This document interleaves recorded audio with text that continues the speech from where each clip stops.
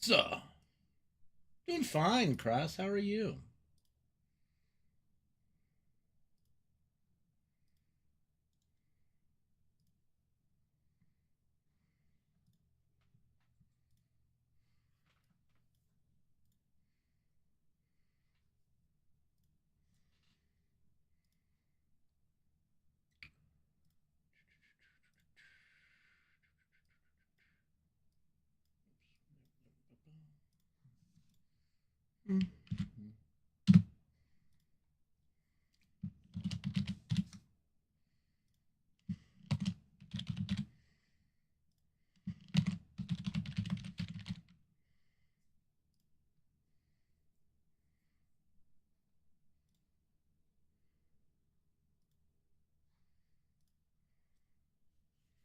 Hey, that's awesome.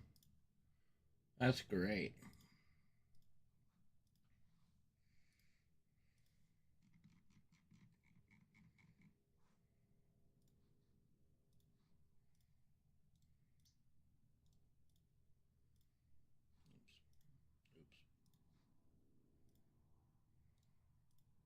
Oops.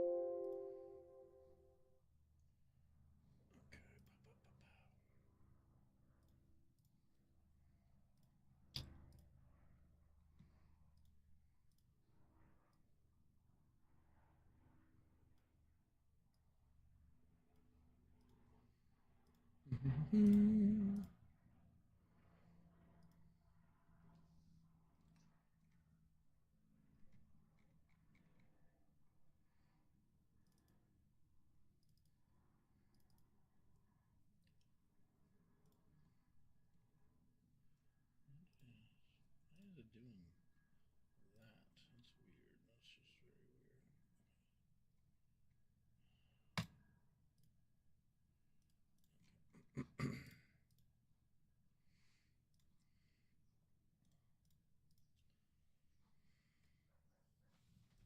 That's great. That is great. That sounds really cool. Yeah, that's always the hardest thing is to be all set for the holidays. And they're like, is there something else I need to get? I'm like, goddamn. Okay, what was I doing? Oh yeah. Do do do do do do do.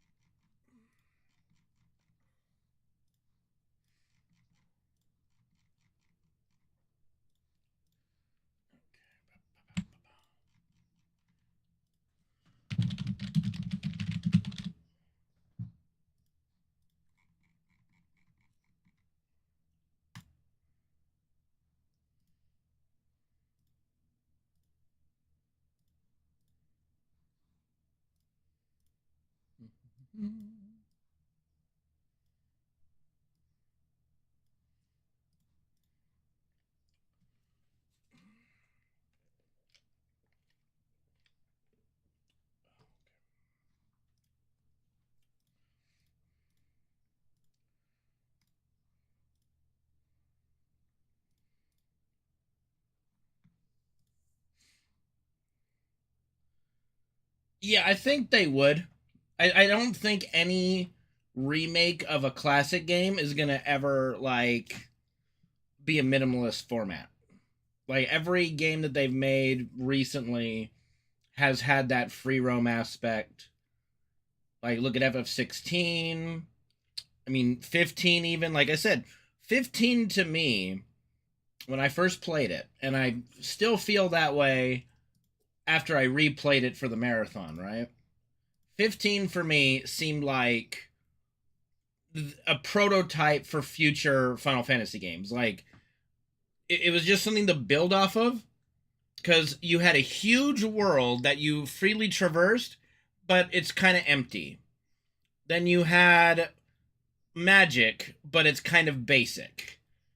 You had summons, and but it was they were kind of epic, but they were also kind of random and just like meh. Uh, your party was a party of 4, it was whatever. Like, there was a lot of aspects of 15 that I see in 16 and I see in Remake and Rebirth.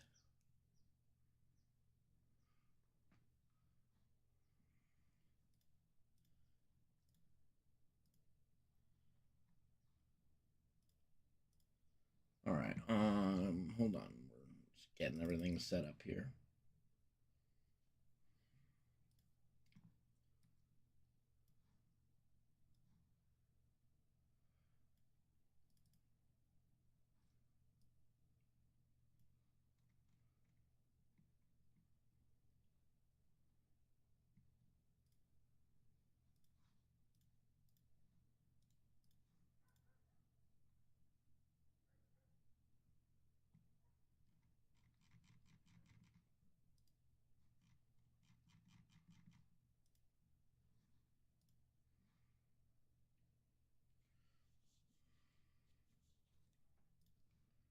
Honestly, I never really even played as them that much. Like, I don't know, the battle system of 15 was just not that interesting to me. But again, all battle systems in these kind of games to me are just a means to an end anyway. Like, I make no secret as to what I play these games for. You know, story, blah, blah, blah.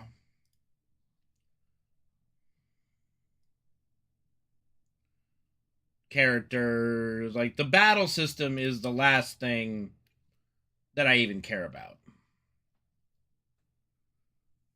The open world, but again, like I said, like the open world of 15 was great. It gave you this grand scale. Like, look how far you can travel. Like, look how like this big this world is. But it also felt pretty empty. That was one of the downsides to it. Then you look at Rebirth and go, wow, this is a massive world and it's not empty. You know, what if it played like 13? It would be more trash. Like, I, I don't know what you expect me to say, you know?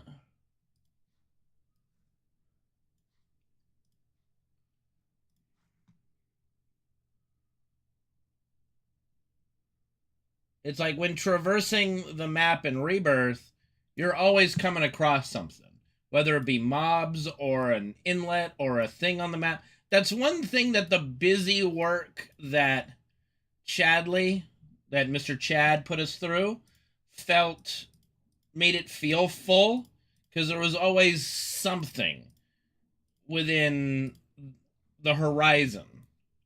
You're always coming across something.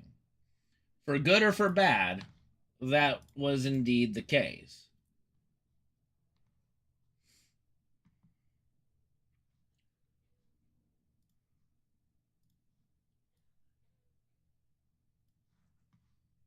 All right. I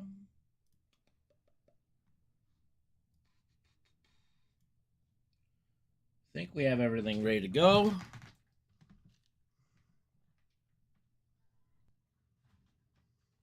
So the PlayStation plays nice today.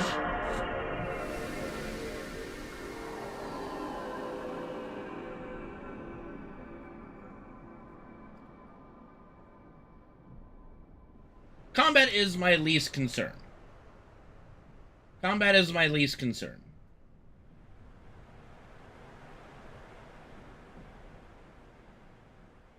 That's why, at the end of the day, FF7 is still like my favorite game because, again, the combat is nothing special. And take it from me, someone who's been playing it for over 20 years and been speedrunning it for the better part of 15. The combat's not that insane. It's like it's okay. It's not that engaging. It's not bad by any means, but it's not amazing.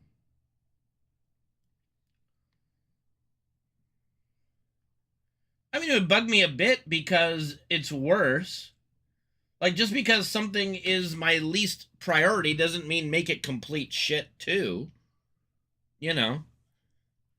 Like, if you're gonna make something worse, then yeah, it's gonna bug a little bit. Like, why would that not bug? Like, it's like, okay, so you have a pretty good combat system that is fun to play, but then you opt to make it bad. Why? You know? Okay, let's get everything ready to sync up. Let's go.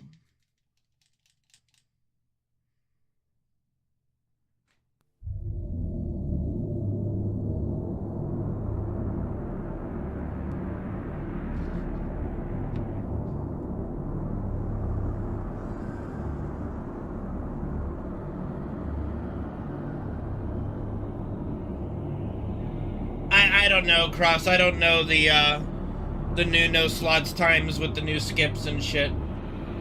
I haven't followed the any percent run for a while.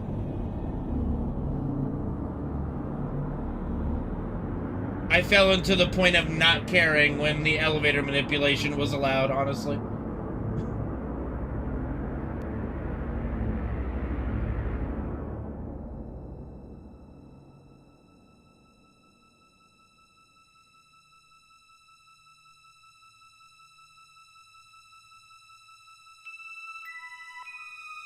That looks pretty good. I think there's just a little ahead on the... Okay, I think I fixed it. Let's see.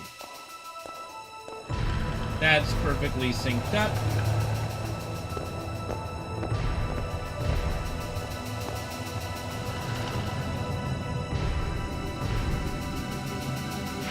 I mean, when you literally skip the Temple of the Ancients and all that shit, it's no longer the speedrun's dead. I'm sorry. Like, you're literally skipping the most interesting part of the whole run. Run's dead, dude. Yep, temple skip.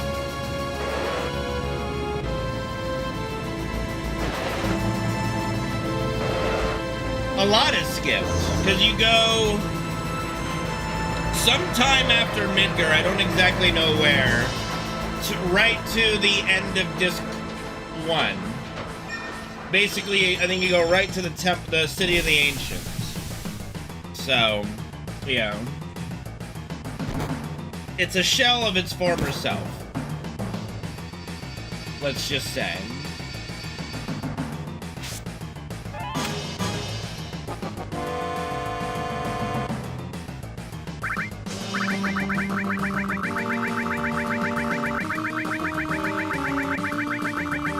I think that they have to take a quick run back to Nibelheim to grab Tifa's Power Soul.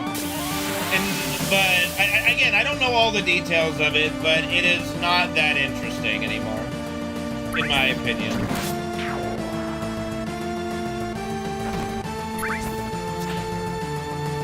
Thanks, Cloud. How do you miss with a giant sword when a dude's just standing there? It's wild.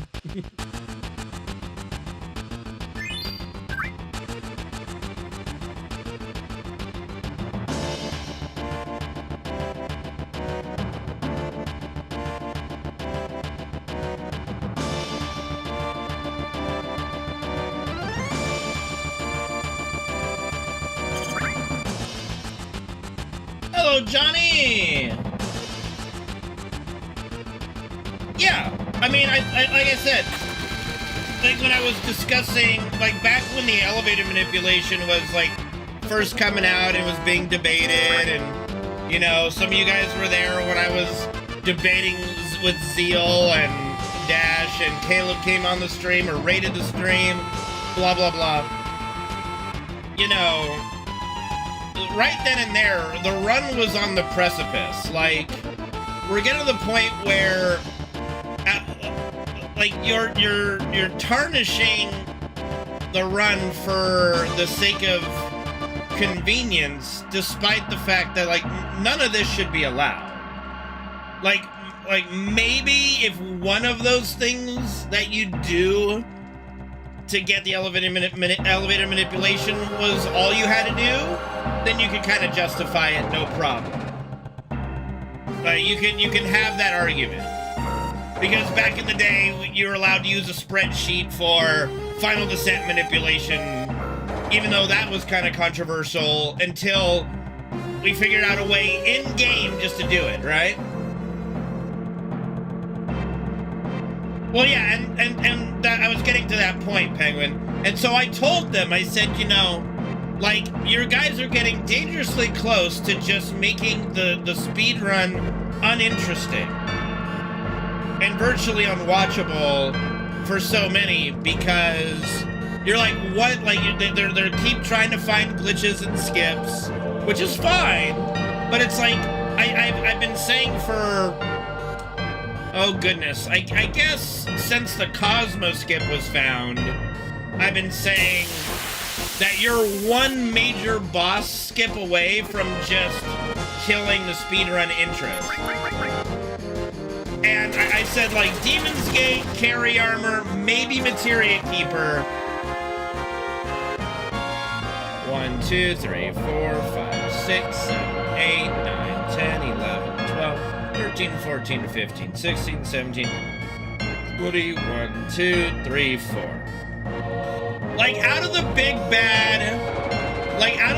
bad bosses, I think that people would be okay with Materia Keeper being gone, but if you lose Carry Armor or Demon's Gate in the speedrun, well then what's the fucking point in doing the run anymore, honestly?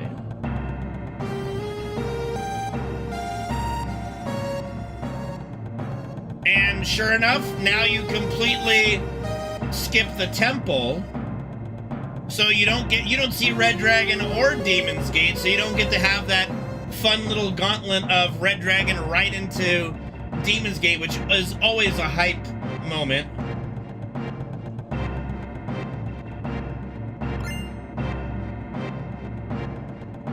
Exactly, ROA, and if you remove more and more RNG, like, the step counter is an RNG removal, but I don't think anyone would argue that the step counter is fine. I think most people are more favorable to the step counter's existence than not, right? I think that's pretty fair. I think that doing that big guard skip that skips the second reactor, I think most are like, well, you know, Airbuster is pretty, you know, nostalgic, but he's kind of a meme boss anyway, so no big deal, right? Fine, we're okay with Airbuster being skipped. It's okay. No problem. And then the Cosmo skip happened, and people are kind of like, but I like Cosmo Canyon. It's one of my favorite places. So that's when it first started to kind of be like, hello.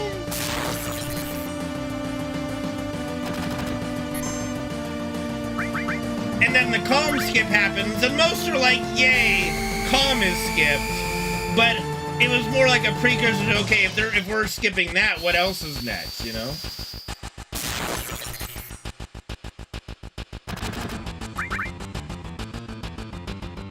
Oh yeah, absolutely, Penguin. You know, when I say that the most skilled part of the game is literally menuing, I'm not memeing. Like, menu speed is the most skillful part and a big sign of how good a player is their menuing. But there is skill and there is strategy within battles, and that does take some time to learn, of course. But it's not to any degree of execution like Mario, by any means. Like, no way.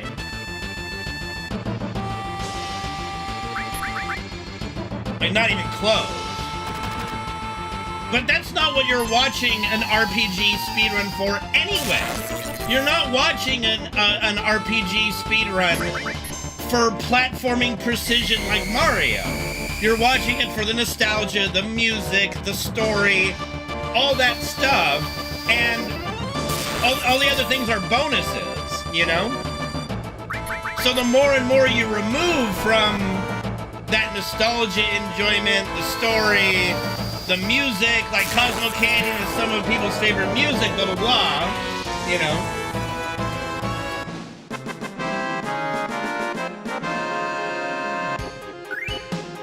Well, you certainly have to do more in the glitchless run, Johnny. Like, you have to be precise with your step counter longer. You have to menu more.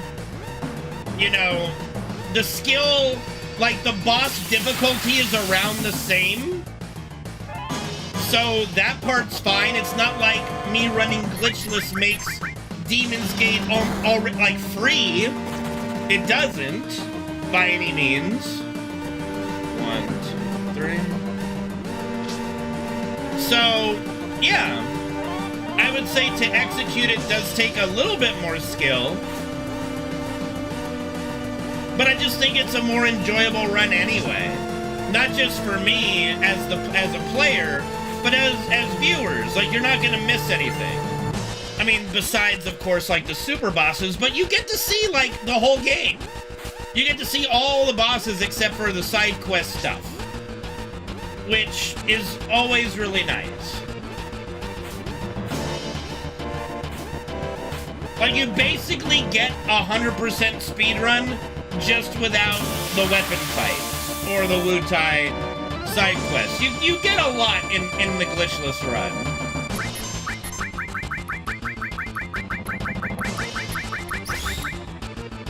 So I'm hoping more and more folks will enjoy watching me do it. It's kind of the only category of FF7 I am interested in doing at this point. Because the 80% run has just gotten, in my opinion, so bad. So bad.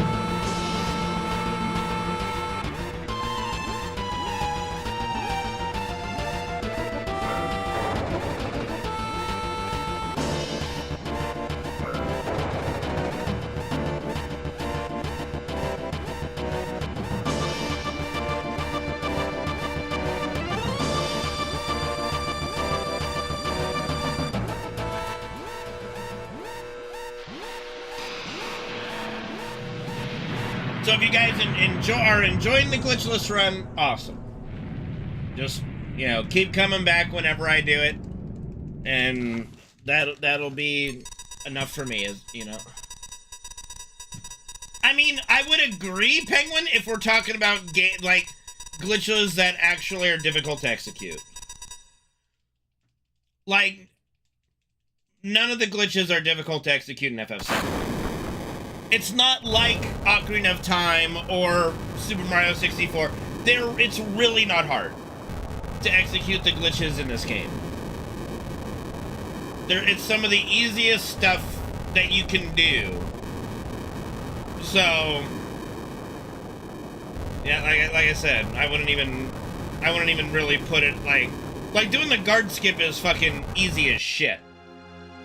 Doing the picture skip, easy as shit. Bar skip, like all the skips, all the glitches, they're all fucking easy as shit to do. The only one I would say was actually, like, difficult to master and execute was the old Cosmo Canyon skip. The old Cosmo Canyon skip was fucking torture. I think only me, I want to say Caleb, and Dave were the only people who learned it.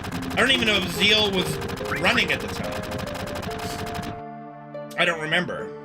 But only, like, 3 or 4 of us in the whole community. It basically killed the community.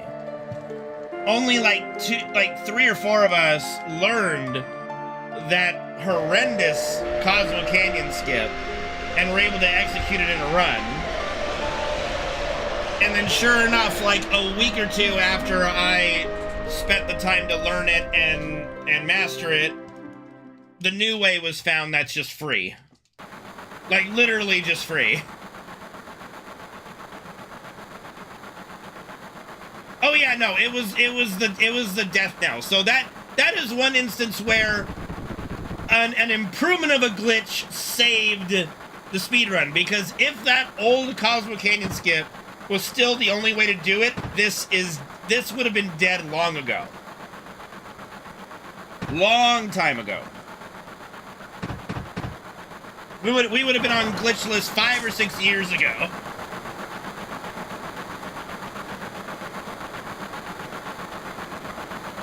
Thumbs up, Cross.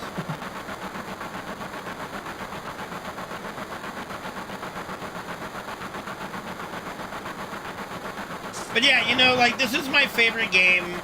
The reason why I started speedrunning it is because it's my favorite game. So for me, as a fan of the game, the more we skip, the more it hurts. The more it hurts and demoralizes to do the run. So, you know, when I first started, the only thing that was skipped was the second return to Midgar, and I could live with that, even though it's a really awesome moment.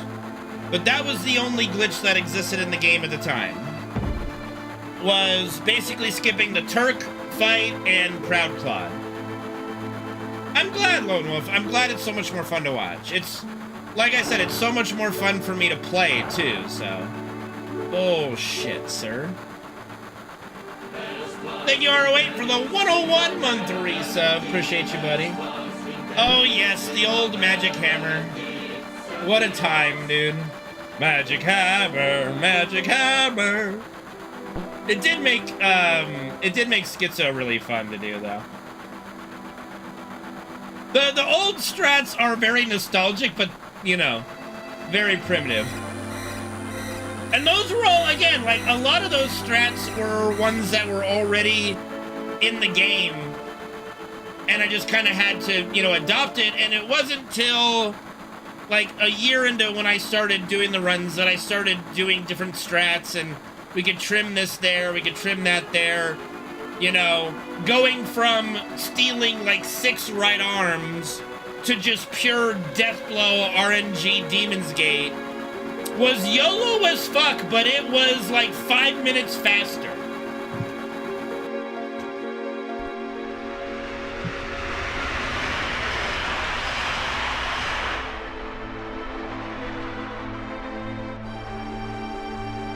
And then figuring out with, I think, oh no, I'm gonna forget his name if I don't remember it now.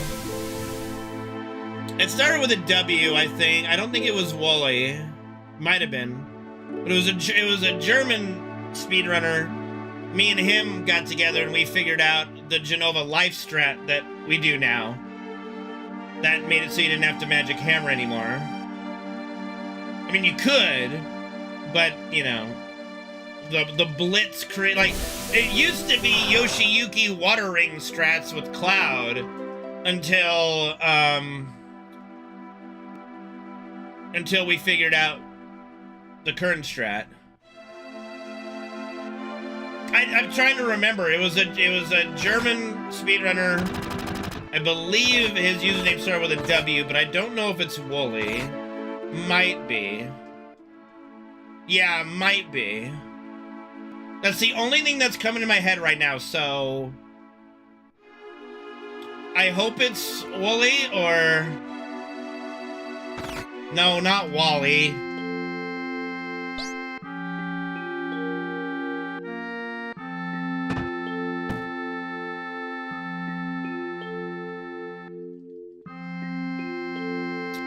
But yeah, slowly but surely, strats were changing as we were optimizing the speedrun.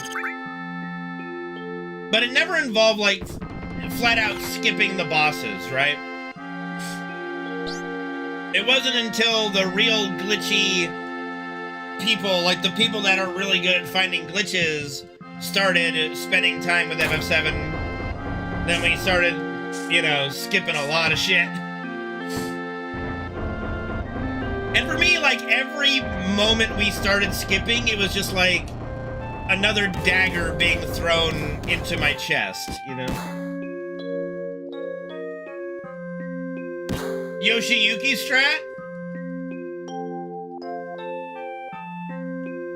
Yeah, I think it's Wooly. I think it's him. Very German-looking guy with glasses, so... if that's him, that's him, yeah. Yeah, Yoshiyuki strats were a thing for, like, a cough. You had a hiccup for the Yoshiyuki strats.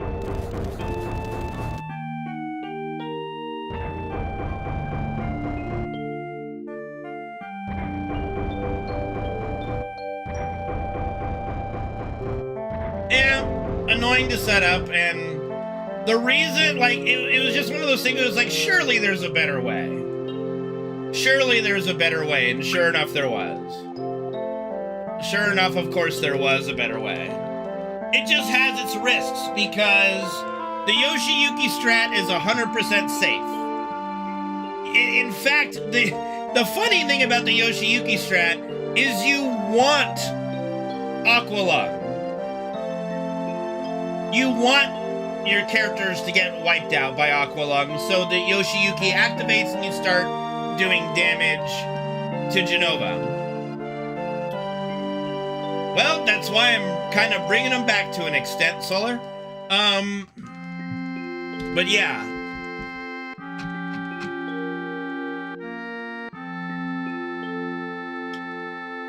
The risk of the current strat is that 25% of the time you will get Aqualunged, and then you have to either wait about 3 minutes for her to run out of MP, or try a YOLO recovery, which doesn't always work.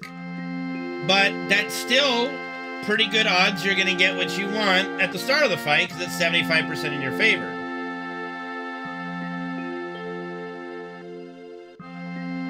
So if you're doing like a marathon run, I mean, there's really no risk in the other way anyway. Like, if you're doing a marathon and you get Aqualunged, like if I'm at AGDQ and we're doing a marathon run, I might just grab the Yoshiyuki and have it as a backup strat, just like here, give Cloud the Yoshiyuki and build everything else otherwise. If he Aqualungs, then okay, Yoshiyuki it is.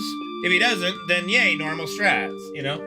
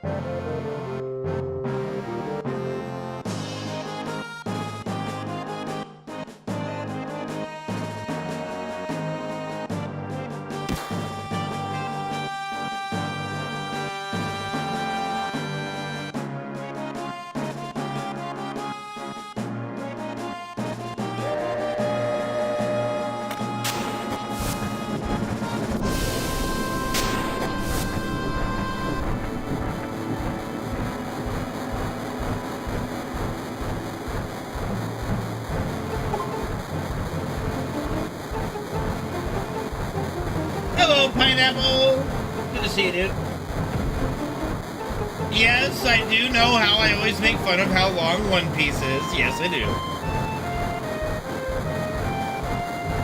Anime in general, or the anime of One Piece?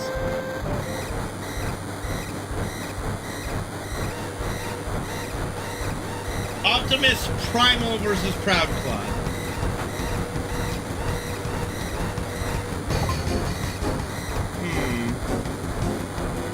Like, base Optimus Primal probably still gets his butt kicked by Proud Claw. I'm gonna say.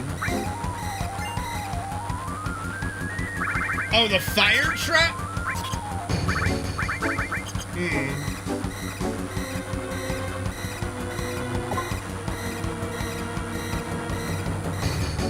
So, like, the Mondo Big Optimus Primal at the end of Beast Wars, who's, like, 3 times the size of everybody else.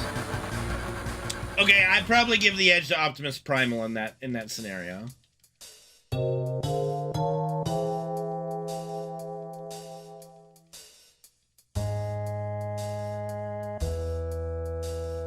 That was a good matchup, though. I applaud that matchup. That is very hilarious, Solar, and only proves my point. Because that's what it needs to slow its pace. 1, 2, 4, 5, 6, 7, 8, 9, 10, 11, 12, 13, 14.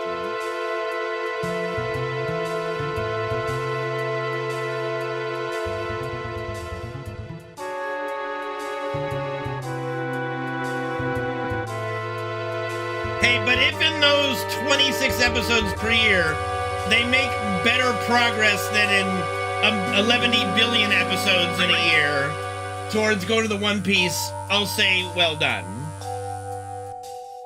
Because to me, it's about time to shit or get off the pot. You know, get that fucking One Piece already and introduce something new. Like, come on now.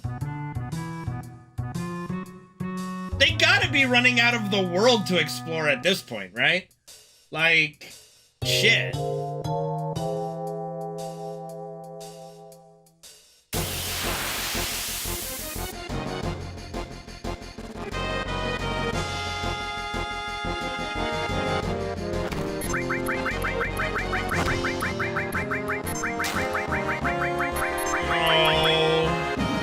Really bad runaway.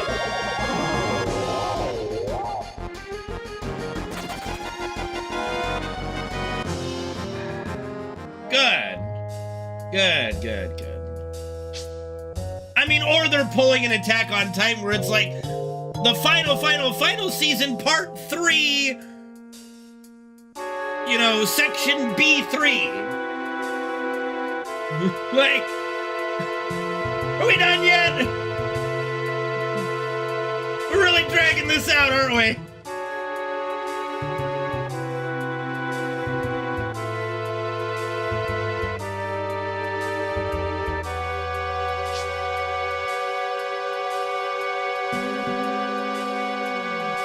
No one's saying anything about repetitive, Solar. Transformers, not Transformers. Beast Wars, get it right, motherfucker. Dude, the Attack on Titan last season just took forever. And unfortunately, they shot themselves in the foot because while the ending was, you know, fine. I know it's divisive for many, but the way they dragged it out, just made it so no one would be satisfied at the end of the day on that. 1, 2, 3, 4, 5, 6, 7, 8. Well, I really did like going into Marley and seeing that whole stuff. I thought that was great. I do think they maybe gave a little too much emphasis for the other kids, the potential Titan shifters, like, and then they made that little bitch kill Sasha. Almost forgot her name, you know?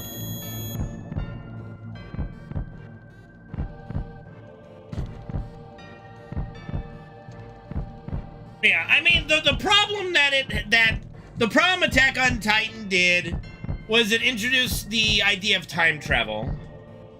And like, oh, Eren could go into the past, he could see the past and the future. Like, okay, why? Why, oh why did we have to do that? Like, the story was fine as it was, even with the idea that Eldians could turn into Titans. Okay, I'm still on board here. But where it started losing people is definitely the time travel shit.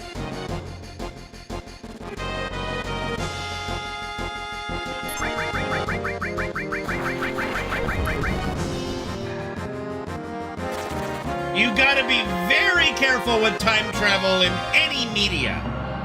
And it did not work very well, in my opinion.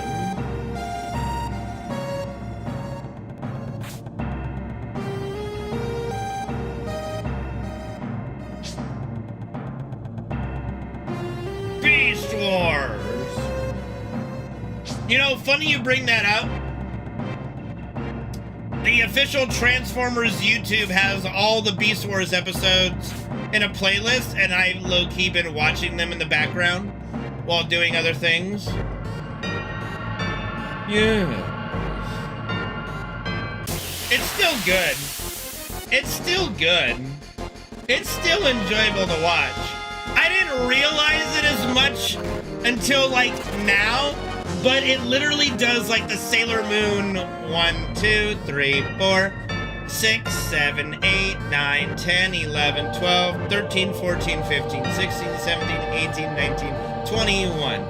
Like, they literally do the same Sailor Moon thing where they pad out the runtime with the transformations.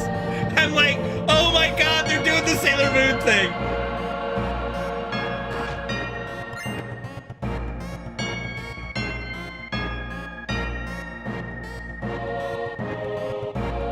Yeah, Steins Gate is one that I've been told about.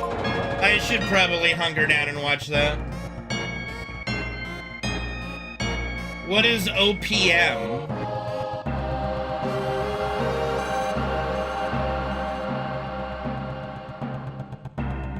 Oh, One Punch Man. Got it.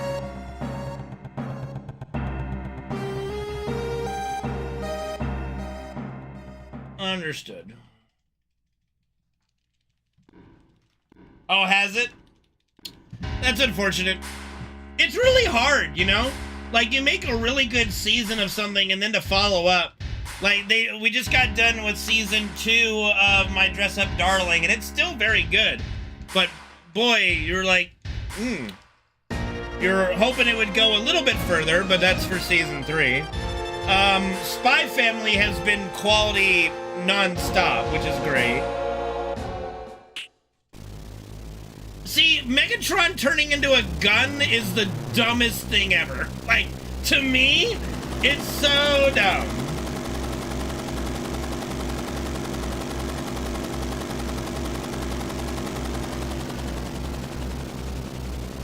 And see, and that's unfortunate, Penguin. That is unfortunate. But blast your ass. Like, I'm much for, like, okay, I'm kind of biased because, you know, I love dinosaurs. T-Rex is my favorite dinosaur. And in Beast Wars, Megatron turns into a T-Rex. That is fucking awesome. And then he goes from a T-Rex to a fucking dragon. Like, that is so cool.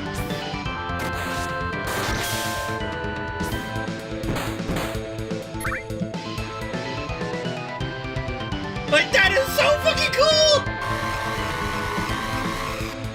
And Megatron is like the first sassy villain I ever heard, and he's just wonderful. He's just wonderful. I love the sass.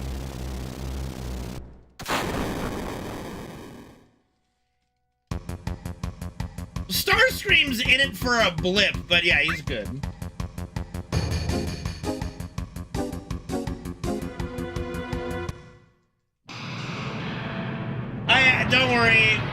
Don't worry, Solar, I'm not really into One Punch Man either.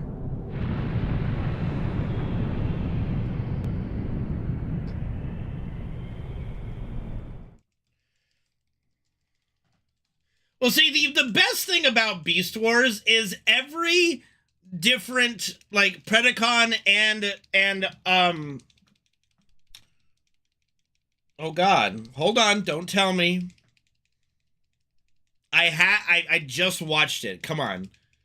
Okay, it's Predacons and I'm not looking at chat right now. Maximals. Got it. Maximals. Because it's Maximals. Like, what the fuck is that? But every single Predacon and Maximal was very unique character-wise. Like, you did not have carbon copies of each other. Waspinator, terrorize! Like, Waspinator being the punching bag and literal robot pinata. Mwah, chef's kiss. Tarantulas being like the weird evil scientist. Rat Trap being literally a Brooklyn sass machine. Just fucking awesome. Then, of course, you have Optimus Primal, who's like the straight edge Cyclops character. You know.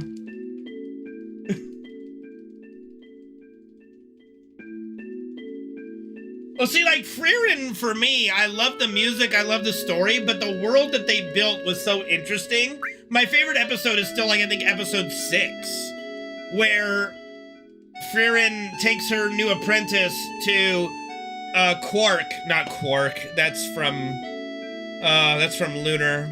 Qual?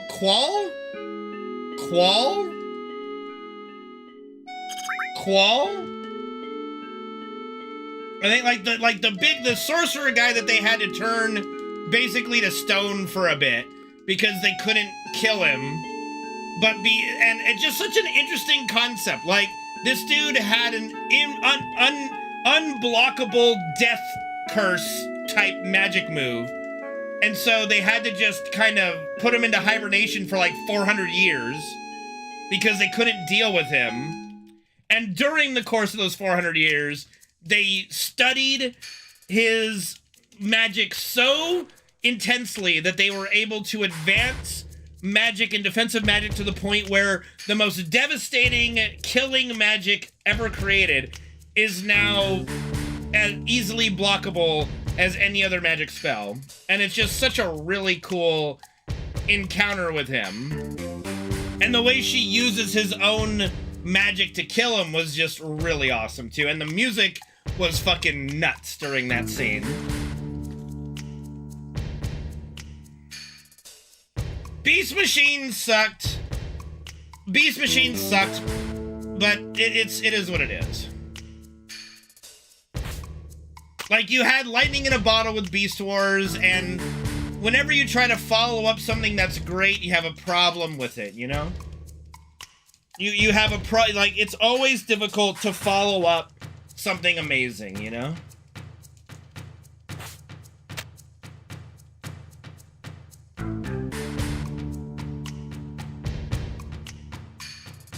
Well, I think what was interesting to me about Frieren, and, like, I originally thought it was just gonna be an anime where she just keeps getting new companions to do journeys with, and they keep dying, whatever, blah, blah, blah, and it was just gonna go down this trope of she's just outliving everybody. But they didn't do that, and so it was a pleasant surprise for me.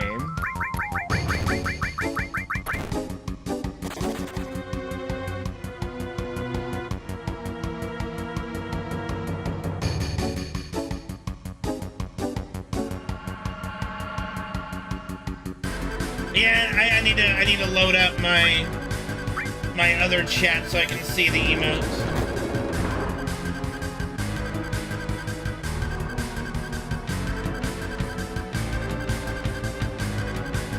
What I love, like, the most about the final, like, episodes when they were doing the magic trials, and then, like, the shades started popping up of all the different participants. It's like, okay, so who's gonna be the most deadly? What's the most deadly encounter in here? Oh, it's literally Frieren. It's literally a shade of herself. Oh god, it's literally Dark Link. So that was kind of fun, because there's no way that's on accident. There's no way that the people who are making Frieren didn't just go, we're literally doing a Dark Link here, aren't we? Yes, we are. We are absolutely doing Dark Link right now.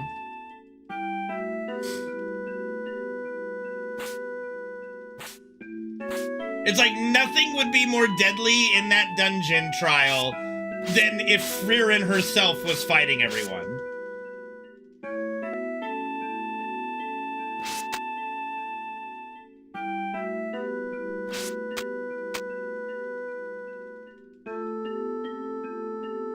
Like, and so, like, Frieren, for me, it took a few episodes to kind of get going, But once you got hooked on it, it's like, okay, everything's brilliant. It's a masterpiece.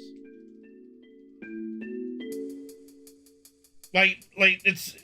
I love the scenes with the demons, like all that. I love the idea Frieren gets thrown in jail because, you know, she's right about the demons, and she's just kind of chilling in jail, like, well, I guess I'll be spending a good like century in here or something, like, like, no skin off my nose. It's like, Jesus Christ, girl, have some damn perspective.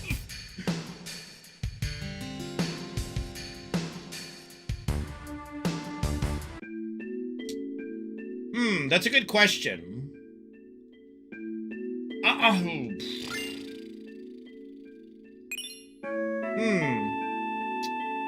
is a good question. I didn't really think about that because, like, the powers weren't the things that I was really gravitating towards, but, it would be too easy to just say all of Frieren's magic, but, like, I don't know. Like I said, I really thought it was super interesting with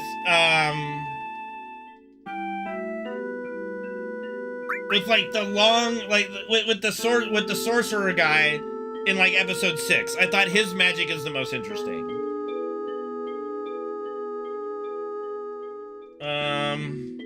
One.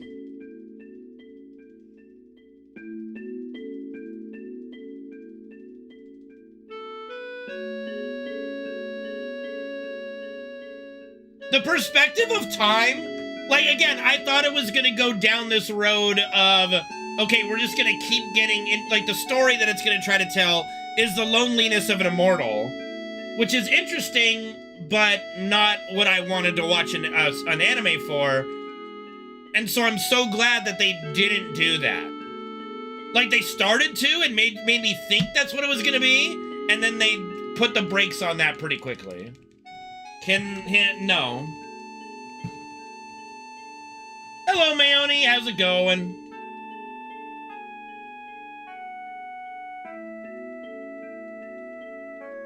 I like where I live, thank you. I'm doing good.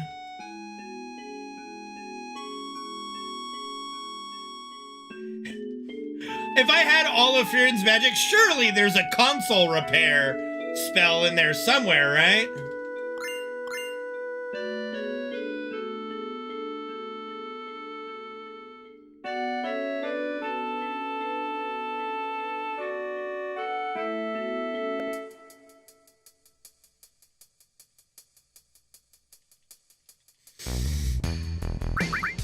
Oh no. Oh my god, controller, please.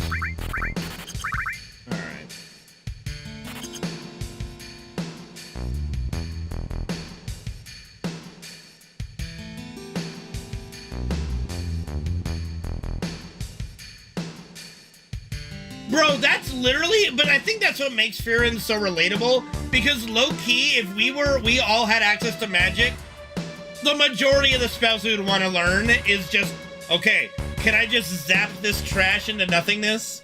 Can I just, like, you know, wash my clothes with a magic spell? Like, can a magic spell just clean the dishes? Yeah, we're all fucking nerds, Lone Wolf, you know.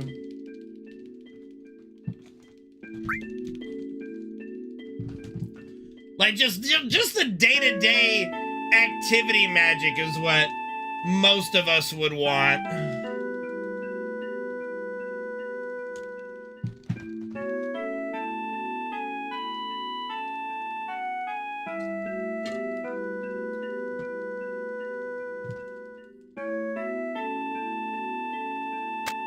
Yeah, Cass eat breakfast. You know? Make me hot cocoa. You know? Just like the simplest things.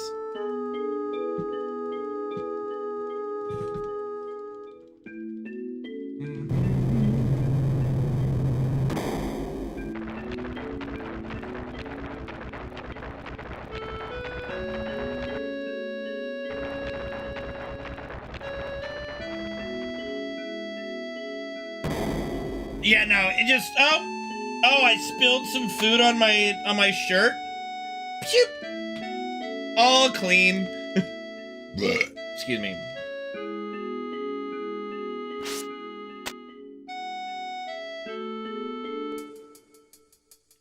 Oh, the humor is perfect. Like, it's great.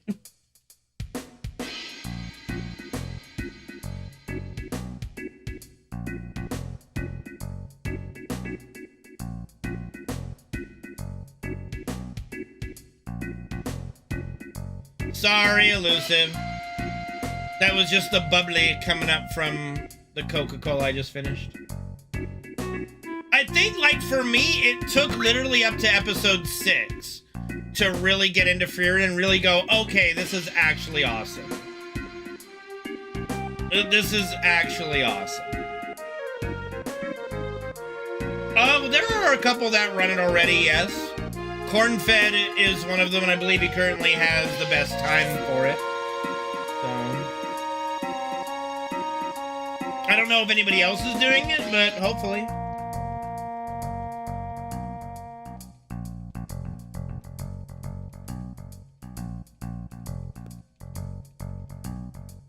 Oh, do they, chat member? That could be so.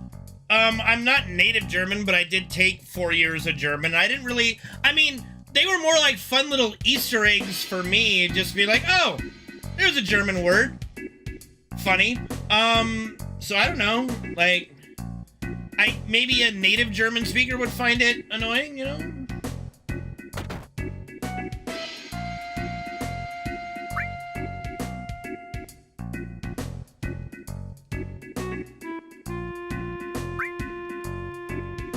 No. Let's not have Gabe bankrupt himself.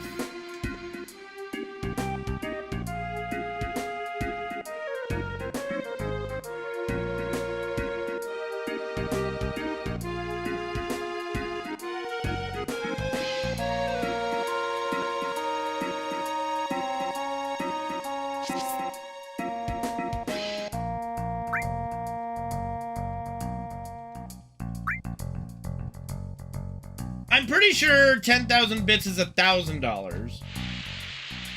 Yeah, 10,000 bits is $1,000.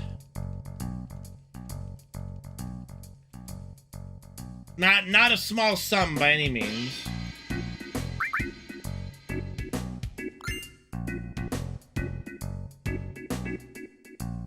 No, it's not 100.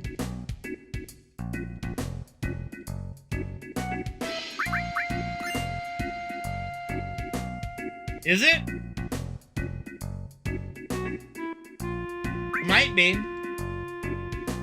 Because it's like, every bit is a cent, so what's 10,000 cents? Is that that's $100? Okay.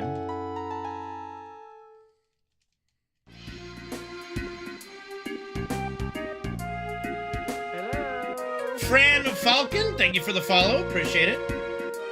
Welcome, welcome. $100?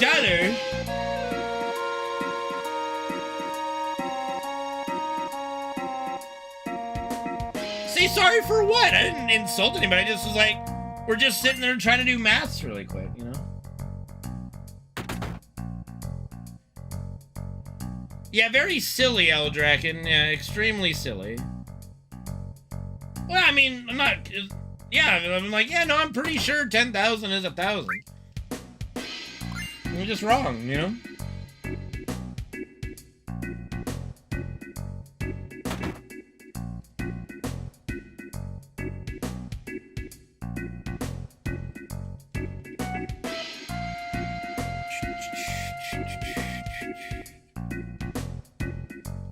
Bum, bum, bum.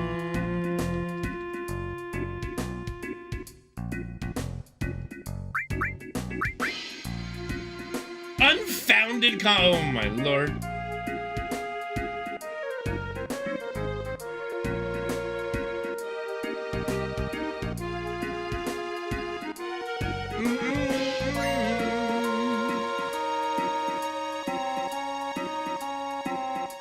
Ooh, lovely sacrifice.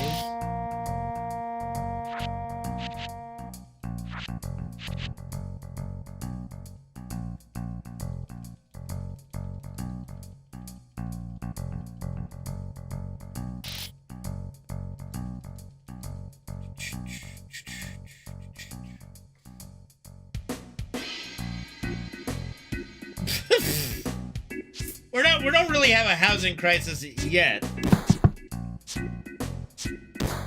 I mean, there might be, actually. I don't know.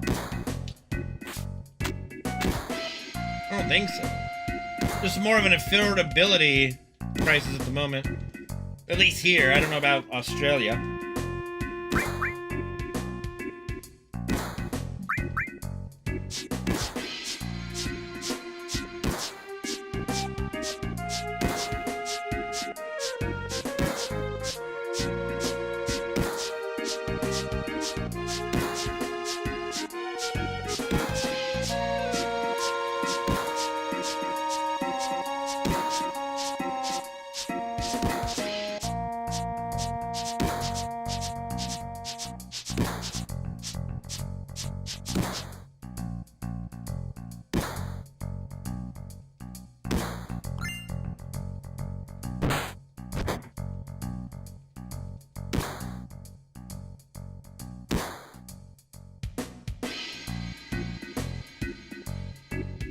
I'm pretty sure there's plenty of housing here in America anyway.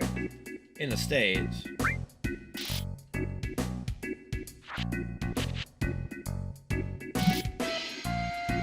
Whether people can afford the homes, that's another question. But then, like, if people can't afford the homes, then they might be too expensive and the banks need to lower the price, right?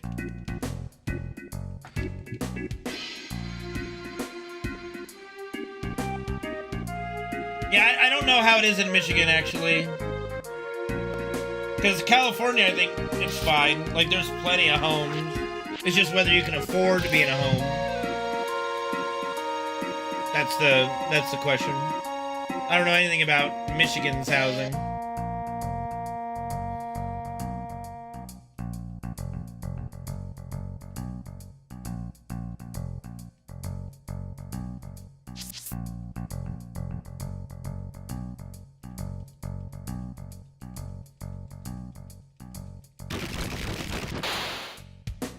I don't know, Penguin, because I've lived in my house for like my whole life, and we're not looking to move. I have no idea.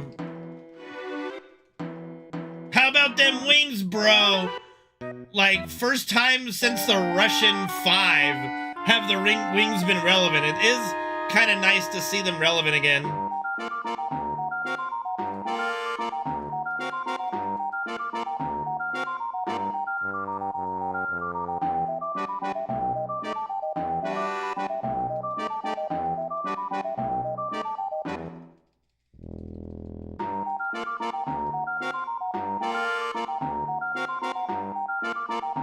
Bro, even with Lindstrom in his final years, the wings weren't really relevant. Bro, the Maple Leafs are like Steve Dangle is going nuts, man. They're already sticking a fork in their season. Like, if the Leafs were smart, they don't fire Craig Berube because he's a good coach, but they do need to draft players and sign players that will actually play hockey. Yeah, but they were good, but they weren't really relevant. Like, Zetterberg's career was a flicker. Even Datsuk's career was short. Like, they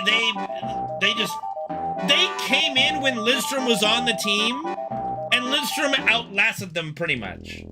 That's how short-lived their careers were. Yeah, they won one. But look at all the bad seasons they had. They did win one, yes. But they had a lot of bad seasons. Yeah. You can't look at Zetterberg's career and go, yeah, this was a long and healthy career.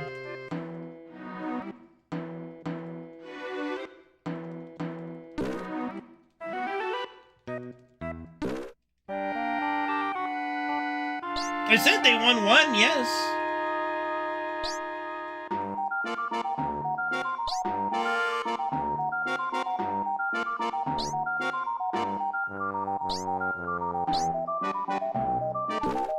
You know, for fun, we should go back and look at the standings from, like, the last 20 years. I'd be curious to see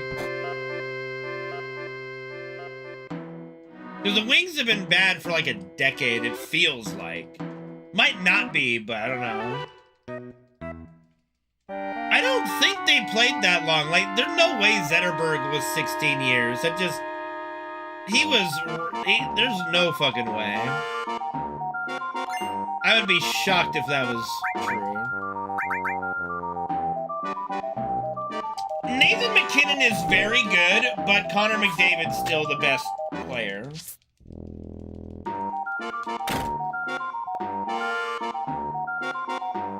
I don't know. We'll check it. We'll check it. We'll check it. Because it felt like Zetterberg...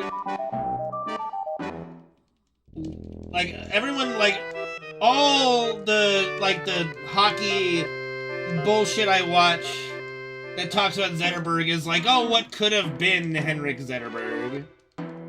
Like, they give him the epitaph of, like, you know... oh, what could have been if he was just healthy. Okay, yeah, see, 14 seasons and 15. Yeah, that's for superstars, that's pretty short. For Datsuk, 14? Yeah, that's fairly short. Zetterberg. When did they win the cup? When did they win the cup? Stanley Cup win. Okay, let's see. 2006? No. 2008. 2008.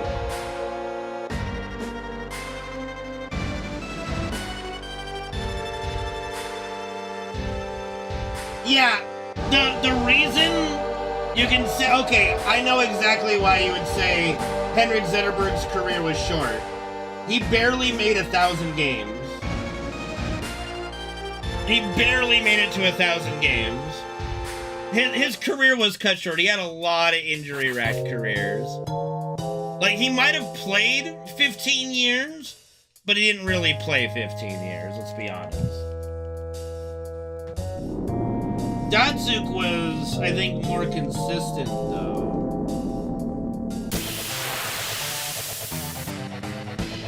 Even though his career was a little shorter.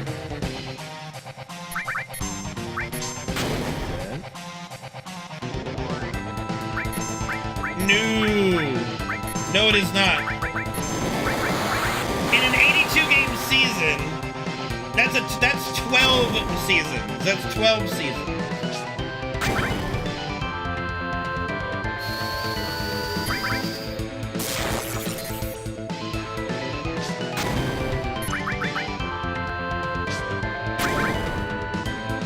Yeah, but look at the majority of those 400 that are superstar. Like, Zetterberg was a superstar. You have, like, utility guys that made it to it. Craig Berube, I think, played 1,000 games in the NHL, and he scored, like, 2 goals. Like, superstars barely cracking 1,000 games is short.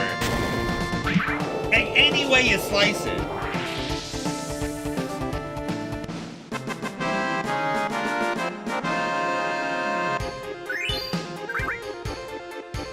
Pavel Datsuk didn't even make it to 1,000 games. I stand corrected. He didn't even make it. Yeah, his career was cut short due to injury.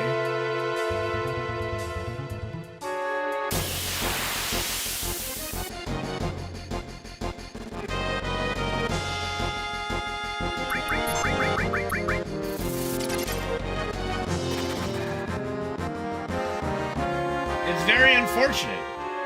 1, 2, 3, 4.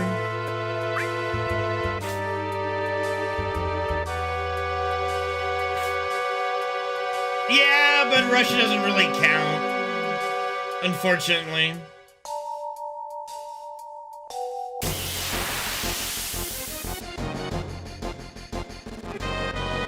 That's like saying, like, you know, Jaromir Jagr's still playing at age 50. Yeah, but it doesn't really count. As much as I love Jaromir Jagr, and he's a G, you know, it's not the same as not playing in the NHL.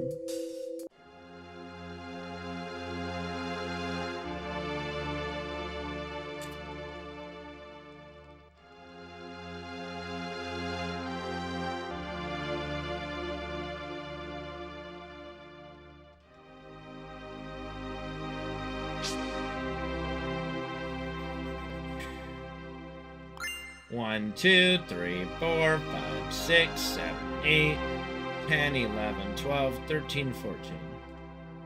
I mean, that goes without saying that it's Wayne Gretzky, but like if we're talking like Datsuk's era, he was the best playmaker. McDavid is probably the best playmaker right now. You know, but there's no one on the planet that was better than Gretzky at literally everything.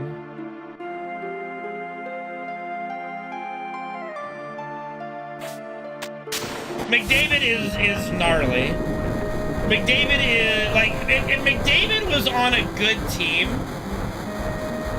I'm not a big fan of Ovechkin, honestly, user one. His entire career has basically been playing Sentry Turret. Yeah, he broke the goals record. But, you know, again, he's basically just been playing Sentry for the last 10 years, and like his early career was really interesting. Like the plays that he did were mind-boggling, but literally the last decade, he's just been a turret on the power play. Like, like Ovechkin's literally just been lingering in the league to break Gretzky's goal record, but like Gretzky got almost 900 goals while making everybody else Hall of Famers. Fucking Coach Bombay. Lemieux is the only player that could have potentially given Gretzky a run for his money. But Lemieux also just suffered from his play style, and I think, didn't he have cancer? Like, I don't remember, but Lemieux is pretty good. I would put Lemieux on the Mount Rushmore of NHL forwards, of course, but I would not put him over Gretzky.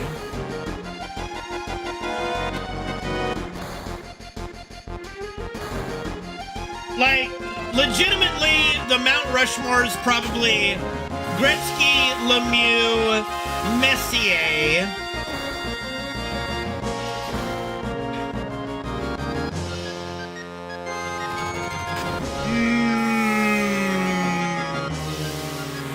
Gordie Howe?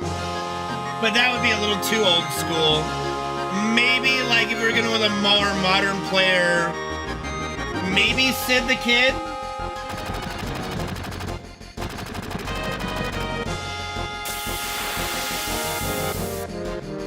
Bobby Orr, I mean, look, Bobby Orr, the problem with looking at the guys from, like, the 60s and such, the game, like, it's really hard to judge that era. 1, 2, 3, 4, 5, 6, 7, 8, 10, 11, 12, 13, 14, 15, 16. Like, no doubt for his era, Bobby Orr is the best defenseman that ever played. He basically was the first offensive defenseman that ever existed, essentially. So he broke barriers on that.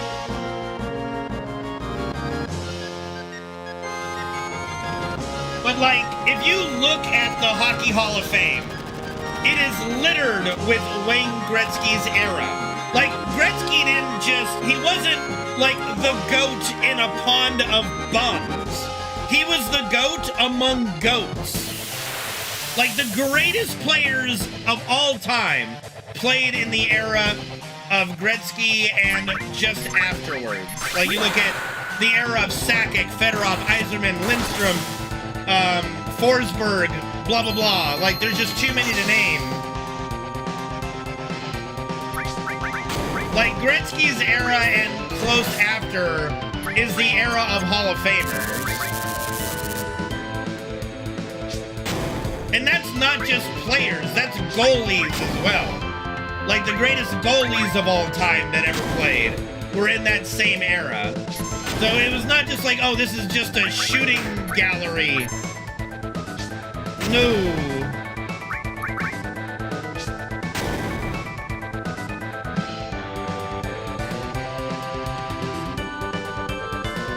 Yeah, but you have to also look at it, Lone Wolf, that he was the pioneer at a time when equipment wasn't as good. Shots couldn't get as hard because of the stick.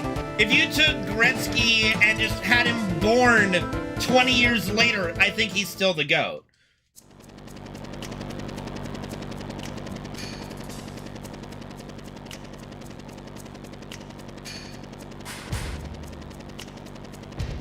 Like, the thing that made Gretzky so dangerous is he could, just his playmaking. Like, you talk about Pavel Datsyuk as a great playmaker. He had a quarter of the assists that Gretzky had. Gretzky made a living off of turning everyone else around him into Hall of Famers. Jari Kurri's not a Hall of Famer without Wayne Gretzky. Mark Messier reaped the rewards of playing with Gretzky, all that jazz. I mean, you can't really judge that, because if Gretzky was born the same year as McDavid, there's no way to prove that McDavid's better. Like, there's no way to prove that. Like, Gretzky, what made him special was everything. Everything about Gretzky was special.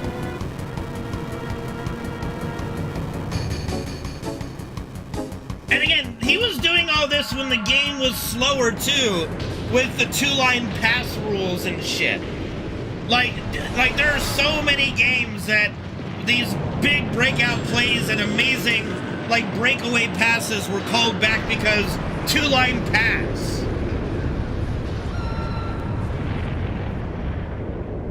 Like, if he played in the more open era that we are now, I think he gets 3,000 points and 1,000 goals, personally. His skill set is just uncharted. It's uncomparable. Hell yeah, Way.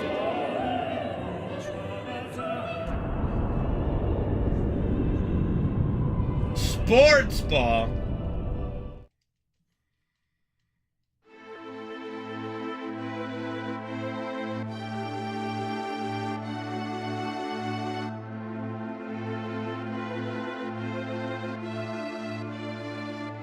What do you mean? There's balls all over the place.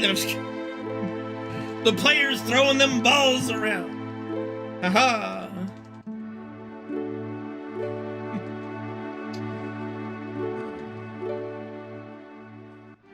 I remember playing street hockey with balls. That was fun. Put big welts on people's thighs. Great, good times.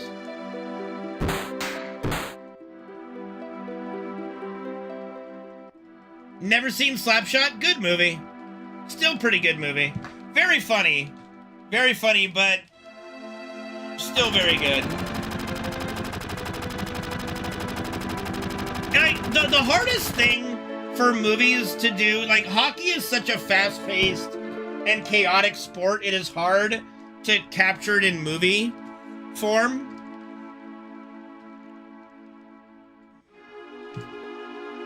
Like, Slapshot captured the grittiness of the era of that was the 70s, you know. What do you mean? How would I shit on the Wings? What do you mean? That's exactly why I would shit on the Wings. I can remember, like, back in the early 2000s, we had Felix Potvin at the end of his career, and we were in the playoffs barely. We squeaked in, and we had to go against the dreaded Detroit Red Wings.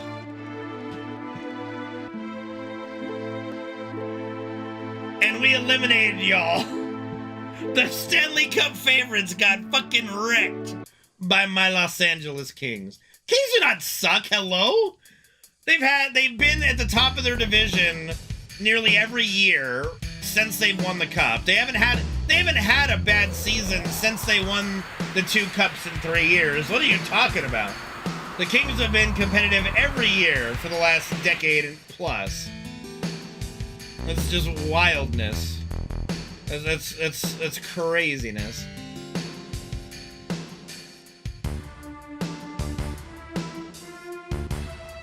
At least they've been in the playoffs. And yeah, they've been eliminated by Edmonton in big, tough series. Because the playoff format is stupid. We all know the playoff format is stupid. to be eliminated by the team that eventually goes to the Stanley Cup final like 2 times in the last couple of years is not a bad deal. They haven't even been in the playoffs for the last 8 years, so no. Like, you don't get bonus points for not making the playoffs just because the Kings didn't get out of the first round. That's silly.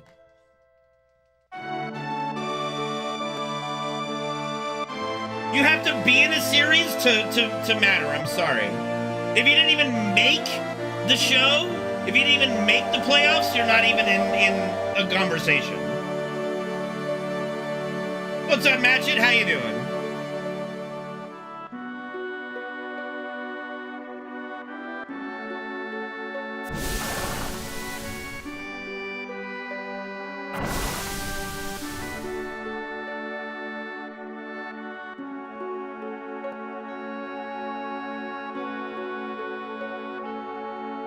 I mean, I don't know.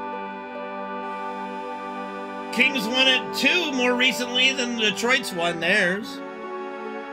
But it's hard to say. Who can predict any of that?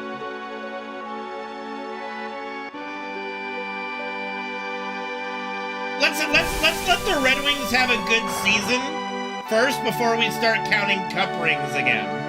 Let's have them not be complete trash before we go overboard. Okay, thanks.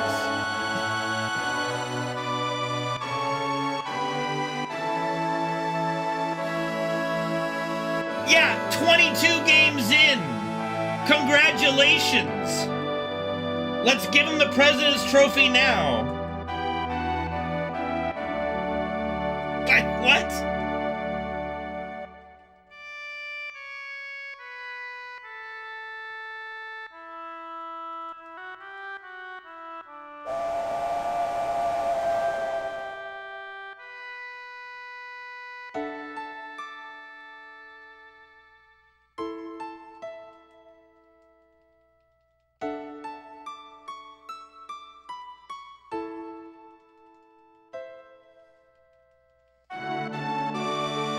Yeah, but the Lions are pretty exciting the last couple of years. At least, so there's that.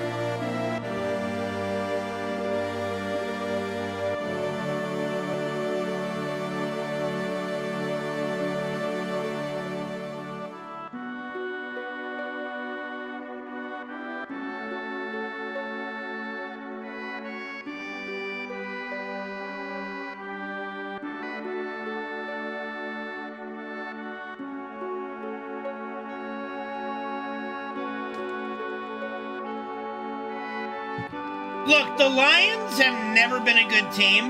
Let them have their time in finally being exciting and interesting to watch, okay? The people of Detroit deserve that. Like, for me as a Kings fan all my life, and my dad all his life and longer, you know? When the Kings were irrelevant for a very long time. Couldn't win it even with Gretzky on the team. Got close, but close only counts in horseshoes. And finally, after like 40 plus 45 years, they finally won their first cup. I mean, being a Browns fan, you're just masochistic. But you're in it for that one time they finally do it. You know? And that's why being a Kings fan is so enjoyable, because you're not expected to win. Hell, you're not even in the conversation to win. But when you do, boy, was it sweet. Boy, was it sweet to be the 8th seed and win the Stanley Cup in one of the most impressive Stanley Cup runs in history. That was sweet. Well, I don't, see, here's the problem. If I'm Shedeur Sanders, I want out of Cleveland. I mean, that organization has shown no inkling on how to treat a quarterback whatsoever. And Shedeur Sanders, if he's going to have a successful NFL career, needs to get out of Cleveland.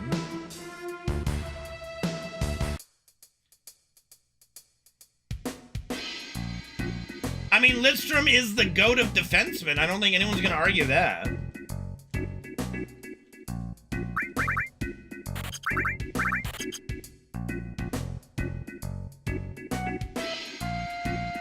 I mean, the Cleveland Brown organization is awful. It's awful. It's terrible. Like, you know, that's why, you know, I like being, I'm so glad that the LA teams are run properly. Except for the Angels. But the Angels aren't really LA, they're Anaheim. Let's be honest. But like the Dodgers is, like, the Dodgers are literally like the perfect example of how to run an organization. The Kings, perfect example of how to run an organization. Lidstrom was not underrated. It was like, stop it. The dude was an all-star like every year he played. He won countless Norris trophies. He was not underrated. Just stop it.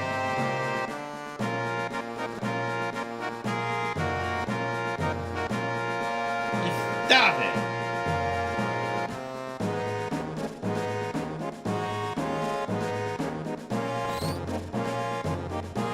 But like the LA teams, I mean the Lakers, like you name it, like the LA teams have always been ran great from an organizational standpoint. You look at bad organizations like obviously the Coyotes, who are no longer the Coyotes, the Sharks, you name it, there's so many bad examples in every sport of horrible owners, horrible management. And the Browns are the cream of the crop of the NFL. Yes, because I believe ChatGPT. Look, bro, I'm old enough to have gotten to watch all of Lidstrom's career. He was not fucking underrated. You don't win multiple Norris trophies by being underrated. That's quite actually the opposite of being underrated.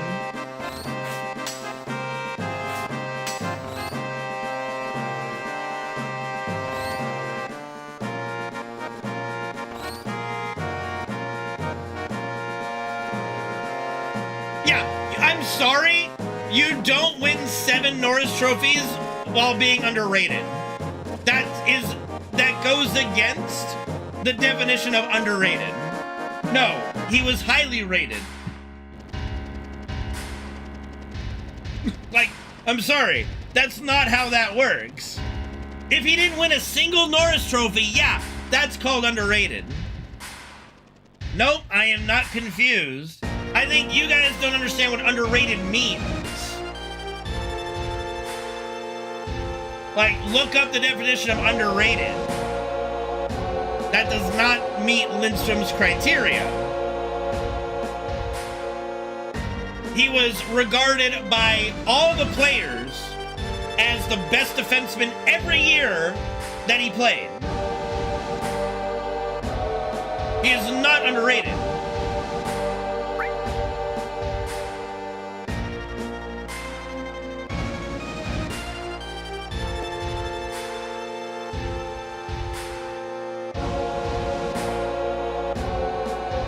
Nothing about Lidstrom was underrated by anybody.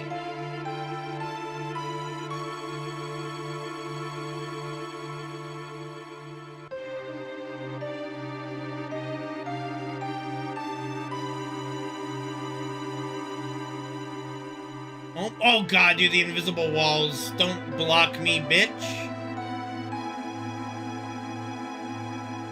It's annoying enough to navigate these stairs without the invisible walls stopping me.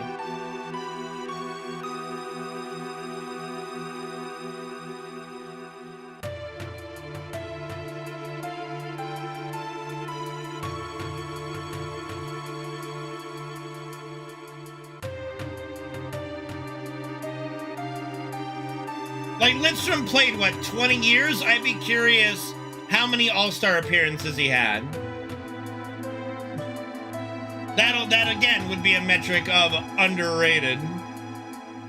Because again, you're not an all-star if you're underrated. That is the opposite of what that means. It means you are highly rated because you are an all-star. That's how that works. That is how you judge a player's individual skill. How many all-stars they have. How many individual accolades they have. Hence, 7 Norris trophies. 12 all-star appearances? Yeah, not underrated. Sorry. You don't get to be an all-star for more than half your career and still say, oh yeah, he's underrated. No. That ain't how that works, bro.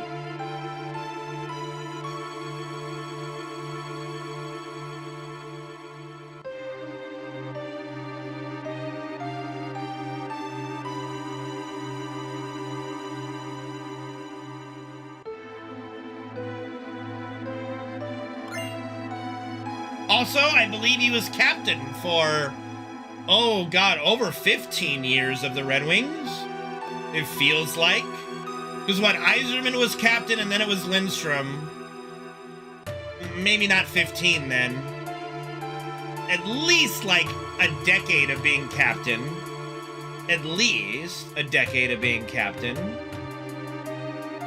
Oh, Ovechkin is highly overrated, I'm sorry.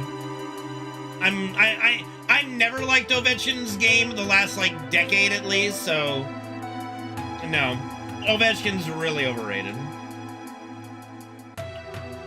His career plus minus is atrocious for being the highest scoring player or like the highest goal scoring player.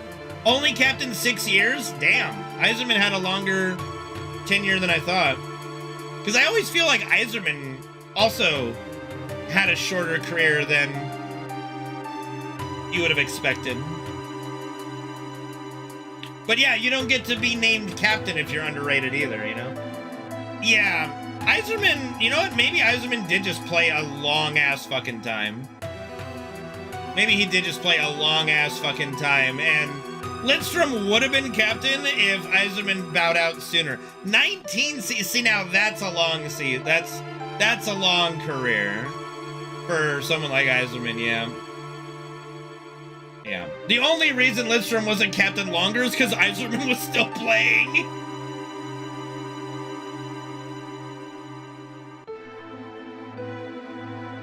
But I mean, Lindstrom had to have been an assistant captain, right?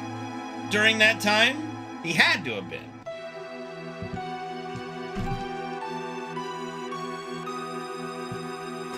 Had to have been an assistant captain. Datsuk was awesome because of how flashy he was. He reminded me a lot of Teemu Solani. Like, Pavel Datsuk would do shit that just made your jaw drop, and you're like, oh, okie dokie, that's just not fair. So he was alternate for 9, captain for 6, so, yeah, 15 years as an assistant / captain, yeah. Again, you don't get to be considered underrated if you're achieving those marks, in my opinion.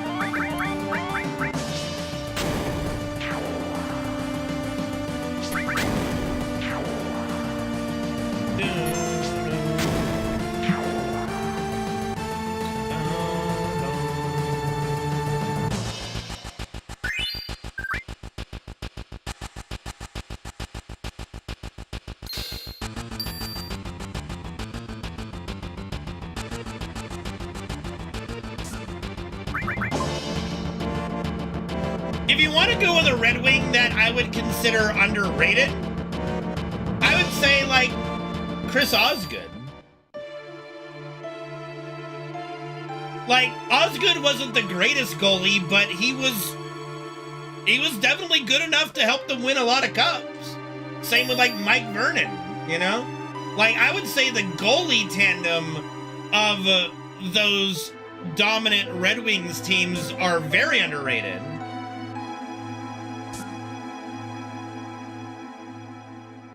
Yeah, but Osgood is never even in the consideration for one of the greatest goalies of all time. He's not even in the thought process. That's being underrated. Oh gosh, for as good as Osgood was, especially when he was like, he started as a backup to Mike Vernon, That's underrated in my opinion. He's not even in the consideration for one of the greatest goalies to ever play. Not even in the top 10, I would wager.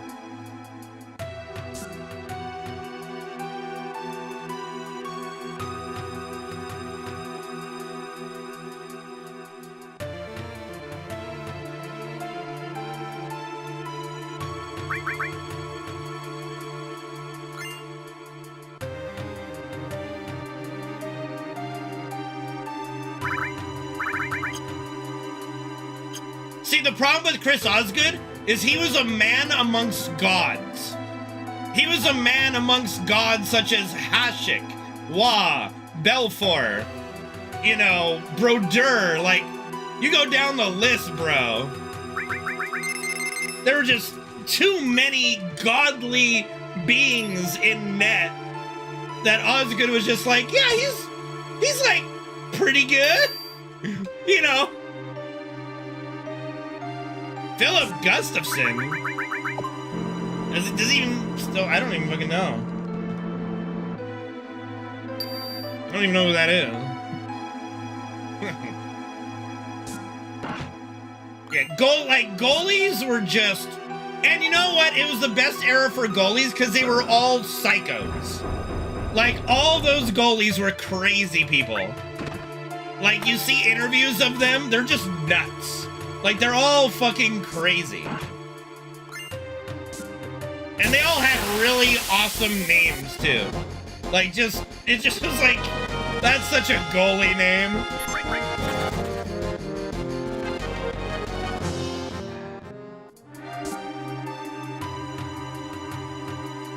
Bro, I fucking hated the Red Wings. They were the Red Menace and always dominated the Kings, it felt like, when they came to play. But we got them that one series back in like 02 or something. That we had no shot. There was like, their betting odds, there was like no chance the Kings win that series. And they won that series. It was nuts.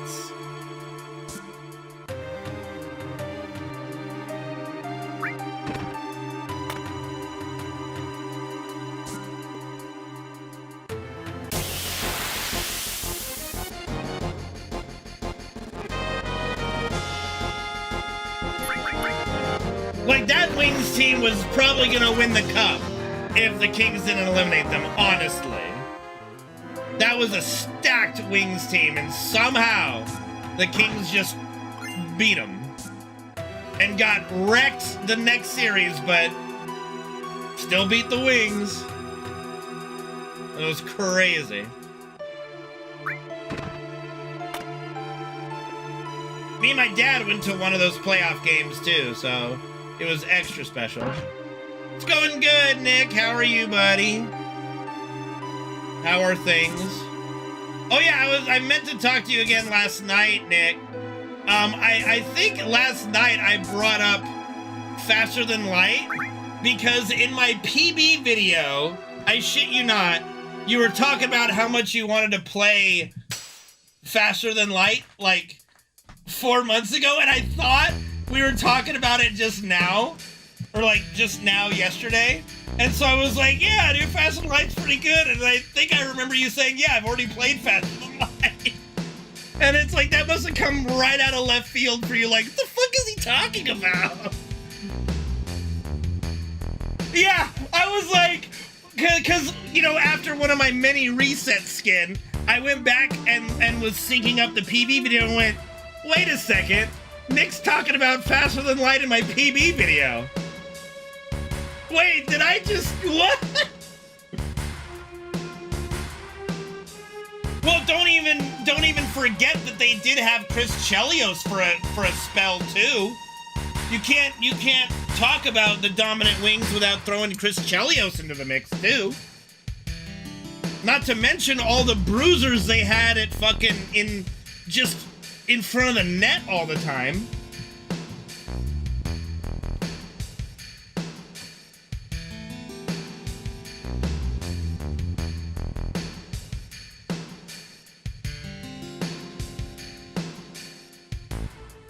Like, I don't know if there was a team that fell further from grace than the Wings, like at least in the NHL. To go from the dominant dynasty decade plus that they had to literally irrelevant for over a decade plus. It's wild. I did mention Hashik, but I mentioned him in basically saying that Osgood is never going to be considered one of the greatest of all time, especially compared to the likes of Hashik, Belfour, Waugh, Brodeur, like you name it, there's a million of them. Did I see the good news? What good news?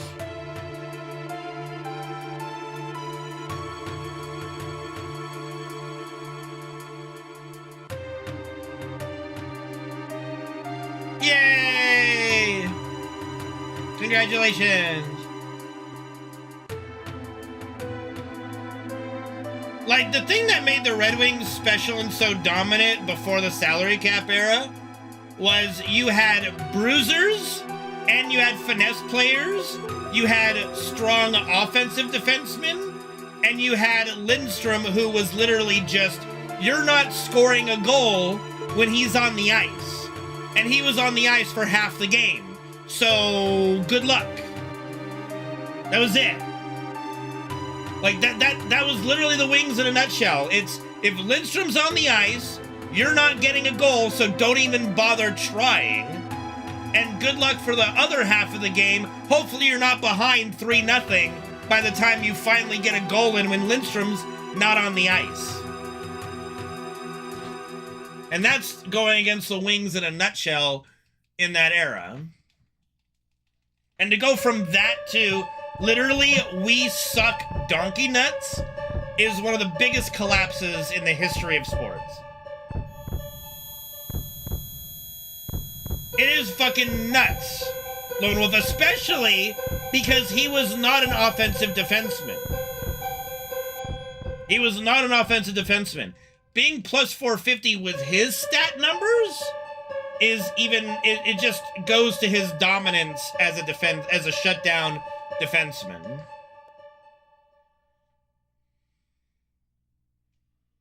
What Lindstrom could do very well, and it was the bread and butter for the Wings for a long time, is he can get the puck through traffic to whoever the fuck was in front of the net, whether it be McCarty, Holmstrom, whatever, for a tip-in. That was Lindstrom's game in a nutshell, offensively.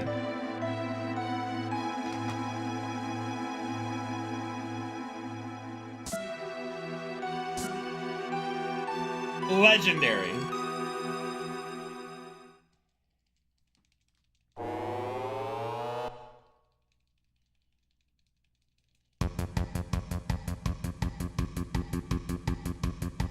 Like, you're not considered the greatest defenseman who ever played, and you're called underrated. You're smoking crack if you think Lindstrom was underrated. He's literally in everybody's Mount Rushmore of defensemen. He's widely considered the greatest defenseman to ever play. It's not even close. Like, come on now. He got his flowers. Lindstrom got his flowers in his career.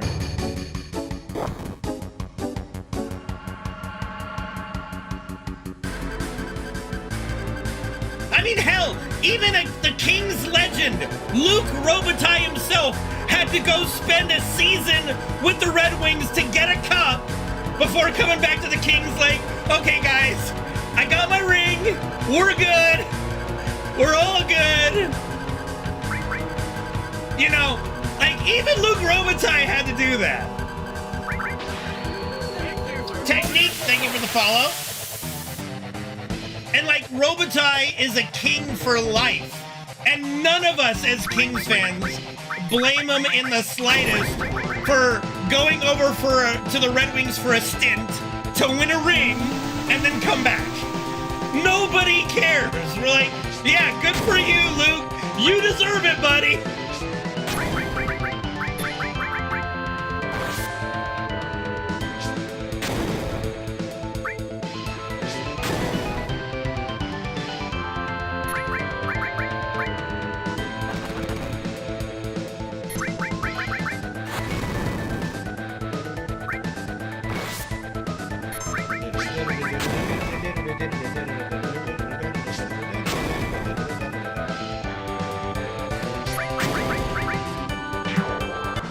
Alright.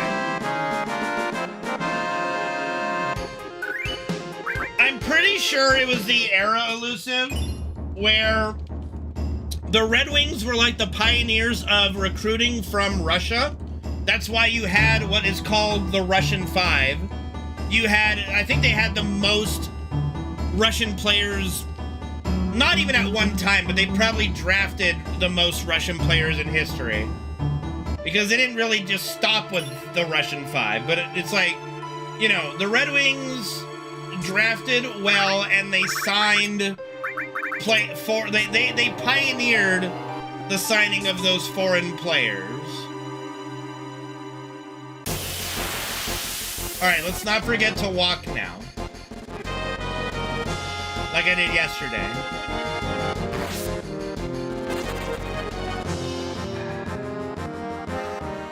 One, two, three, four, five. I'll do like 5.5, because I'm pretty far ahead of the step counter, so I just want to be safe. Just to be a little safe. Just a little bit. Just a little bit. Just...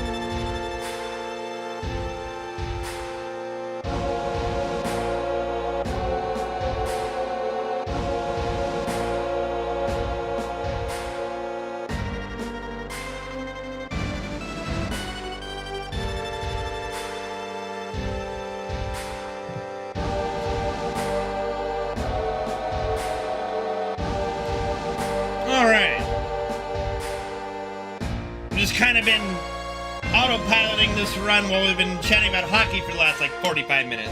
It's been great. I'm sure everyone in the chat's been loving the hockey conversation.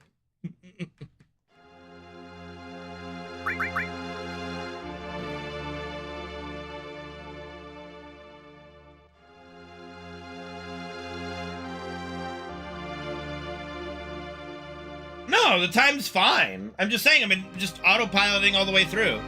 Like half the time, like when I'm playing, like I'm not consciously doing things, you know?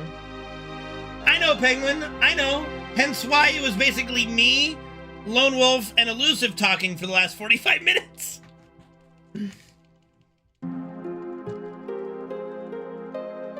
just saying. I know. Feel free to bring up other shit. Okay. No one said dicks, but how you doing, Shaw? Oddly enough, dicks haven't been considered once. I gotta load up the other chat box during the cutscene coming up. Do my balls get itchy? Yeah, I'm a guy. Of course my balls get itchy. How you doing, Or Josh? Good to see you again. Hopefully you've been well.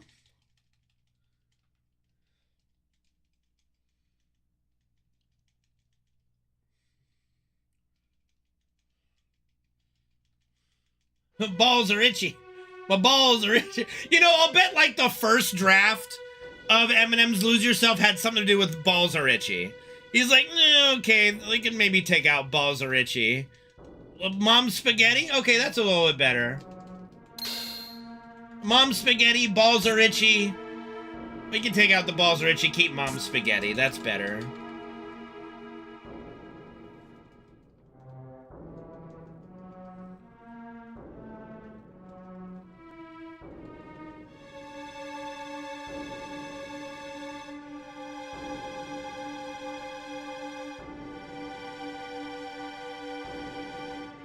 Bro, I guess that's why I said we're all fucking nerds, man.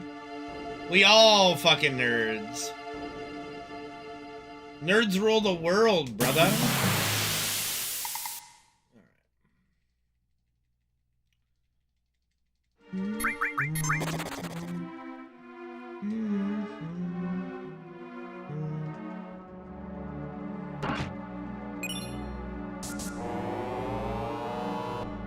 Oh my god, dude, yeah, it's fucking wild, isn't it? Like, all the Mariah Carey memes for FF7 related are just like, Jesus Christ.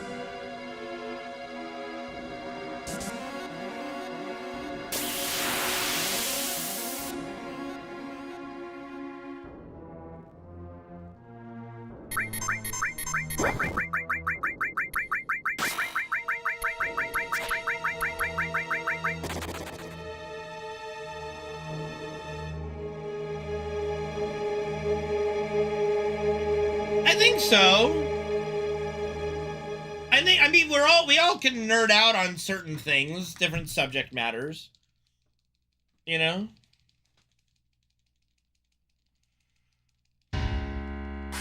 Who invited this guy, that guy, which guy?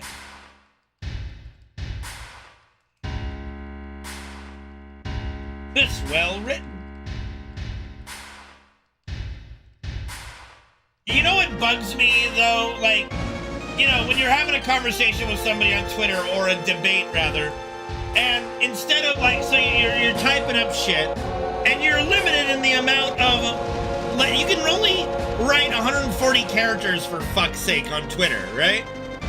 And instead of addressing what you talked about, their best comeback is like,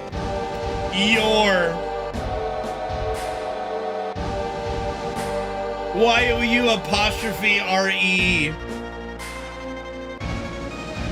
Like, okay, you resorted to being a grammar Nazi, you lost. Thank you very much for playing.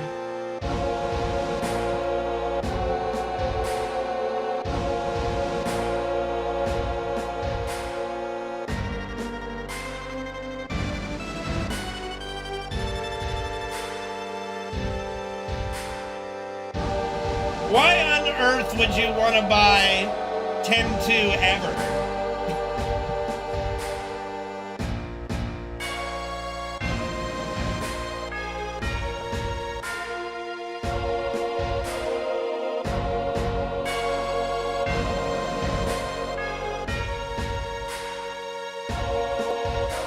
Oh, sorry.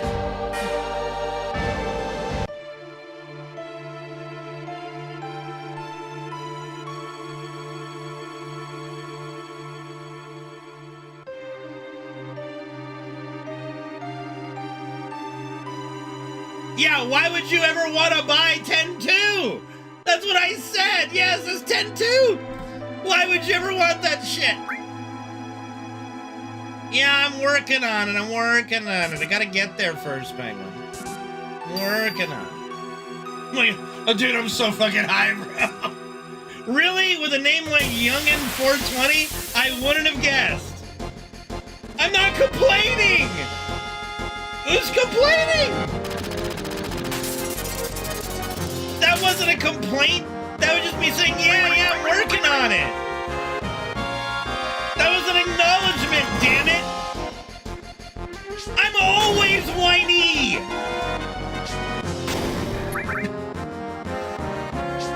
Why does 10-2 get no love? Play it. Play it, you'll understand.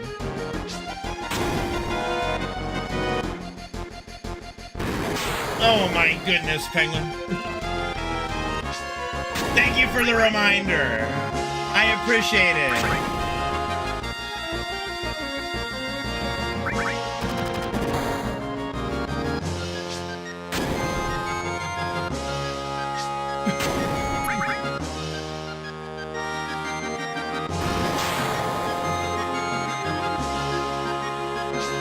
I can see the text of that emote. I can see the text of that.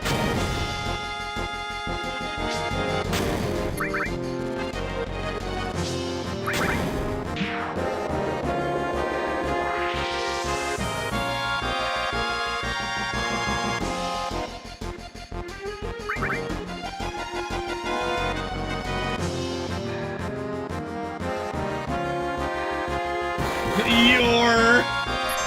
Fuck off. Your.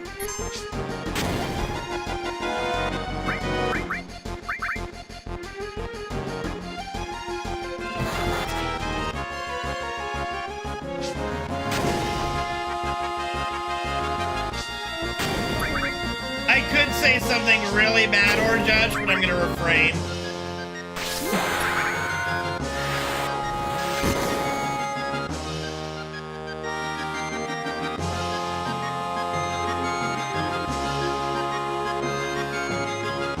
It's so much effort and unnecessary on the internet. People know what you're talking about.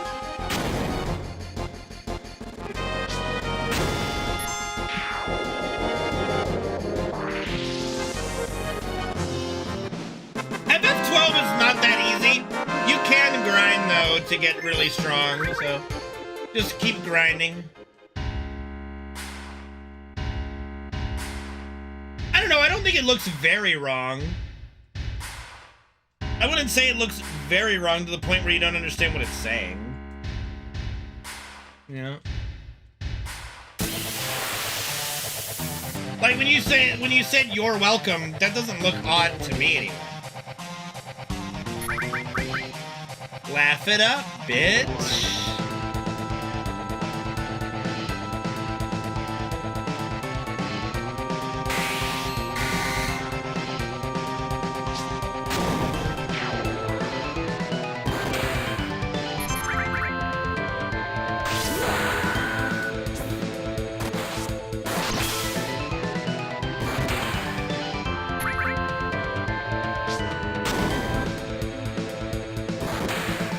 You have to have the immunities to the ailments.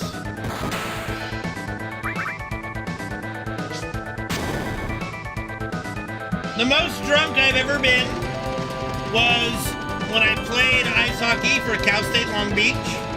We went to Arizona State for 2 games, 2 road games. We won both of them.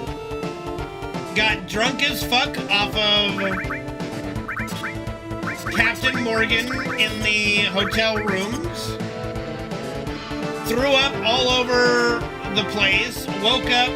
I have still images in my head now still from like 5 people surrounding me, hydrating me.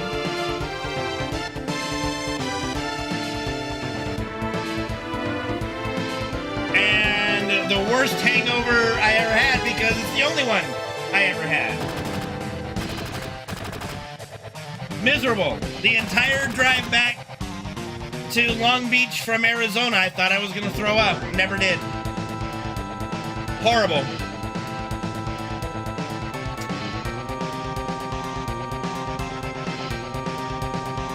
No, it was not a circle jerk. They were just trying to hydrate me, okay? Threw up all over my Cal State Long Beach hoodie. And it was like chunky, you know? It was like, ugh, it was not pleasant. Nothing about that experience was pleasant.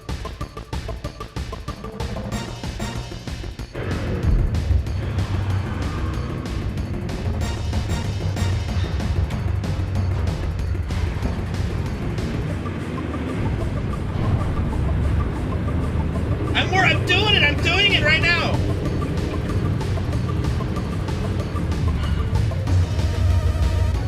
All right, I have 7 TV up now.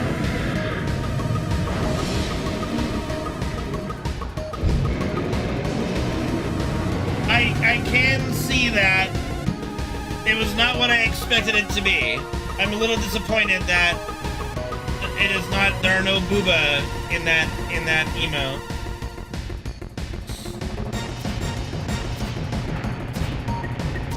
I don't see blankies.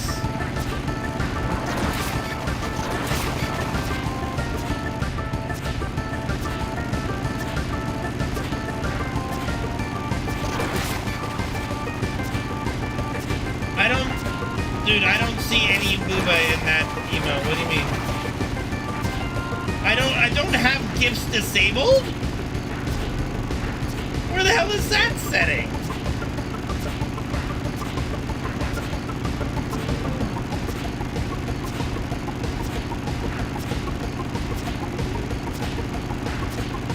I can't see whatever you posted now. So where do I go for that setting? Alright. We'll take a look at it in the next available opportunity.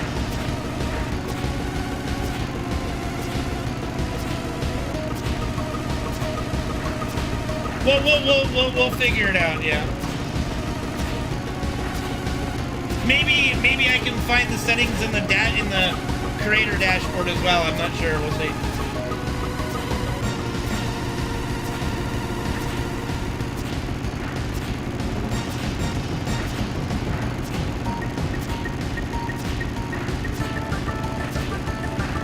It doesn't work? Oh, okay.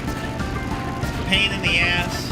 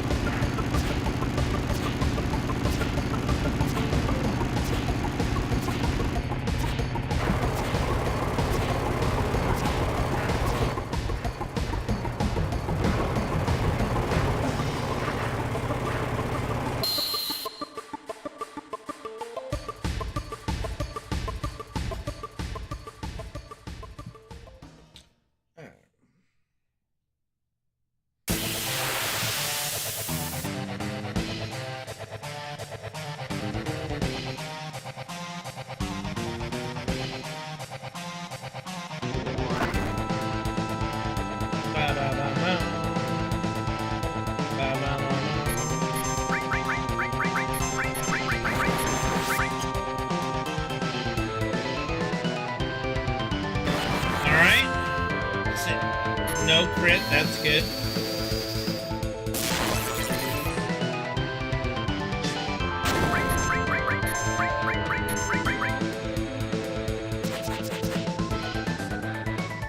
Alright, that's a miss, so that's good.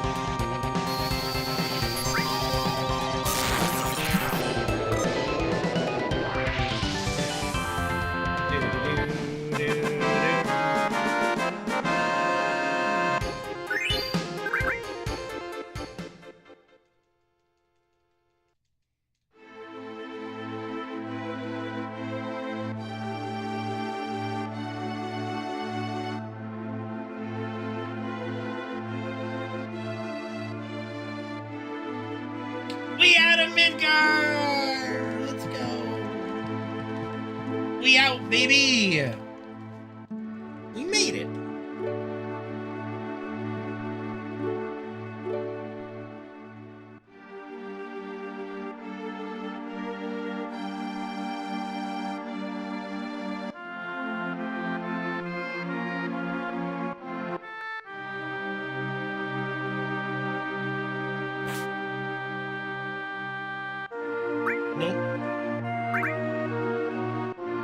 Did they just knee?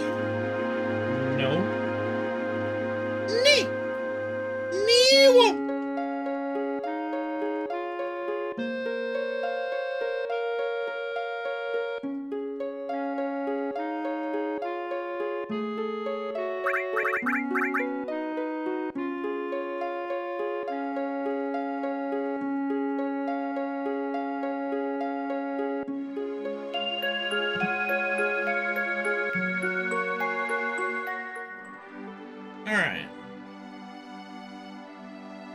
go.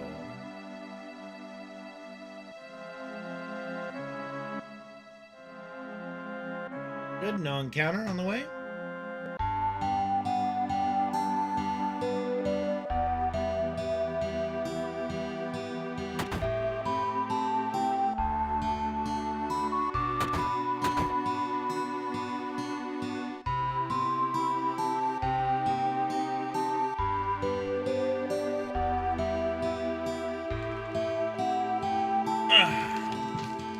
Bum, bum, bum, bum.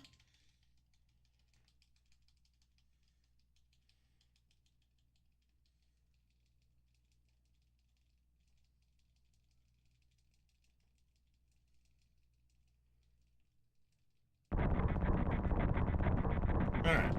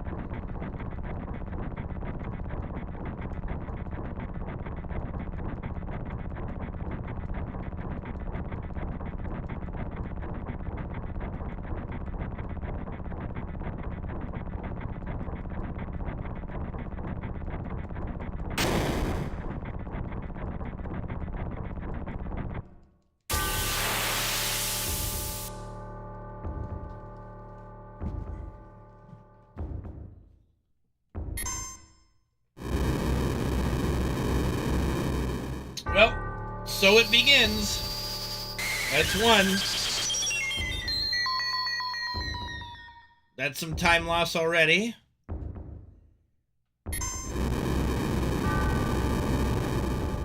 Okay.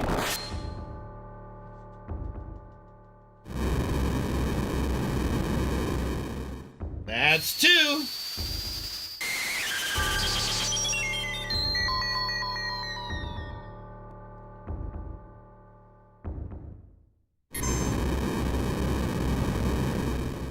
Okay, just two.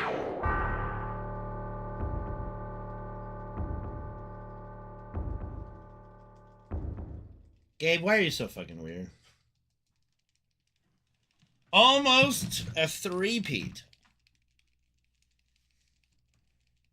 Which is what the Dodgers are going to do next year. No, I'm just kidding.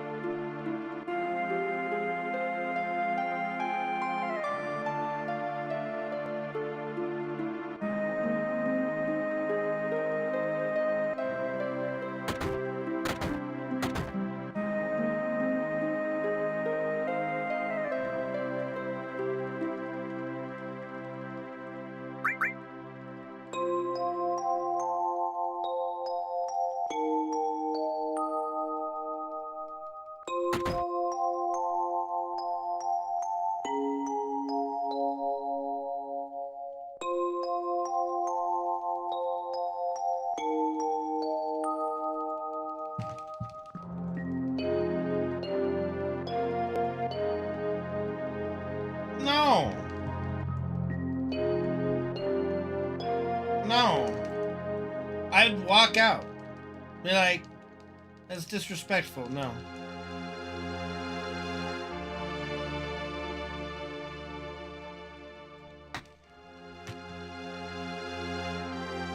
Honestly, one of my biggest pet peeves are people who are disrespectful to, like, wait staff. Whether it be at a fast food place or just a restaurant. Like, I hate that.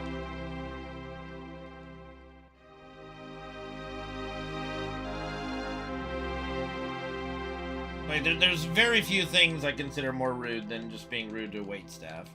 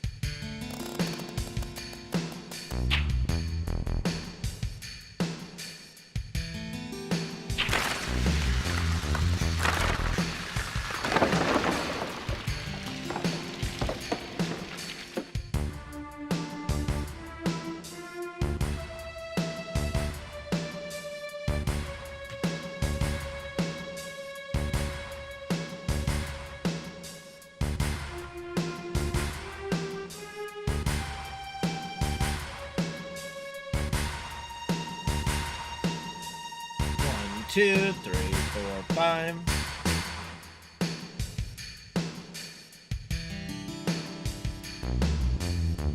She's doing good. Thank you for asking, or Josh.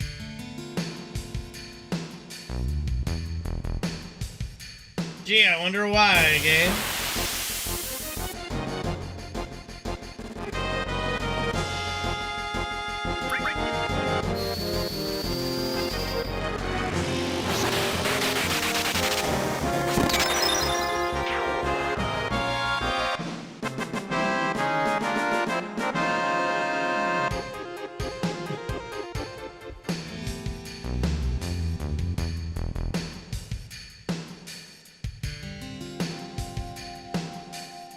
They say you've run out of people to bother. Like, I wonder why. What else to say to that?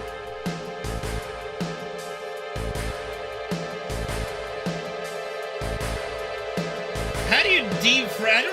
I don't have like 20 friends to defriend.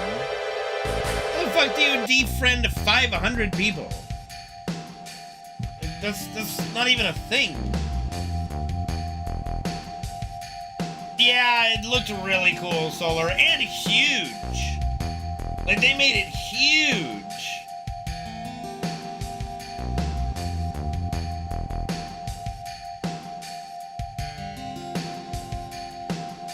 Bro, I don't even think I have 500 Facebook friends. I think I've got like 300 or some shit. I don't know. I haven't added a Facebook friend in a decade.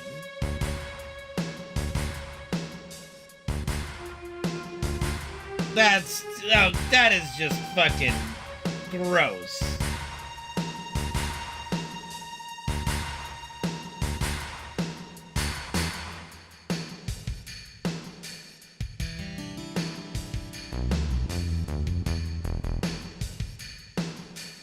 Oh yeah, dude. Hojo would be a Mountain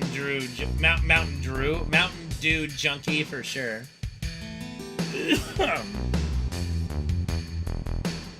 I mean, okay, it's hard to judge, but if you, like, went to elementary school, middle school, high school, you've definitely met 500 people face to face at some point in your life. Just by living.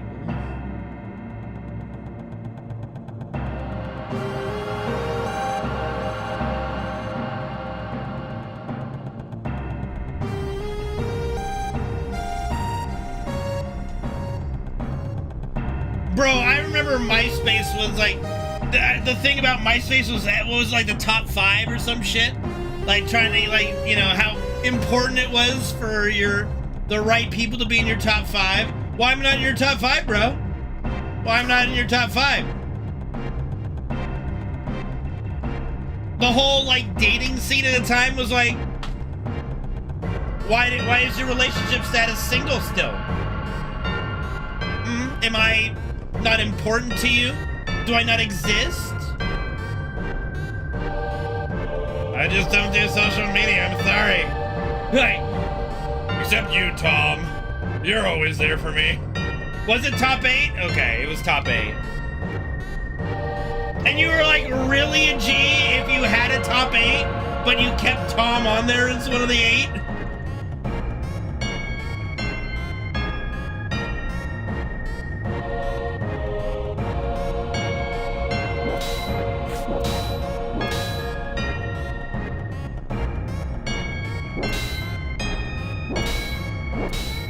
And then I can remember like the first ever time learning how to code a website. You're able to get music in the background. I got Rammstein Feuer Frei to be my MySpace background music.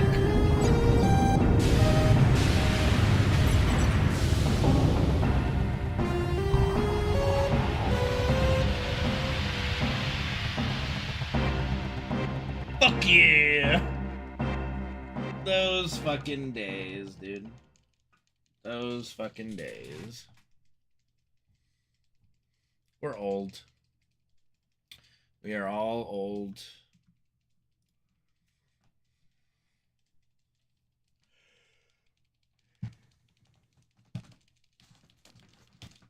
I didn't have enough friends with top 8. Same, bro. Same. Like, who are you? Who am I? Your worst nightmare.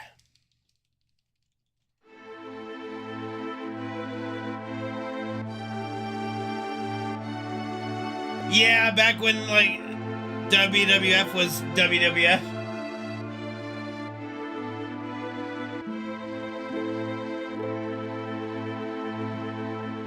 I'd be so curious if my MySpace page even still exists. And what's even posted on there. It's gotta be, like, just removed at this point for inactivity.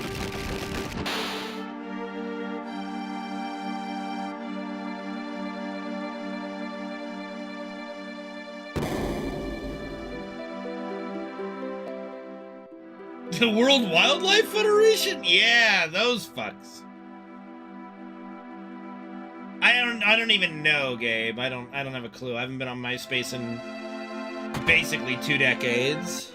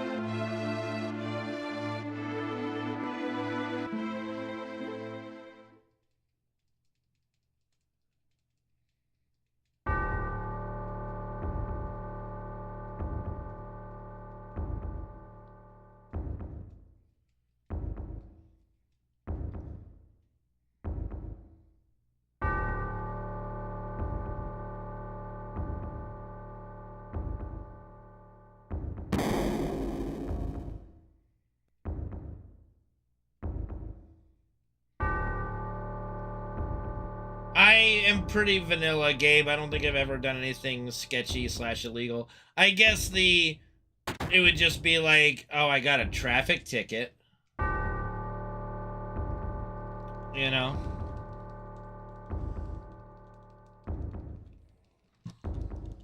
I don't think I did anything sketch in my life. Very vanilla, bro. Very vanilla, bro.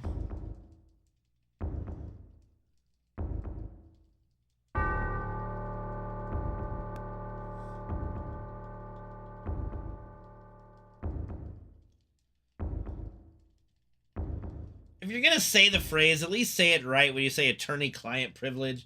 No one says lawyer-client privilege. Fucking Jesus.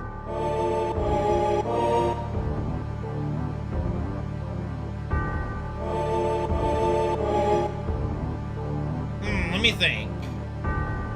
Did I ever take anything from, like, school that I shouldn't have? That's a good thing right now. No, not really. I can't think of anything.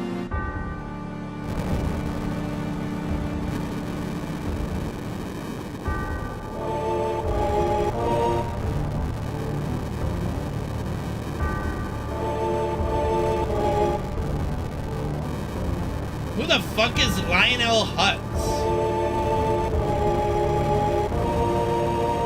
Who's my attorney? Who's my attorney? My mother?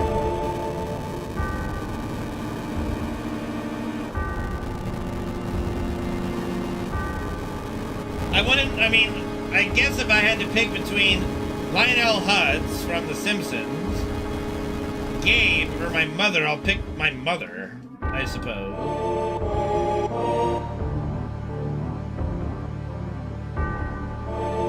Oh, who would I pick as my attorney? Oh, okay.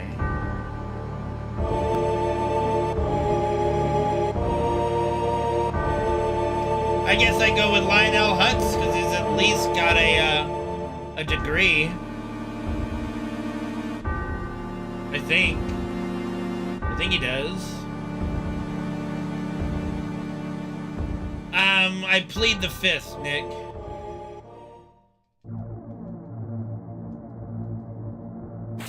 That's within my rights to do as well.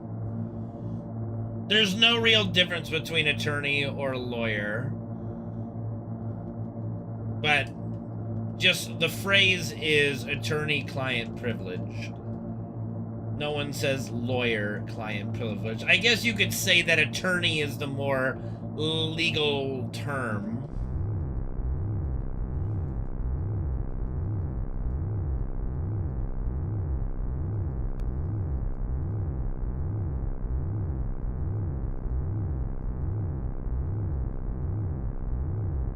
I guess that's true. But you can't practice law until you pass the bar, so I wouldn't even say just because you graduated law school doesn't make you a lawyer. You can't practice law, so I don't know about that one.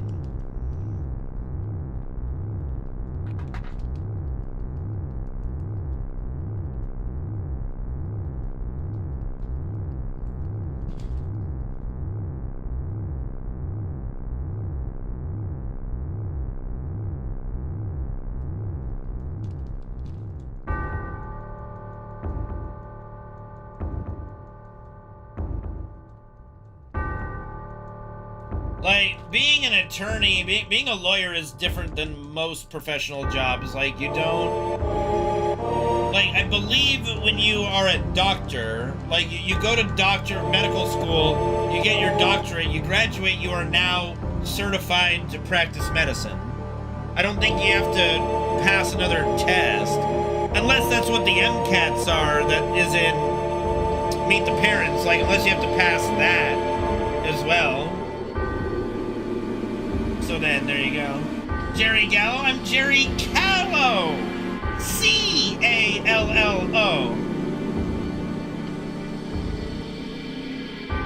But see, here's the other thing. You don't have to technically go to law school to become an attorney. If you just pass the bar exam, you are certified to practice law. If you can pass the bar exam, you don't have to go to law school.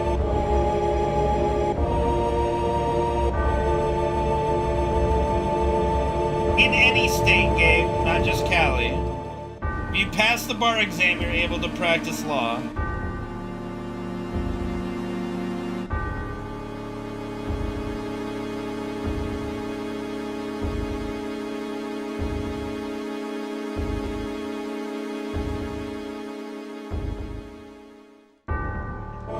What do you mean cheaper? No.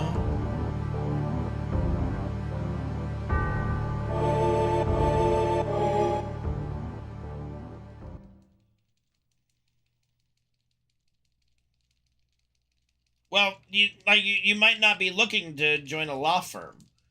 You can practice law. You can be an independent lawyer. You don't have to get a... You don't have to join a law firm.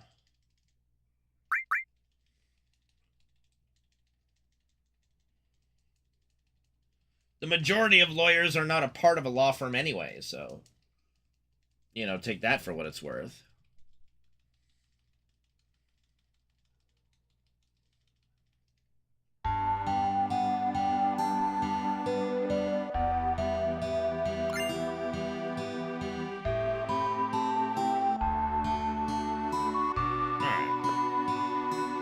Well, we lost 35 seconds because of 2 life 2s.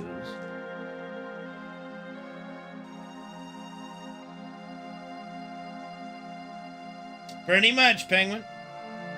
Welcome to the healthcare system of America. America!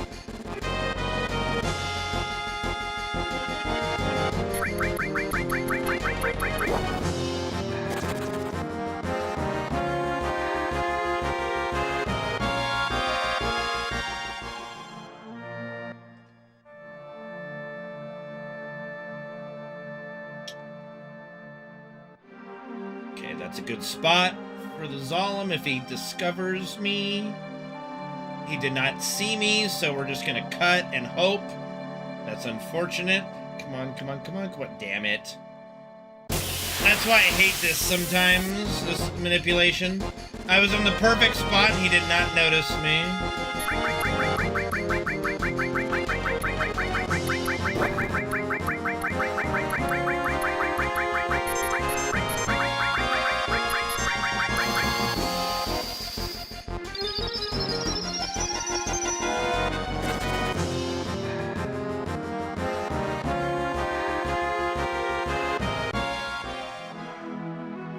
What the? Oh, what the hell was that? Okay, let's see. Alright, let's try this again. Okay. This time he saw me. Yay, thank you. He timed himself out. I don't even remember what that, how to do that, but, you know. There's a way to, you know, vanish yourself, I guess. Purge yourself, you know.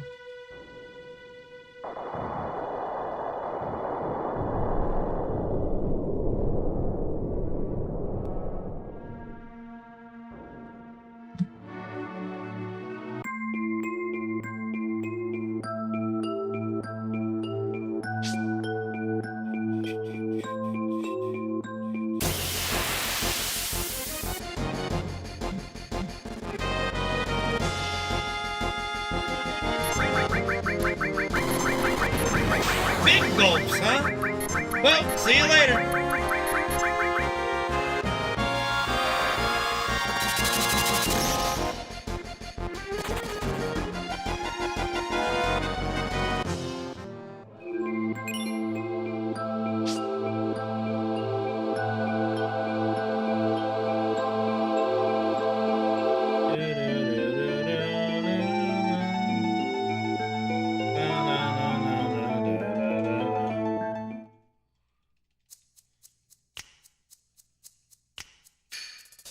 You know, you guys are fucking weird. You know that? I hope you guys know that. You're fucking weird.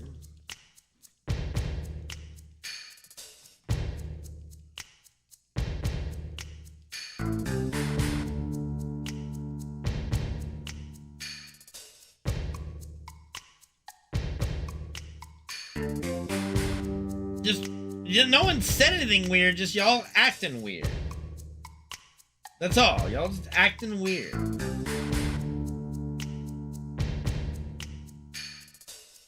Apart from Gabe. Y'all acting weird.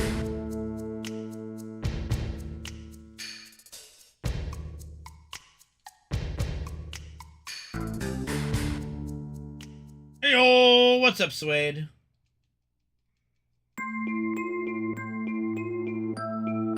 One, two, three, four.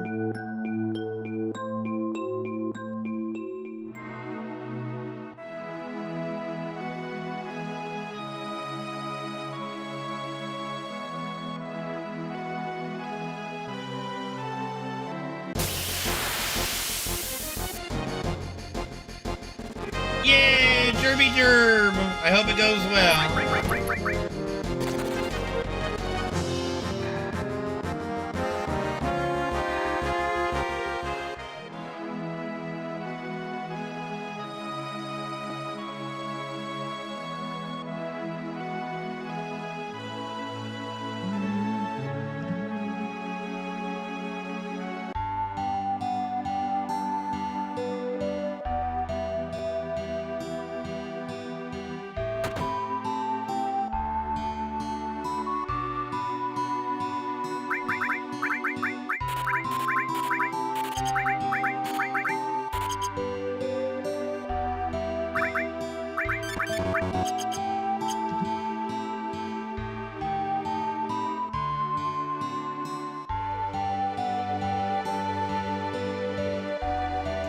Alright, let's hope for a good bottoms well.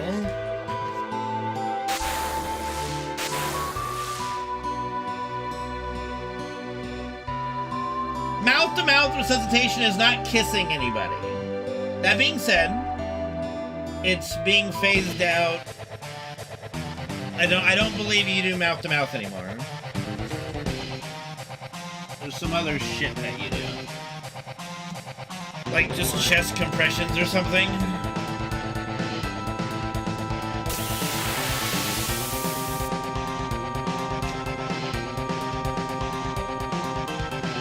Thank you.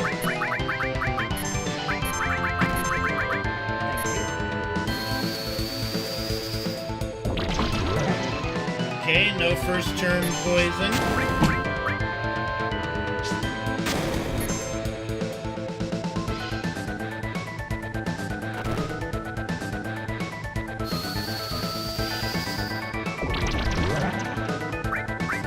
Okay.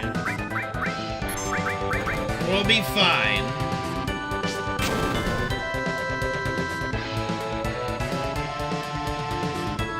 And yes, getting critted could potentially be a problem. But we are gonna be fine.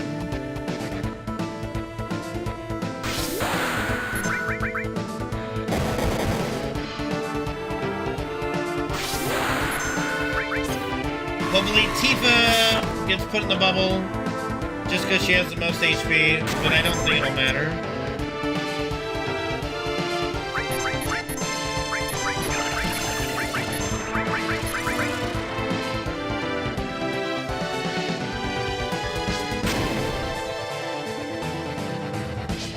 Does the unconscious person want to live or not?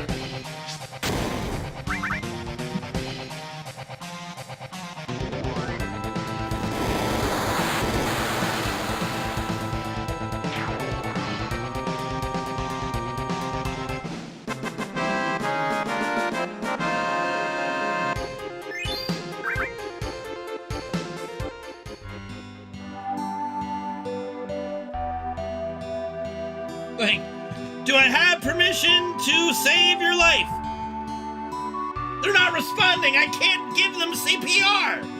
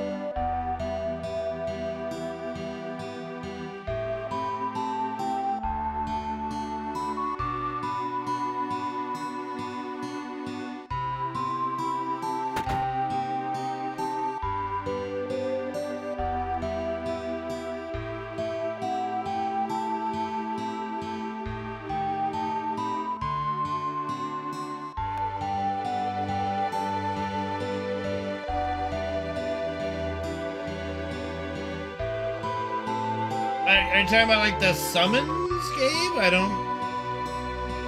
don't really know what you're asking.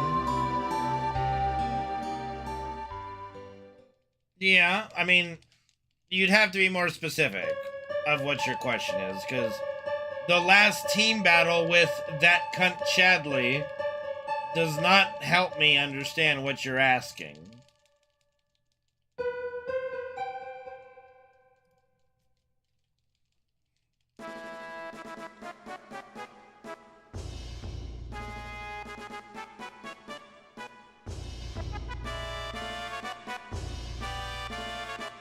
I think Chadley, it would be hilarious if he was a super boss.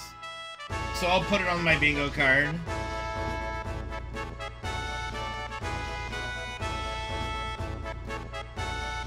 Oh, for sure, Hojo's been able to secretly spy using Chadley, no doubt. I think Chadley's even commented that he has been, like, keeping Hojo from listening in or controlling him, whatever, I don't know. I believe that was mentioned. So, yeah, there's definitely some shit going on.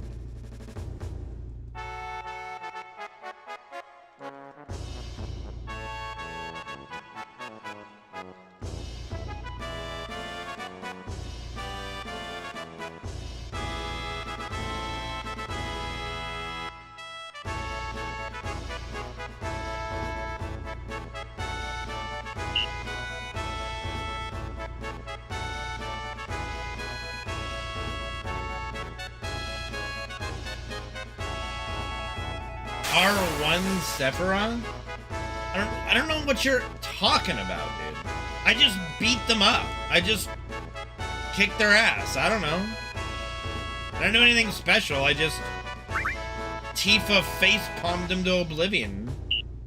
I mean, you can go look at my YouTube channel for how I did it. It's all on there. I don't remember.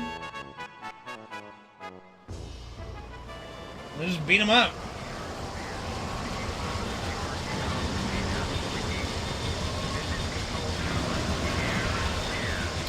I don't remember. It's been a while now.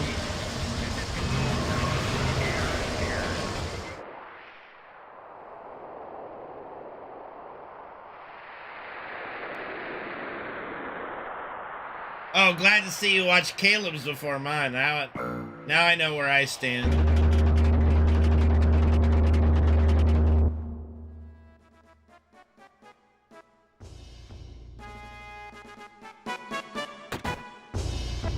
No. I understand. It's all good. It's all good.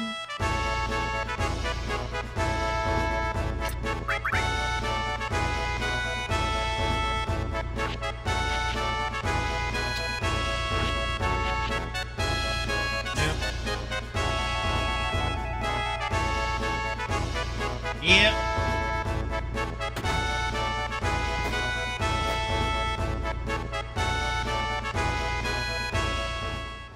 Uh-huh. Aren't you banned from his channel? Like, talk about, like, just crazy levels of betrayal. Jesus.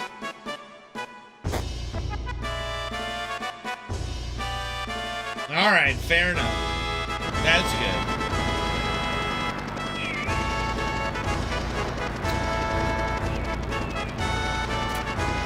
It's alright, Judas. It's fine.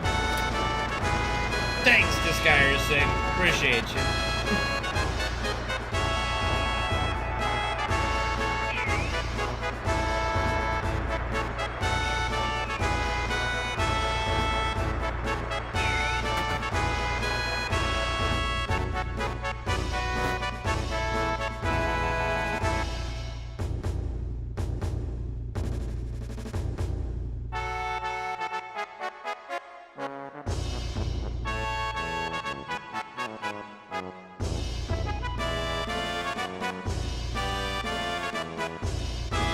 Bro, he brain rots in my chat. What do you, like, fuck?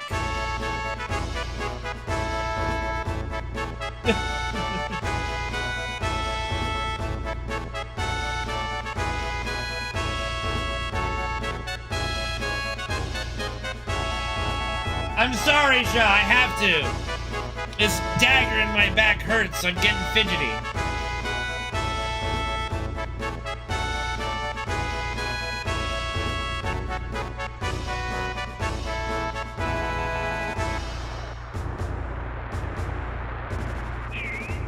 I mean, let's be honest, a lot of streamers are pussies with what they ban for. Like, a lot of people ban like they've got thousands of viewers when they've got 2. It's crazy.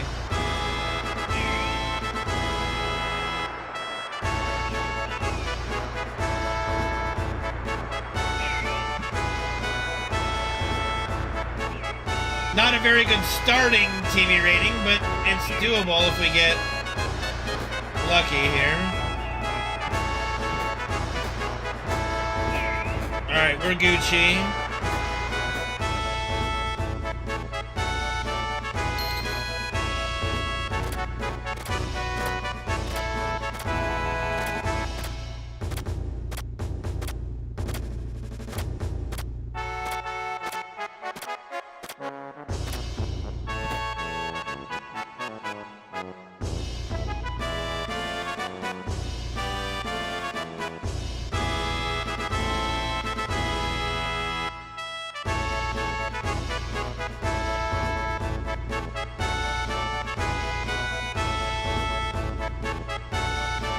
I think that's a bit extreme, Penguin. Like, you're watching something and go, man, these guys are punks. Like, that's bannable in your eyes?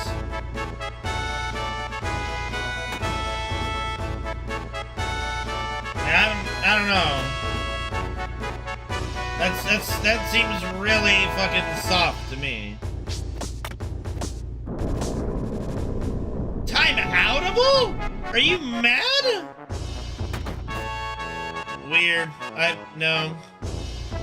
I wouldn't time out anybody for like. That'd be like if I timed out or banned anybody for saying FF7 speedrunning sucks, or Tifa's a bitch, or Cloud sucks. Like that's weird. That would be weird, I think, wouldn't it?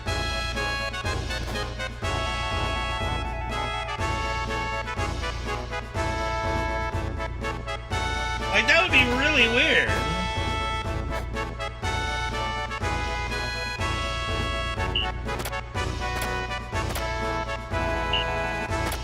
Bro, even if Tifa's tits were fake, they're glorious, so who cares? Like, not that they are, I'm just saying, even if they were, who the fuck cares?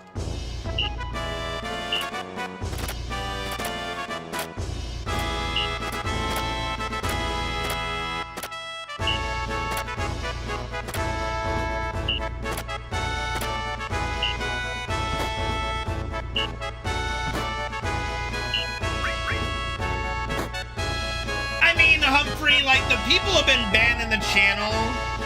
It's literally like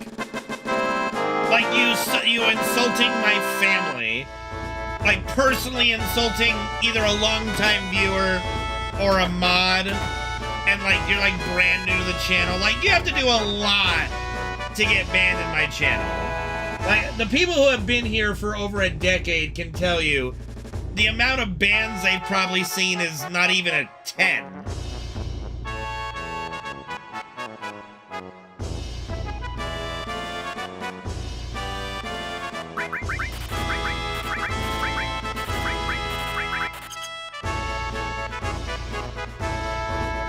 Yeah, because I think all you said was dicks for like 5 or 6 sentences. But that's just a timeout. That's not even a ban. No, you wouldn't get banned for insulting my TV rating? What am I fucking here? Fucking dicks!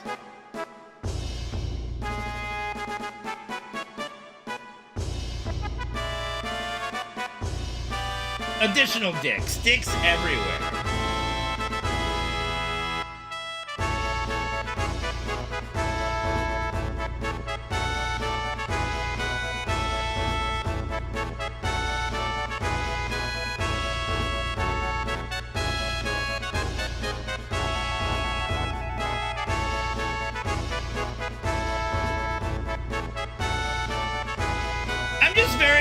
chill, you know? Like, half of my trolls are mods, you know? Like, I don't know. I like to have a very chill atmosphere where we can talk about almost anything, you know? Almost anything, but, you know.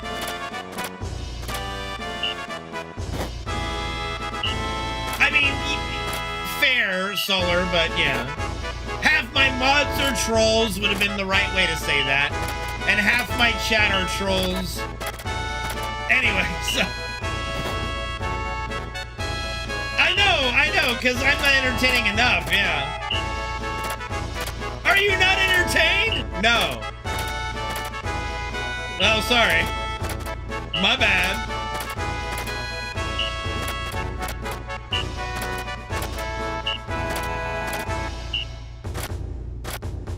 I know I'm boring. I know. That's just, welcome to my world. That's just it.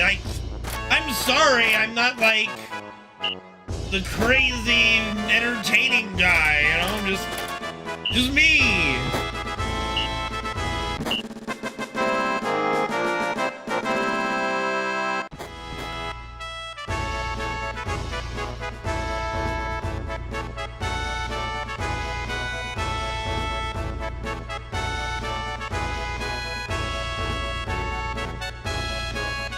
The people who make that argument, Solar, just don't understand the game, so it's not even an argument. It's more of an education.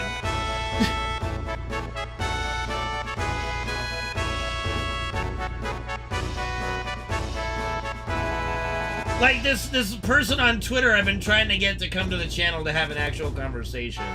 Like, they want to have these weird conversations on Twitter. I'm like, man, I don't have the time, patience, nor the desire to have a limited conversation over Twitter. If you want to have a legitimate conversation about FF7, come to my channel. It's like, I don't bite. Just chat. Just have a conversation. This is the second day in a row they haven't showed, so it is what it is. What would Rufus order from Taco Bell? A deluxe box with like a chalupa, burrito, and a taco.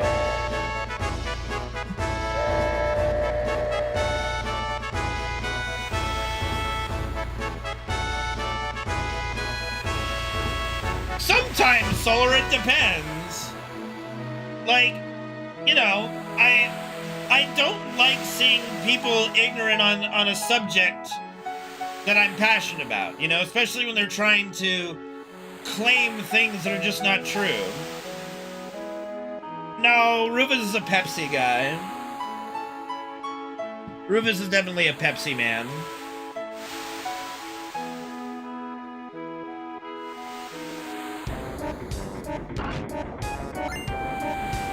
Does Taco Bell even have fries?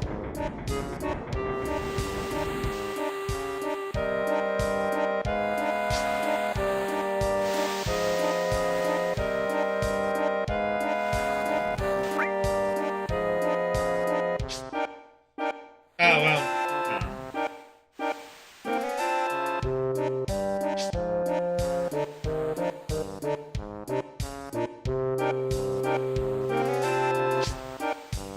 Taco Bell doesn't make burgers. What? What?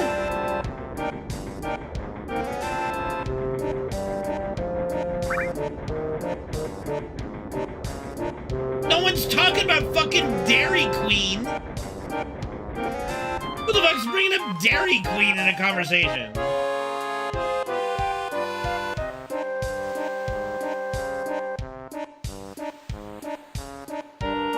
No, Rufus is literally a Pepsi guy, because can't you just picture Rufus in his mind whenever he drinks Pepsi going, Pepsi Man?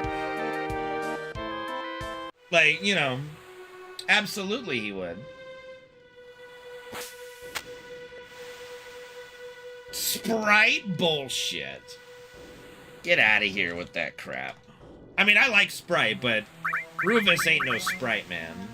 Let's be honest.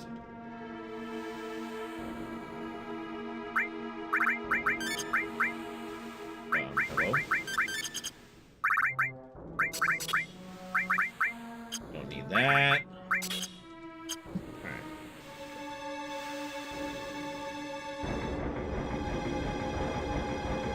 Bro, y'all and your energy drinks, you're gonna kill yourselves with that drinking that bullshit. Like, stop it.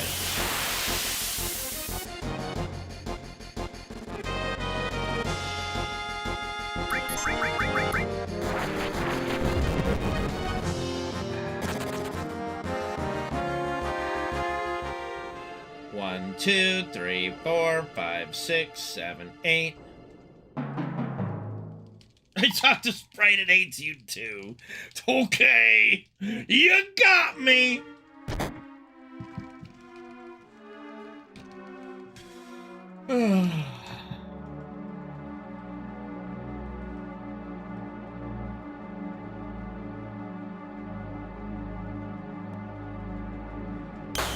It's an energy drink of some sort. I think it's got alcohol in it too. I don't fucking know.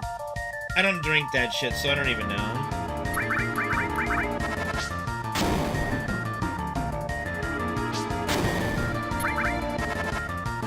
Yes, but it's Loco with a K, not a C.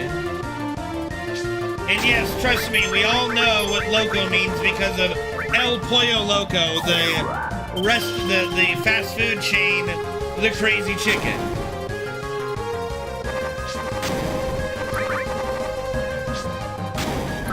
El Pollo Loco.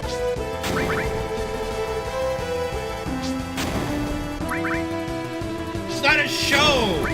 It's a fast food restaurant.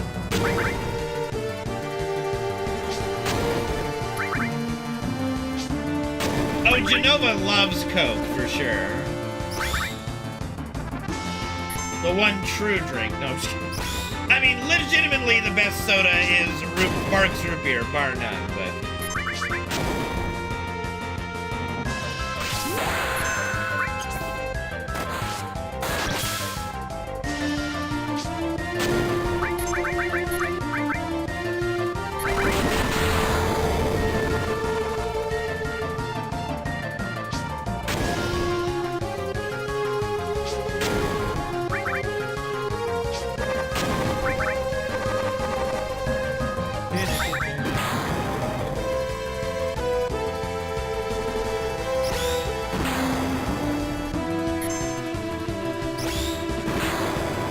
Fortunate that it didn't hit Cloud, that's okay.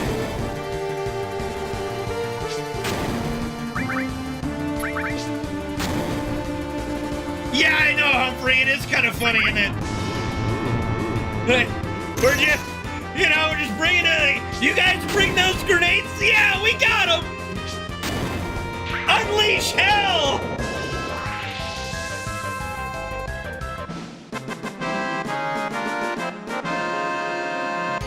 When you say a poke, do you mean like a Pocky?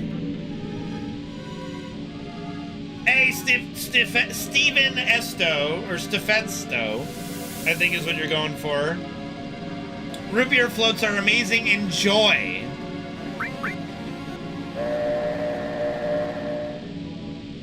You don't want to know, for strength, for stam. You don't want to know.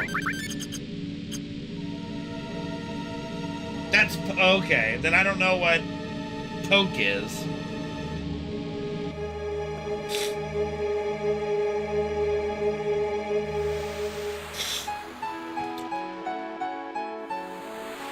One second, I gotta blow my nose. Apologies. Clayface versus Venom? Oh, Venom for sure.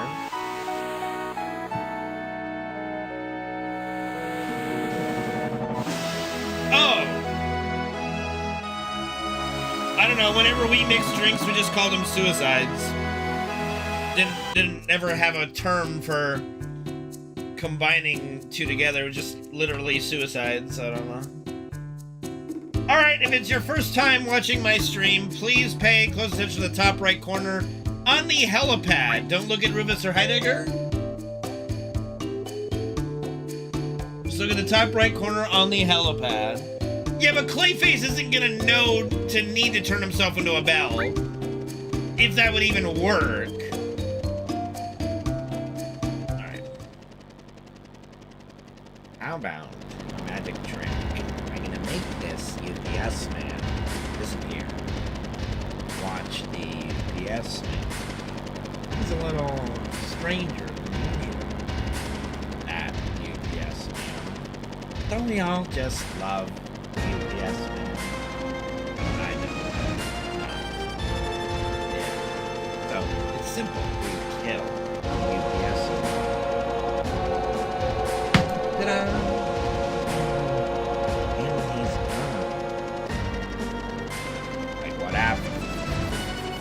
Drop off or something.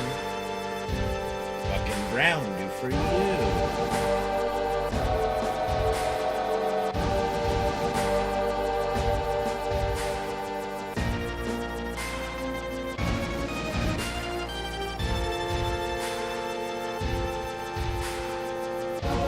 San Diego can be pretty cool.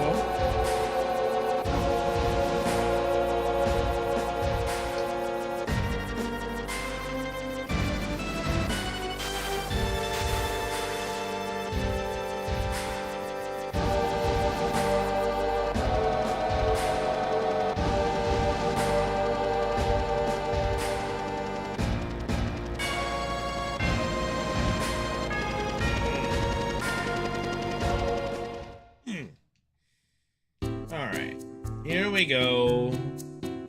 Costa del Sol.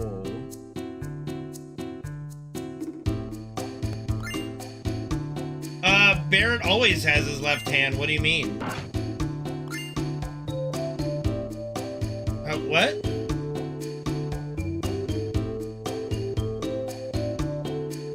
Like, Barrett's gun arm is on his right arm. You guys know that, right?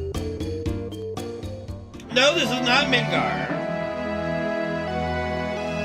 Yeah, his right hand is his gun arm.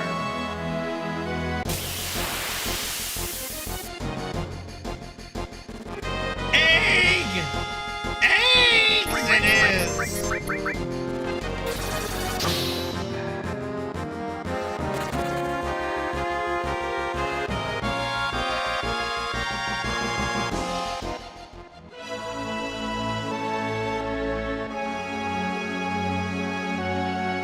Long time no see, Mr. Egg.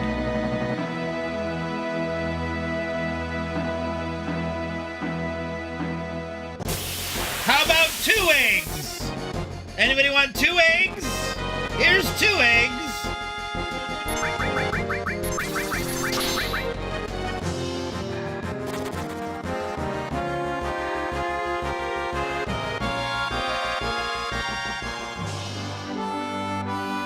Excellent.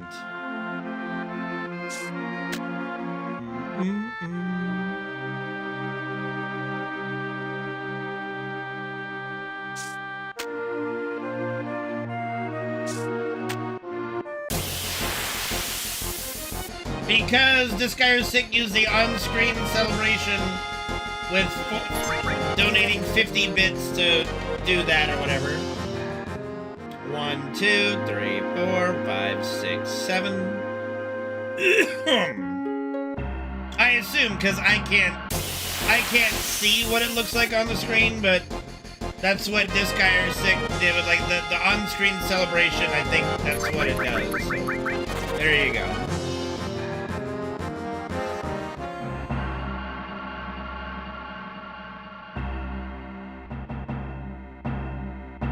That was a scam. I mean, just because I can't see it doesn't mean anything.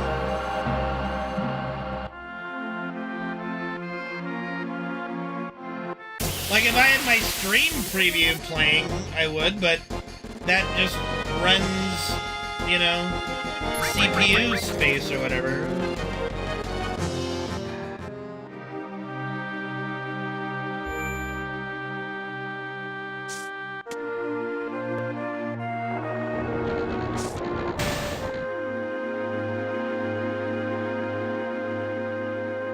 That, and I only do have one monitor, and my monitor is filled to the brim anyway. I've got way too much shit.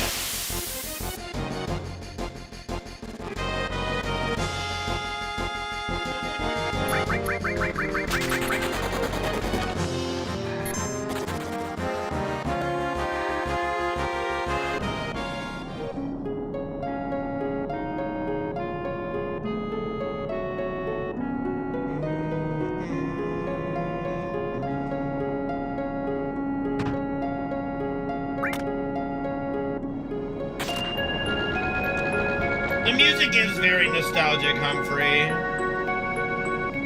It is excellent. One of the best tracks in the game for sure.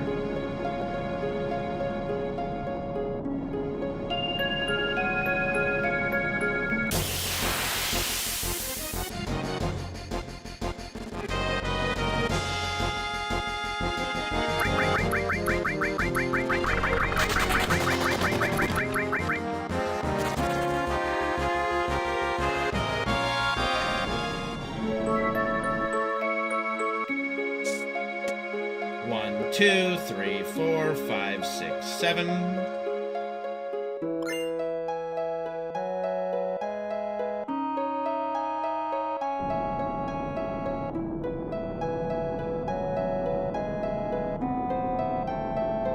I don't think there's any carbs in any materia.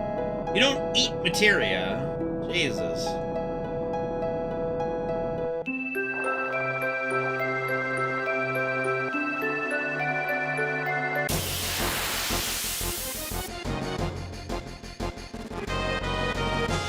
YOLO right arm?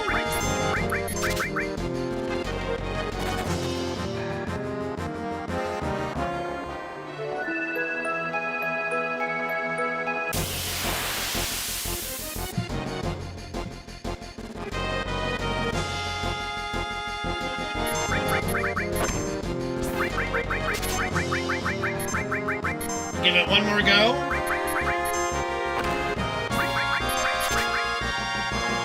Nope, no YOLO right arm.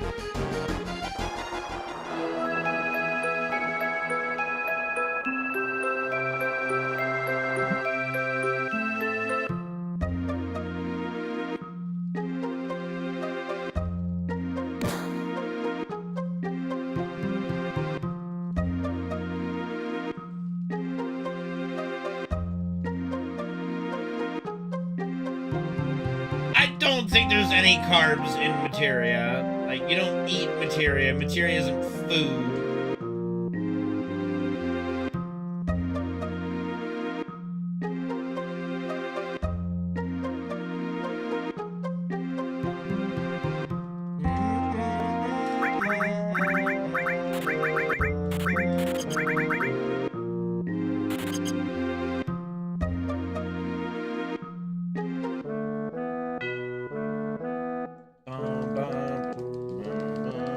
Does the body good? Yeah, sure.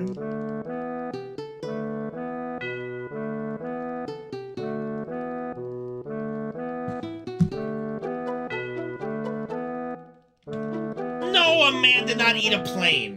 Stop it. And just because you can eat something doesn't mean it has carbs.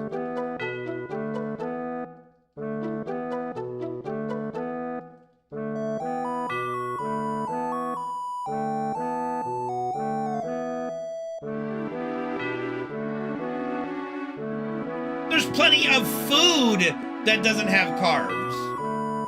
You know? Like, there's plenty of actual food that do not have any carbohydrates whatsoever.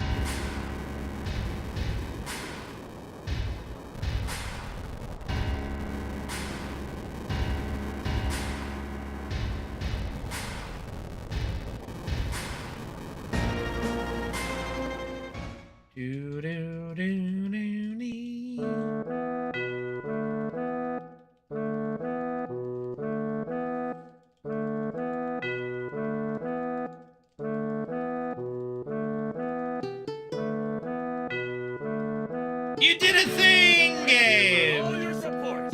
Gabe, thank you for gifting a sub in the channel to Humphrey Doing Things and for gifting 9 total in the channel. Thank you, Gabe. Appreciate it. You did do a thing. And Trimmers, thank you for subbing to the channel. Welcome, welcome. hopefully you're doing good, Trevor. Thank you for the support.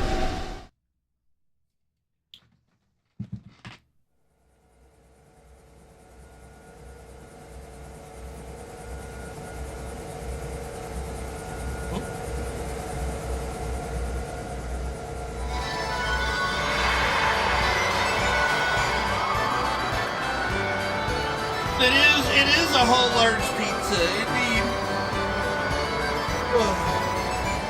Bro, I wouldn't know. I've never had a funnel cake.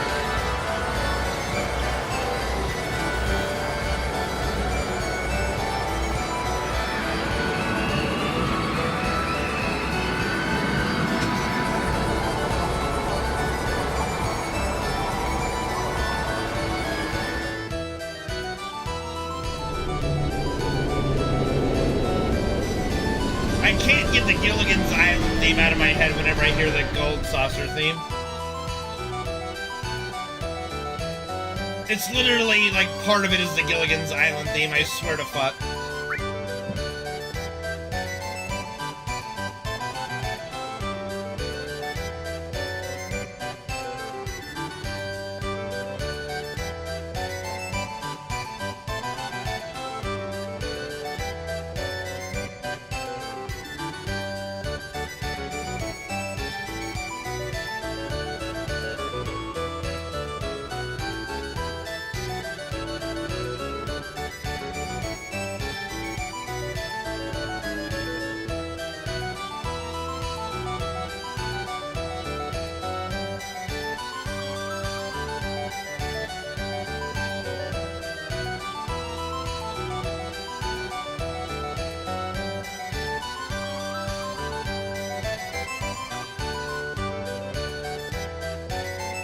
Say 600, no.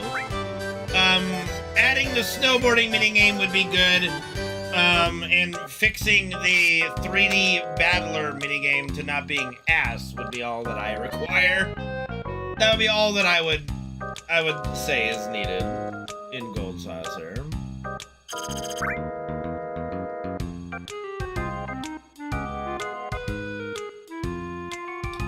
I would say there are 2 to maybe 3 minigames in FF7 Rebirth that are bad.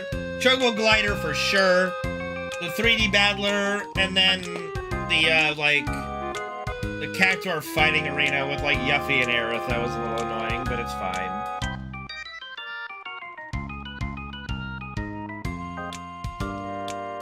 I hope there is a submarine minigame, because that one was always one of my favorites in FF7. I spent countless hours doing the submarine minigame.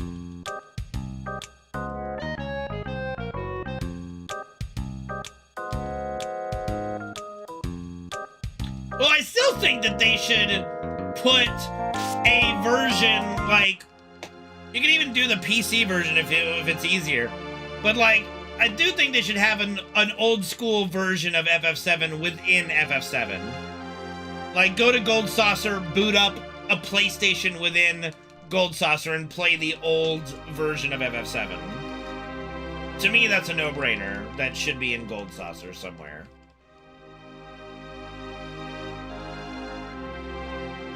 I don't even think Disneyland has, like, a dungeon prison. Maybe not, you know?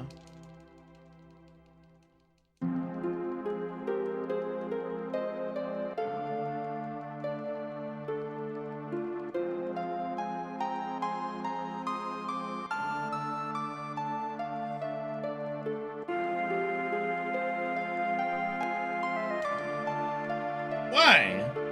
It's not a speedrunner mentality. It would just be a cool thing to exist within the remake. Like, hey, look, you can play FF7 within FF7. That'd be awesome. Like, how cool would that be to have, like, a complete, casual, like, perfect file of OG FF7 within FF7 Part 3? That'd be fucking awesome.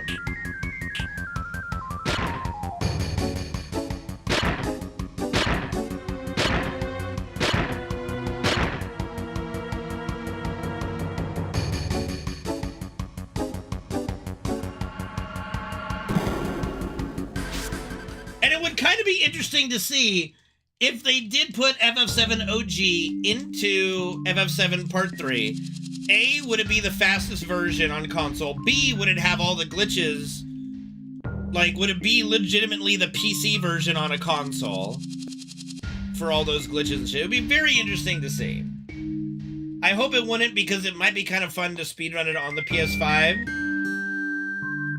and do, like, Glitchless on the PS5. I don't know. Like I said, it would be kind of cool. I think it would be pretty cool.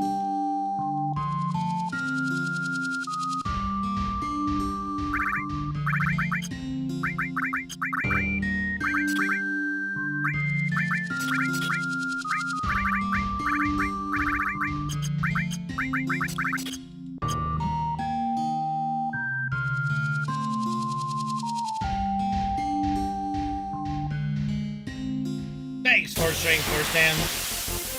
That would be super.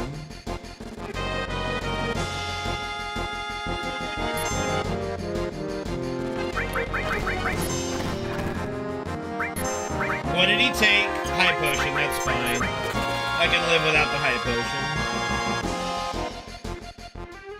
1, 2, 3, 4, 5, 6, 7, 8, 9, 10, 11, 12, 13, 14, 15, 16, 18, 19, 20, 1, 2, 3. I'm gonna be really mad if Dyne kills me because I don't have the high potion. That's gonna be really annoying.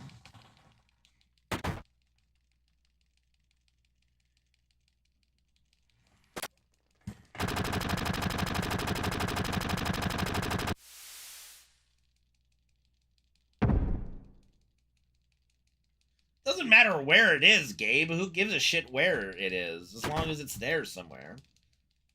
Slay the Spire? No, I don't know what Slay the Spire is.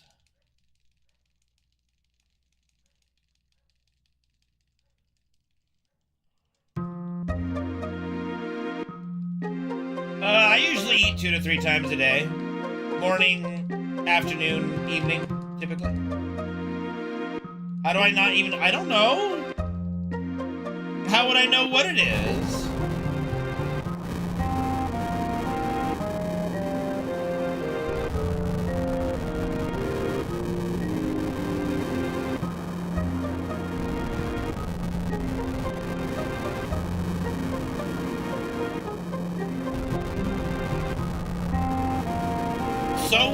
So is a lot of games. I never heard of Slay the Spire.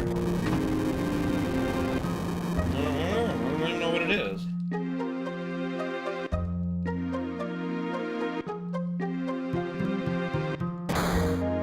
They're very hard to slay.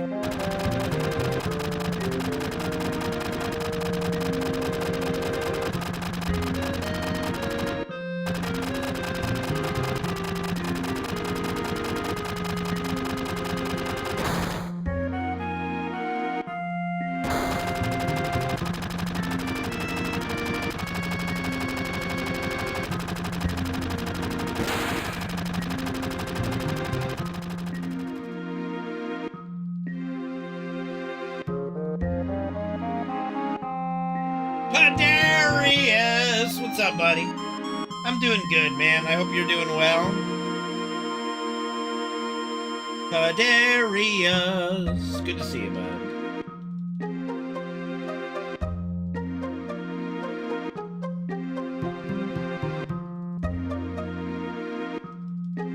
Bro, I know the feeling. Trust. Sucks.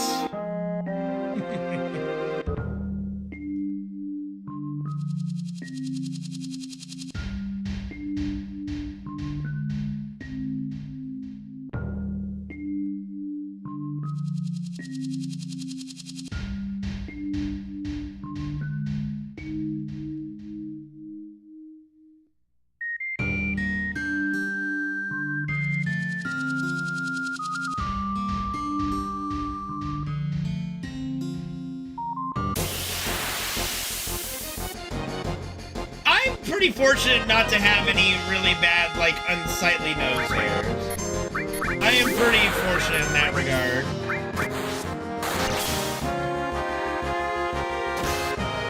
Damn it.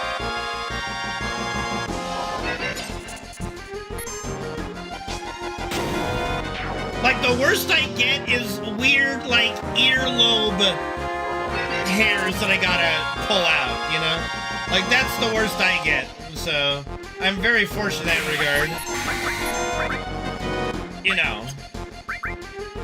Aside from hair in a certain place that I don't get anymore, but we don't have to dive into that discussion again. I've never played a cards building roguelike.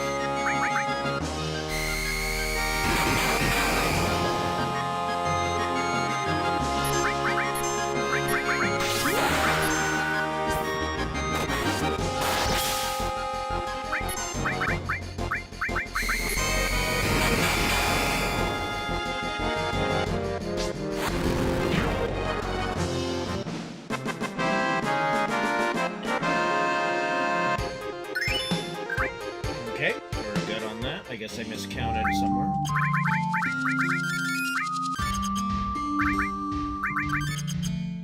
Okay, let's hope dying doesn't end the run!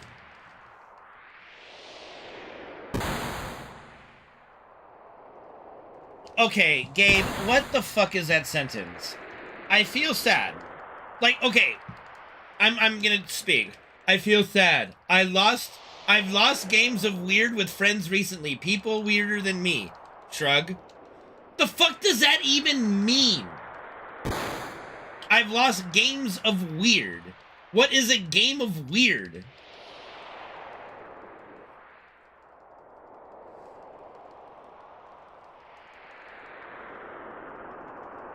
It means he's sad. Fine. Who can be more weird? It's not a game, that's just a way of life, dude. How you doing, Holy? Hopefully you're doing good.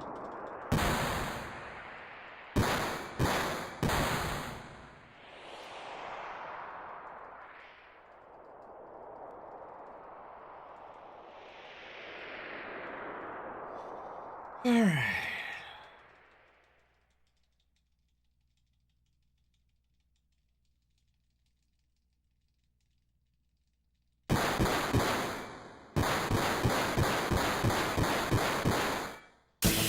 No, it just means there's always someone weirder than you. It doesn't mean that, you know, you're weird, that you're not weird. It just means some people are weirder than you. That's all that means. That's not something I've ever experienced, Totally, so... I mean, that is some conclusion to come to after over a decade plus, Lone Wolf.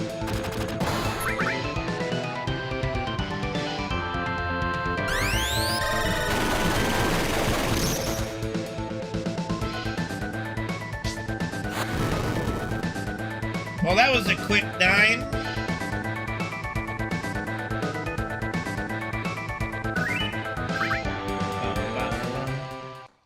The gayest thing I've ever done. I don't know. Cross-dress on stream for money?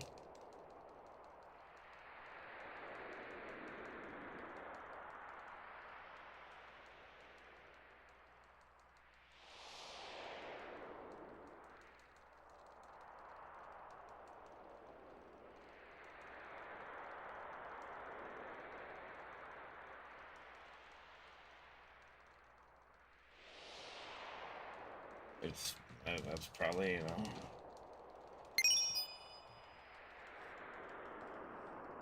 It's the only thing I can think of.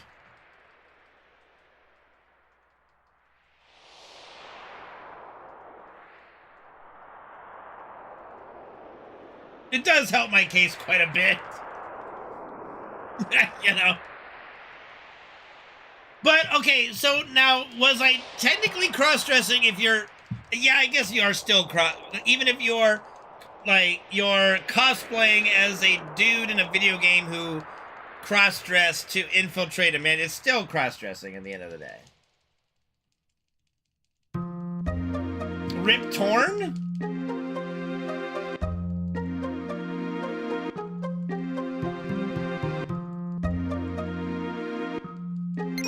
I mean, it definitely counts. Like, it just depends on how far you go. But, like, would you consider a gay porn star to be purely gay? Because there are, like, straight men who do gay porn. You're at least bi, I think. Like, you can't claim to be purely straight even if you're doing that for money. Like, you're at least bi, even if you're getting paid. I'm not saying I do, Lone Wolf. I'm just using it as an example.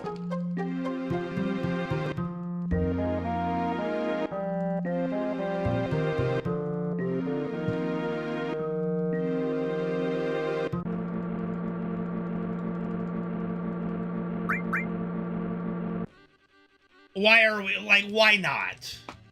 Honestly, why not? Like, whatever. Like, it's not the weirdest thing we've ever discussed in my channel before. I feel like living on the edge. You must be new here. I don't know, man. We talk about every fucking thing in this channel. There's no rhyme or reason to anything. Dude, I never heard of that penguin until you told me. And I watch well, I guess I don't watch a lot of movies, but I consider myself a movie buff of sorts. A fan of movies, at least.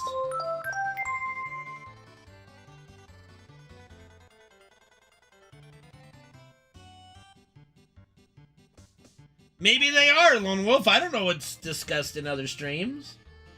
You know? I don't really get to watch many other streams.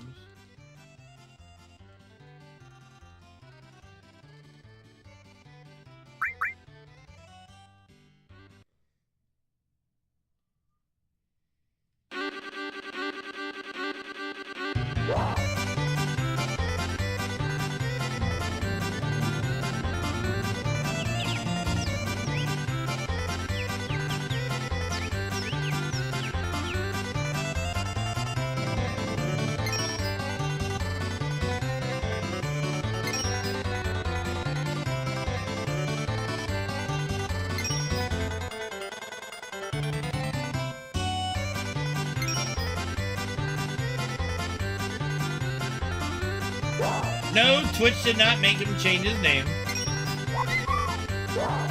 He decided to.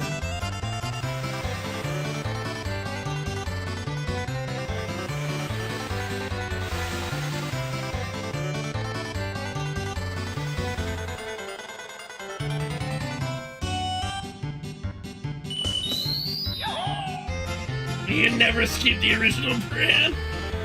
He no longer wanted to be thought of as a person who has sex with penguins. Because that was never the intent anyway. But it is what it boiled down to.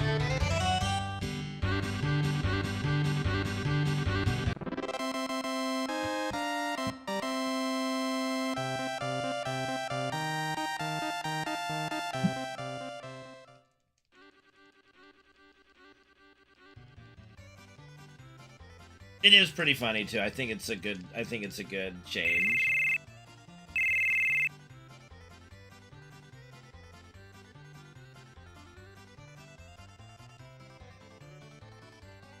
Especially if you say it like contextual penguin. You know.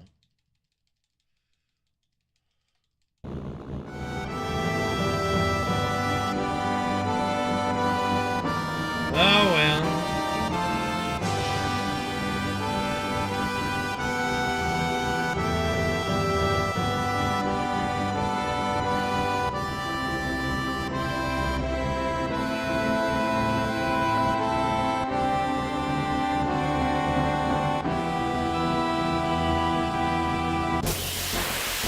Nice. Very nice.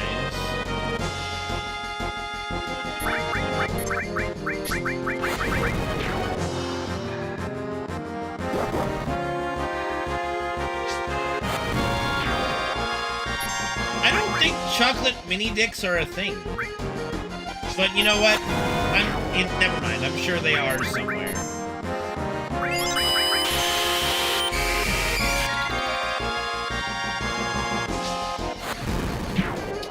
That's a god split, baby.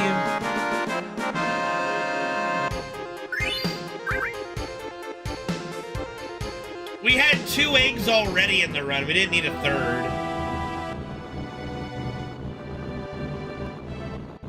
That's why I said never mind. There probably is somewhere.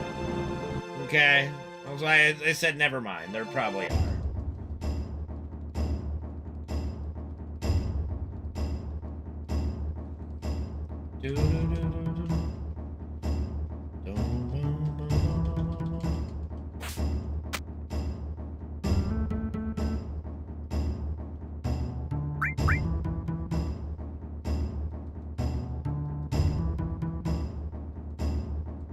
I don't want to eat chocolate mini dicks. Fuck off.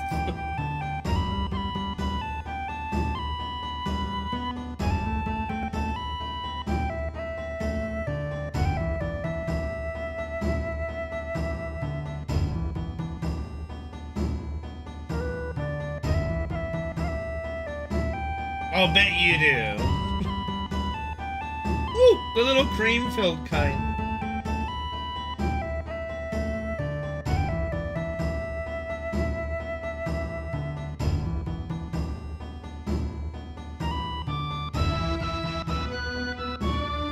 I'll bet you do. Oh! You know, Lone Wolf, I think you're full of shit when you said my chat wasn't for you. You fit in quite well.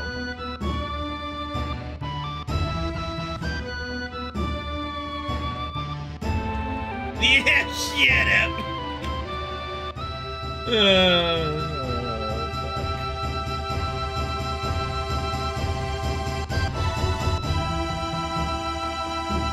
Oh, please.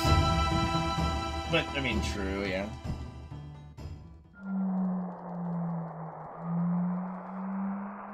Game, no one's more degen than you, unfortunately. I mean, at least we know where the bar is.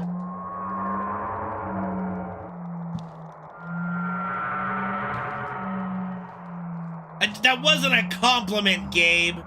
Jesus.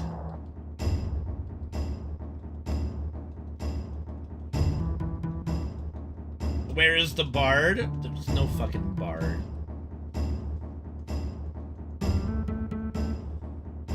You know what's funny? Like, a bard would feel so out of place in FF7. Like, a bard would just be like, what the fuck is this even doing here? Like, Kate's is the closest thing to a bard because his weapon is a fucking megaphone.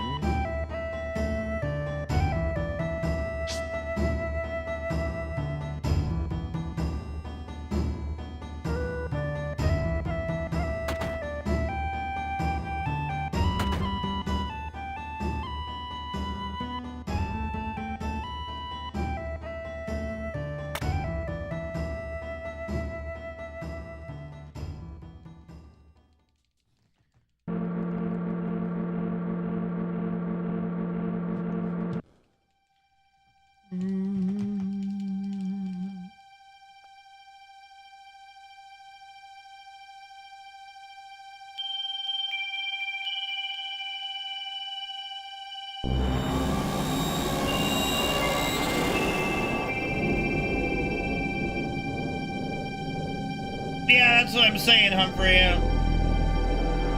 But there is no like character with like a sync command, you know, like there's no sync material. There is Frog Song in the game as an enemy skill, but that's not enough. Oh, back.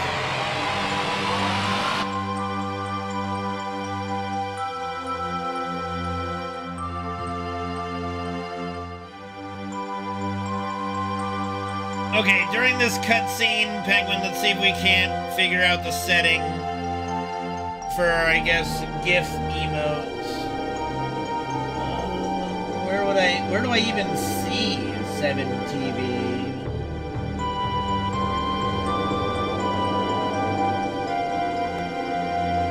It's not in chat settings. It's gotta be here. Welcome to onboarding.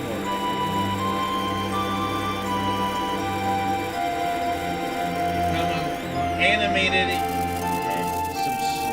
Become a subscriber?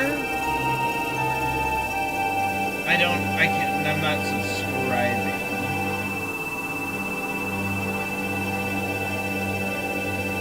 That's Frankerface Z.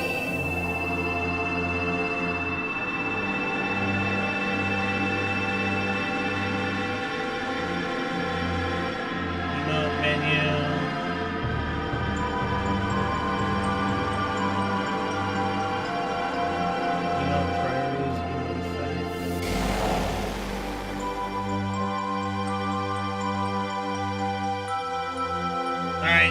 Have enough time to do anything, unfortunately.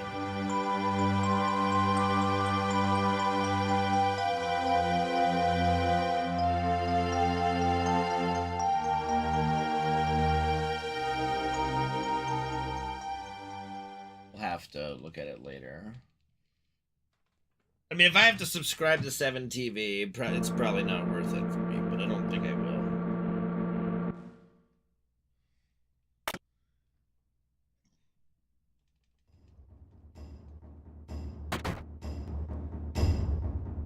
Oh, I got stuck on this furniture.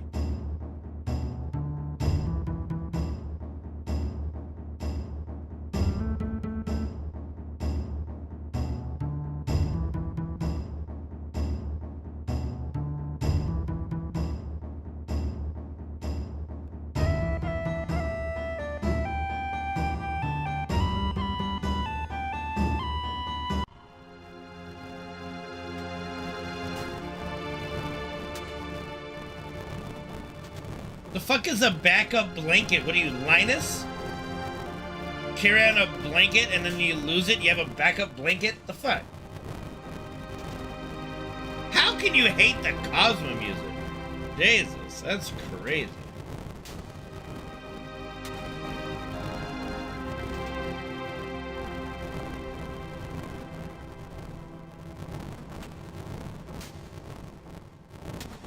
No, Linus from the Peanuts? You know, the guy who always carries his blanket? Jesus Christ. Like, come on, bro. I'm not that fucking old! Like, what? Jesus Christ.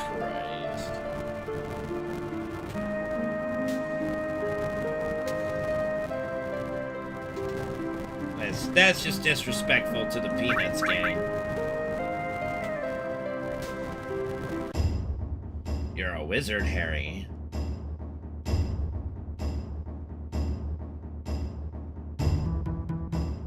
Fuck off. Back in my day...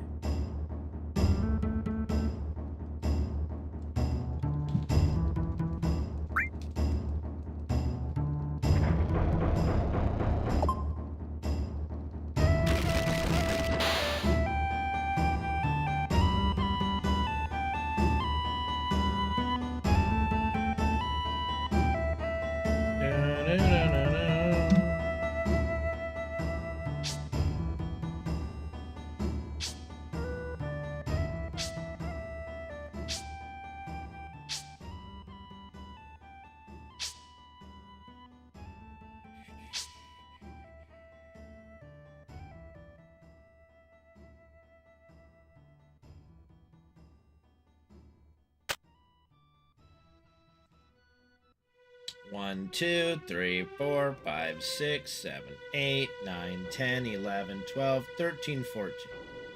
Here we go.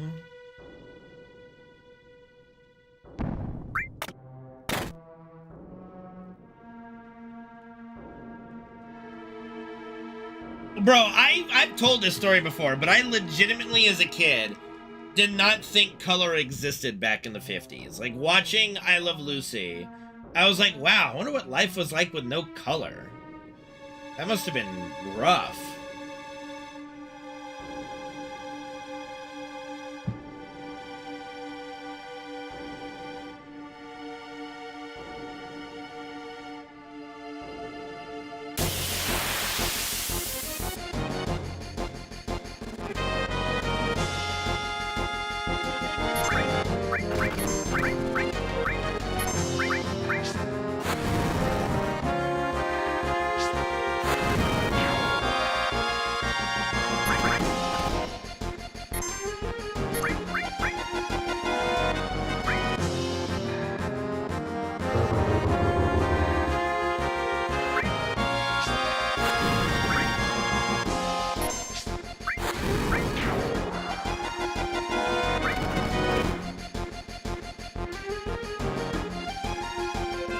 Jesus!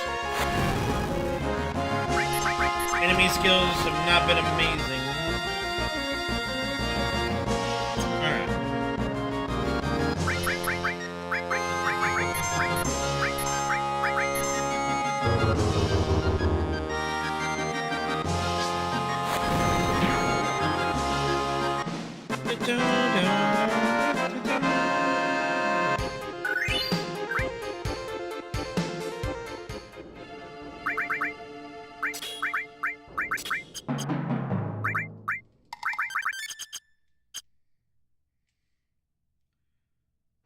One, two, three, four, five.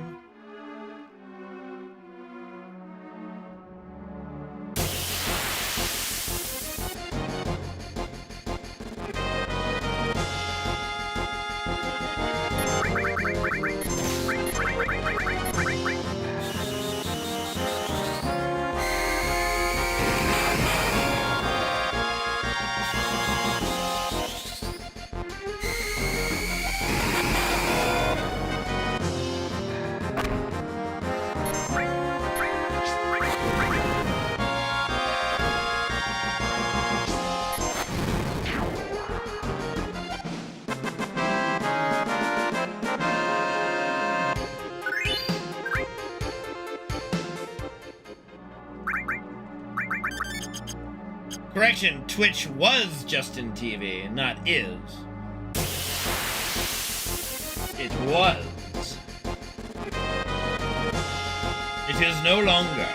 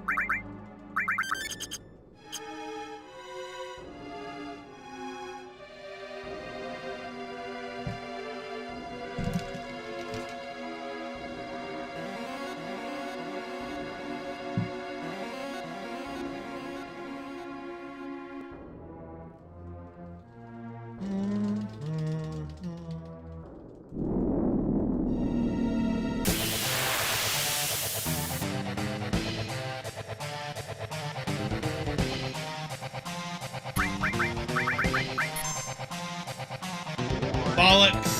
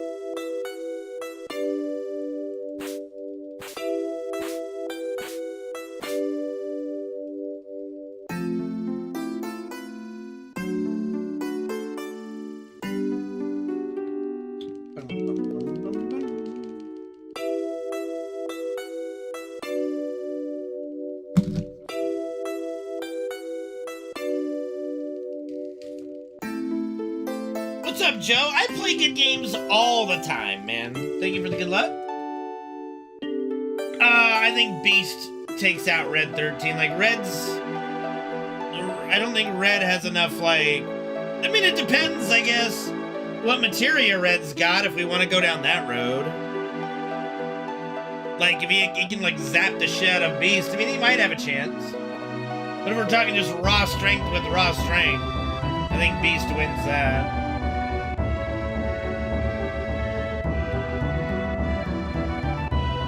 But, like, when we're talking versus, like, Cloud versus Link, like, you gotta give Cloud best in slot stuff. You know? So, I guess Red, if you give Red, like, Bis gear, yeah, Red kind of wins. Beast versus Beast. That's a good one. Oh, boy. Well, unfortunately for Beast from Beauty and the Beast, he doesn't really, like, show a lot of strength feats. Like, he goes toe-to-toe with Gaston and beats him. And Gaston's, like, strong. But I think Beast is probably stronger than Gaston, so... I'd say Beast beats Beast.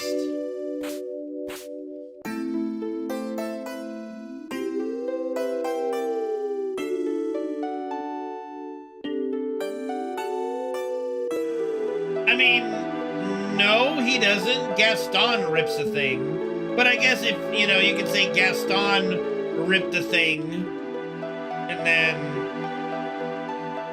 Beast is stronger than Gaston, you can kind of just... by proxy.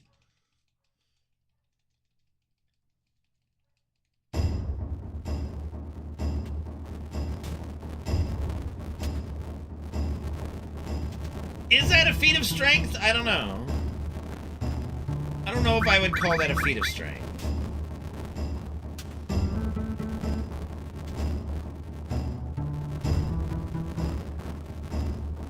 He does lift Gaston up with one hand, so that is strong. But again, Beast from X-Men has done similar, like, lifting feats. I think Beast has even lifted a car in an episode somewhere. So I think that would be more of a feat of strength than anything Beast did. Gaston's at least like 250, probably. With all those fucking muscle.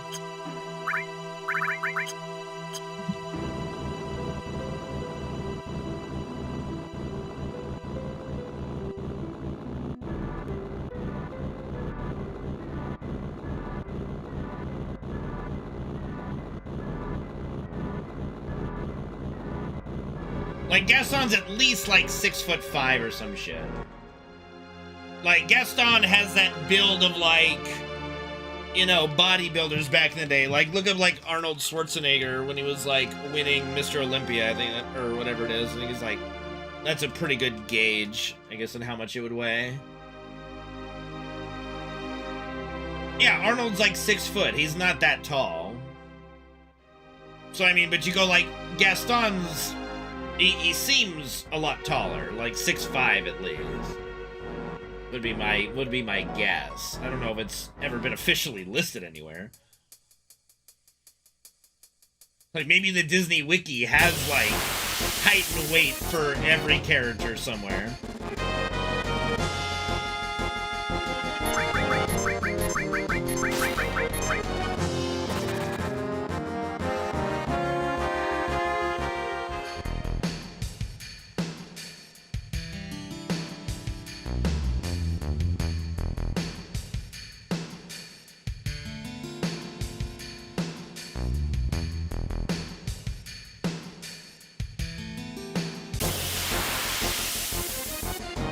You know, no one's talking about... We're talking about Gaston, Thar, not Beast. Like, how tall is Gaston? How much does Gaston weigh?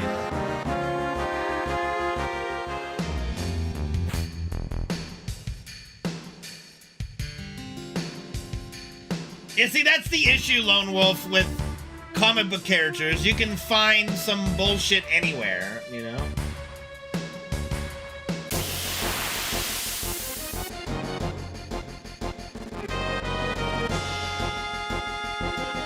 Who the fuck is Juan Gaston?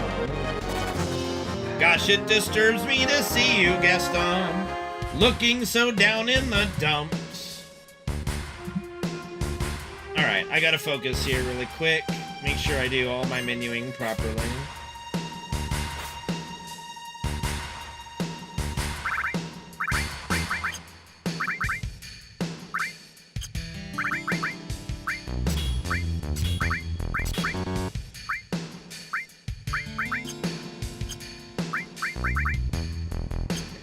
Magic.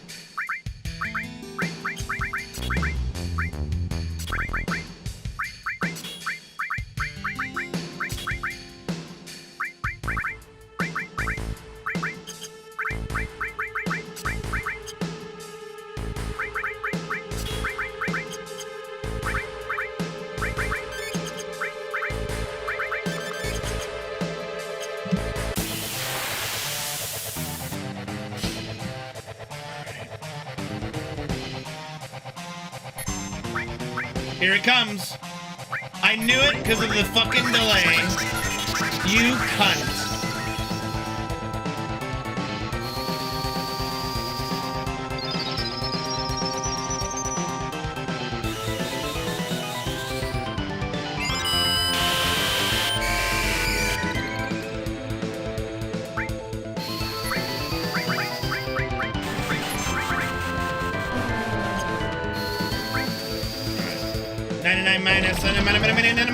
Okay.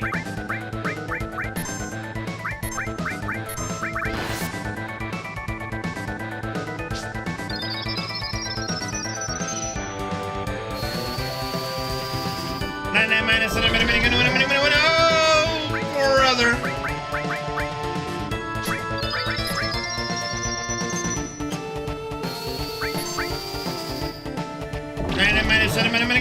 -94. That's unfortunate, but couldn't work as long as Tifa doesn't.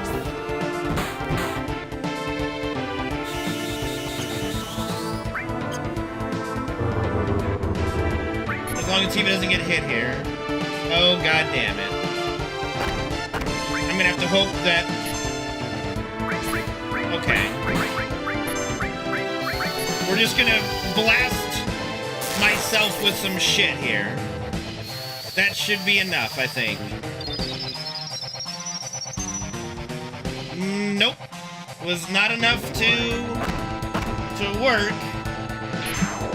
That's alright. We still got it, but Tifa dies. That's okay.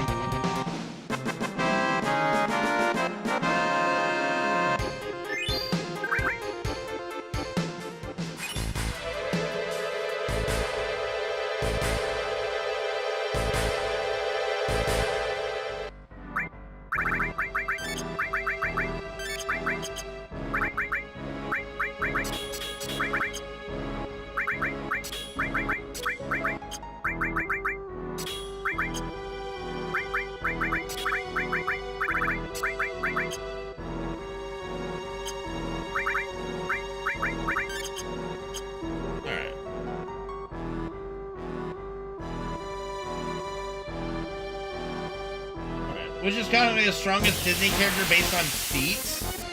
Simba? No. Hercules. Hello? What? Do you think Simba is stronger than Hercules? Are you guys mad?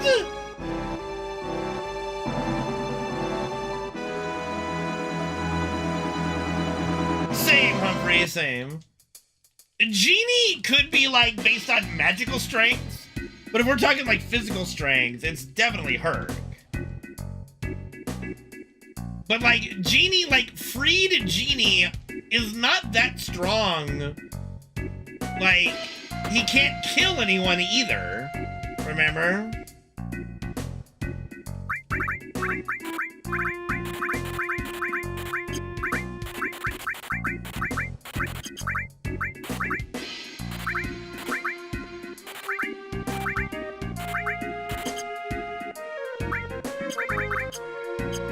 No, he doesn't have the same powers.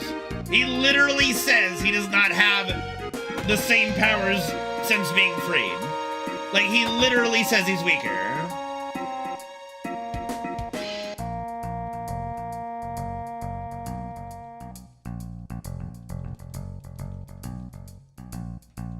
He can't kill people for a wish, but I think as freed too, I don't think, like, he's gonna kill anybody. I don't think, like, he could have killed, like, if that was the case, he would have killed Jafar. I don't think he was gonna do that. Like, I think, like, you might be able to AI it and just say, like, can Genie kill anyone? And there might just be magical restrictions. He can't kill anybody, even freed. I don't know. I can't bring people back from the dead. I mean, he does say he can. He just isn't gonna do it, because he's like, I don't like doing it. It's not a pretty picture. I don't like doing it.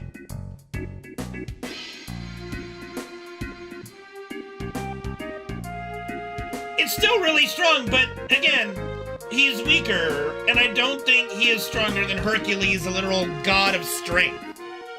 I just don't think so. Like, Genie would definitely be on the list. Like, if you're gonna Mount Rushmore the strongest Disney characters, it's Hercules, Genie, and then we can debate 3 and 4.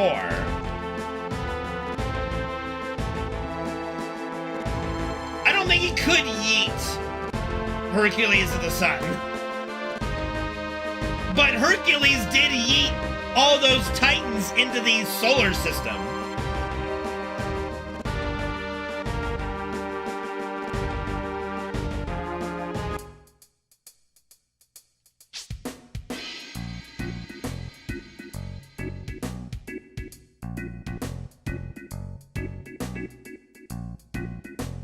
Yeah, but Jafar also is dead, so are we going with when they were alive or canonically alive characters?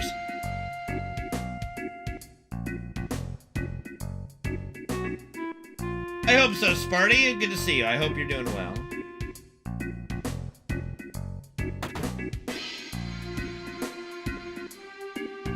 Hercules is, I believe, a demigod. Well, no? Yes. Yes. Okay, no, he is not. And I'm gonna say why, and you guys are gonna hate me for this. Orochimaru, thank you very much for the follow. In the Disney version of Hercules, okay? In the Disney version of Hercules, he is the son of Zeus and Hera. So the Disney version of Hercules is not a demigod. It's inaccurate, but that doesn't matter. In the Disney version of Hercules, he is the son of Zeus and Hera. He is a full-blown god. He is not a demigod. The Disney Hercules is a pure god. Plain and simple. Merlin is a good suggestion, Adam. I don't know if he's stronger than Hercules, but Merlin I would put on there somewhere.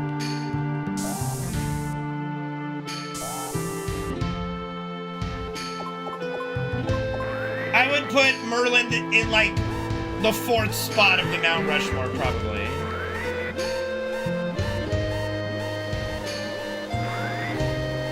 We don't really ever get to see Yin Sid's powers, so who knows?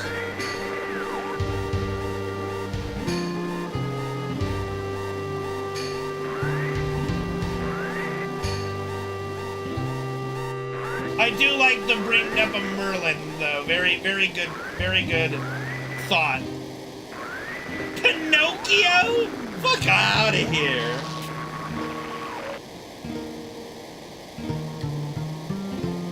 Yeah, well, that good thing we don't go by Kingdom Hearts lore. Hercules never gave up his immortality. Even the Disney version of Hercules is still a god. He didn't lose his immortality. He just is not living on Olympus.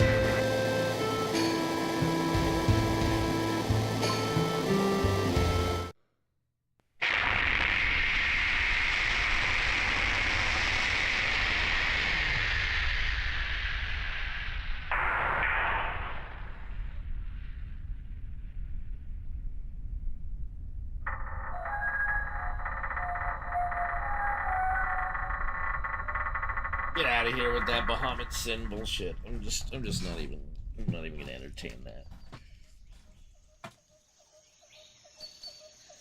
Fucking horse pucky.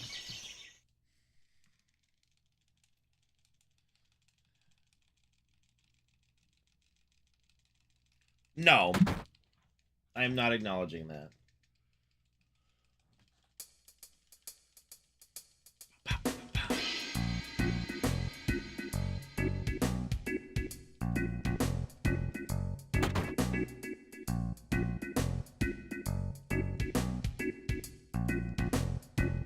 No.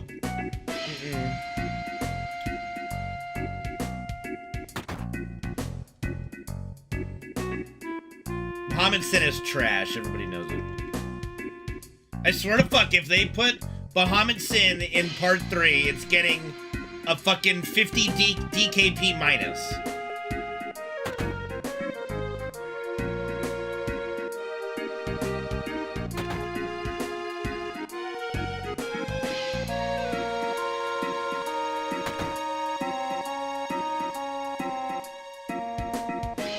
Can we just take a moment to acknowledge the fact that that people in the chat legitimately said Simba was the strongest Disney character? Like, can we just acknowledge that really quick, point and laugh, and then move on? Because that's just silly.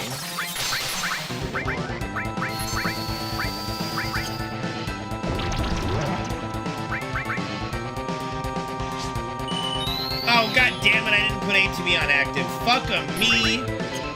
Fuck me. You're not still right about Simba. Fuck me. It won't be so bad, but fuck me.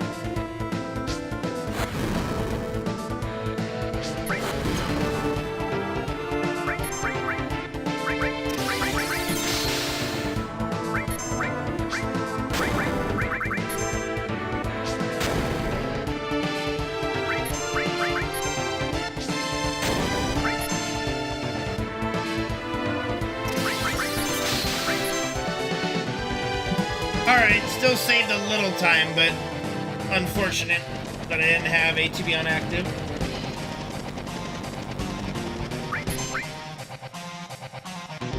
Palmer would drink vanilla cream soda.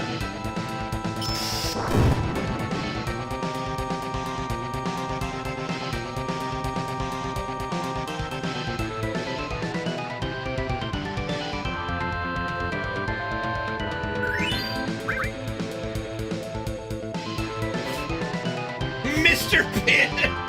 Hey, legitimately, sometimes some places do Mr. Pibb pretty good. I don't even think Mr. Pibb comes in a can anywhere. Like, you only get it at a restaurant. But sometimes Mr. Pibb is legit good.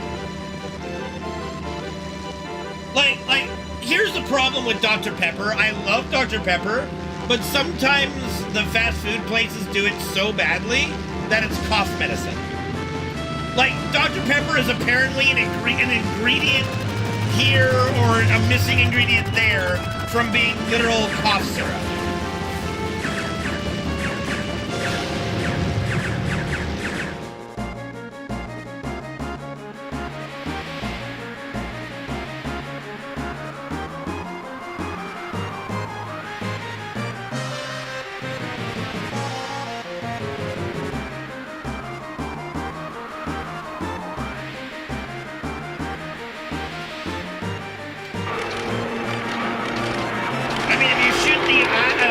Between the eyes with an arrow, he ain't getting up.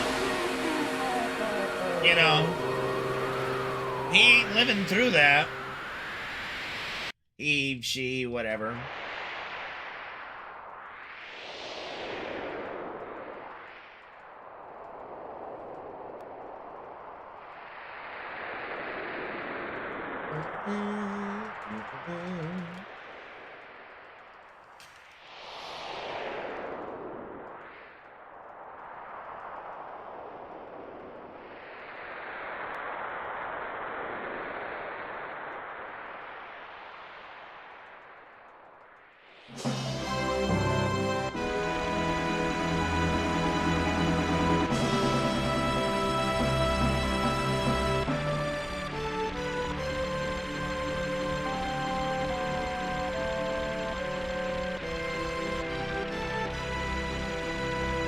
What the fuck is a Kit Boga?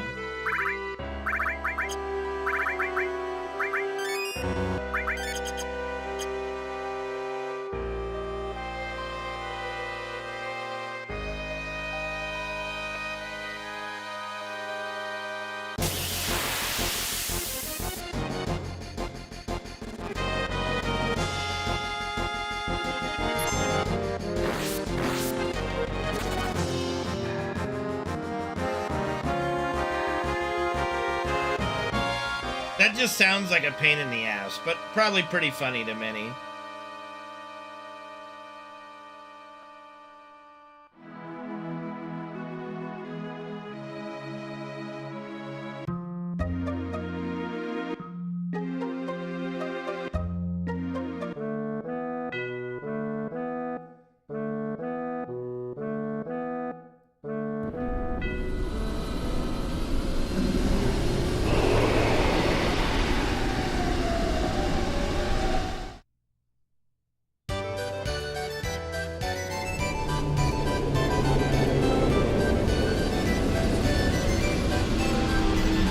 No.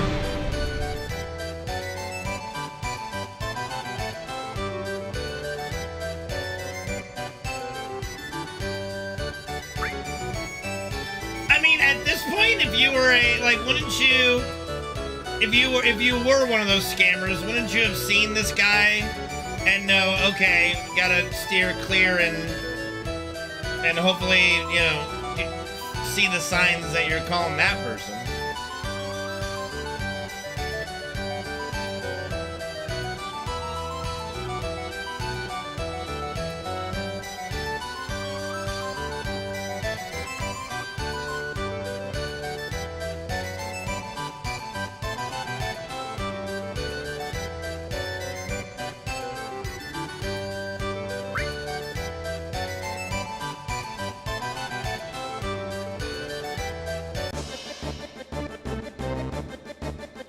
Trust me, I know my phone rings almost daily with spam risk.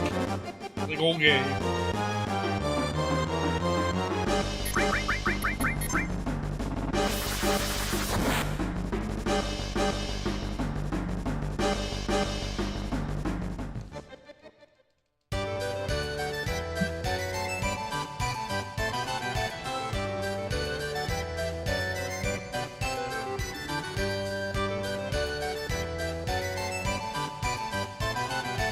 Don't worry, Gabe is one of those people who argue that wrestling is real.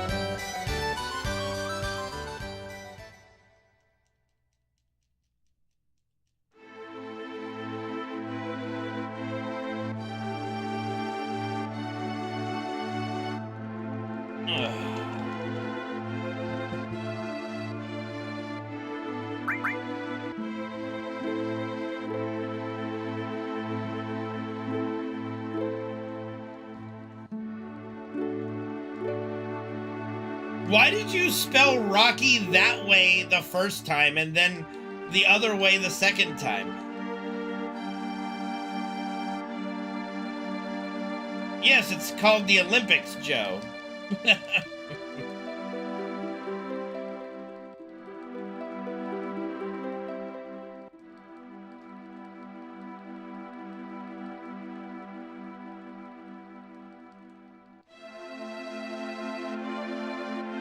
Oh, I see you've heard of the Olympics.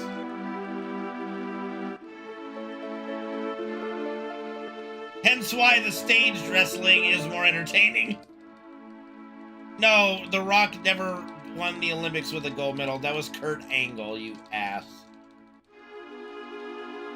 Oh. I don't like you right now. Jesus.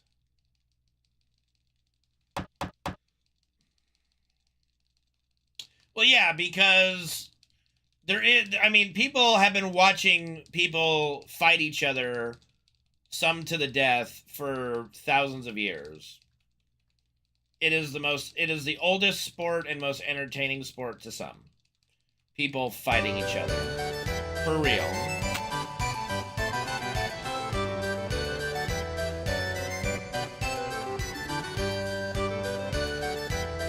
Look, I like The Rock as much as the next guy, but when he's literally doing like, go watch Doom. Okay?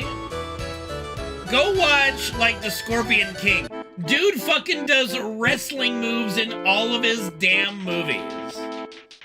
Rock bottom here, suplex there. Yo, it's like, come on.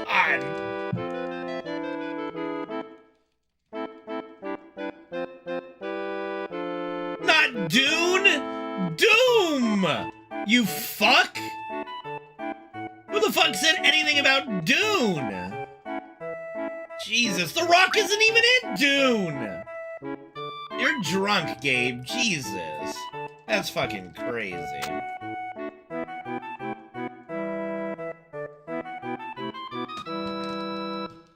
I said Doom. Y'all need to get your ears fucking checked. Oh. Wait a second, was that glitchy for a second, or am I tripping? I thought it looked like Cloud was like running in place for a bit. That would have been wild if my run ended.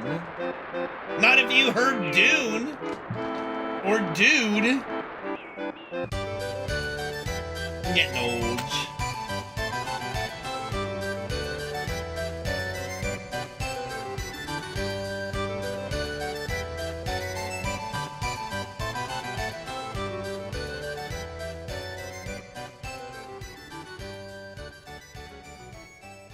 I did enunciate fine. Y'all need to fucking open your eardrums. I don't know when the last time I even used like a Q-tip in my ear. I don't think I get that much wax buildup. I think I'm pretty fortunate in that regard. My ears don't really wax too much.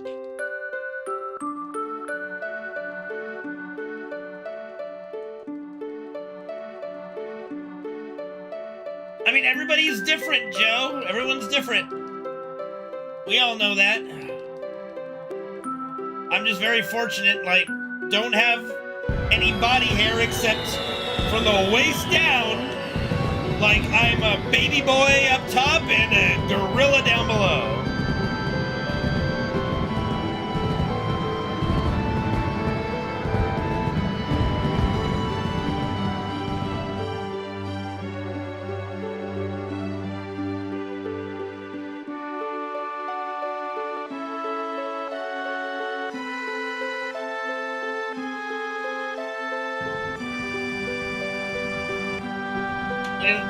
Lovely leg hair going all the way up to my calves.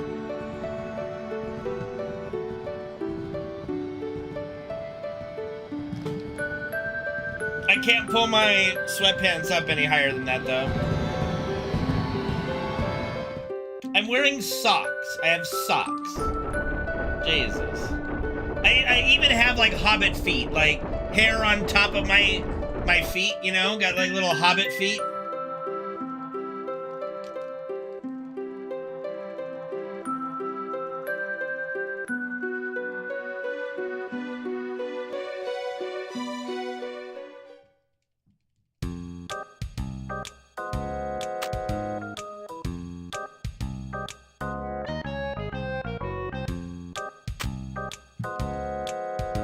I'll wear slippers sometimes, you know?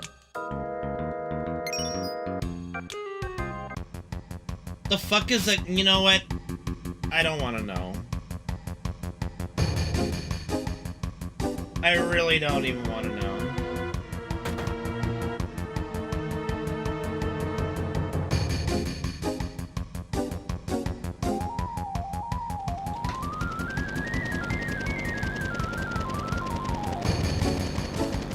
Hilarious! Y'all fucking hilarious. No banhammer, they just ninja vanish their own chat now. Themselves, if you type !vanish, you can ninja vanish yourself. It's kind of wild, actually. How do you come in a sock? Why? I don't know! I'm not them!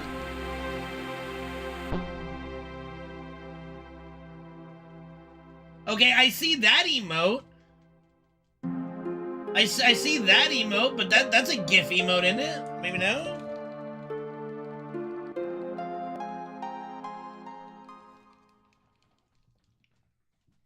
Holy cow! Yeah, just Jesus. Oh my god, open the thing! Okay. I do see that, yes. I do see that.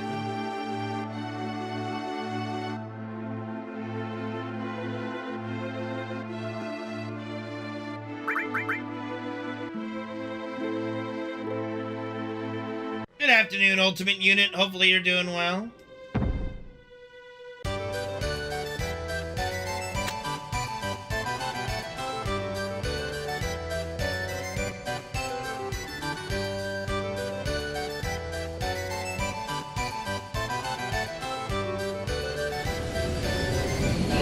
I do see that.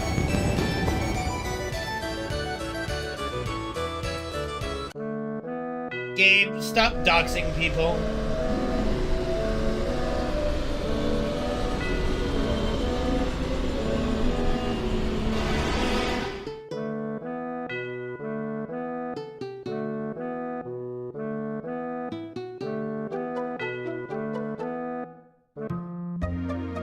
Yes, I see that.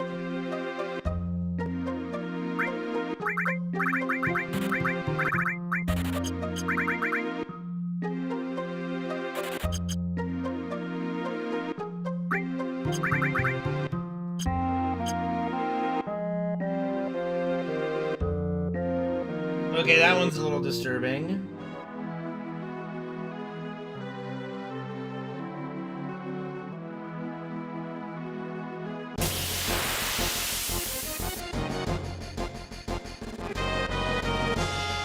People do have some wild imaginations, so I'll give them that.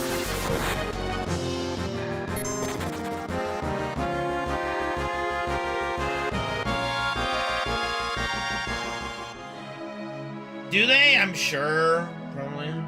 I don't know, Lone Wolf. Probably. Might not be today, though. We've got some pretty bad RNG today. And more jokers.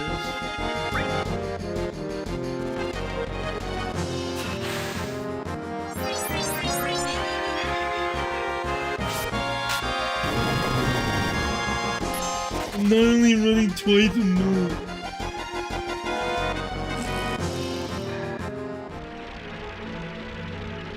Which I'm not doing any shenanigans. I have been playing well. I've recovered shit very well in this run.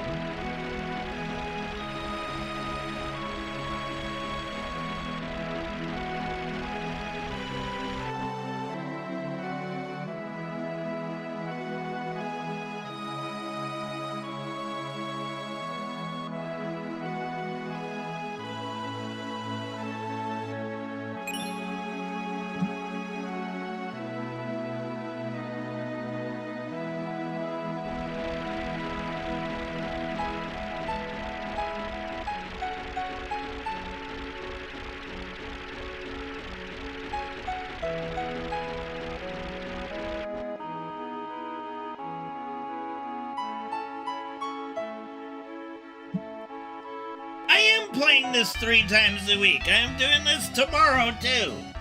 Jesus. Everybody's a fucking critic.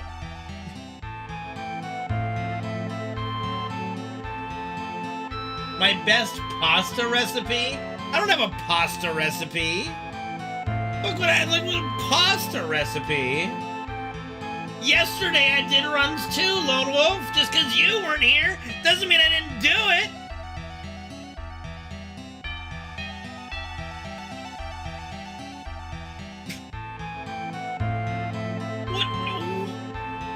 What?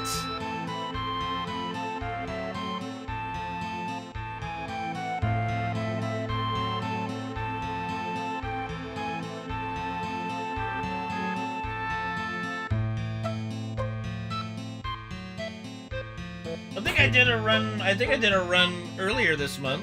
I don't think that's true, Penguin. I think I did a run earlier this month.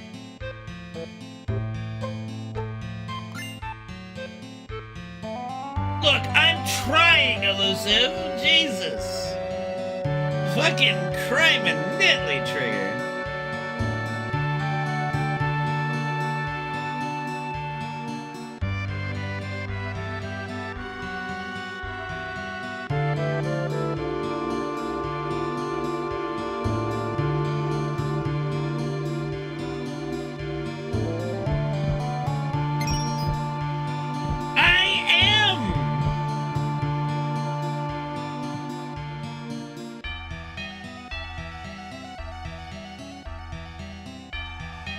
Yay! Thank you, Lomo. Still, you know, try the best I can here. See? Thank you, Penguin. I was doing Kingdom Hearts and shit. I know, Lone Wolf. I know. Great. I'm still trying as hard as I can here.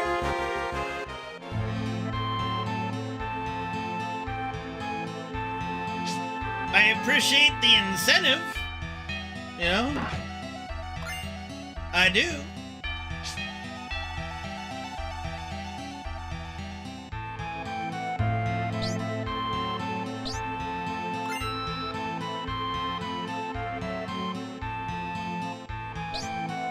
I mean, if you miss one, you miss one, it's fine.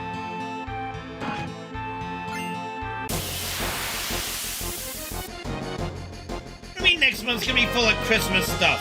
What Christmas stuff? When have I ever done Christmas-themed stuff? We're gonna have more time off from WoW during the Christmas holidays. I'll do more FF7, like I did the year prior. Speaking of spam risk, there's one on my phone now.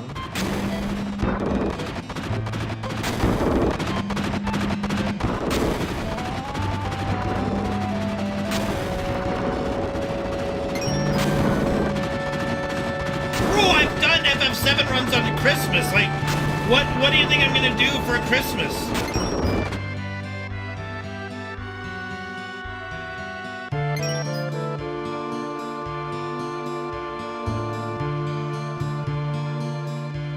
There's nothing to do on WoW during the Christmas break. What?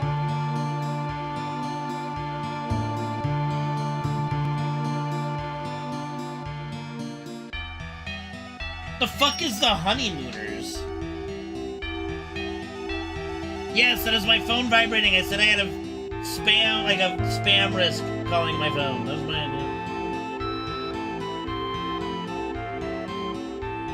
No, Penguin. That's just... Number one, Blizzard has never released anything on Christmas. And number two, no. We've never rated on Christmas.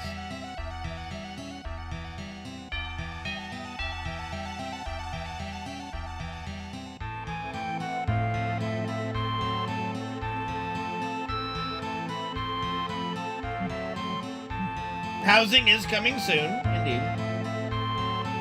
But housing also ain't going anywhere, so...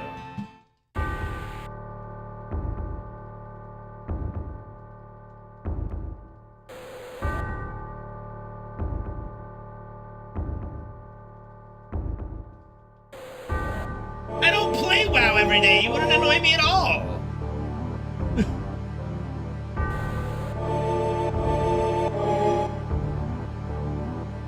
Okay. Then, yeah!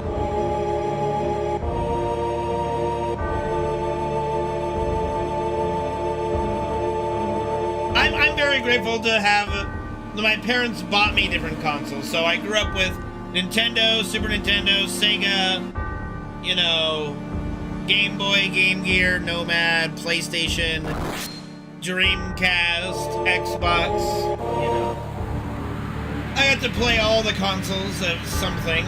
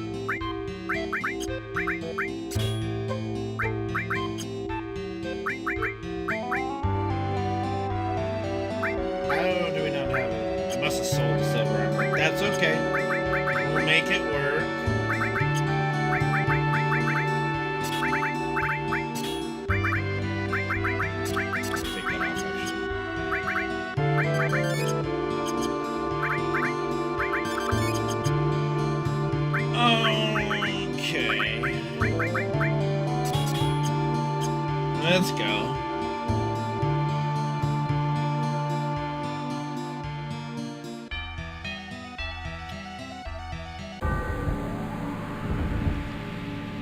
Would Godzilla kill Sapphire Weapon? Yes.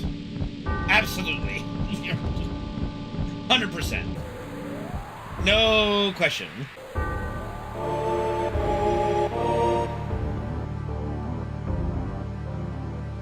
Thank you, Gorilla Radio. Thank you for the good luck.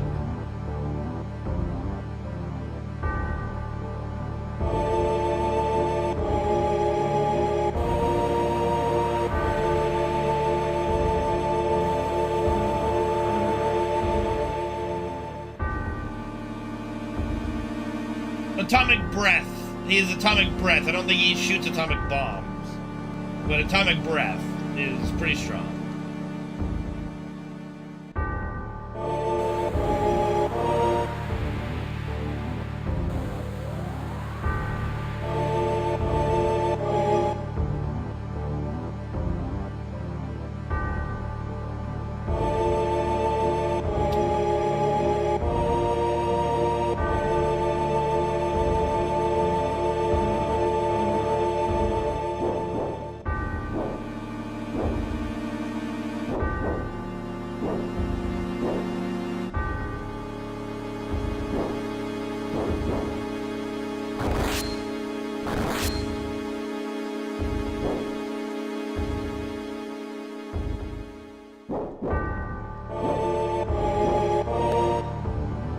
Yes, that is Sin, and yes, Deathwing would kill Sin.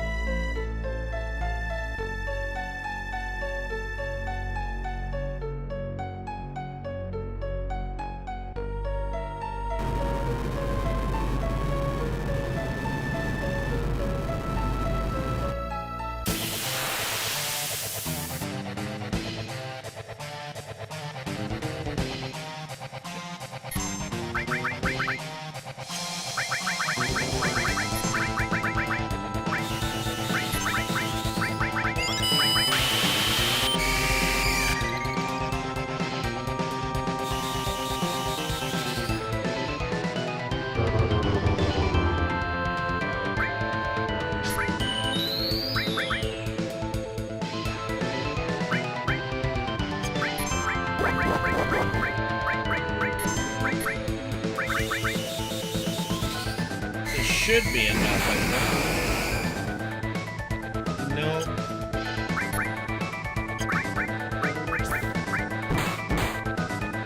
Okay.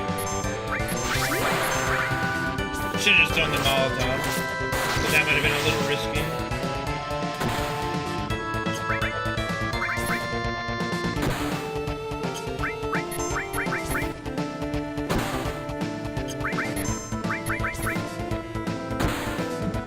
Wait, how are you not dead?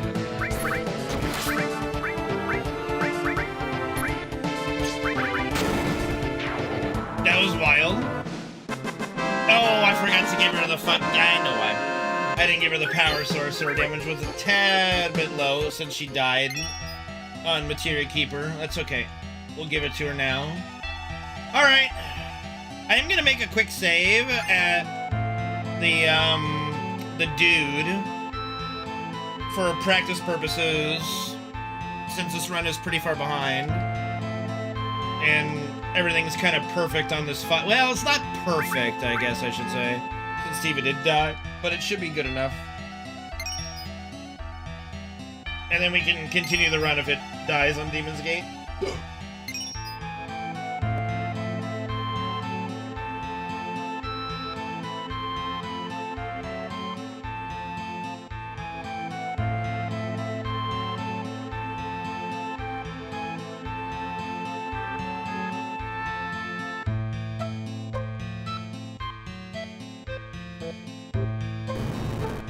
I do need to make some saves in some of the places where the run dies for practice purposes and continuing runs after death too, so now's as good a time as any.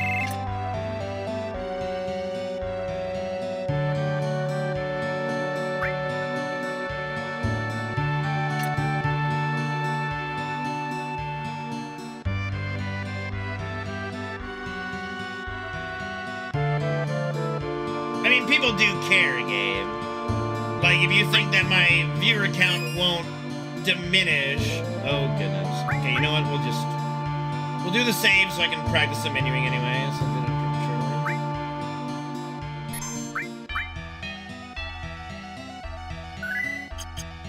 I have no idea if it's different if he's in the party. Yeah, I think... I mean, I would assume so, you know.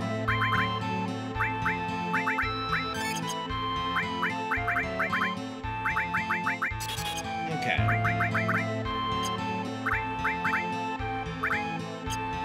Alright, we'll call that. Let's go.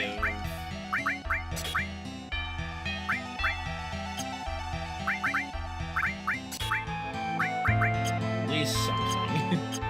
Alright.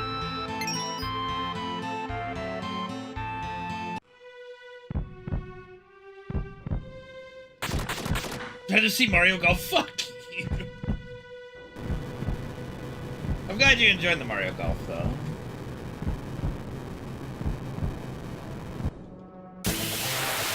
Would the killing curse work through Beskar? I don't know.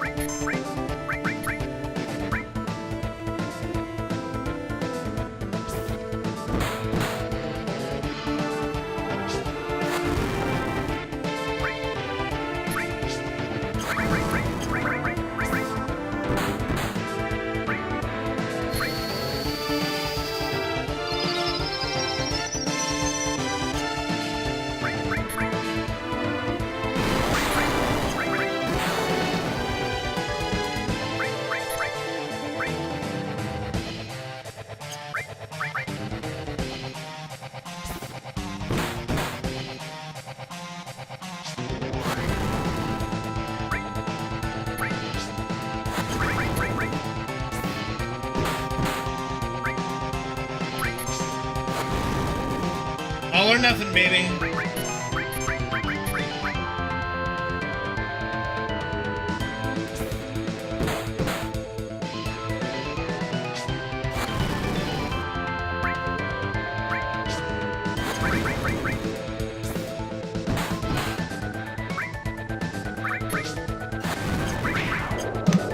Alright, he down. I was gonna healing wind if I needed to. Actually, I could have healing wind there. So that's good. Alright. We got through it, no problem. Thank you. That was pretty much perfect execution on that, albeit very tight. Very tight. But I do have a healing wind available. Like, probably would have let everybody survive that, so that's good.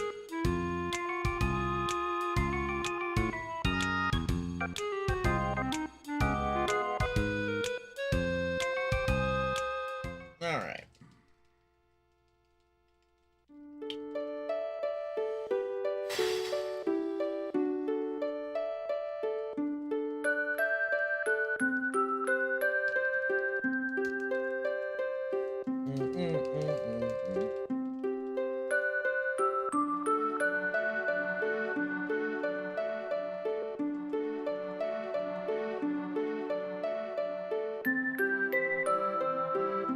Ding dong, DG's dead.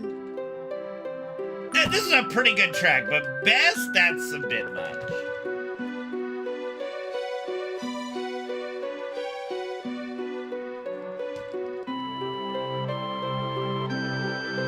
Squat's fine.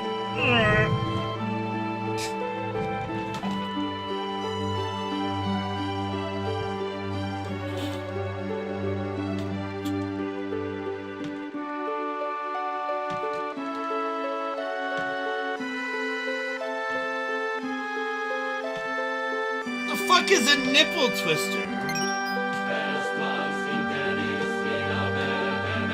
What's up, Epion? Thank you for the 92-month resub. Appreciate it, buddy. Hopefully you've been well.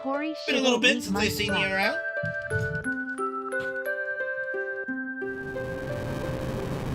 Nipple twisty.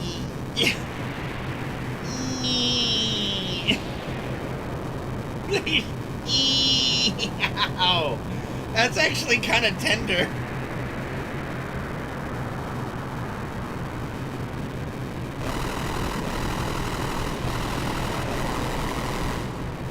Oh, my tenders. I'm sorry to hear that they're meh. Well, me and Mom are doing fine, Epion. Thank you for asking. I did 10. I might have even done 11.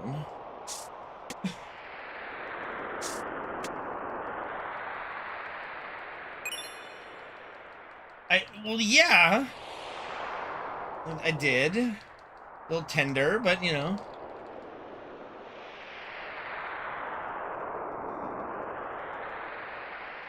Yeah. What do you mean?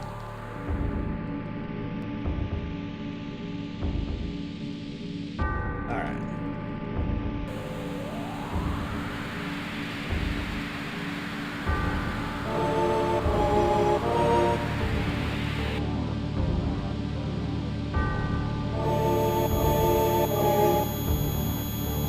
Oh yeah, it's me. Oh, Shaolin Karn.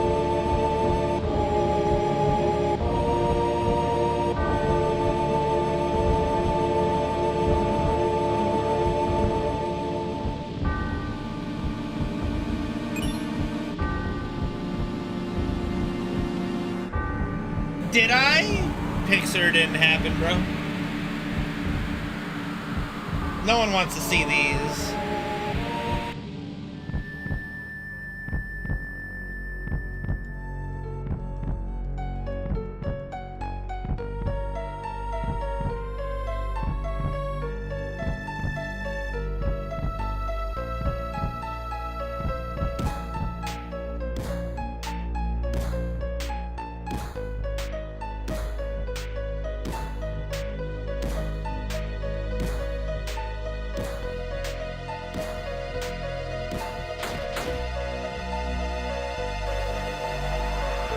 I doubt it.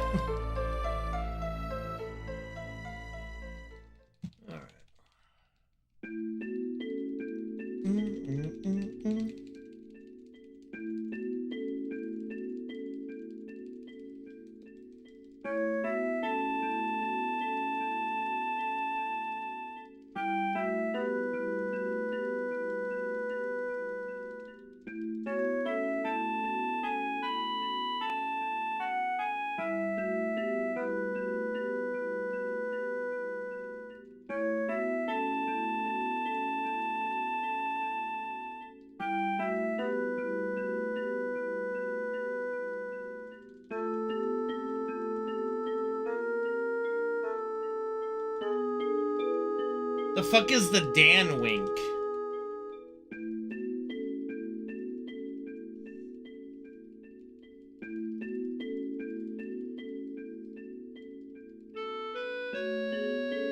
I don't...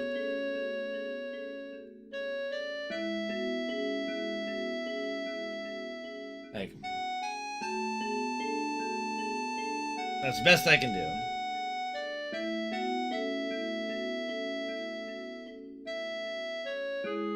Wink, wink, nudge, nudge, say no more.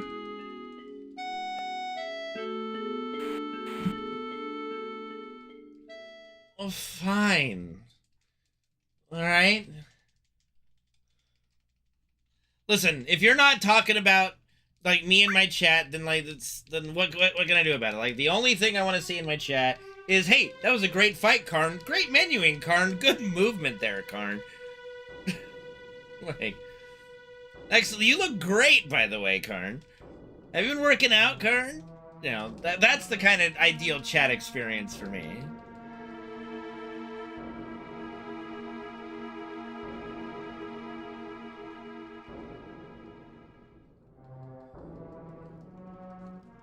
What's up, Ireland? You're full of... They're full of it, Karn. Thanks, guys. Dude, my nose is horrible. Stop. I have my crooked nose from getting hit with a hockey puck and a baseball. It's fucked. I mean, we don't use that word around here, chat member, okay? I like to call them real fans, alright?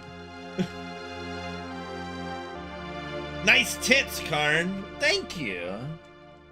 No! Hockey puck and a baseball previously. Like, come on. Jesus.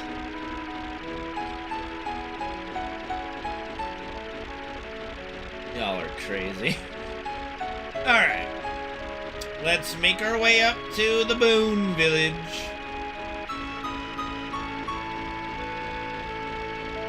The Brady Bunch. The Brady Bunch.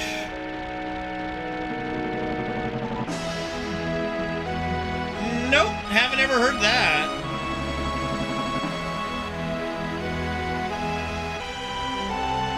What's going on, Just Rhyme? Good to see you, buddy. If we get Octolunged, it's fine. It's fine. It's fine. I'm fine. It's fine. I'm fine. Everything is fine.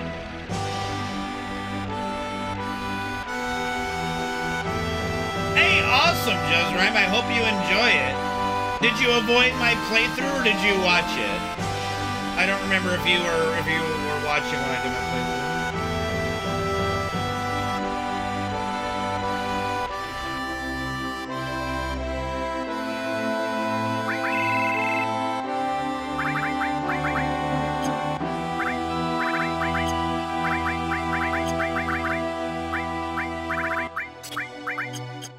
Okay, we're looking for 28.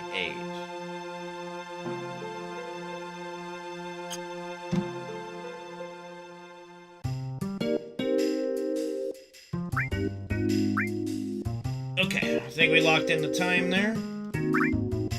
Okay, let's see how bad I am. Like, it's literally here. It's right here. This is where it is.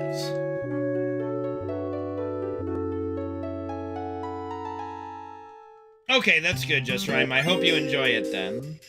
It's really good. Very, very good. I should give him... Okay.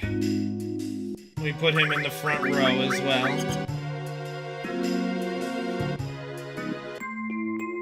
Hey, I appreciate that, Just Rhyme. There's a lot of content, though, I'm gonna warn you. Like, you better plan your holidays if you're gonna watch my YouTube playthrough stuff. Like, there's a lot.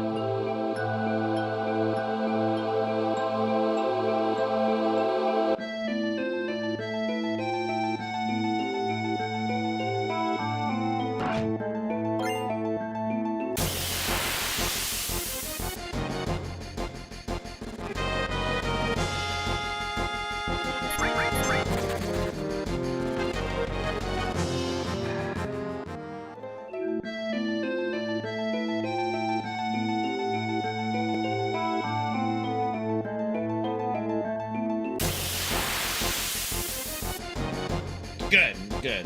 That's all I ask, is that you be prepared.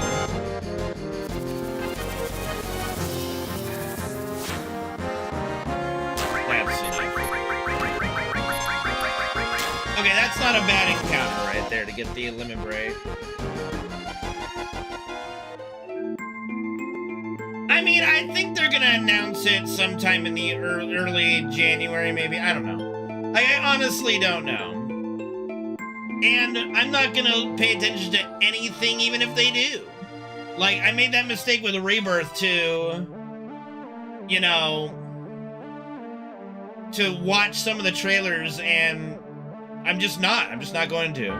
I don't, like, people don't watch my stream for reaction content anyway at the moment, so I'm just gonna say, fuck that, not gonna watch anything. I'm gonna go in as blind as a flippin' bat. Thanks, Crimson, for subbing to the YouTubes. Appreciate it, man.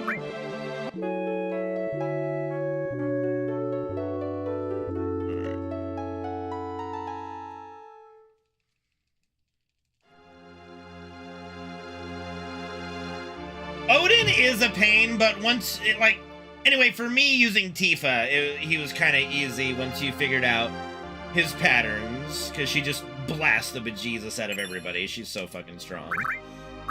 Okay.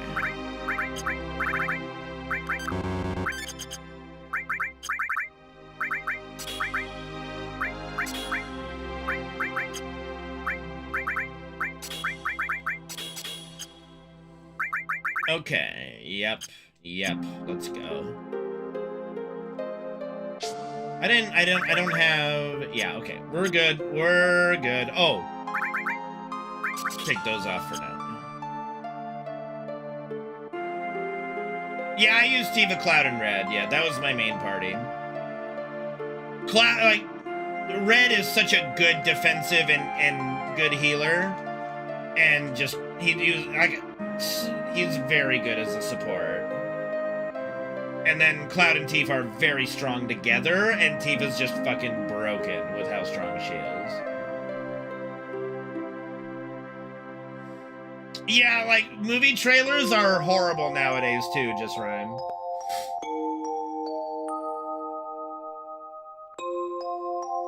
Like, they really did make a choice of having Red be a support character in Remake. They even did that in Ever Crisis, just flat out making him, like, an alternative to Aerith, which is good, because legitimately, like, Aerith is the only, like, pure white mage character, basically. And they kind of, and with Rebirth and Remake, they made her somewhat of a hybrid, which is good. But yeah, just, Red has such good healing support, like, really broken healing support,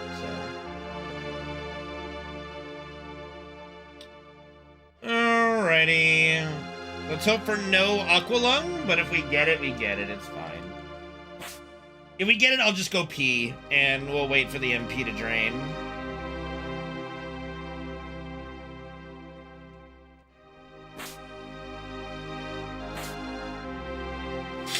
I know. You've mentioned that. Excuse me. I'm sorry if I killed anyone's eardrum here. Fire in the hole. I usually do 3s, so warning.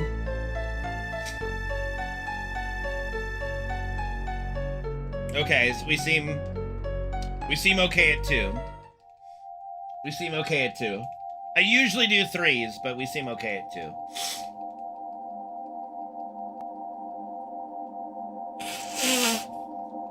Pardon me. I apologize. I inherited my dad's sneeze. His ear-piercing sneeze that always just shook my mom's system.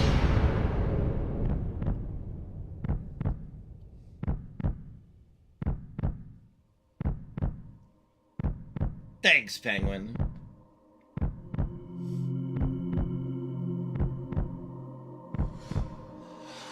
Oh, shoot. Aerith's dead. Goddamn.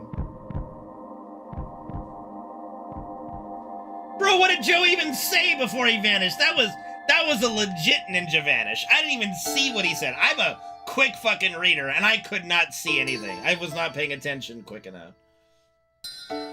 Hello, Rain and Blood.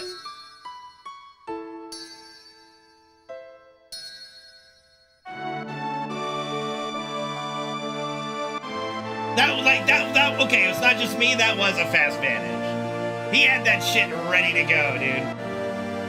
Thank you, Rain and Blood.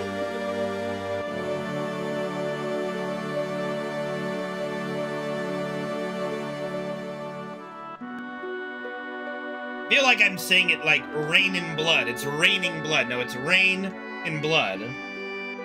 Rain in blood.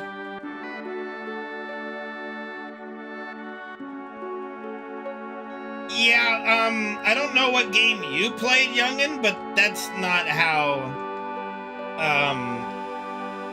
Rebirth ends, but okay.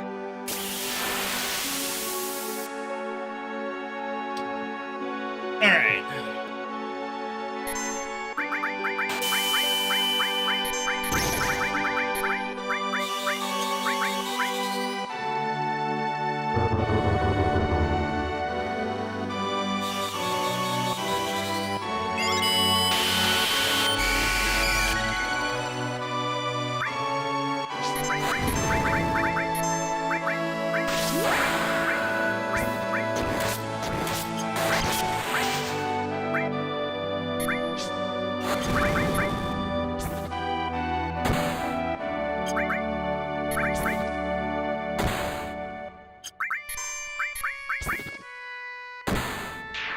Okay, I was gonna say, we're gonna be a little tight on damage, but we're good, we're good.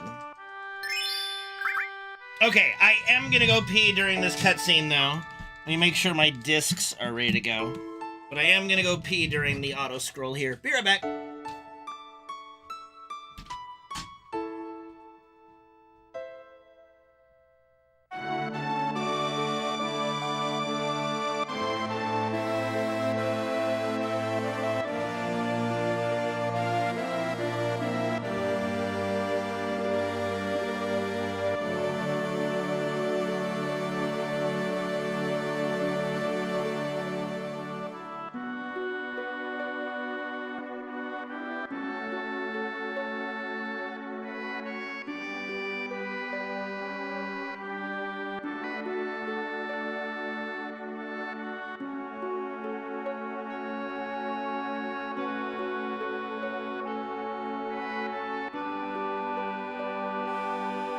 I know.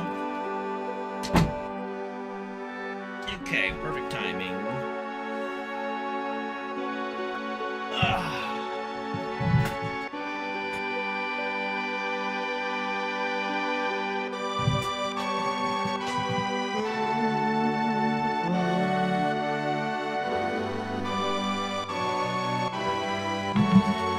Okay.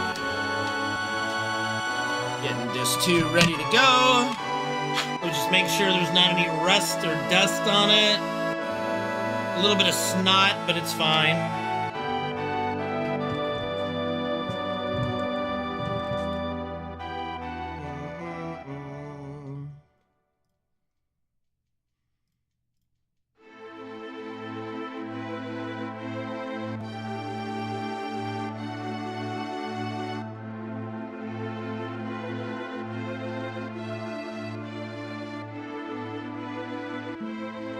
Yeah, just squeeze it in, no problem.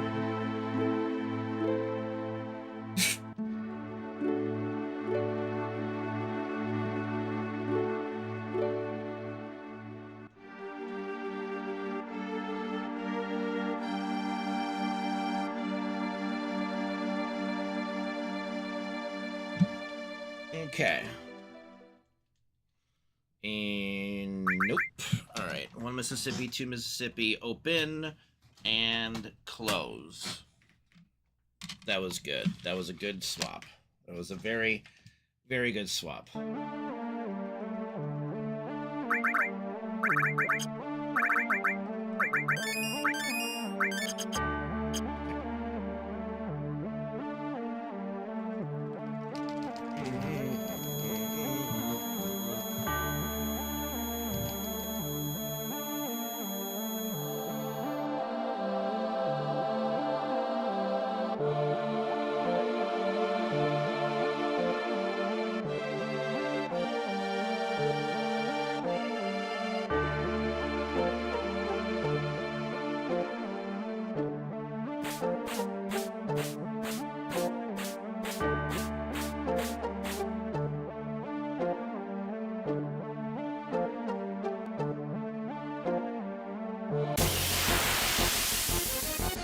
It does look like coral, doesn't it?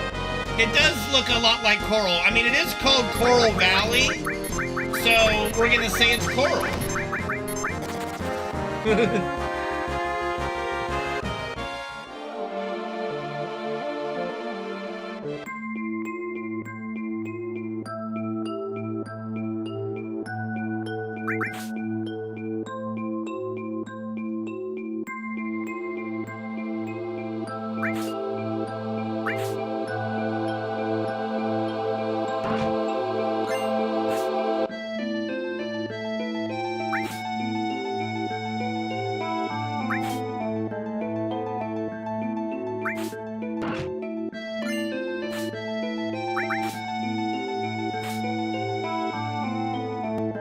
Excuse me.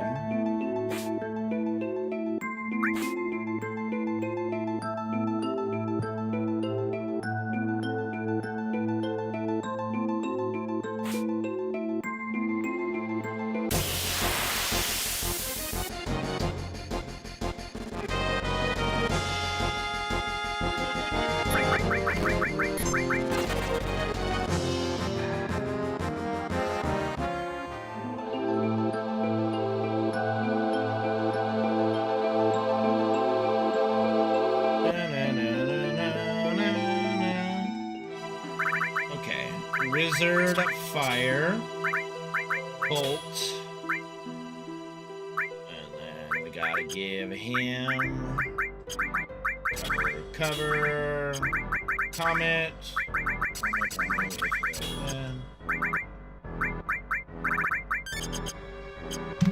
let's go.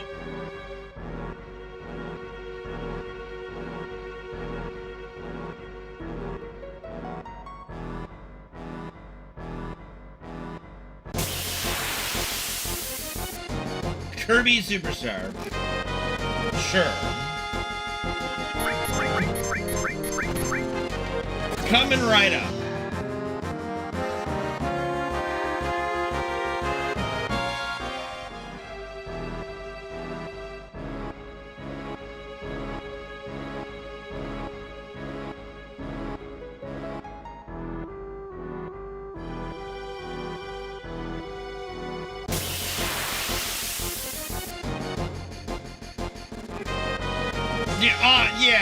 Yeah, absolutely it is.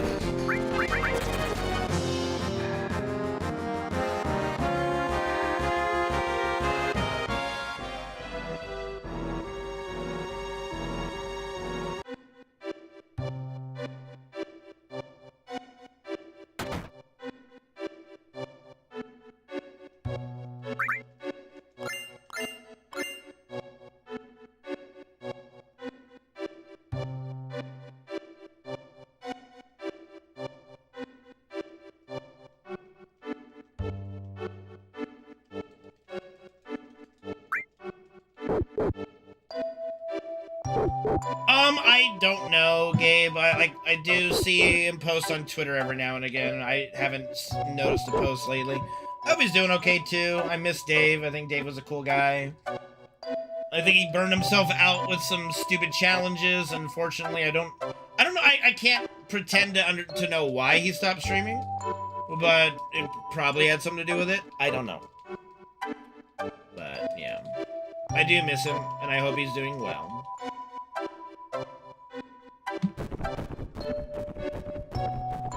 The fuck is a steam cube?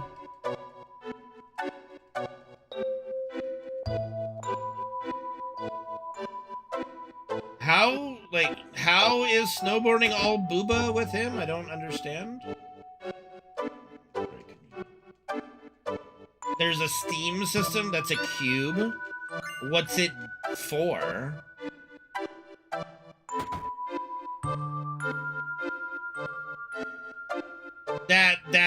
That's just fucking weird, Penguin. What the?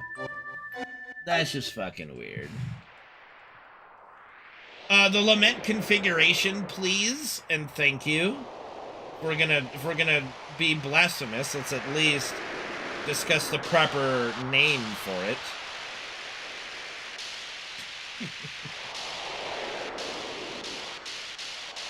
And I only say that because Reno scolded me when I was playing Dead by Daylight back when Pinhead came out, and I didn't know what his cube was called, and he's like, it's the lament configuration, you, I don't remember what he called me. It was something insulting, obviously. It's Reno, but he was very upset that I didn't know what the lament configuration was. It truly bothered him. Are they re-releasing the Virtual Boy or something? Are they remaking the Virtual Boy?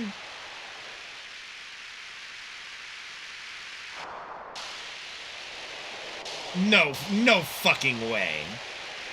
No fucking way they're remaking the Virtual Boy. Like, nostalgia's amazing, don't get me wrong, but Jesus H. Christ.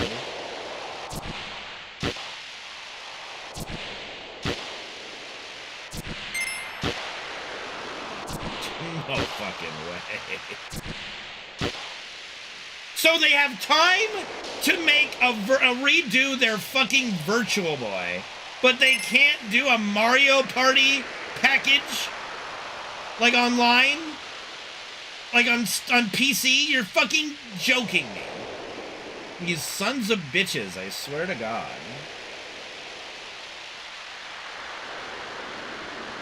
Nintendo fucking sucks.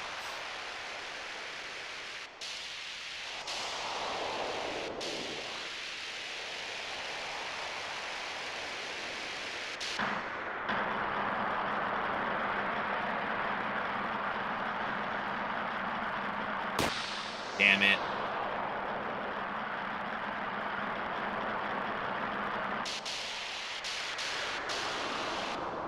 Damn it.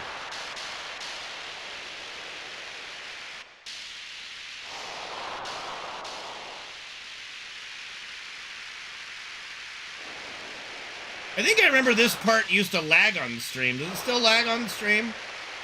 Out of curiosity. Or is it better now? Dude, I would love, dude, Just Rhyme, I would spend all my money for Mario Party on Steam or some shit. What up, Jaker's Tree? Good to see you, bud. Welcome back. It would be the highest selling game on Steam. I'm telling you. I don't think I would be able to afford a Virtual Boy if they're actually remaking it, to be honest.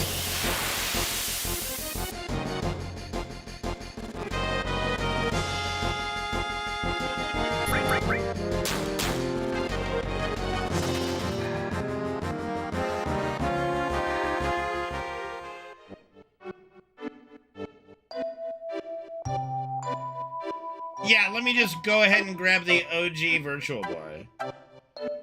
I'm sure there are millions of those to buy.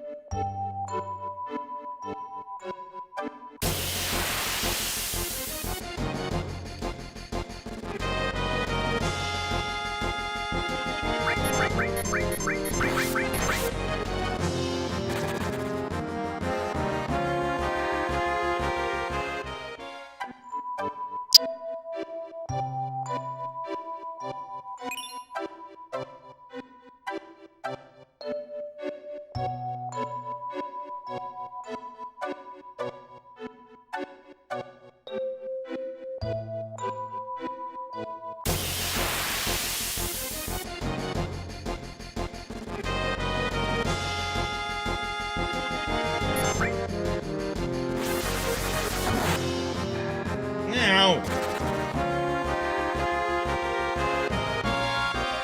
1, 2, 3, 4, 5.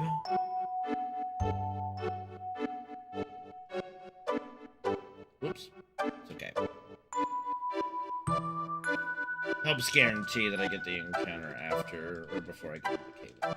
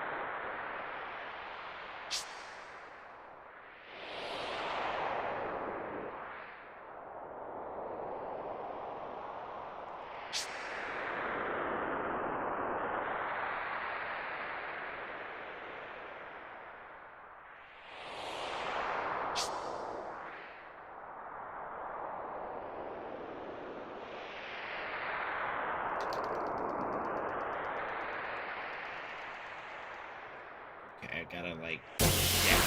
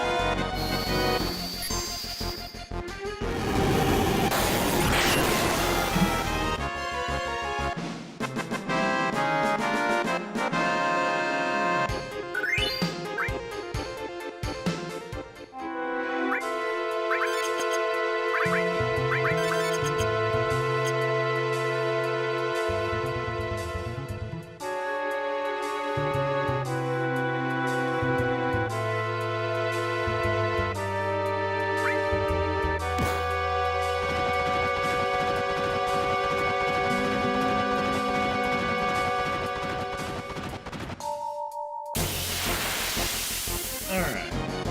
3 steps. Let's just do like 4 to be. Actually, we'll just do 3. I think 3 is fine.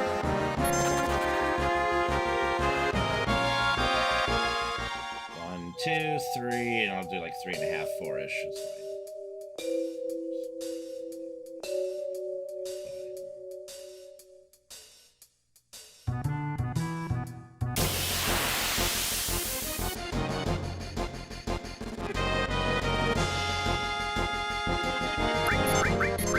What a cunt.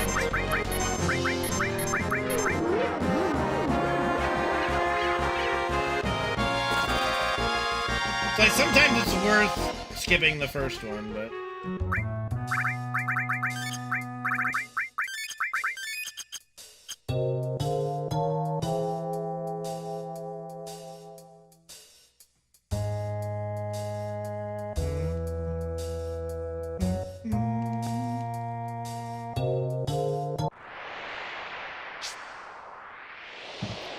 The funniest thing about climbing this mountain is the way up is just the first option every time. And it's not like there's any chests or anything to grab. Like, there's legitimately 0 reason to go any other direction but the way you're supposed to go. So it's just kind of funny, like, I don't know if they were just, like, trying to fuck with everybody. Like, no one's gonna think it's the default part, like the default option every time, right? Like, surely no one's gonna believe it's default every time.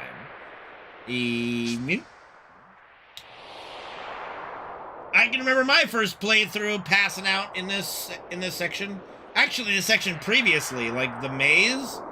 Because, yeah, as kids, we didn't know the fucking right direction.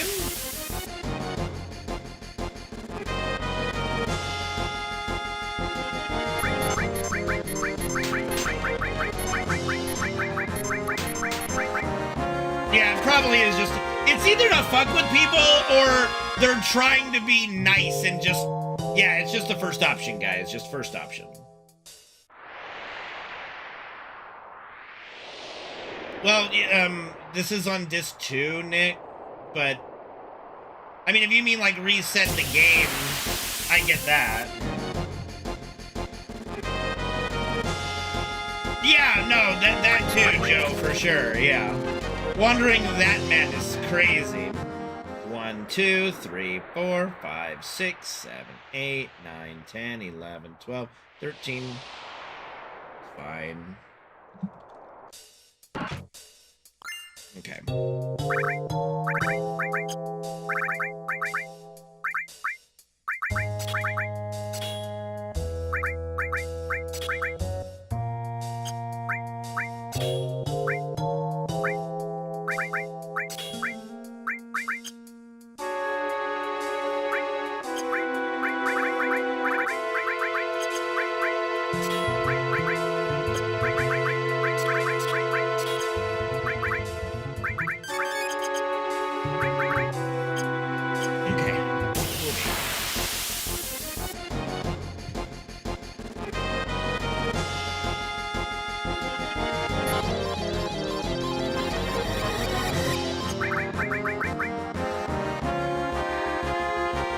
Hell yeah!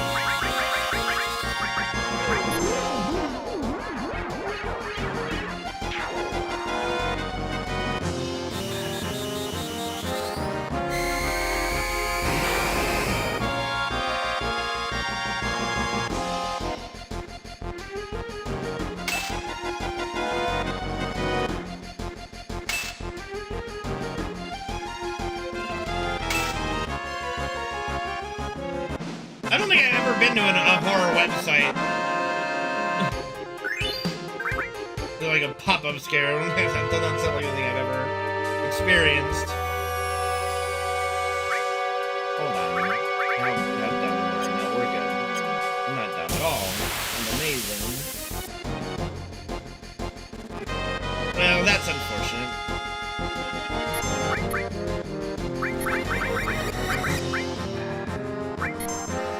Owie.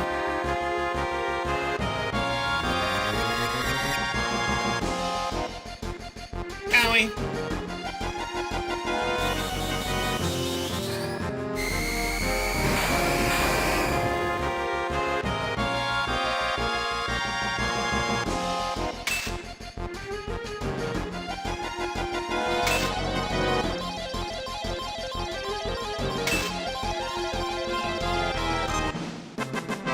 Bro, I'm still reeling over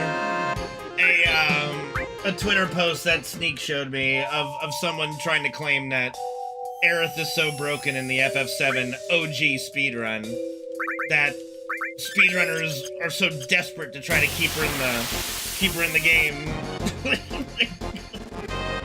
Just what? Pardon?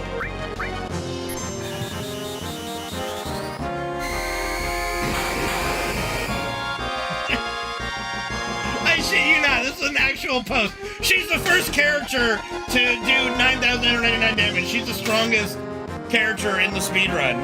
That's why they want, you know, that's why they wish they could keep her alive, because she's just so strong. What are you talking about? Oh god, it hurts my gut, dude. It's so cringe, man. Of course I didn't reply when I had to, like, you know, educate them on their ignorance. Of course I didn't say anything. Oh, jeez.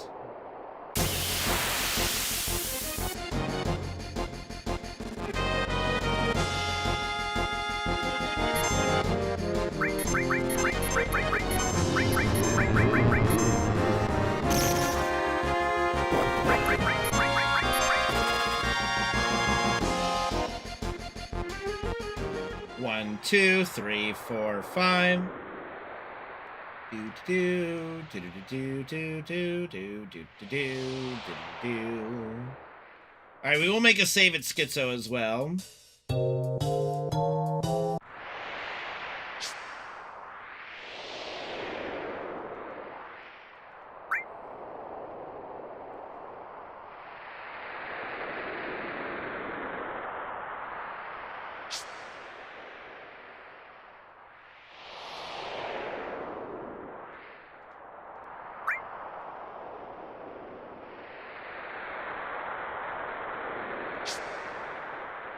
I do remember Magic Hammer as well. Like, there's something fun about Magic Hammering Schizo so that he can't counter with it. He can't do any moves. Like, if you Magic Hammer Schizo, he literally cannot do anything. What am I doing here? Oh yeah, we're saving. Actually, I don't think that's a split, so let's undo that.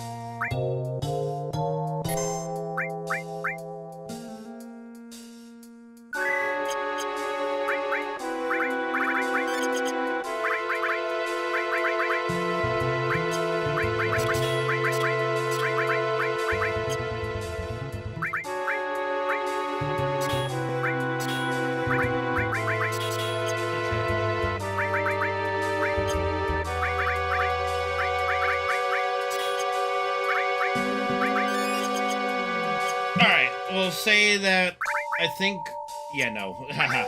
haha yeah, we're good now. Okay, let's go.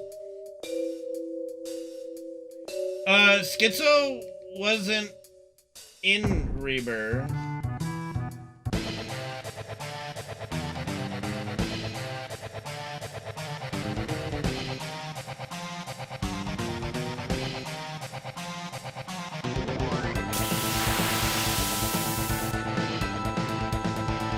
Are you sure? No, it wasn't. You guys are tripping balls. No.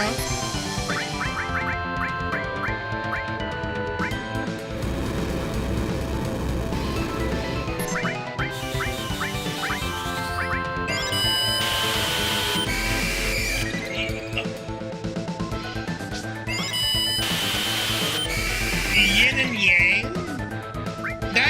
Honestly, Yin and Yang was pretty awesome. I'm not gonna lie.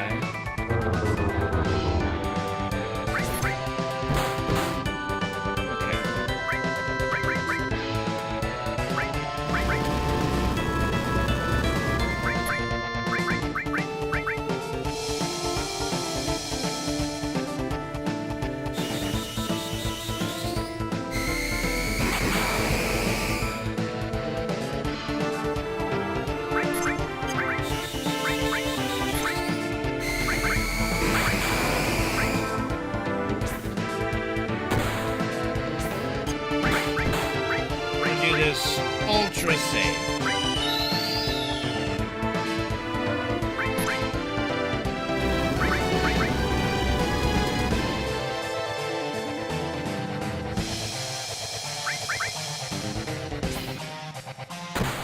Bada bing, bada boom.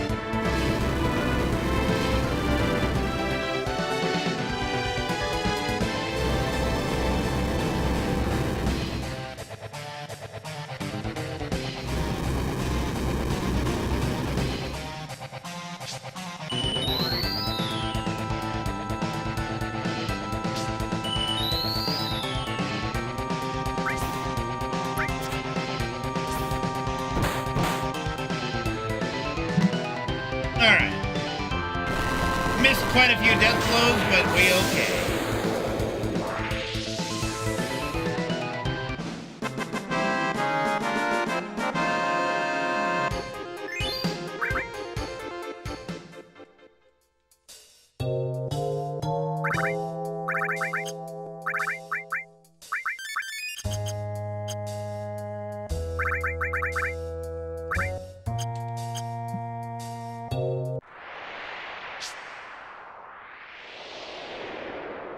Exactly. Like the run is like the game is so good. The speed run I think is so good. Huge tracts of land. I'm sorry. Actually, I would argue that I'm enhancing it, seeing as how the speedrun, the glitchless speedrun is pretty damn good.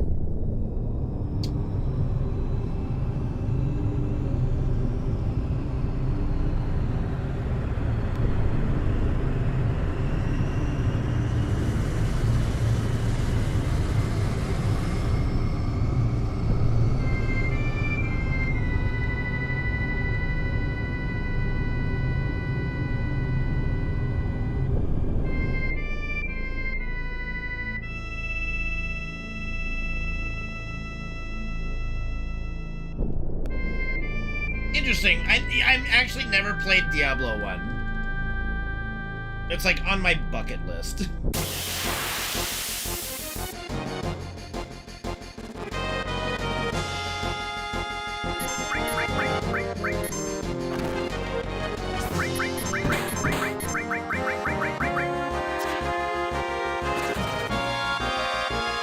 Now hold up. I gotta play Diablo now.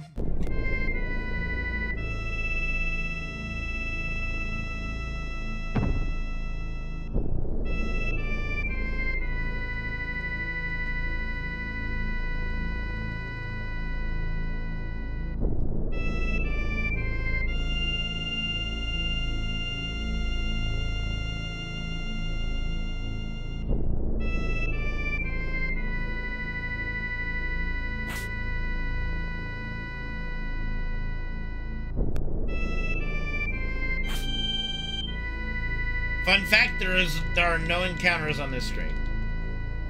This screen is safe.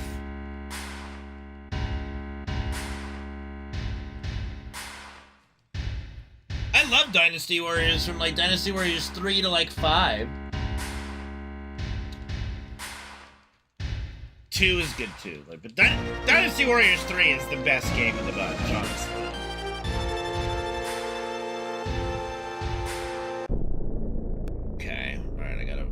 Focus up here. Last thing I need is to lose a run because of wind shenanigans.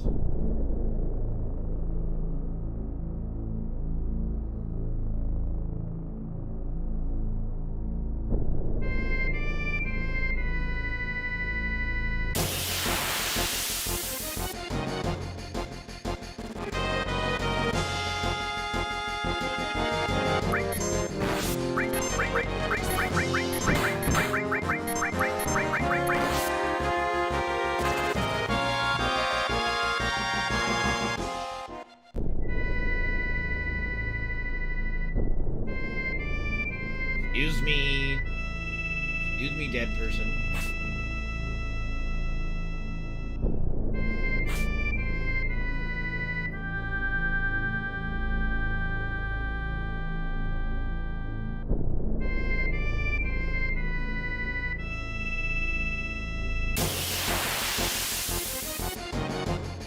How do you tame a horse in Minecraft? You get on them.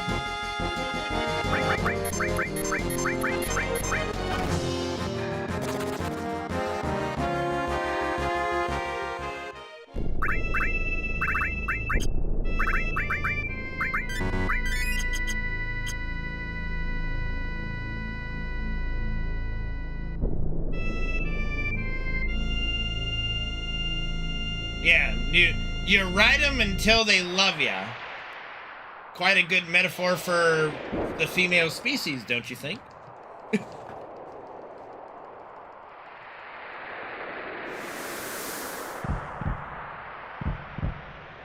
If I had time, Pineapple, maybe. I just do not, like, I do not have time to do anything like that. But if it does sound interesting to anybody to play Diablo 1 with some more challenges, hit Pineapple up. Speaking of, if anyone plays Clash of Clans or Clash Royale, we are looking for folks who want to join our clan. We're very active on both games, so if you're looking for a clan in either of those games, let me know.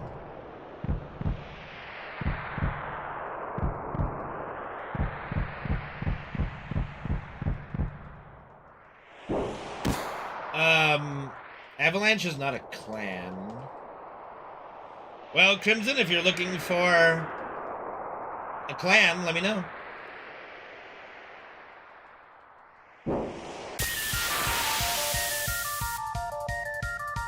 Alright.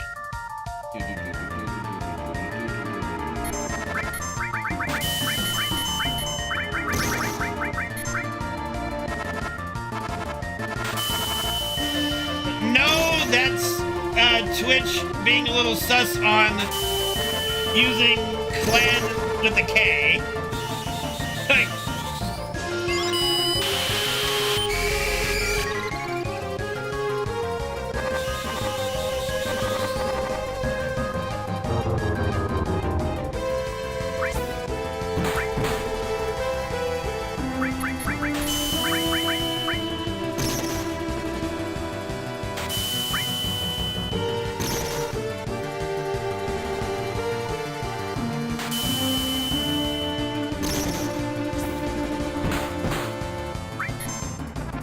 slow fight because of the red light spam. Jesus.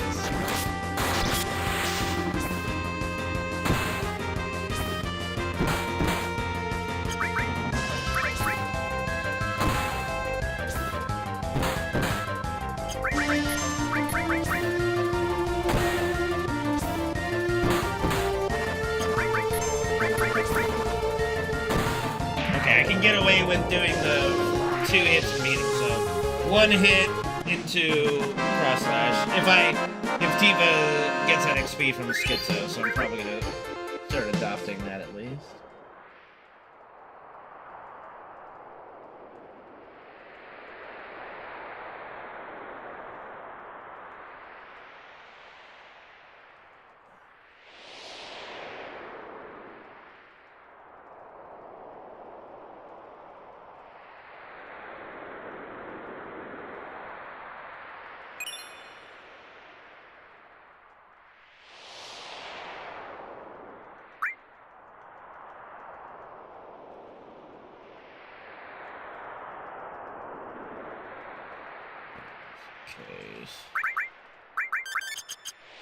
Just in case I'm bad.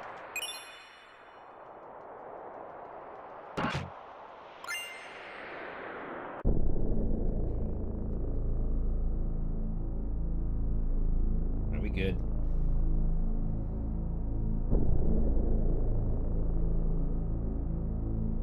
Do I think this part will happen the same? I have no idea. I do think that this part will happen fairly the same. And I'm hoping this is where we maybe get to hear Jenova's smexy female voice whispering to us.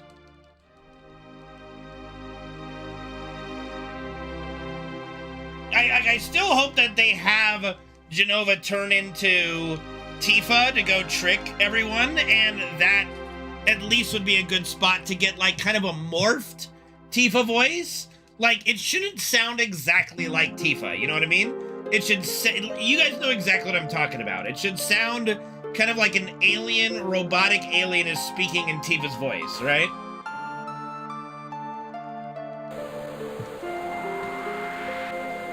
No, or Josh, I do not have any connections like that. Where did Remake end? The end of Midgar. Rebirth ended at the death of Aerith, like I thought, you know. Like, if Jenova transforms as Tifa and just sounds the exact same, that would be a letdown, you know? Did you miss out on something? I don't know. Spoiler! Oh, I'm sorry! My bad!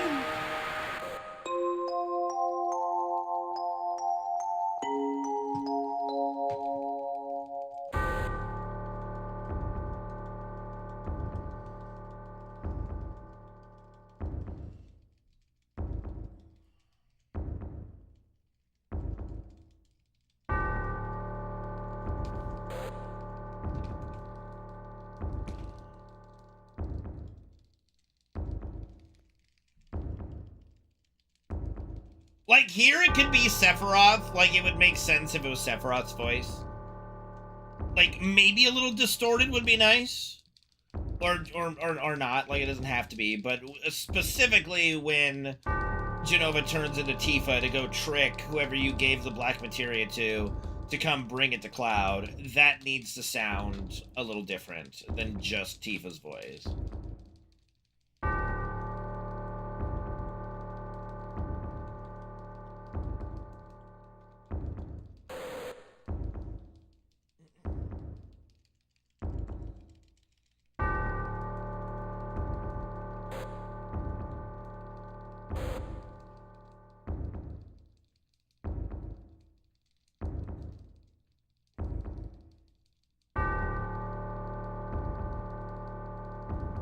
Some people don't even understand that it's Jenova at all. Like, so many people have a superficial version of FF7. Like, there are even people, and again, I hate to bring up the Twitter folk, but there are even people who believe that what is being said here is true, and that Tifa didn't even know Cloud as a child. It's like, they have such a superficial idea and concept of what FF7's story is. It's embarrassing to read sometimes, honestly.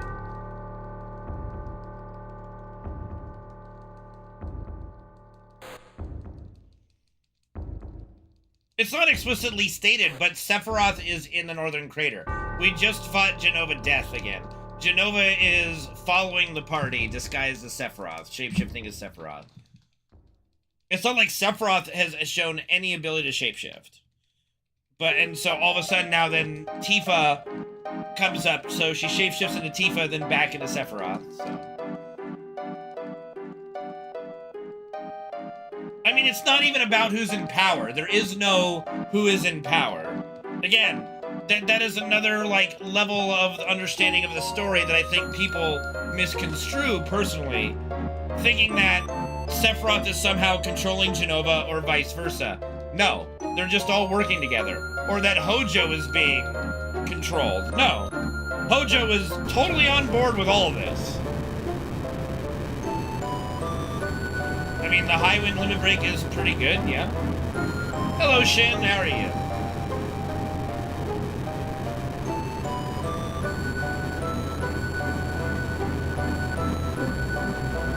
We, like, technically speaking, in the OG, Sephiroth never speaks a word, really.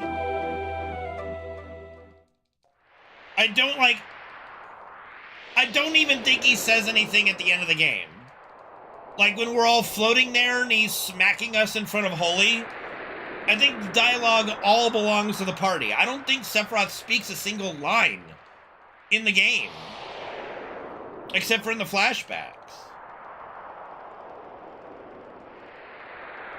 Well, the way to dispute that, Crimson, is you get to see Hojo long, but like decades prior, and they show his, like right here. That's the part right there that you need to have Jenova, when she's talking as Tifa, have the voice distorted, but still be the Tifa voice actress. Just distort her voice. Just distort her voice. GG no re.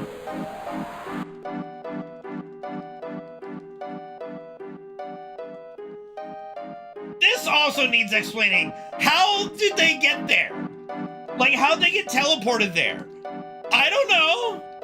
I don't think they're gonna get teleported here in Remake Part 3. I'm gonna be honest. But, I don't know. Like, it's just fucking random.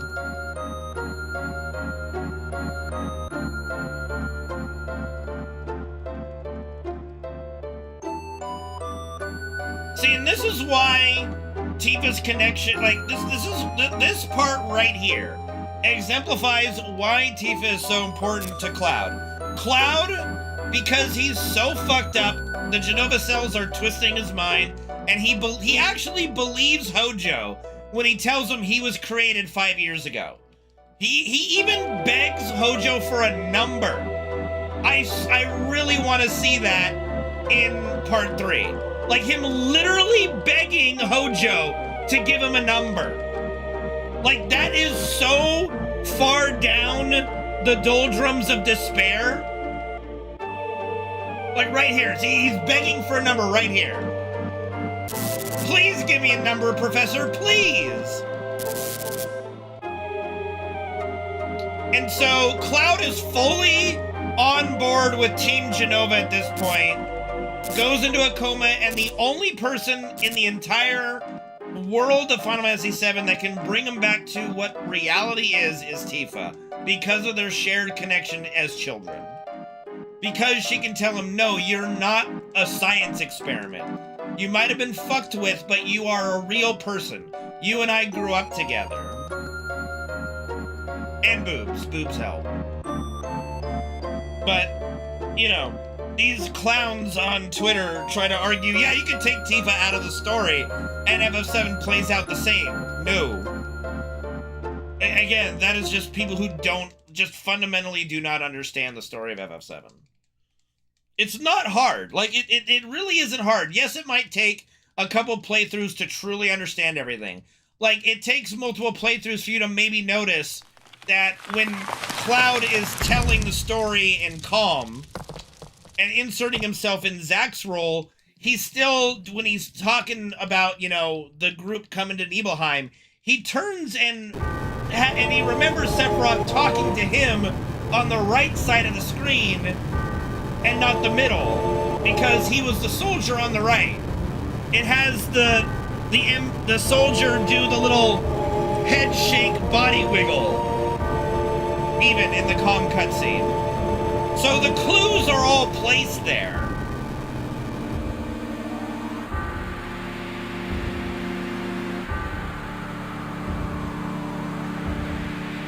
I mean, again, we talked about that already. Like, they're not gonna go give you a sex scene with Cloud and Tifa. They might infer to it just like they did in the original.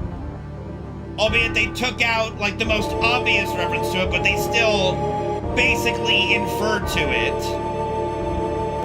But they took out the part that they originally had with them coming out of the Chocobo stable and, you know, making that comment. But they still inferred to an intimate night in the OG.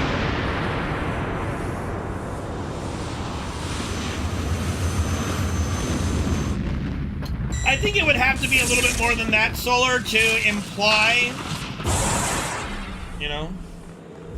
No, they haven't gotten to that point in the remake. But here's what the developers said. In Remake Part 1, they have Cloud and Tifa hugging. And they said that the natural progression for their relationship in Rebirth would have been for them to kiss in the date, and that's why they made that decision. So if they're gonna continue that train of thought of natural progression, I think they're gonna have to imply more, or they're gonna show them pretty, you know, handsy. We'll see.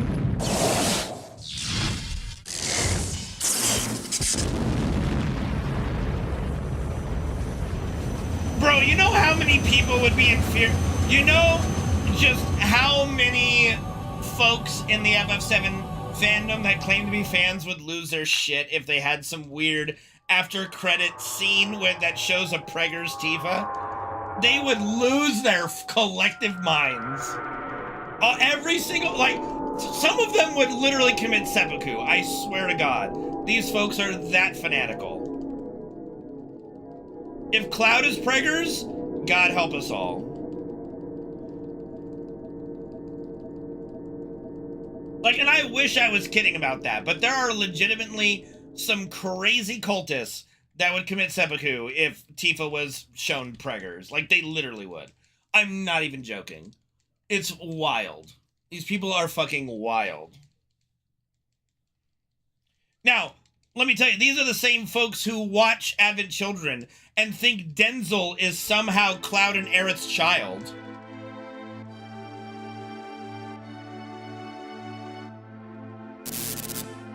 Would I lose my mind? No, it's a separate timeline. Okay, great. So in an alternate time world, Cloud and Aerith got together. What do I give a shit? It's fine. Like, that is a logical conclusion you could have in a separate timeline.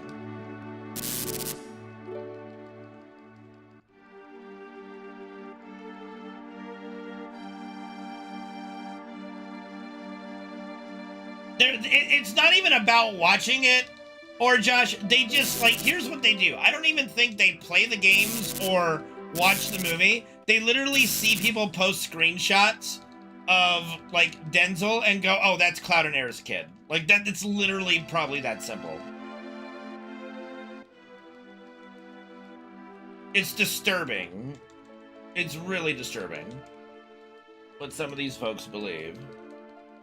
And it always boggles my mind because the story of FF7 alone is amazing and complex enough. You don't need, like, you don't need the fan fiction to make it better. Every fan fiction makes it worse.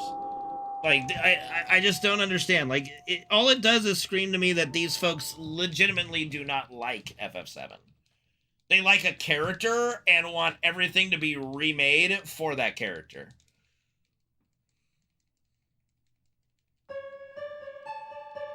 That is not fandom, that is fanaticism. In my opinion. Okay, but also a part I want to see in part 3 is this, where Barrett literally says, Rufus has been fighting weapon.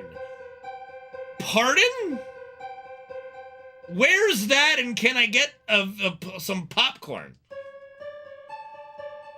Yes, RO8, yes. You see a picture of Denzel's parents in Advent Children. You do see that. So, like, Tifa and Cloud adopted them, and they are also kind of taking care of Marlene while Barrett's out doing his thing. Like, they don't make it a secret, really. It's not that hard to follow the relationship, you know, line. They even do such a good service to Aerith by showing, like, hey, Aerith is in the afterlife, but hey, so is Zack. They're together. Be happy. And these folks tell me when I'm, like, arguing with them, like, oh, that's just Cloud seeing that. Zack isn't actually there. But Aerith is there. Zack's not actually there. I just can't. Like, I just can't. Advent Children is canon. What are you talking about? Advent Children is canon.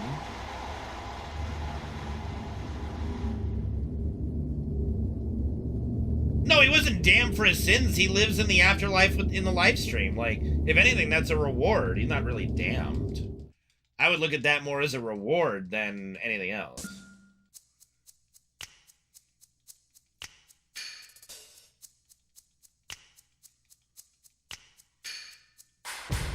Like, you get to be in the afterlife with the person you love. Great. Awesome. You know, I don't really see a negative there.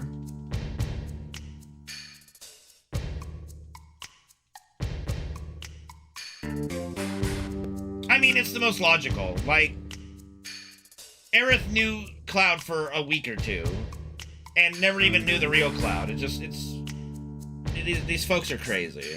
It's exhausting sometimes, but I try. I can't help myself but try to educate folks. Because I love this game, I love this story, and it really bothers me when I see people butcher it. It's always been canon. It's never not been canon. You know, Humphrey, it's kind of similar in that way, but I would say you don't have all those souls. Like, because what happens with the live stream is people do merge with the live stream, but then the live stream distributes their life energy to other things, like plants, fish, more humans, yada yada, animals. Only souls with very powerful entities, or the Ancients, or Genova, can survive and not be merged. That's why Sephiroth didn't merge with the livestream when he fell down the reactor in Nibelheim, is because of the Genova cells. That's why Genova had Geostigma come up and start infecting people, because Genova merged with the livestream. So, you know, you have such powerful entities that merge, that avoid merging with the livestream, but they gain the knowledge of the livestream.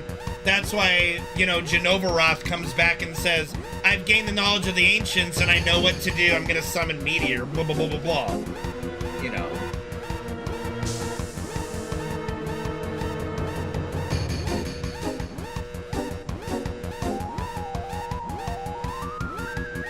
Yes, I'm a nerd, we know!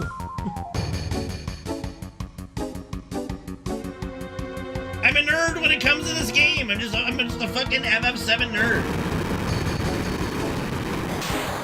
I hope they have something. I really don't, I mean, they've been told that the fans are hoping for the Scarlet versus Tifa slap fight, and they have said that they promised to deliver something special. That is a quote. That is a legitimate quote. So we'll see what happens.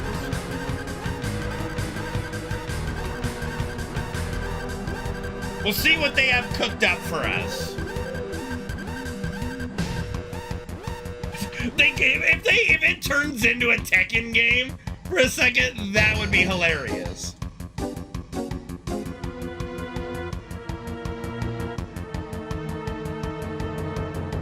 This is my favorite cutscene coming up. I love it. The music and it's just so cool. I can't wait to see this in part 3. This is still my favorite cutscene in the game.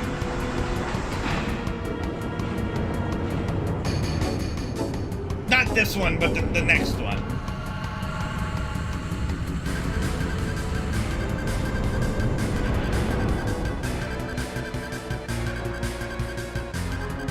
Well, not the next one, the one after next, because the next is just the Mako Cannon firing, but like, the one with weapon in it!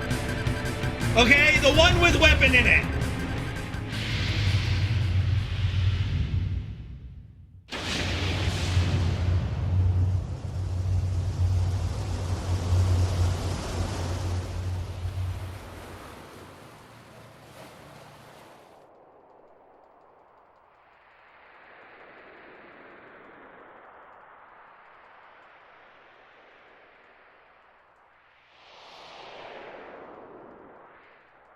Yeah, I firmly believe we're gonna get a fight.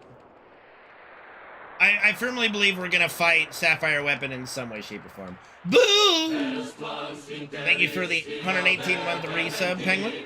Alright, here we go. Best cutscene in the game coming up right here.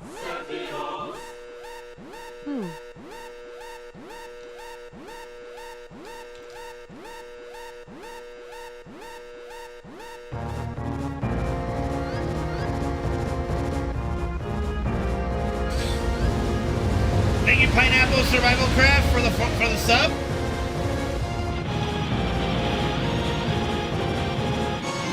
Oh, Remake's been amazing so far. It's exceeded my expectations.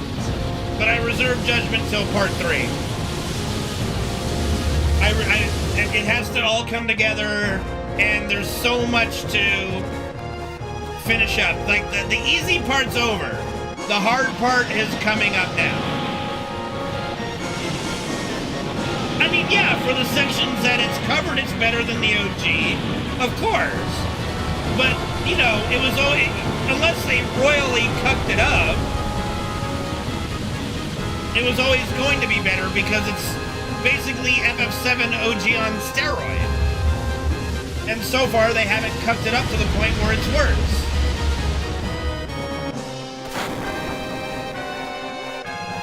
I'm hoping so too, Rivik. I'm hoping they just go all out and just have a good time with the weapon fight. Some fucking Shadow the Colossus type shit. I mean, I would tell a new player to play it over the OG, but I would also tell folks play the original. I would say play both.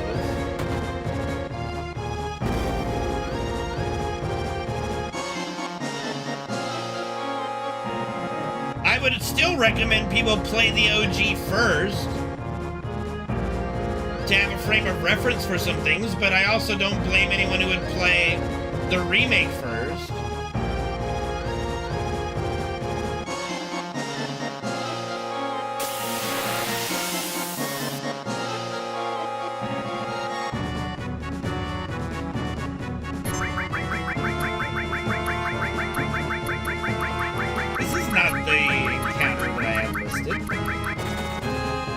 I might be ahead. It should be alright. I think I'm further ahead. I think it's the previous screen I would have gotten the soldiers, so yeah.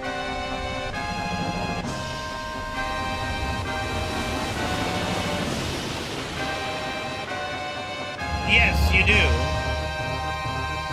Hence why I got an encounter.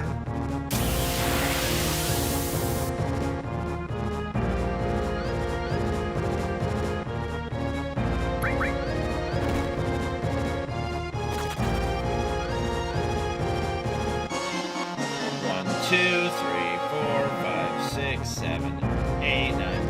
All right, we'll walk like 5 more. 1, 2, 3, 4, 5, 6 more. That's fine.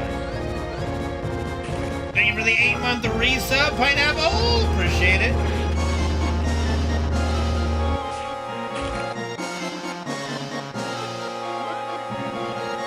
Okay, we're still good.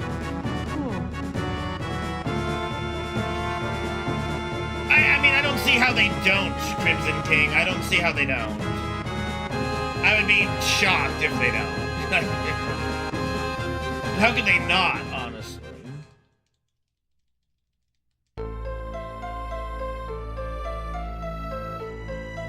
I don't think a PS6 release is needed for... Oh, God. I pressed the wrong button! Okay.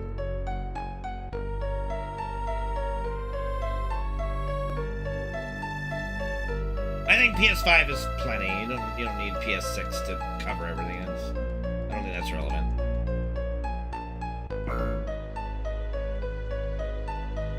I mean, I think the only DLC they might do is, like, Advent Children.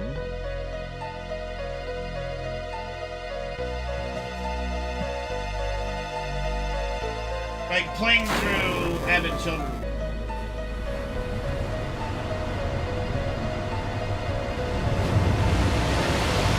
Are we back? Are we back? We just blit for a second? Mother trucker, dude. If that splits the Twitch VOD, I'm gonna be annoyed. It's okay, it's fine. We'll probably lose half the viewers that were here, but whatever. Welcome back, guys. Jesus, what a fucking annoying thing.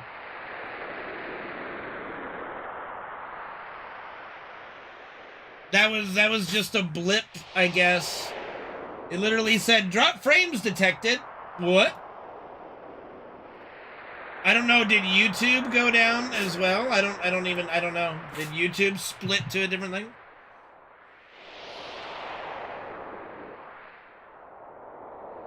I have no idea. That's okay. We'll just keep going. Hey, nice. That's like rare. We'll see if it levels out though. It might level out, I don't know. See, there it goes. There it goes. There it goes. There it is. There it is. Some motherfucker. What Aerith blasphemy? I didn't say any Aerith blasphemy. I respect Aerith. Unlike her so-called fans that just don't even understand the fucking story.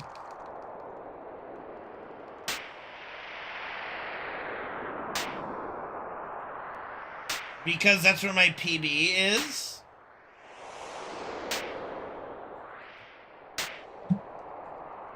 Yep. Welcome to Twitch. I'm sleepy. Oh, I'm so sleepy. Just made me think of the South Park episode when they're in the museum, like, oh, I'm so sleepy.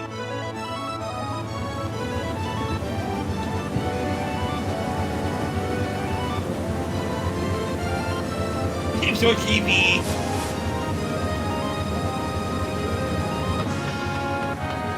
No, I get it, Solar, I get it. I appreciate you watching. I do appreciate you sticking it out as long as you have.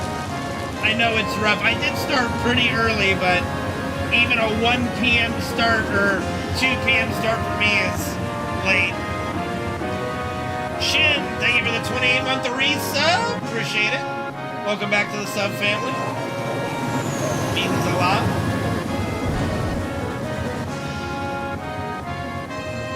I'm trying, Crimson. I'm trying. Take it easy, Humphrey. Appreciate seeing you again. Hopefully see you again soon. I just Googled it. Dear, I just Googled it.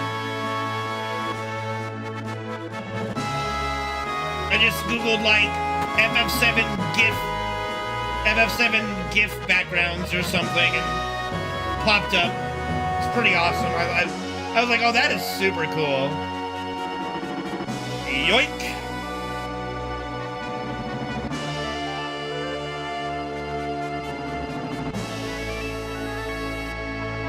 Nice, Solar, nice. I don't think it's big enough to be a wallpaper, but you can try. You can try. I don't remember how big it is, but I don't know if it's big enough to be a wallpaper. But you can definitely try. Just do like an image search for like FF7 GIF. It'll pop up there somewhere.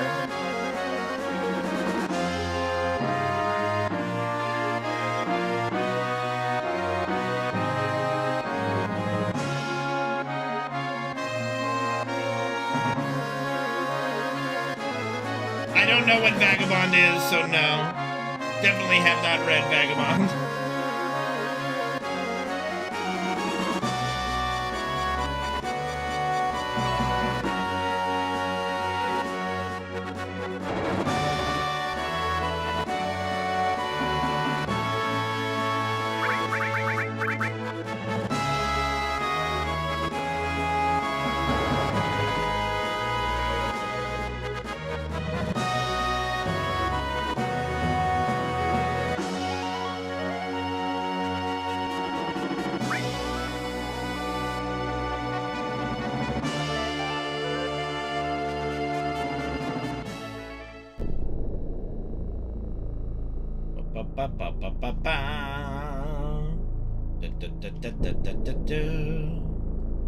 Nice landing.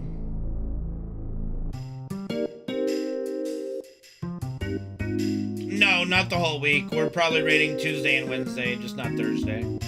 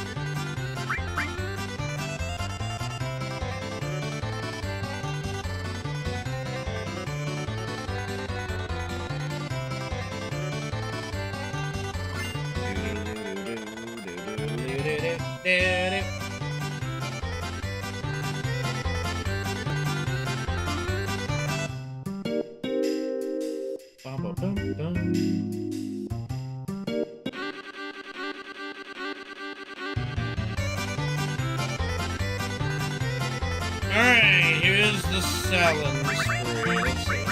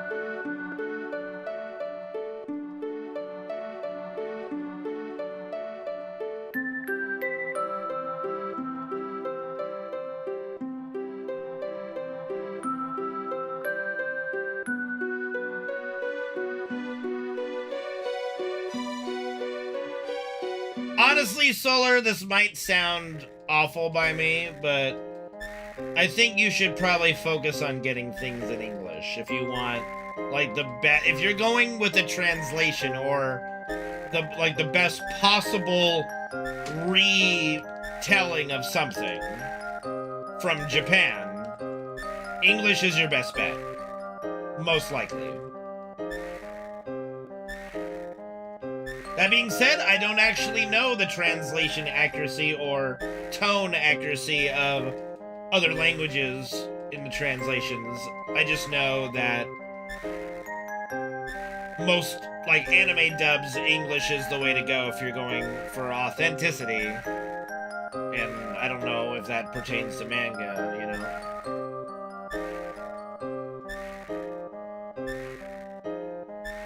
Correct. But there is as good as you can get, still, at the end of the day. There is as good as you can get.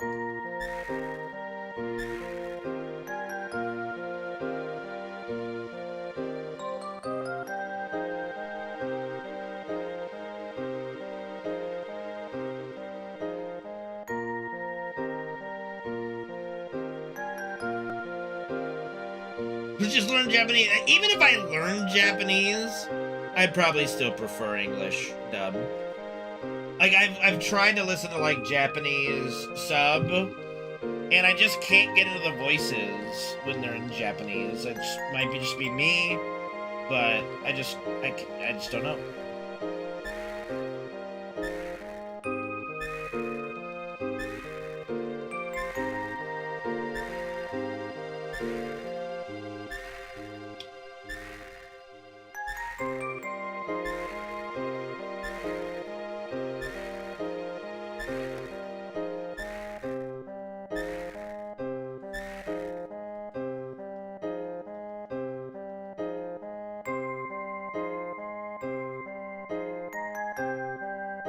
Like, I'm just pretty biased. Like, every anime that I've ever watched where I have listened to both, I just prefer the English so much over anything else. So, I'm just very biased in that regard.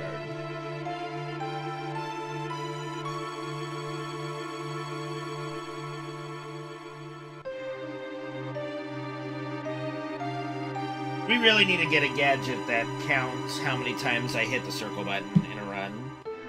Or, like, each button, I guess. Like, if it tracked each button somehow, that'd be kind of cool.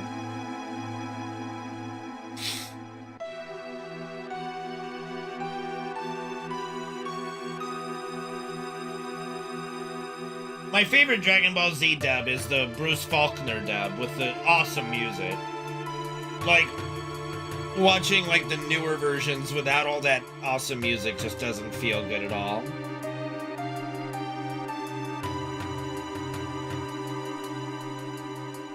Luckily, I have the entire Bruce Faulkner version of DBZ downloaded.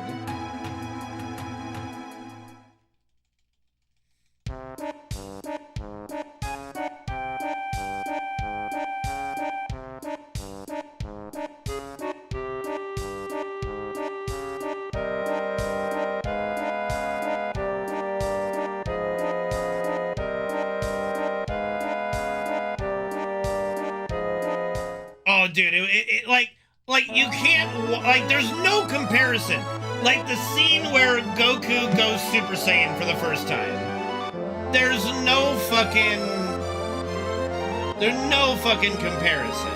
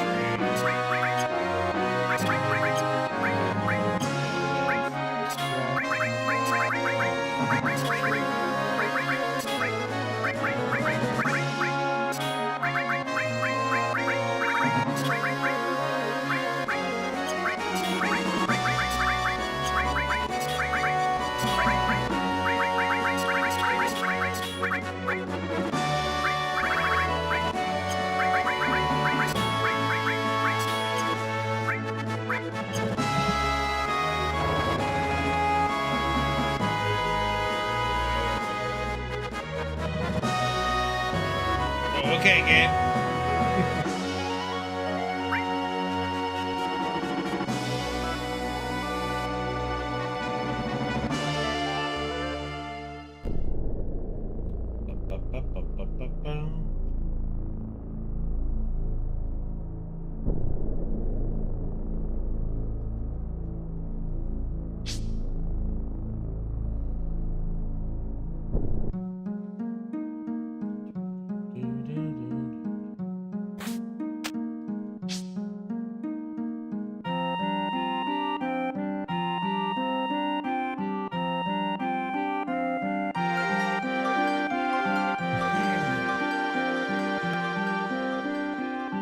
If someone could just type in the chat one more time that stream is live, refresh, I think some folks might have thought I actually did go offline.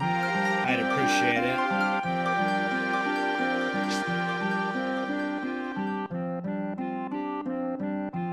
Thank you, Solar.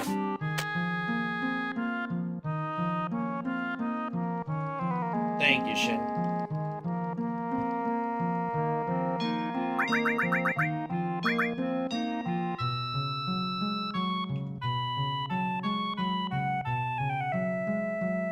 Probably owning Rampage, I would wager.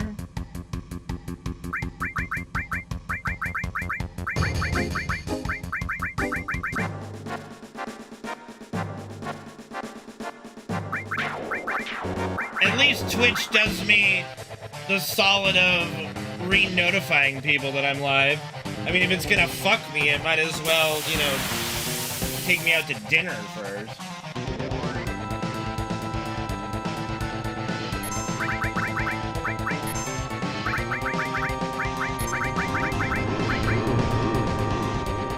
Ouchies.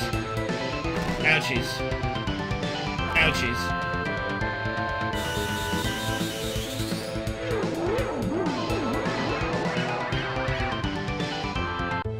That, or you might not have notifications on for my stream. I don't know if that's an automatic thing by... Like, I follow plenty of people and I don't get email notifications anymore like I used to for things. Oh yeah, Ripperoni. Sorry, guys. It runs over. Blah. Sorry, that gag don't work no more.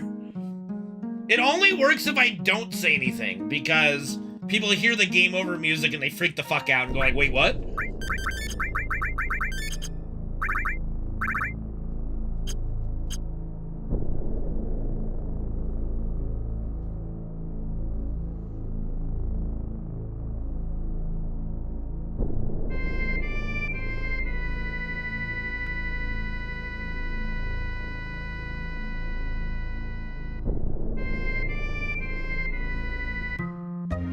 We are deep. Deep.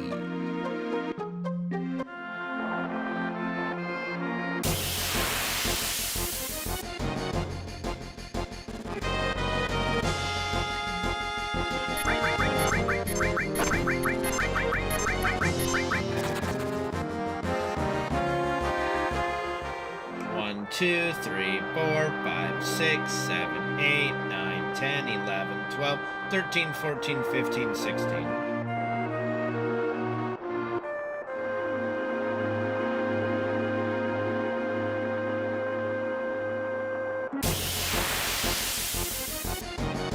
Yeah, same. Sid and Vincent, you know, I'm looking forward to seeing them in action.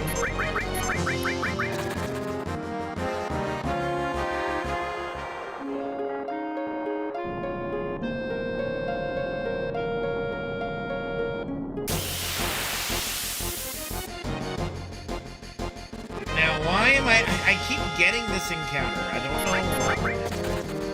don't know why I'm getting this one.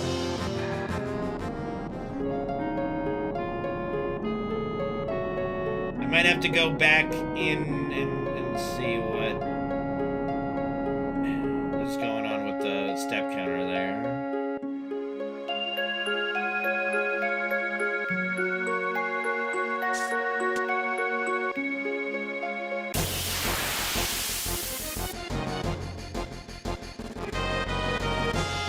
This one is fine.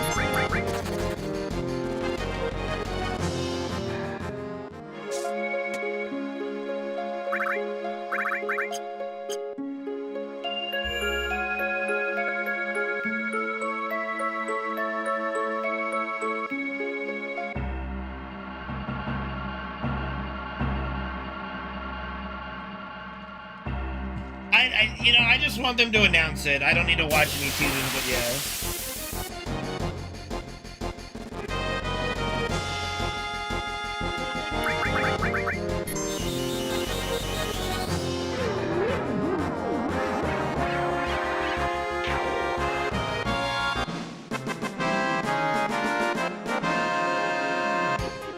I do not think Jak and Daxter would kill Vincent.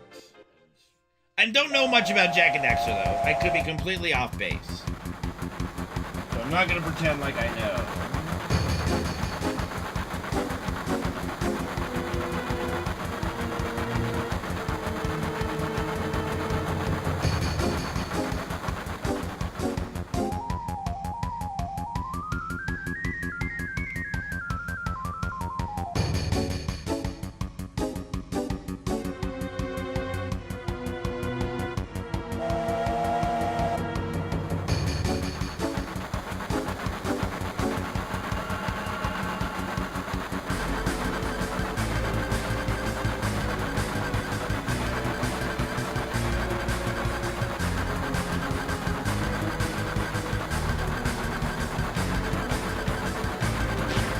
Yeah, we were Solar, yes.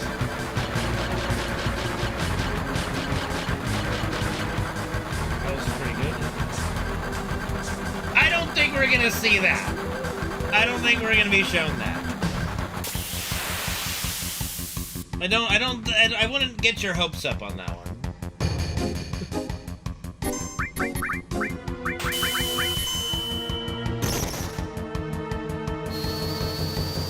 Osiris, thank you for subbing to the channel. Appreciate it.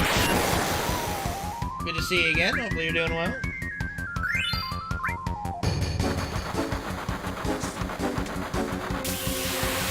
You're gonna get all up in that.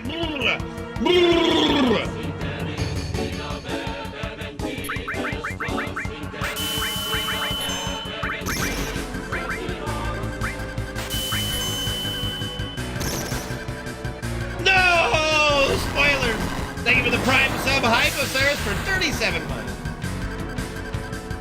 How the hell?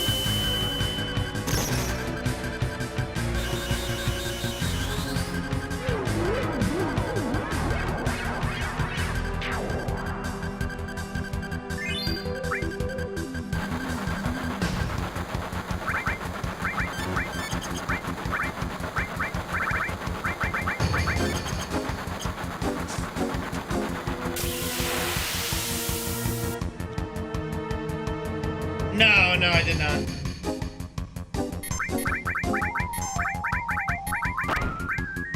Owie.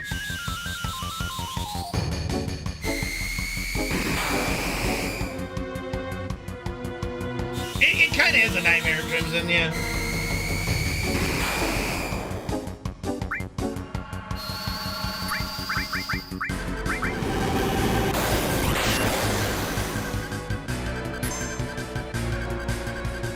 Ouchies.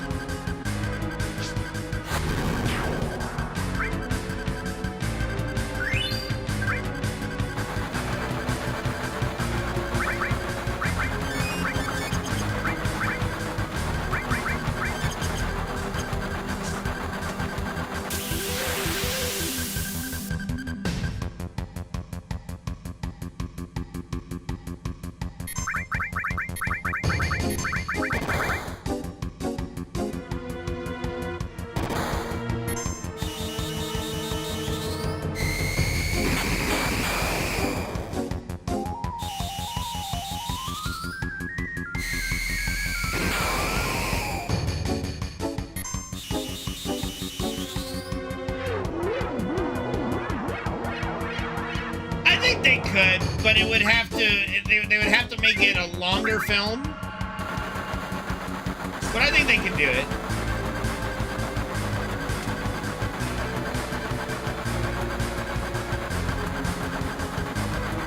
Maybe a two-parter, but that's rough. That's always rough. But I think they could do it.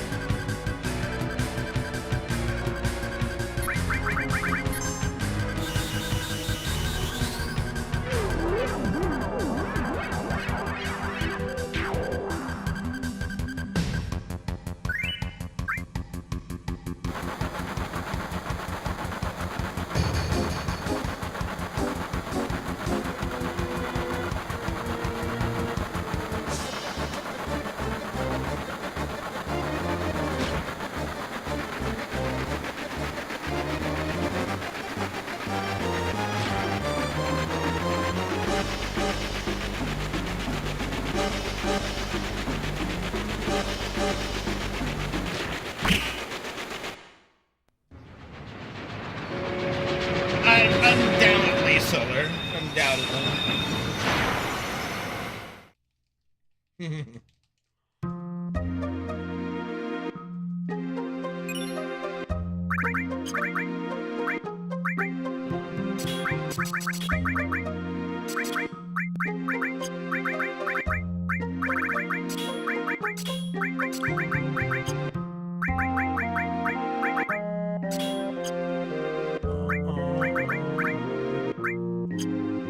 I'd say that looks pretty good.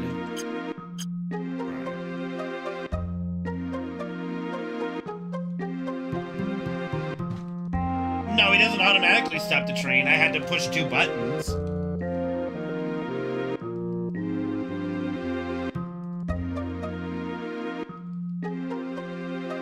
I had to stop the train, yeah.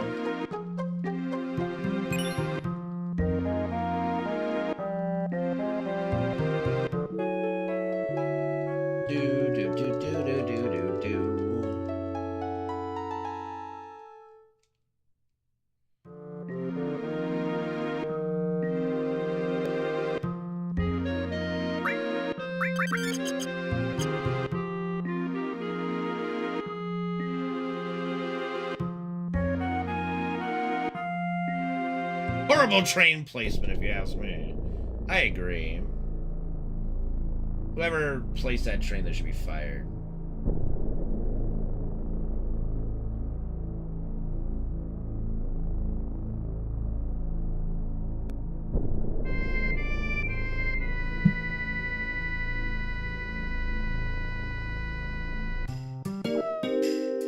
Oh god, the underpants gnomes! Oh no! That's still one of the best episodes. It's so fucking funny.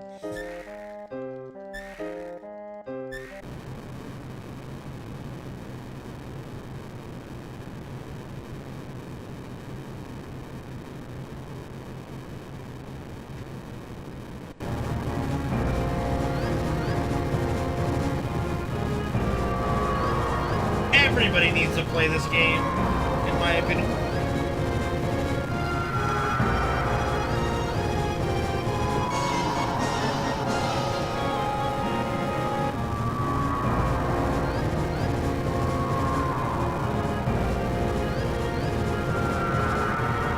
The shitty woke up guy? What the fuck's... Oh, the shitty walk. Yeah, that was pretty funny.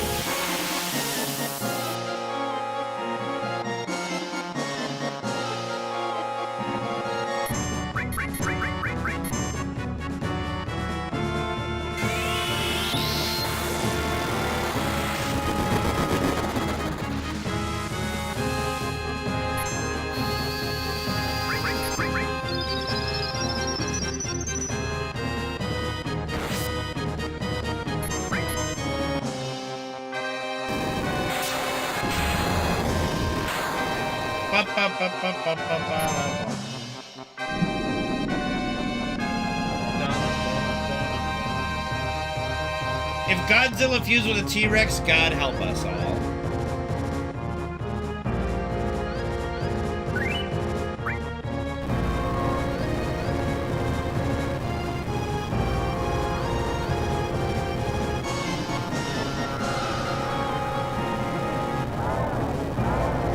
T-Rex is still the big one. T-Rex is still the big one.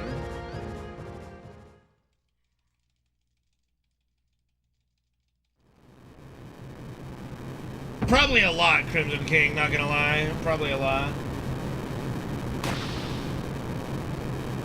No, the Spinosaurus is not bigger than the T-Rex. It's longer, but it's not bigger, taller, or have more of a stronger bite. The Spinosaurus is not comparable to the T-Rex. Most of the Spinosaurus's length is in its tail.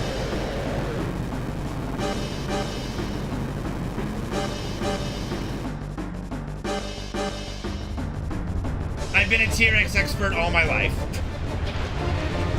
Don't be tripping, bro. The arms are fine for what it needs to do. It's not a hindrance to the T-Rex, honestly. It doesn't need bigger arms because its head is just It has the strongest bite force of any land animal that's ever existed. It's fucking crazy. The T-Rex is nuts.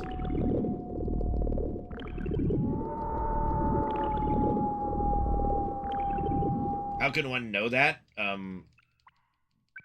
Fossils.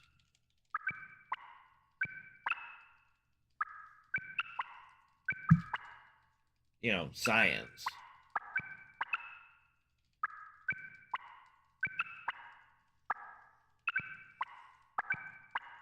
I said on land, Shin. I said on land.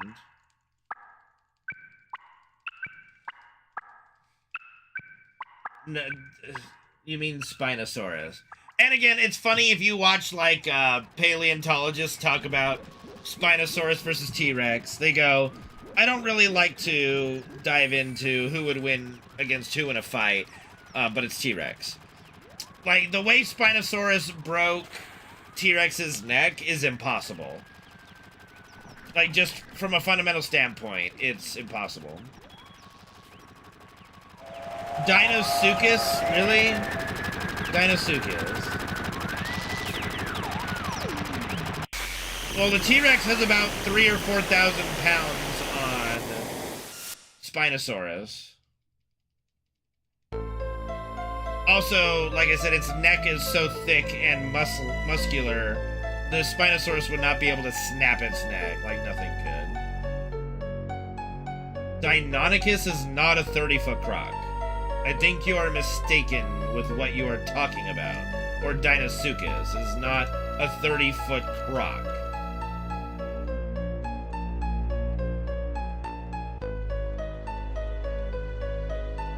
I think you are mixing your dinosaurs.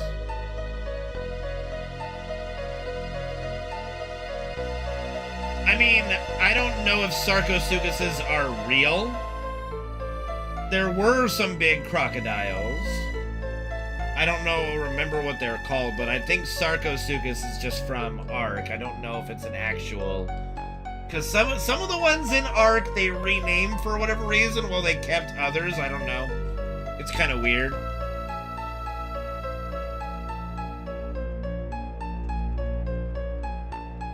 I don't know why they did that with some of them, but...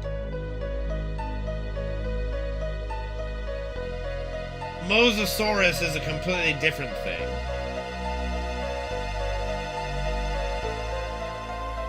And, like, Ark downplays the size of the Megalodon, too. Like, Megalodon was actually bigger than Mosasaurus, I believe. Like, Mosasaurus in Jurassic World is way, way too big.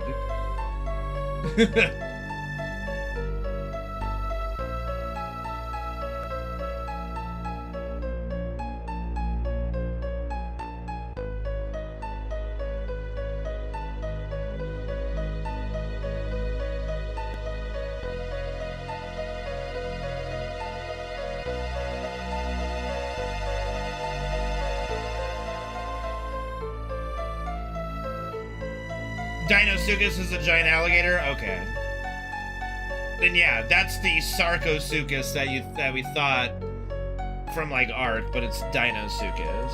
There's another similar dino that sounds the same that's much smaller that I was thinking of. I'd have to look it up, but we're kind of doing this right now. No, they're not accurate. The T-Rexes are smaller than they're supposed to be. Obviously, everybody knows that the Velociraptors are not actually Velociraptors. They're based on Utah Raptor, blah, blah, blah. Let me see, see if I can look it up really quick.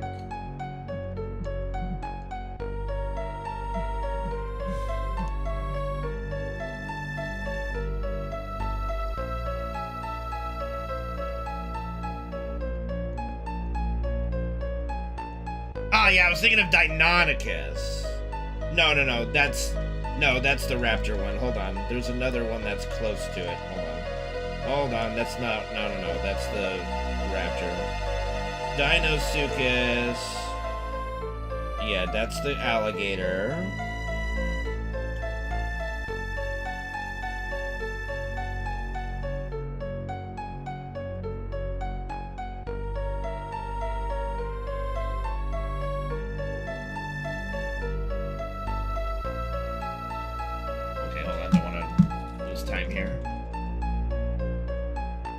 I mean, if you're quick enough, you can read it all. I've been able, I can still read it all. Yeah, and Deinosuchus is half the size of a Megalodon, which is crazy.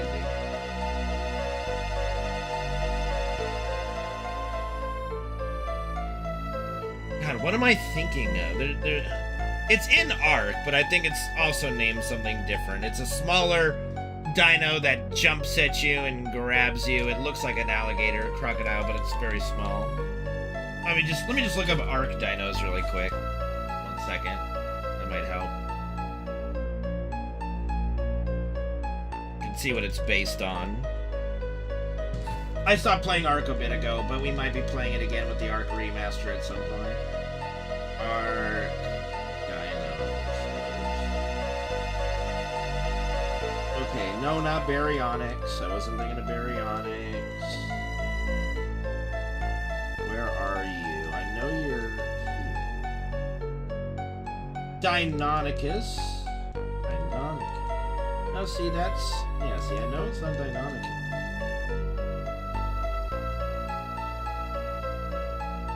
Let's see, Baryonyx, no.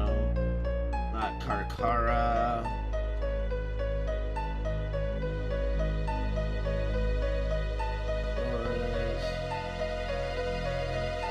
Not Kentro.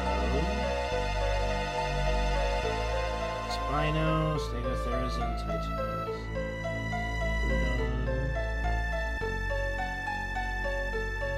Come on now, give me the full fucking list of creatures. There we go.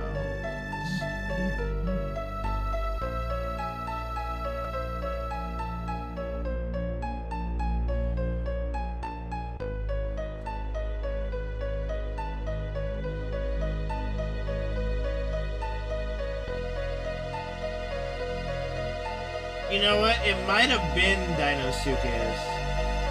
They just shrunk him like crazy and made him a jumper. Hold on, wait, maybe that's actually the big one. Because it puts it in water animal. Hold on. Let me double check before I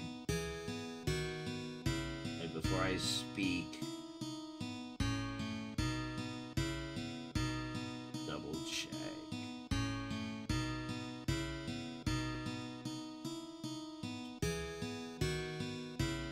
No, I think it is Deinosuchus. They just scaled him really far down. So that's why I was confused. Let me see. Let me see if there's any... Oh no, it was the Caprosuchus I was thinking of. That's what it was, the Caprosuchus. Is that an actual dinosaur? Yeah. Because they did add Deinosuchus, but I haven't played since they actually added Deinosuchus. Okay, what's a Caprosuchus? Is that an actual dinosaur? Caprosuchus.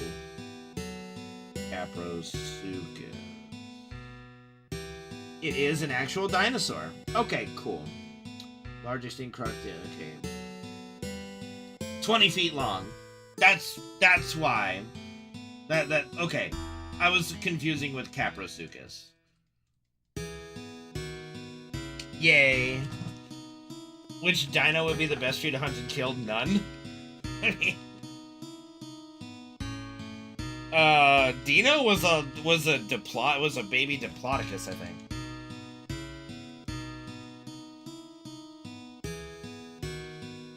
Caprosuchus were so annoying. They would jump and grab you from your dino and just gnaw you to death. I hated it.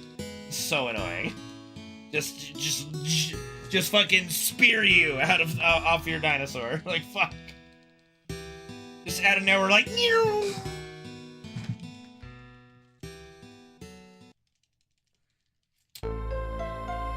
Yeah, but giant land crocs existed. Like, let's just be grateful that Ark didn't make megalodons to scale. Like, they made megalodons a fourth the size they actually are. Like, Megalodon is the biggest thing that's ever, like, existed, basically. Like, a 70-foot shark that can engulf a bus. Like, ugh. I did play Primal Rage when I was a kid, but I never owned it or anything.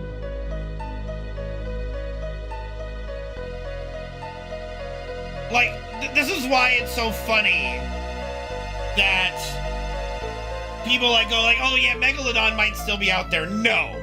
If Megalodon still existed, we would fucking know about it. We would have known about it a long time ago if Megalodon still existed.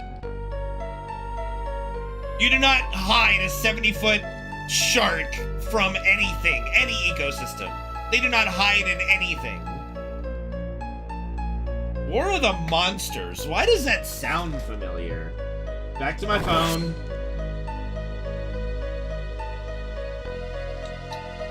War of the Monsters. War of the Monsters. Video game.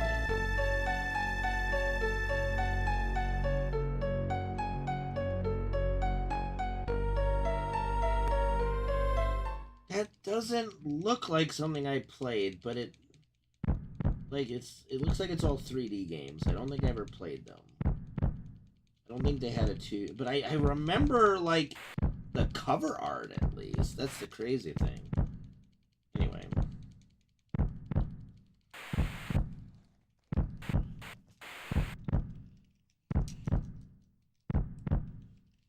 Yeah, no, a megalodon would be eating blue whales, honestly. Basically.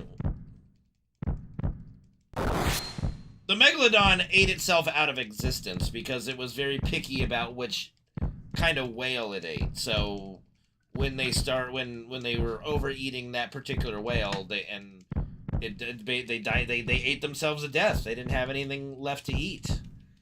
I'm trying to remember what the type of whale it was called, but I don't. They were very picky about their diet, and they would only eat like the specific whale, and they got fucked for it.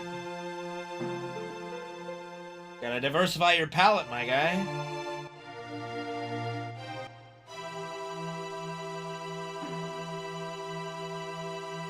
Maybe, but I mean, like, if you look at it, the whales, like, if you look at it logically, the largest land animals are herbivores.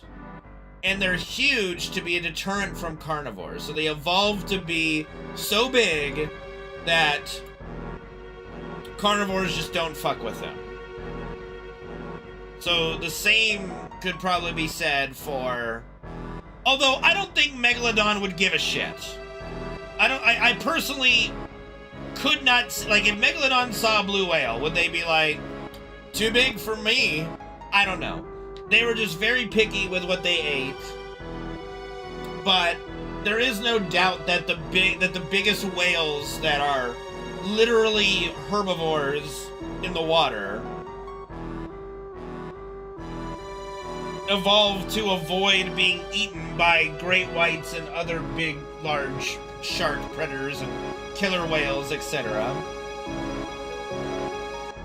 How you doing, Sam? Good to see you. If I didn't say that already, I might have. I don't know. But like, if Megalodon was still around today, nobody would be in the ocean. No one would go swimming at the beach. Like, no fucking way. We would all be terrified out of our fucking minds to set foot in the water if Megalodons were still around. No fucking way, dude. Good evening.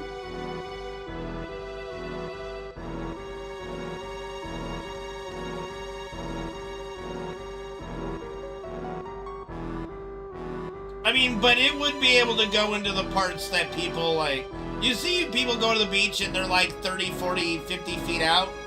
They'd be able to get in there.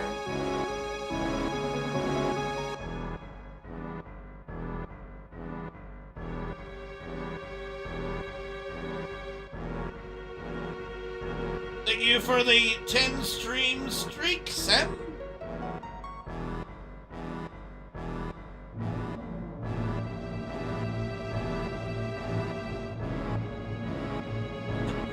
I had another conversation with a dumbass on Twitter who tried to claim that, you know, of course Tifa didn't know Cloud was there. He had his helmet on. Like, oh, dear Christ. Like, what bothers me the most is... What bothers me the most is just to speak of such ignorance. Yes, they are wrong. He takes his helmet off before he interacts with Tifa. Again, to even say something like that is just to show ignorance of the actual story. And it just bugs me so much. Like, they don't know the fucking bare basics of the fucking story of the game.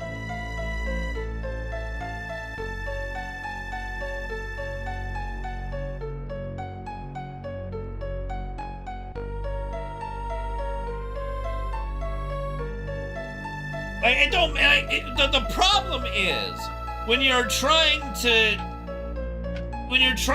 basically disqualify a character saying she's not important to the plot, and you're just wrong on the most basic fundamental aspects of the story in the game, you lose any right to even speak on it. I'm gonna be honest. I wish that were the case, this guy is sick. Well, yes, she was in a coma for 7 days after this. She forgot Cloud was there. She didn't remember that Cloud was there. That's the whole point. That's why this is just as much about Cloud figuring out who he is as it is Tifa discovering what really happened. Because she doesn't remember everything clearly. That's the point. That's the entire fucking plot. It's why these people are such idiots when they go, oh yeah, Tifa knew Cloud was lying the whole time. No, she didn't. She had doubts because she doesn't remember Cloud being there, but with Cloud being able to so thoroughly explain all the events that she does remember, she begins to doubt her own recollection.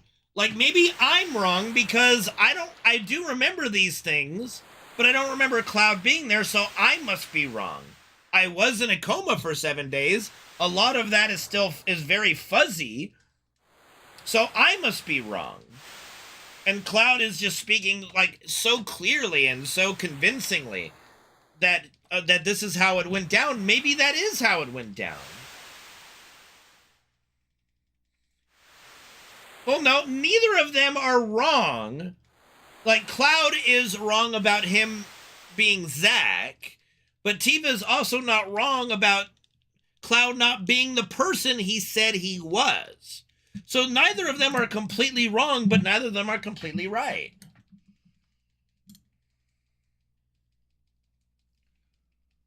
Exactly, Guerrilla Radio, and that's the fucking point, and that's why the live stream scene is so important. For both of them. It's not just for Cloud regaining his identity, it's both of them. That's why it's so important. And folks just miss the fucking plot, and it drives me nuts. It really does drive me nuts.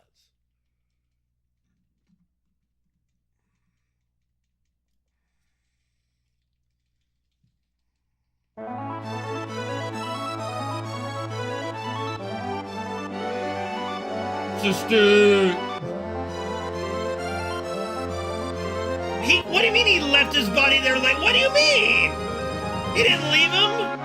Cloud was unconscious too. He got fucked up by Sephiroth. Y'all just losing the fucking plot here.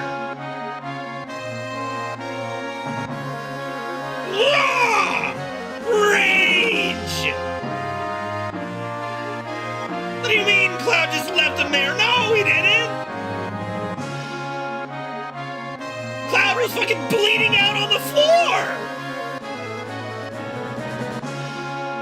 He was Mako poisoned, bro! He barely crawled into Midgar! Like, Broseph Stalin! Stop it! Okay, hold on. Hold the fucking phone! Okay.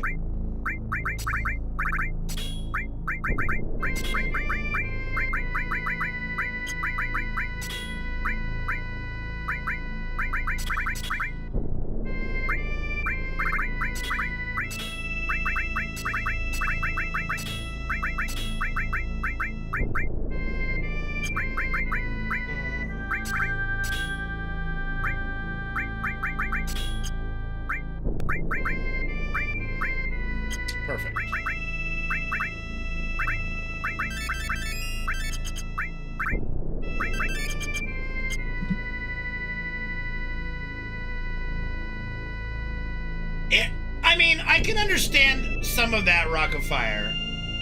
It definitely, if you take everything at a superficial level and you don't dive deep, it can be confusing, especially if you only play it once and you don't like connect the dots. It can be. It's definitely a game you need to replay multiple times to truly understand the plot. I get that. I do. But it's also 25 years old. And there's a lot of material out there. And there's a lot of explanation videos out there. To be ignorant and claim things that are just factually untrue. Like the sheer audacity of the person I was having the discussion with to say, well, Cloud's helmet was on. Of course Tifa didn't know it was him. That's just such a basic fuck up that proves you either didn't play the game or didn't pay attention and just tuned out or something.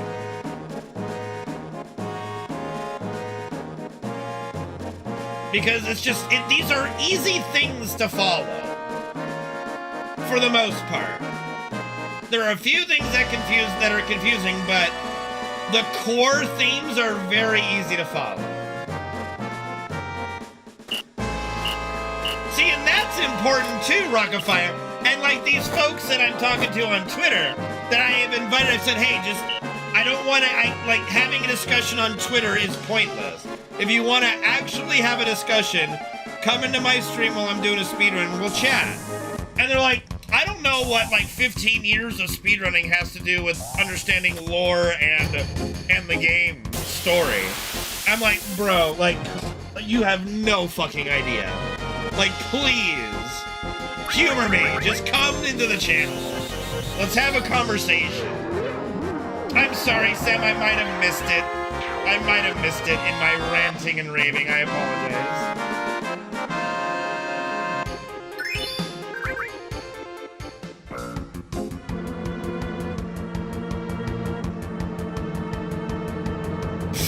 Yeah.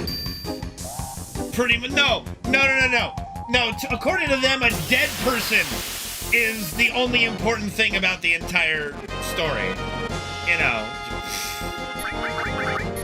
And that's not hyperbole. That's literally the position of these people. I mean, I think that is fair to assume at the beginning, Rock of Fire, like you're wondering who Marlene is, you know, it's fine. I wouldn't blame anyone for that, honestly. Okay, I don't walk here.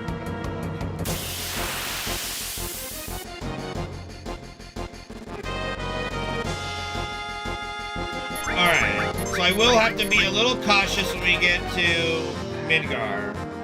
Because we got an extra encounter for some reason on the bridge, so I'm gonna have to go through. Probably not tomorrow, because I would like to do another run tomorrow.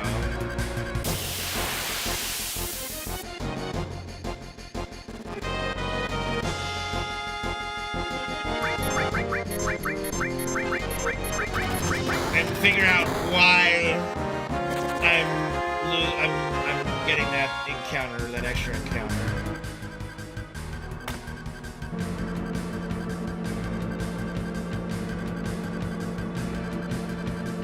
But yeah, I mean, the game clarifies, if you pay attention anyway, who Marlene is. Not even Barrett's daughter. Like, that's what blows that, like, some people, I believe, still think Marlene is Barrett's daughter. Alright, let me go 1, 2, 3, 4. Let me just go 5 to be safe since I'm ahead here. What do you mean, who knows what happened? We know what happened. Marlene is Dine's daughter. The fuck do you mean, who knows what happened? What are you talking about? What is wrong with this?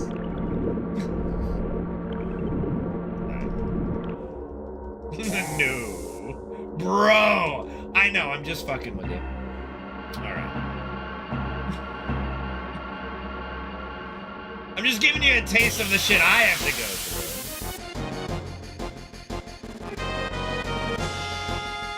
Yeah, Dine. Yes, it's Dine's daughter. Correct.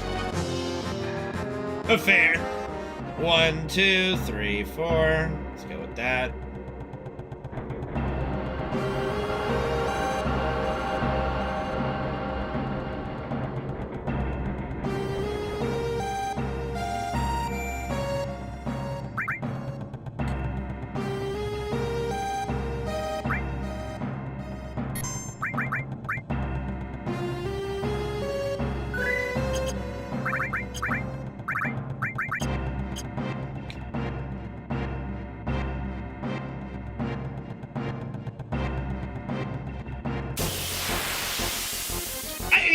It's good to get a refresher, for sure.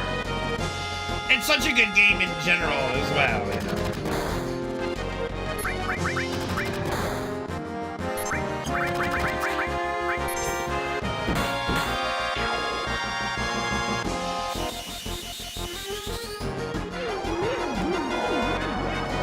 Exactly, Sam, exactly. Wait, what?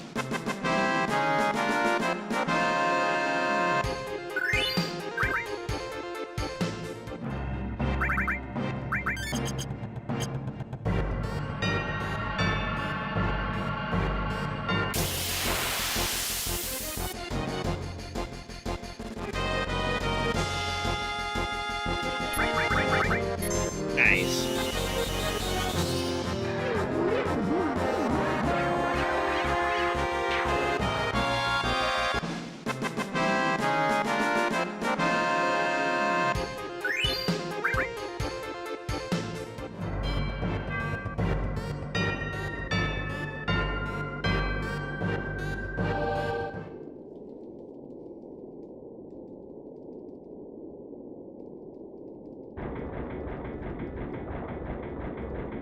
Tomberry. Well, actually, maybe a Cactuar, because Cactuars are fast. Like, I believe that, like, if I was stalked by a Tomberry 24/7, I could at least get myself far enough away for it not to matter for a while. Like, you know, I would have to move from place to place quite often. But, like, you could drive and be good for, like, I don't know, a month before you'd have to go somewhere else.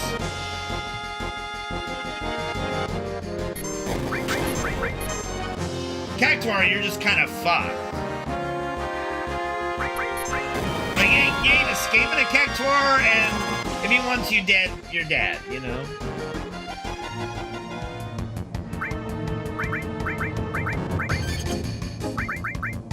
Okay, here we go. Good luck, me!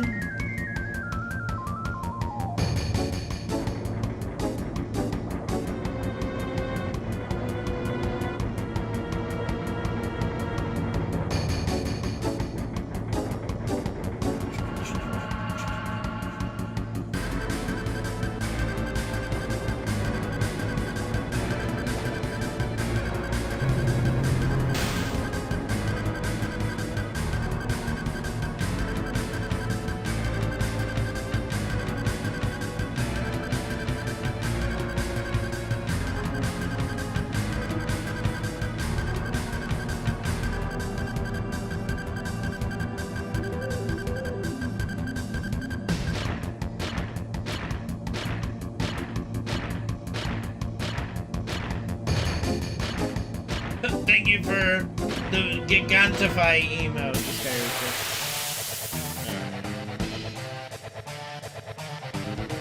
Don't be nervous. Uh-oh. Be nervous. Everyone be nervous.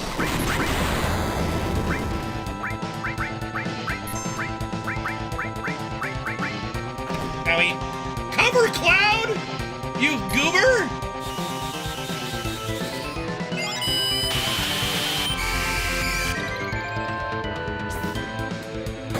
Hit.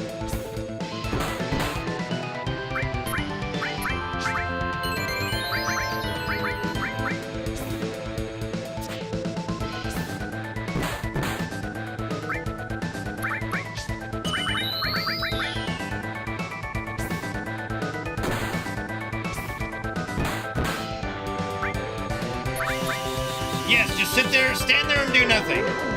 Stand there and do nothing, my dude. Yay! He stood there and did nothing. We win.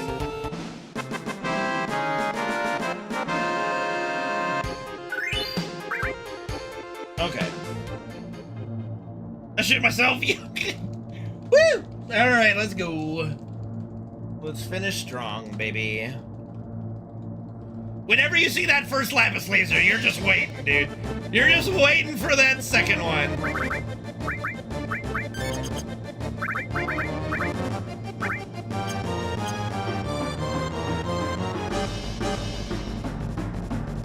I have no idea what they're gonna do in the remake. Demon's Gate was unfortunately pretty underwhelming in a difficulty standpoint. So I do hope Carry Armor packs a little bit more punch than what we were given with Demon's Gate.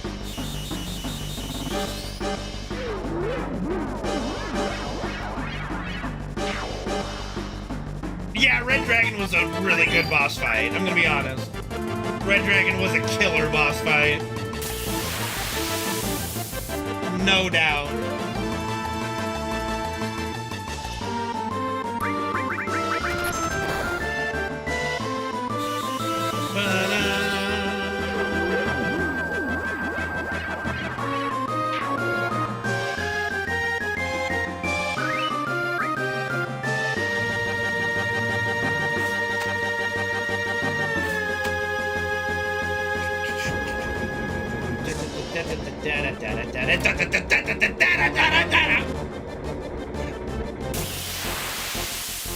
Forgive me.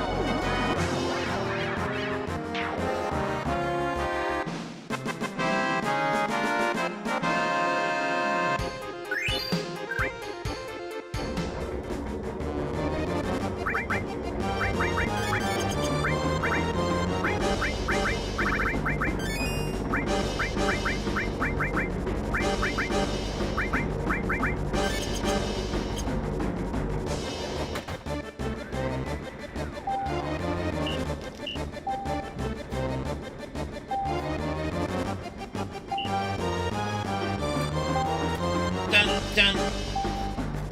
This whole part is gonna be super sexy lady commander, by the way. This is gonna be awesome. I don't think I'll get any kind of extra special copy. I'm not on their radar, unfortunately. And that's okay.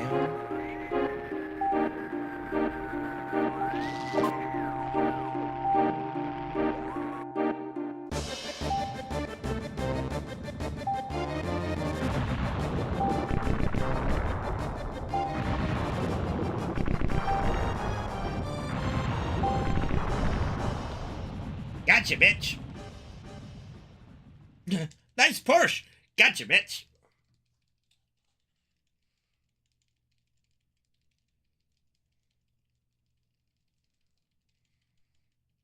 Hey, it's better in the arcade, okay? But also, if you lose that submarine, it's a nightmare. It's a fucking nightmare to re-find it if you lose it, so.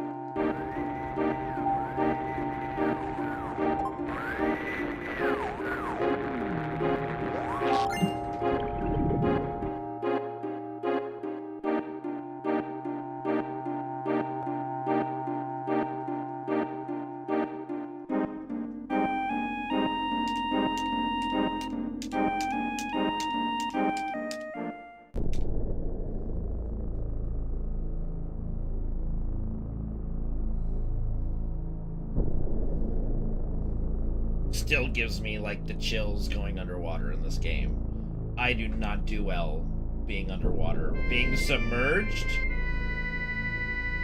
I do not do well with that. Especially when you have a fucking Godzilla chasing you underwater.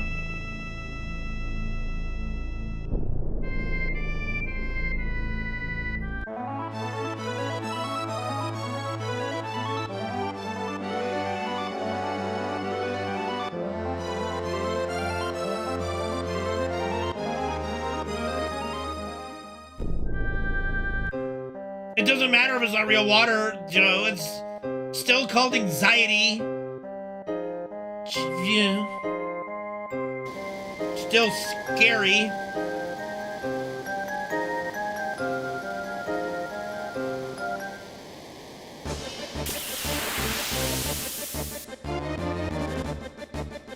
Not a very good starting ATV. Holy jeebus.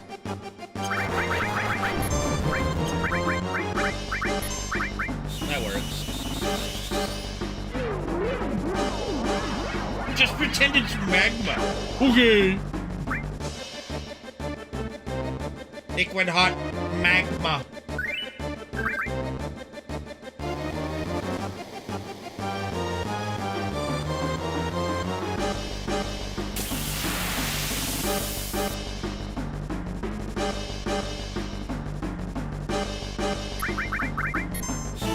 Cowboy, what's up, dude? Thank you for subbing to the channel. Good to see you, buddy.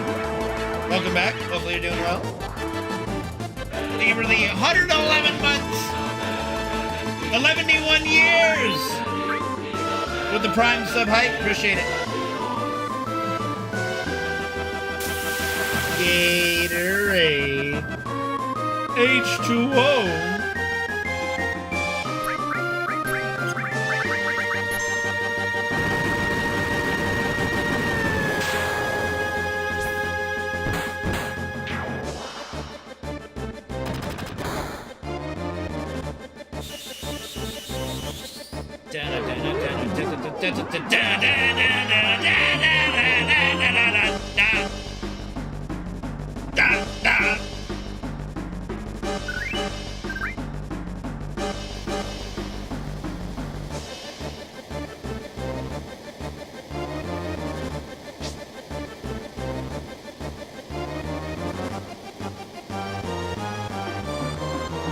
Hornless. Hornless. If I had a soundboard, we would definitely do something like that. Maybe in the next 15 years.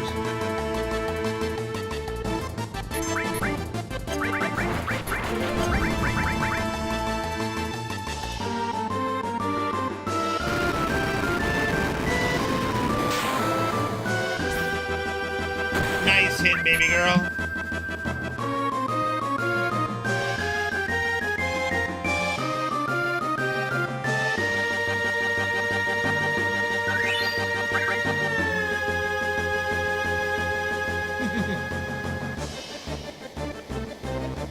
Circle, square, XX.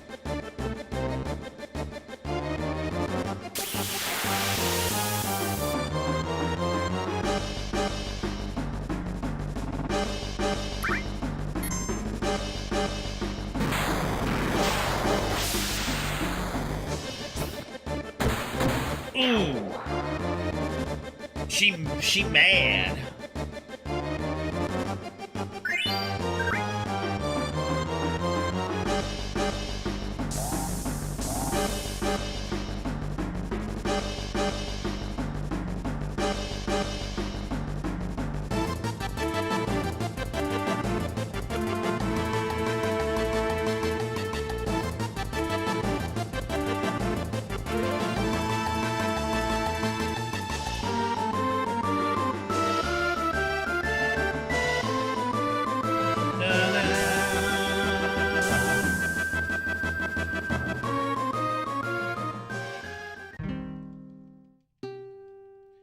Triangle square XX. I could be wrong. It might be circle square XX, but I think it's triangle square XX.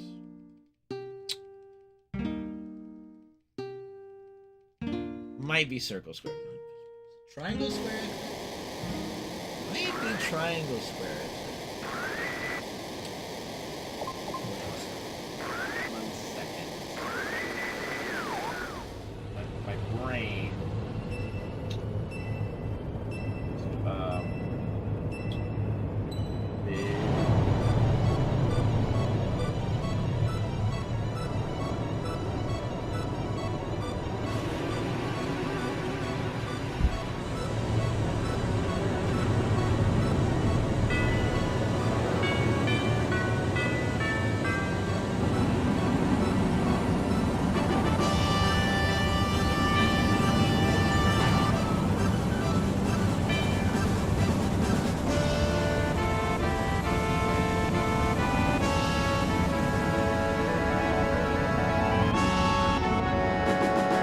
It is circle square axis. Confirming. Circle square axis. Alright, just making sure, because my brain was unsure for a second.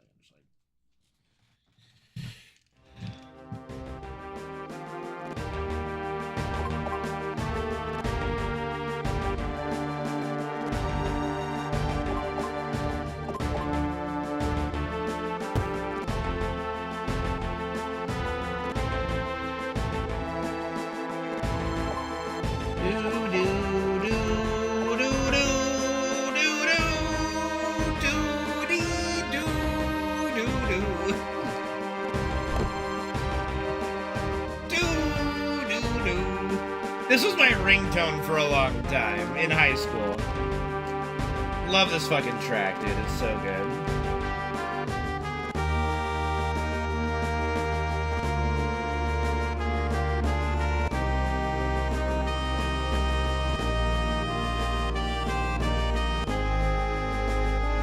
Yeah, I know, Sid. Fuck off.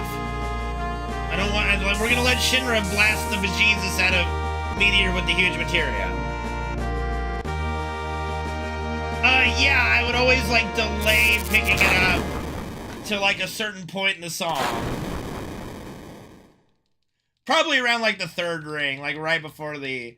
Like, I will be honest, sometimes it went to voicemail because I was just not ready to pick up. Like, yeah, let me hear that ringtone, baby.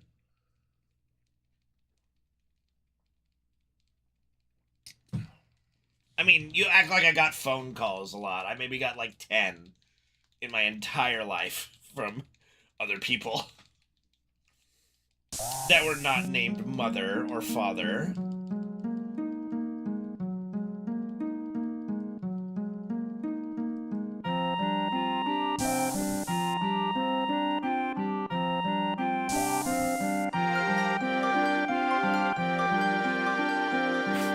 Yeah, you know what, Joe? You're right. Like, that was my downfall. I missed a phone call. That was definitely from my wife. My wife.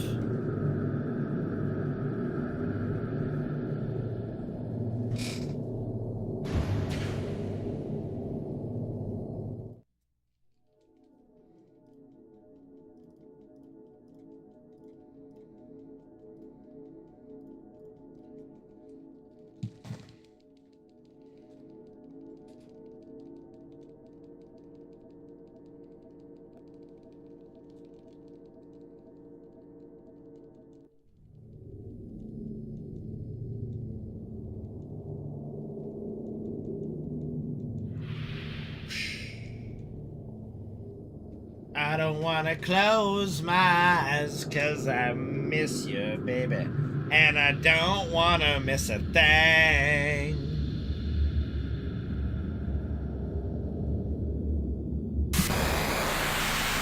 Bro, okay, let me, look. My first ever, look, okay, listen. You know how my maturity level is still preview-bested, right? So my first ever voicemail message, I shit you not, was me flushing the toilet, letting that go for a couple seconds before I go, I can't come to the phone right now. Please leave a message. I thought it was pretty funny.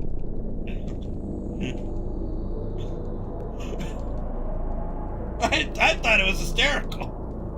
I laughed.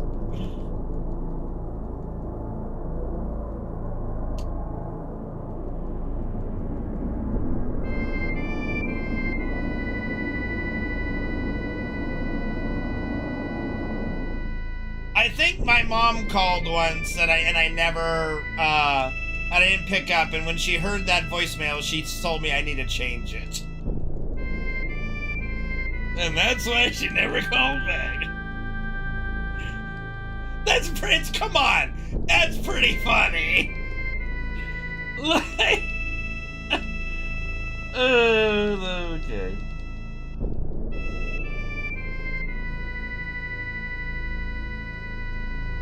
Listen, like 15-year-old me thought that was fucking hysterical. I can see the error of my ways today with a modern lens, but it's still pretty fucking funny.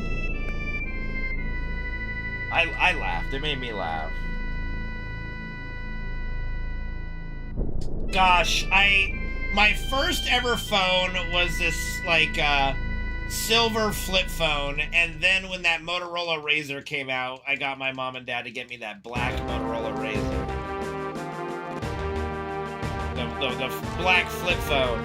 Because it looked kind of like the one in Having Children, too, you know? Other 15-year-olds, hello?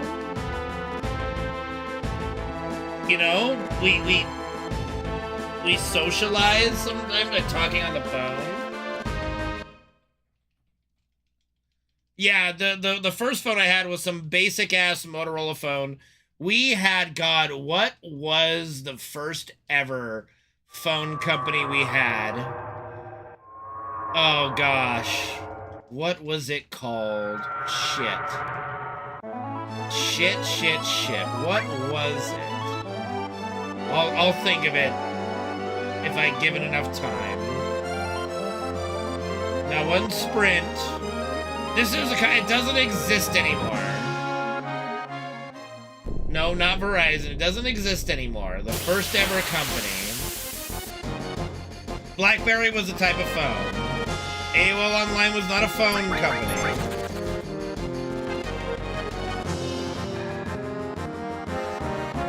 Fucking singular!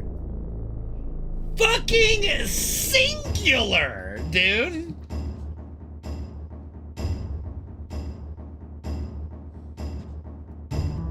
We upgraded to Blackberries when I was out of high school, yeah. But yeah, fucking singular. Nothing bad about them. They just went out of business.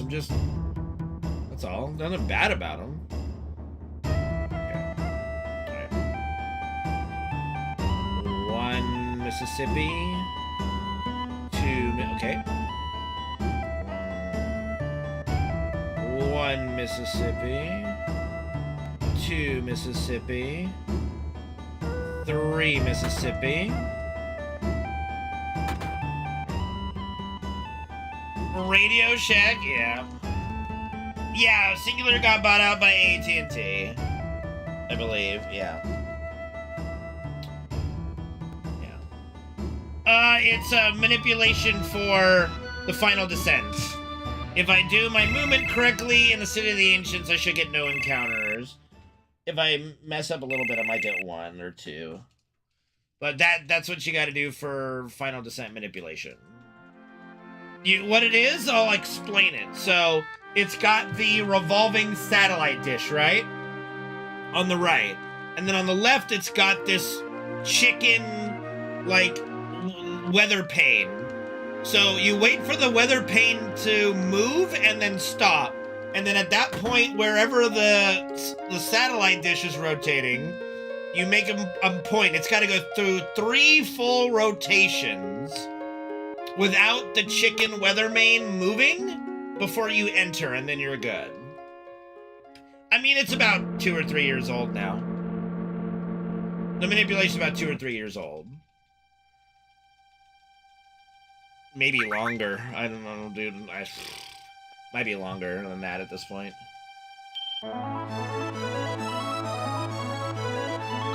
But it replaced the need to count lightning bolts on Hojo and plug it into a spreadsheet to spit out what your final descent was going to be. So it's a godsend in that regard that to do that manipulation no longer requires a tool assisting your speed run.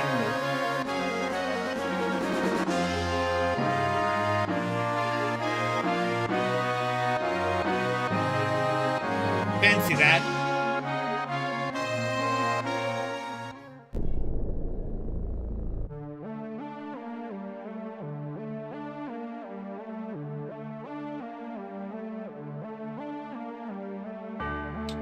Okay, this next screen coming up is where I gotta have good movement.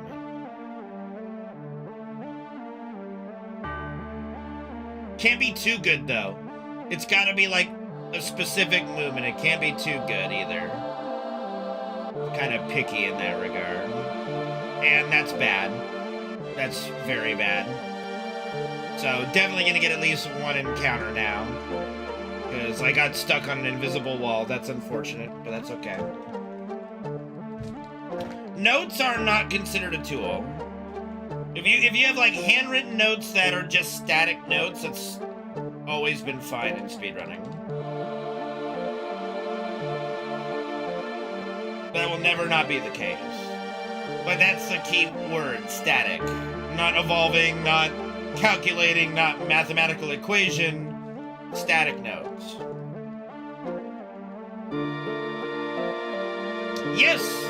Yes, and that's a legit thing in the game. I forget what you have to do, but I think it has to do with Lon Lon Ranch. They just send a cow to your house.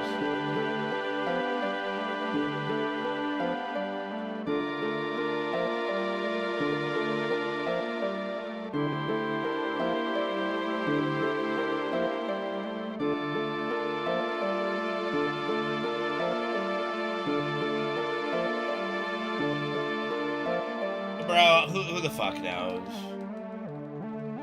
Who the fuck knows what those cow grottos were?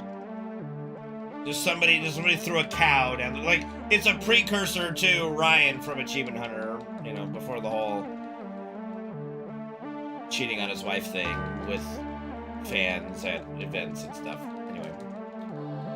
Edgar is the one in the hole.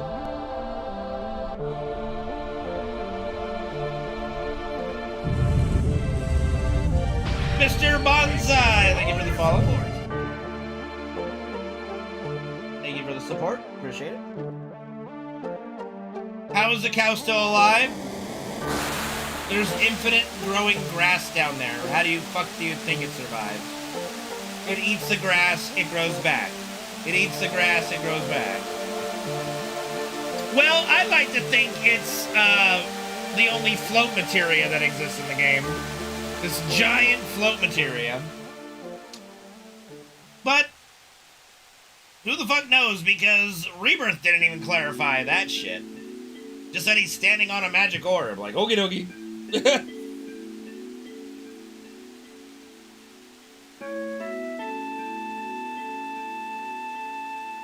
How is it not shit itself to death? Because it's a grotto with running water. You take a shit. You know, there's creatures there that'll eat your shit. It's fine. Yeah, he was flying around on an orb. Yeah, in Rebirth, yeah. Yeah.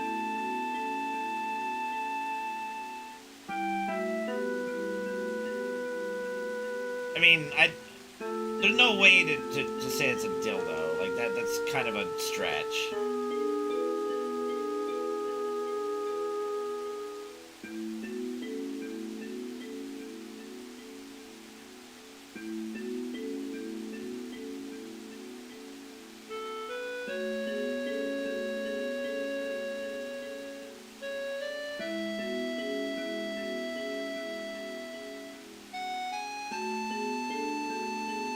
Ho, ho, ho! Merry Christmas. I've got a dildo in my ass.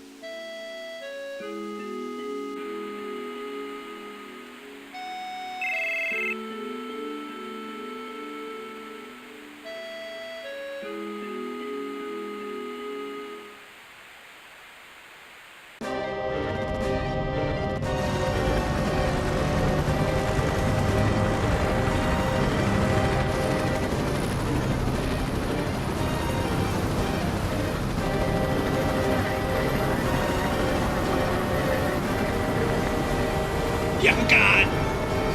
Bro, that still bugs me in Rebirth where, like, okay, so Tifa shares a story. I filmed a live stream, and here's what I saw. Ha! Big-titted bimbo? Be gone, thought! Aerith, I'm the last ancient. You know, the last of all the people you guys worship like gods. Oh my God, she's the last ancient! Excuse me? Pardon me?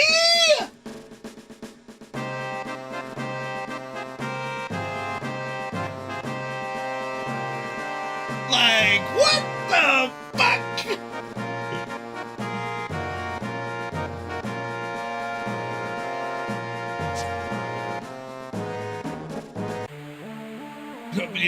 Bro, like, you think Aerith has a better ass than Tifa, you're crazy. Like, you just fucking nuts. Fucking flat. Like, you saw, like, have you not seen, like Aerith in the bikini? She is flat and flat in both places. Like, Aerith is attractive, don't get me wrong, but good God. She don't have an ass. She don't have an ass. Tifa's not too muscular. You can't say would be. Her design is her design. You can't go would be too muscular. Nope. Her design is her design. That's it.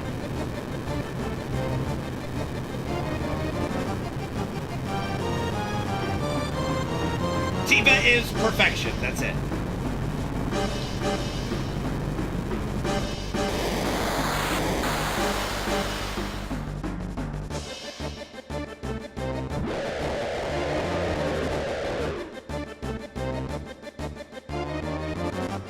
Of course no one can argue.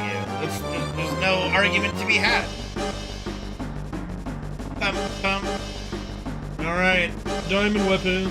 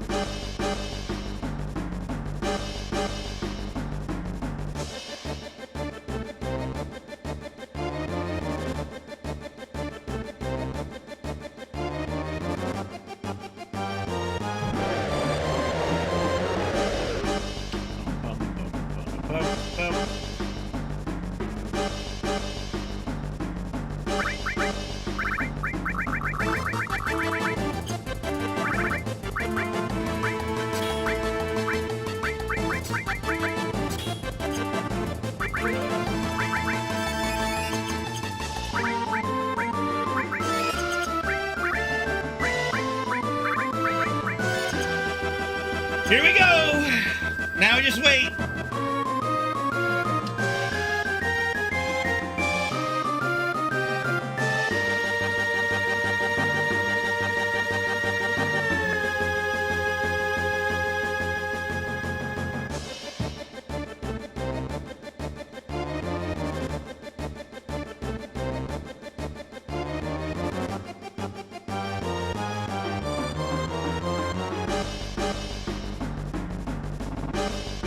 Oh Lord, he coming.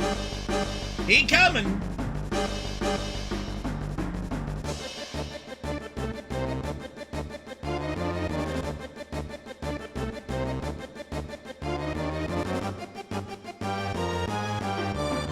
they make us wait in the remake? Same.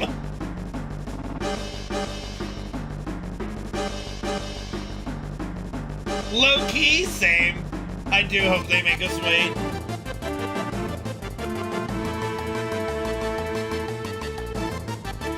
He's gonna appear right about now.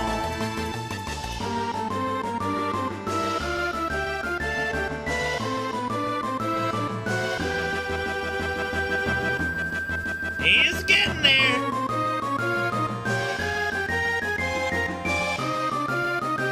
Oh, Lord, he's coming.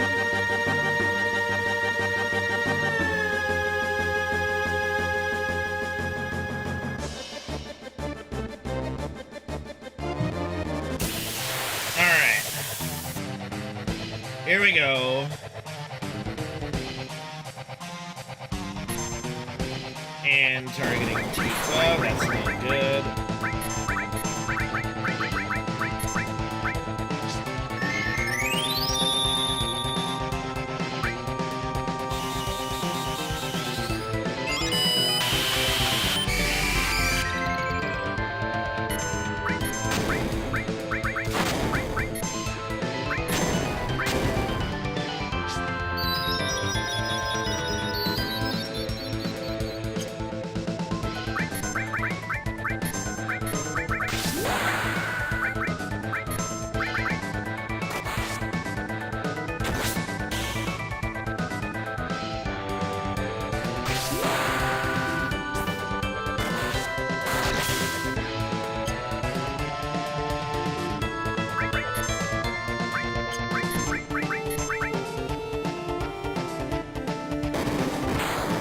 All right, Tifa, you're up, baby girl. It's one.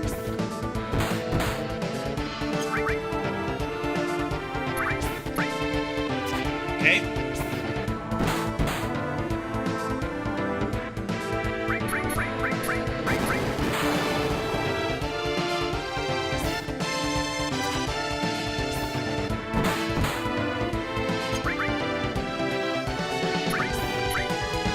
All right, we got the kill at least. It's just a question of is it quicker or not.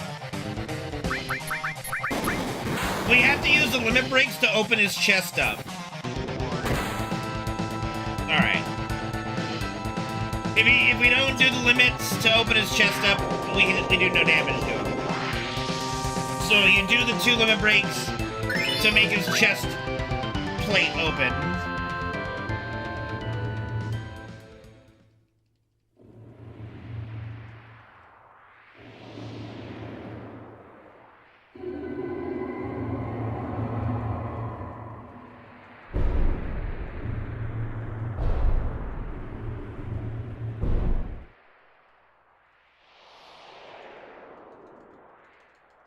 Yep. That is how it works.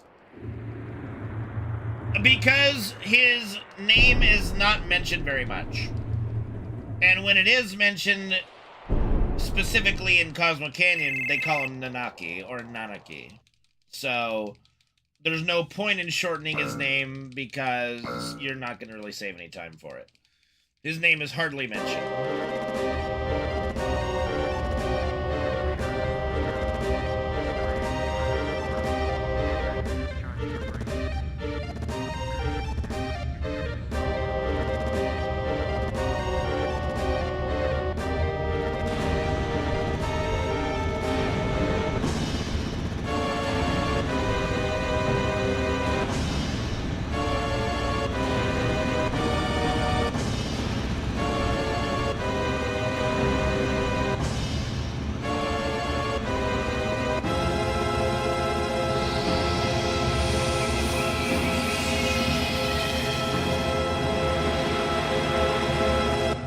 You know what's something funny I wanted to poke fun at Gabe about? Because he named his dog Red. Like, technically speaking, like, you know, obviously Red 13's name is Nanaki. Red 13 is his slave name. Just pointing that out.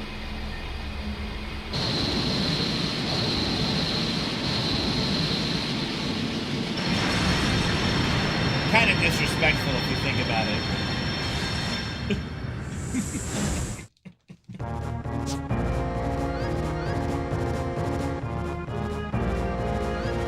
Love this scene too, it's so good. What's really weird though is when the screen cuts, it shows like dirt in the air, like what is it hitting that's causing dirt to fall? Like, whoops. I was hoping Gabe would still be here. I'll have to bring it up another time. Next time he brings up his dog.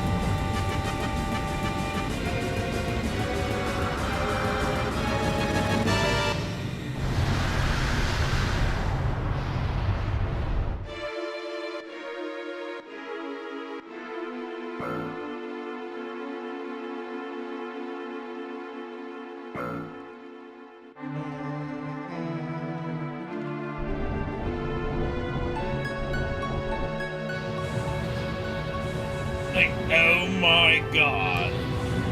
Well, perhaps if I just stand here and do nothing, all of them will fly by and oh crap!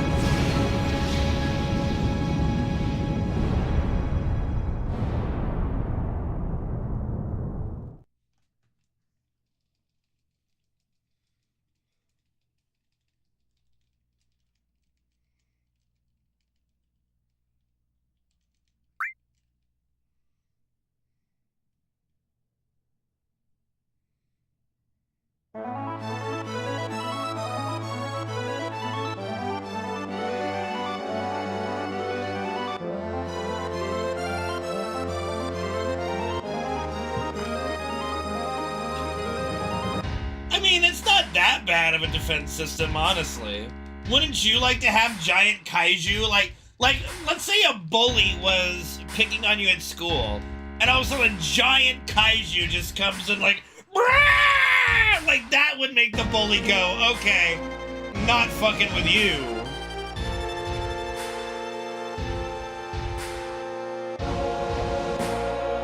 Well, technically speaking, Bruce, that fight isn't in the original Japanese version, so I don't know how canonical it is. We'll see if they put it in remake.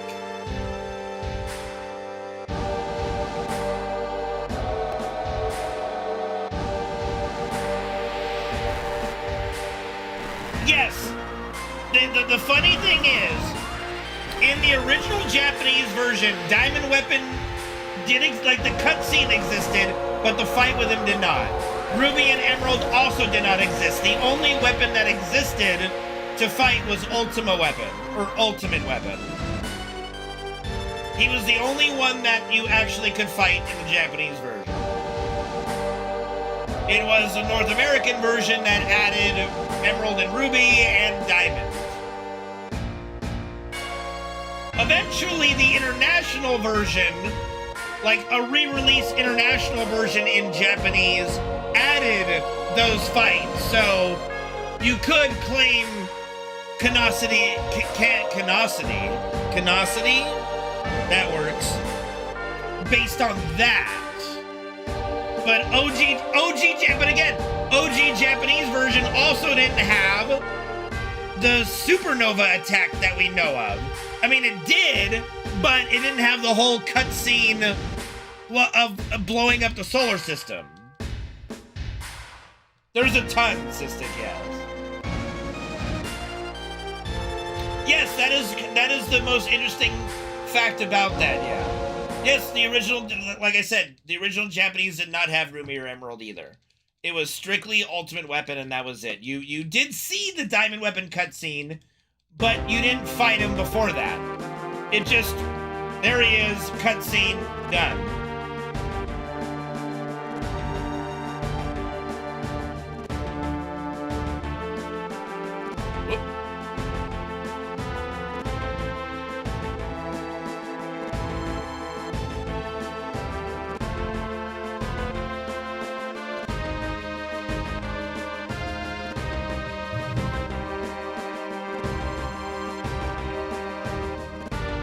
Yeah, Ultimate Weapon's pretty much a pushover, so yes.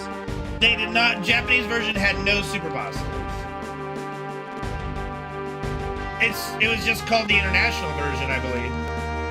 That's, oh, are you talking about Metal Gear Solid? I don't know.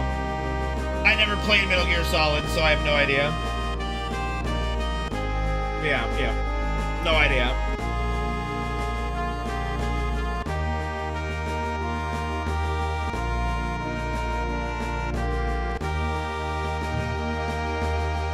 So I hear. I know the Metal Gear series is a series that I gotta play at some point too. Here we go! Bums away!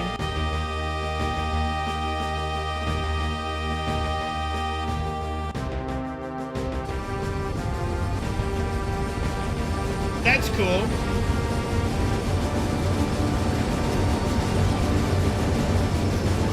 The NES one doesn't count, it's garbage. It's not even made by Hideo Kojima.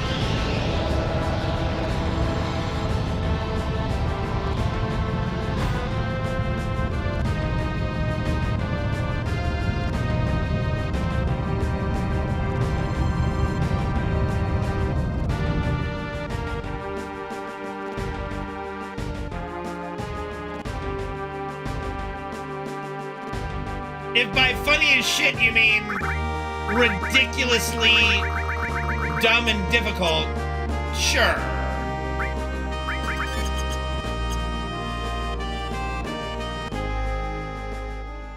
All right, here we go.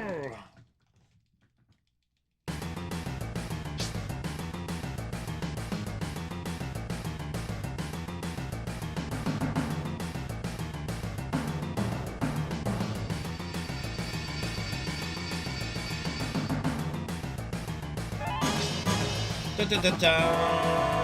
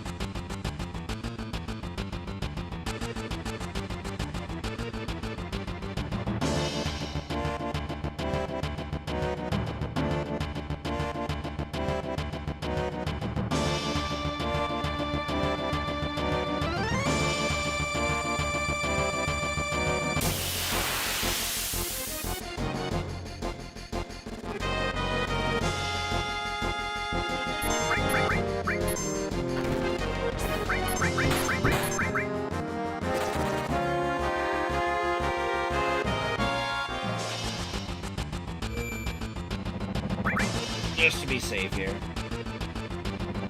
Making save points for future runs.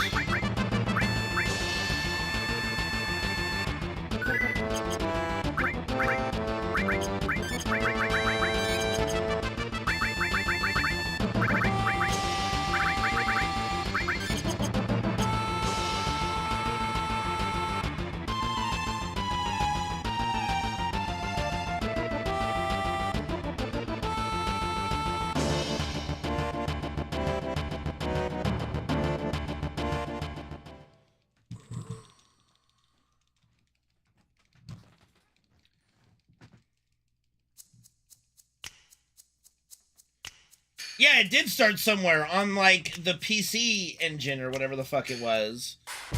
The, like, MSX2 or MSX1 or whatever the fuck. Like, it did not start on the NES. Yeah.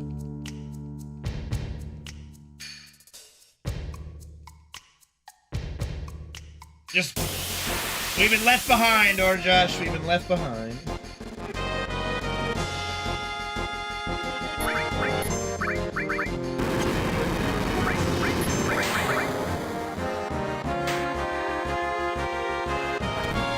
That was done by me.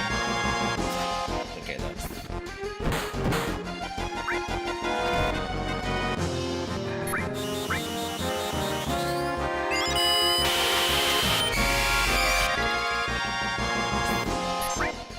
Nice hit.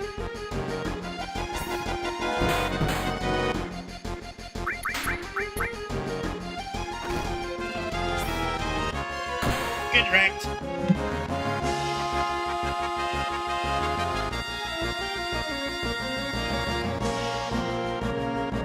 I mean, it is what it is, but it looks really good on the MSX.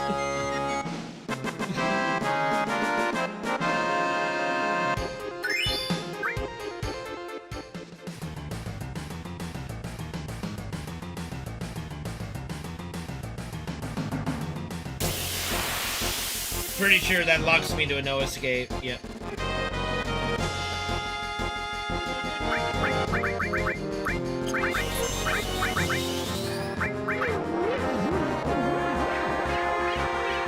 That's okay. We clear the board. It's fine. 3 turbo ethers? Jesus. Okay. Man, I was a 1 step away from being good. That's all right.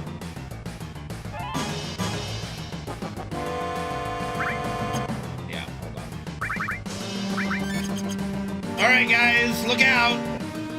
Time for the hardest boss in the entire game. Look out, everybody. Here he comes. Here he comes. Look out.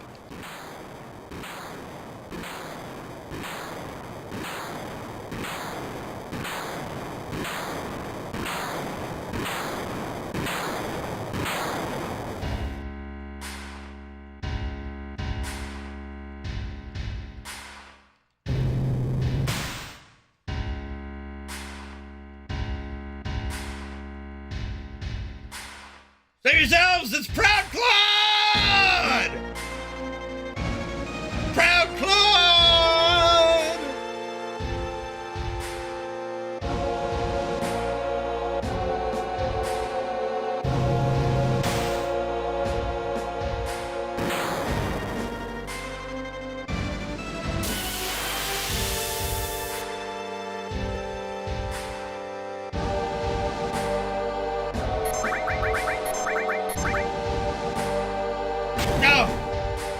So devastating.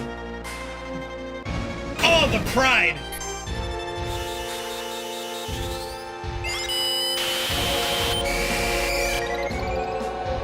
He's gonna get you. He's gonna get you. Oh man, we can't afford these misses, Tifa. He's too proud. We can't afford these misses, baby girl. He's too strong.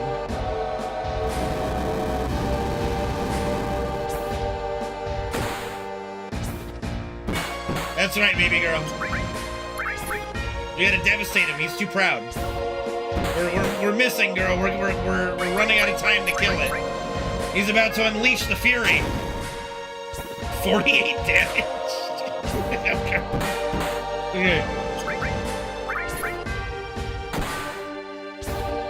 The fury is about to be unleashed.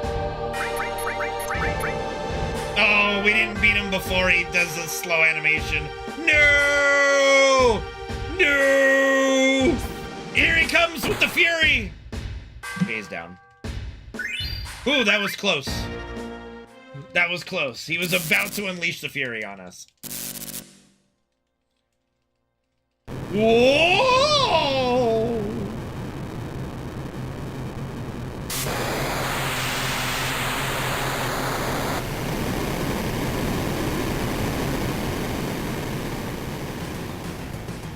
Okay, now no joke. We're gonna get a bad encounter coming up here. So this is the bad soldier fight. So.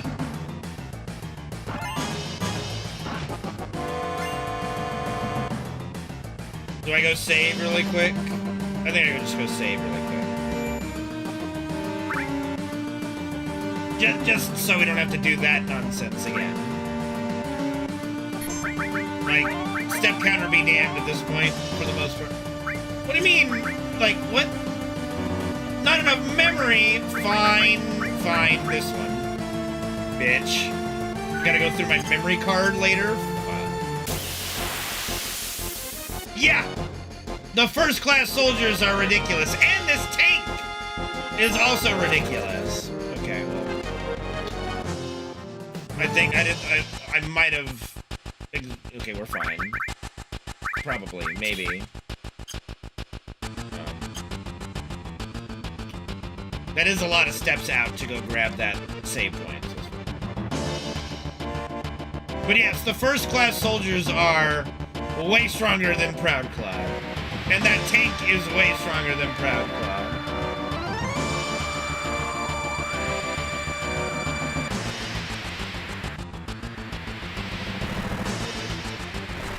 Yay! Hello, Penguin. How are you? I don't remember what its name is, but I think so. I think it's something silly like that.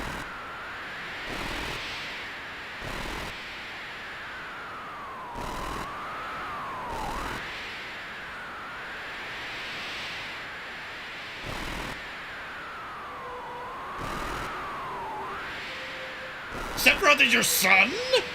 What?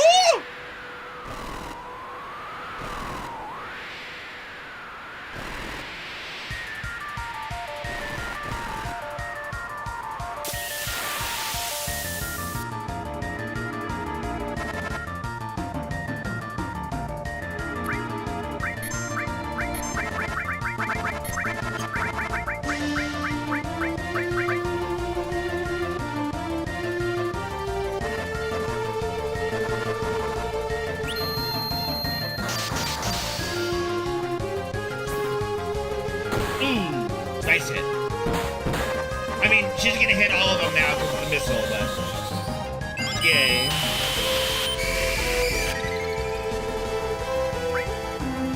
Oh, I hit the... That's unfortunate for me. I goofed. I goobered there.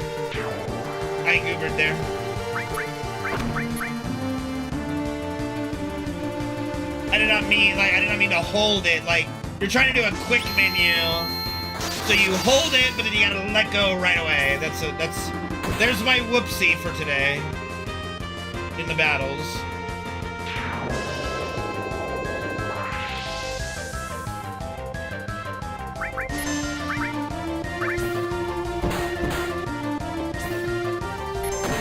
Got the extra hit too. HB weight tricking. Okay, Sid's getting Kung-Fu'd. Nope, Tifa got Kung-Fu'd, but vaccine prevents it, so good.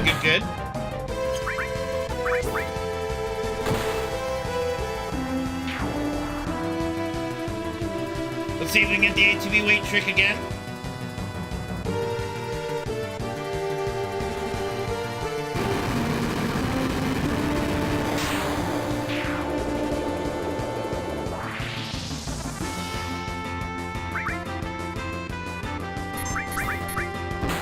See, we got it. Hell yeah, dude.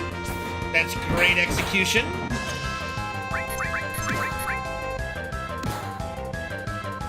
Frieza!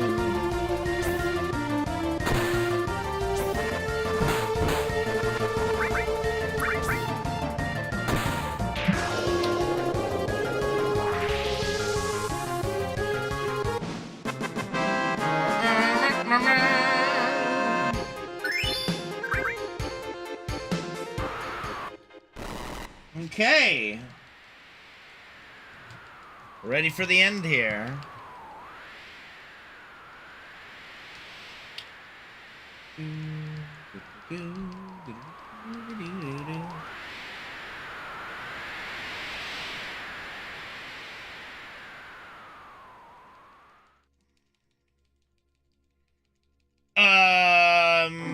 Probably revert back. You know, he would be able to revert back, I would imagine.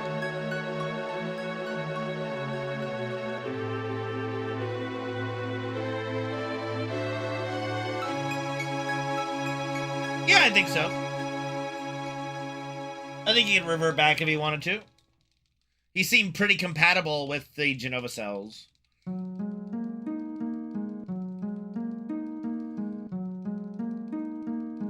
Well, Hojo was planning to, you know, enjoy the barbecue alongside Genova and Sephiroth. And be like, look, I'm a Genova specimen now, too!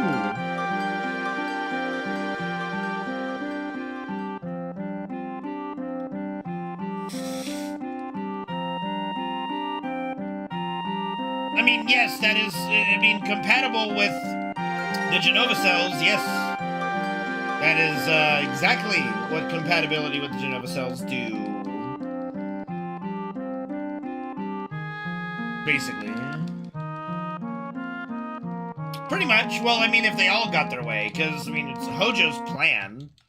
It's Genova's initial plan. Like, that's why she came here 2,000 years ago, right? So, I mean, any way you slice it.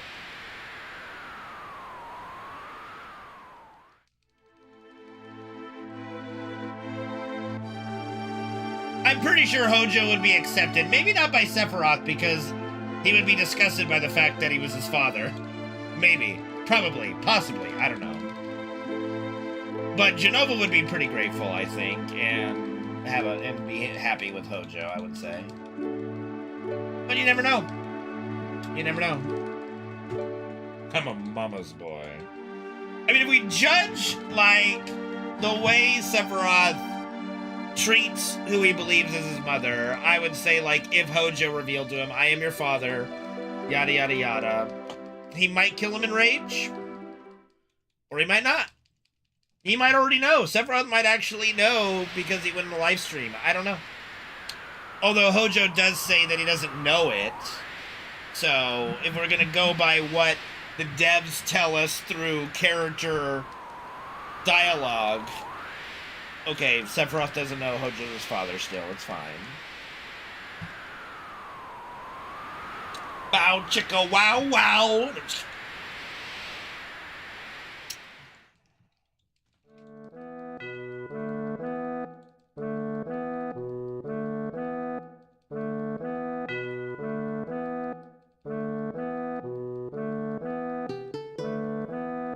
Sephi doesn't know, Sephi doesn't know, oh, so don't tell Sephi, that Sephi doesn't know that Fiona and me do it in the band every Sunday. He thinks she's at church when she's really in my van getting pounded.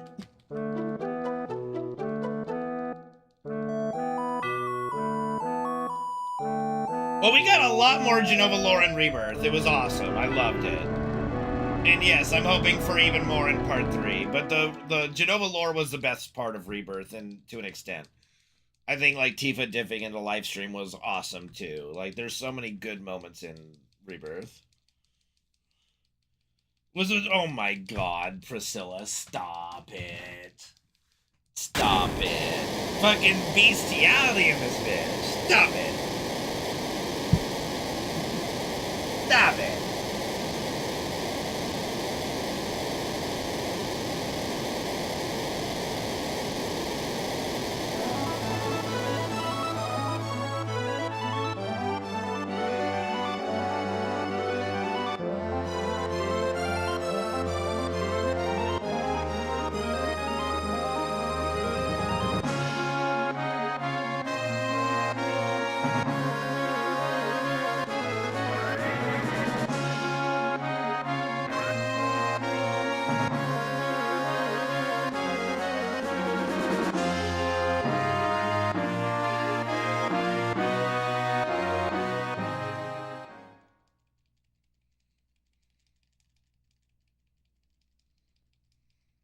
Oh my god, the Moombas. Stop it!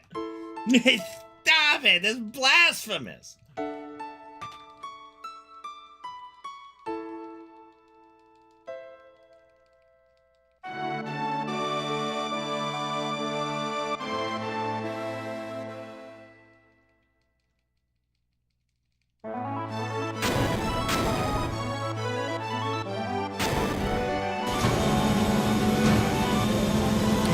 get disc 3 raring to go.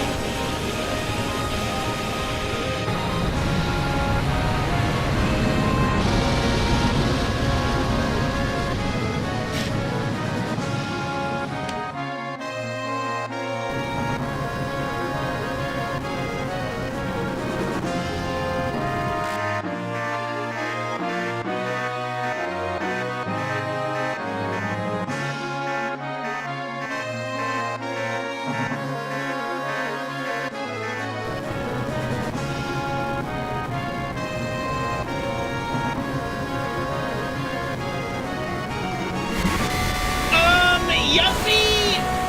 If you could get her really quickly, the conformer would add a considerable amount of damage. But honestly, you would probably still lose more time than you would save having them. If I'm being perfectly honest.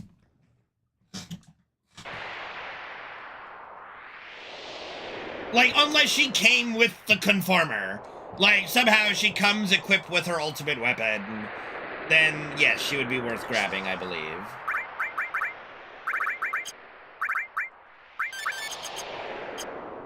Otherwise, no way.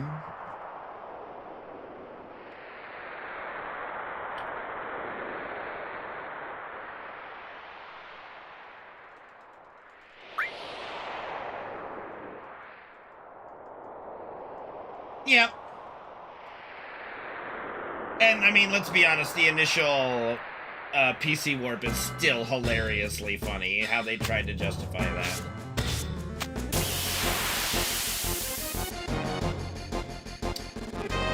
I guess, yeah, I needed to walk there, that's okay.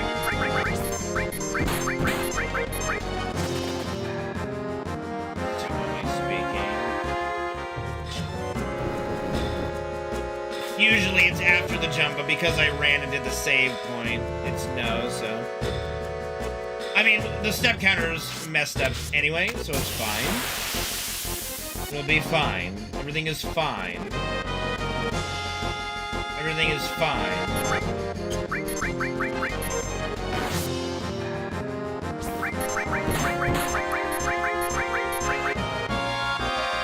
It's fine. Everything is fine.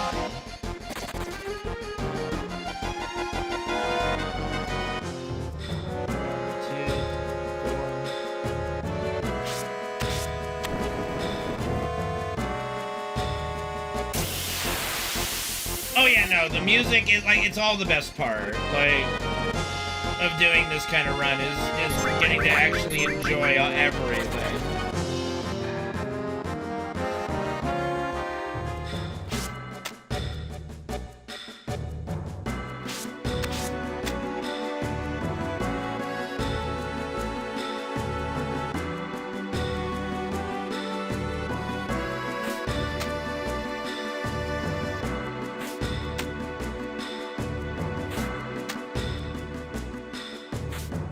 Booba, my lord almighty. The first one is still not animated for me. If it's supposed to be. The one with the Pepe. He just looks like, I don't know, he's overshadowed by something and just staring off into whatever.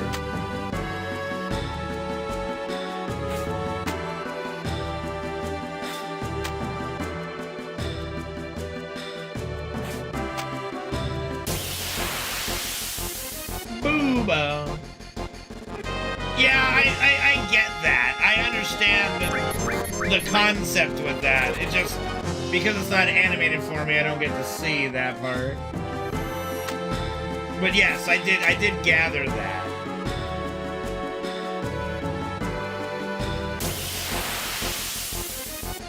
Luckily, the encounters in the Northern Crater are relatively quick to escape from.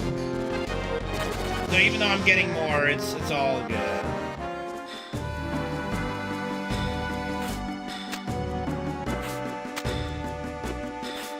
Bro, I can't even tell that she's judging me. Her boob's too big. Her boobs are too powerful.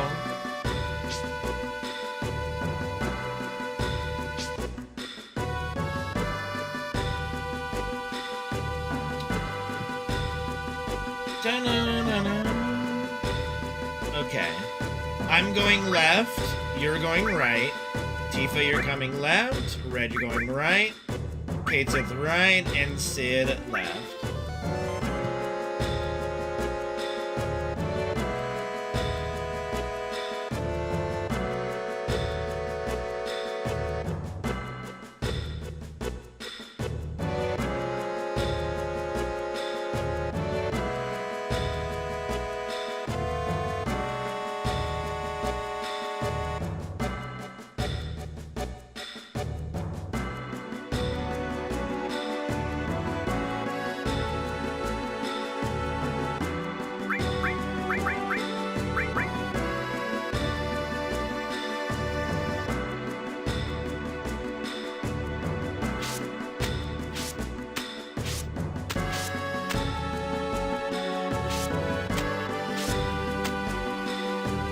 That is a very comfy emote.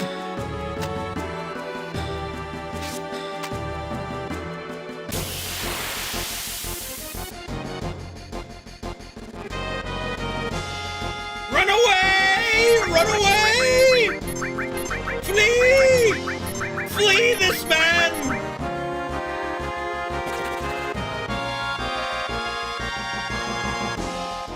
Okay, that pathetic's pretty good.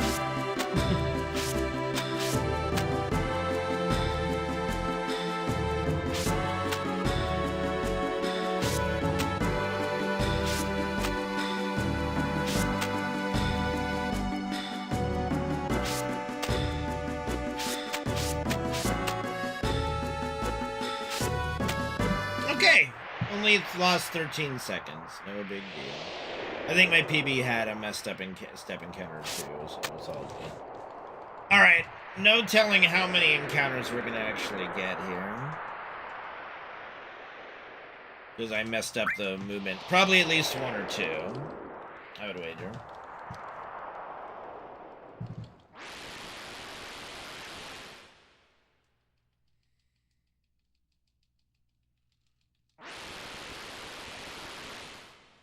Three? Yeah, maybe. Might be that bad. That invisible wall did cuck me pretty badly.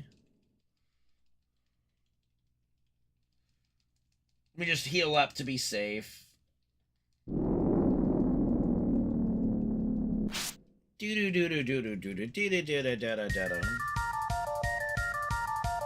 do. That'll do. They are very nice, though. They are very nice.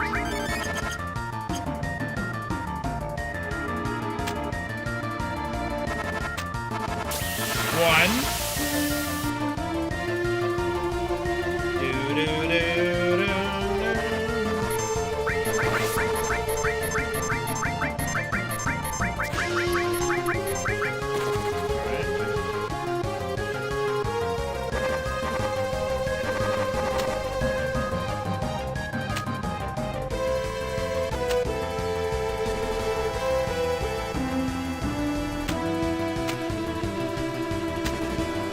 I trust you on that, Penguin.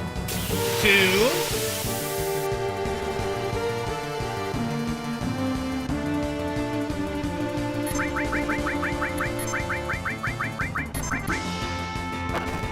No, it's not a glitch.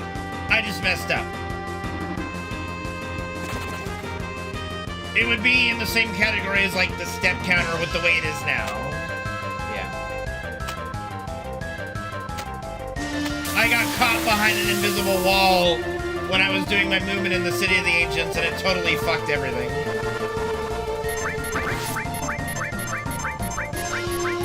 It was more like the game cucked me somewhat, but yeah. Suck pee-pee.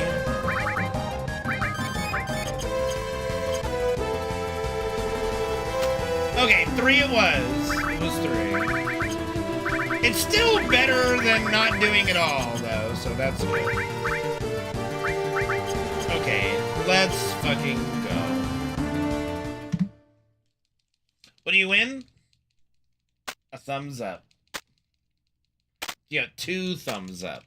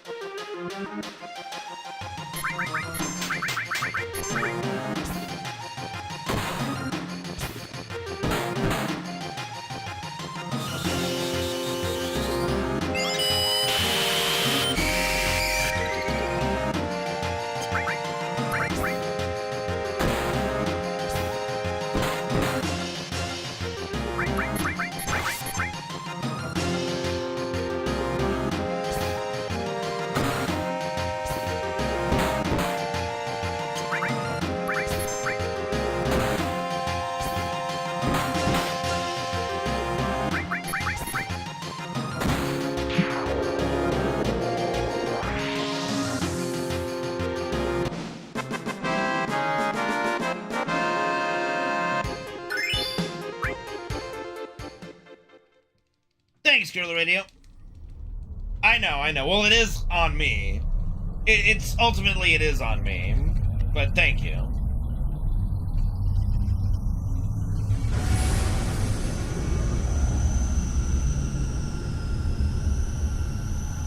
Sometimes it's not, but it's still on me.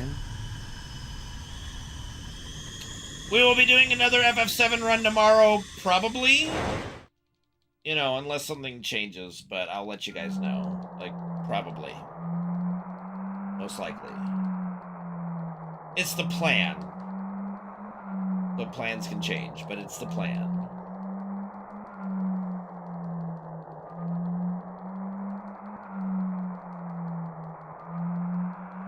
Fuck, yeah, dude, exactly, Penguin, exactly. Verbatim. No notes needed. Okay, so yeah, I'm like 90% sure Sephiroth doesn't even say anything. We're just gonna double check here. Yeah, nope. Red, Cloud, Tifa, Cloud, yeah. Yeah, Sephiroth doesn't say a fucking thing.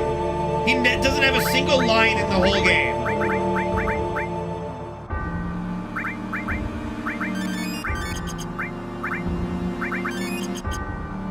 Let's go. He didn't have a single goddamn line in the whole fucking game, except for in the flashbacks.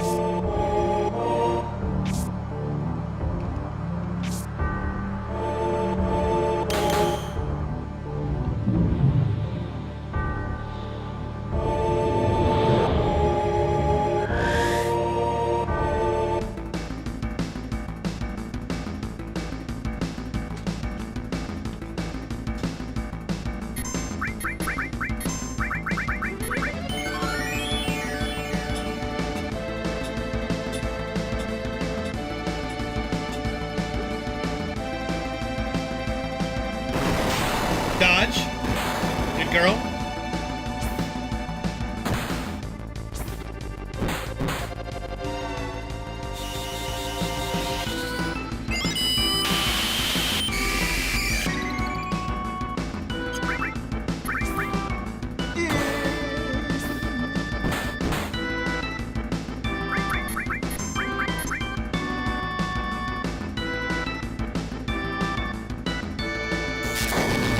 Perfect.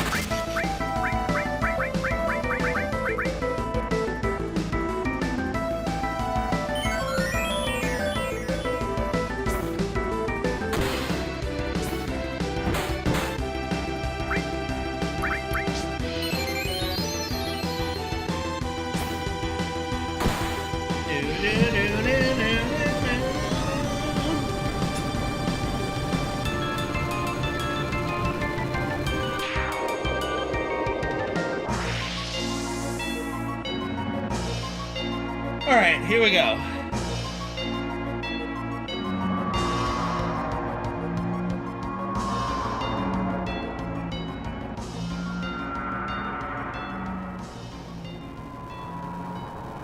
Let's see if we can get a preemptive death blow. Gotta hold down and circle if Tifa's close.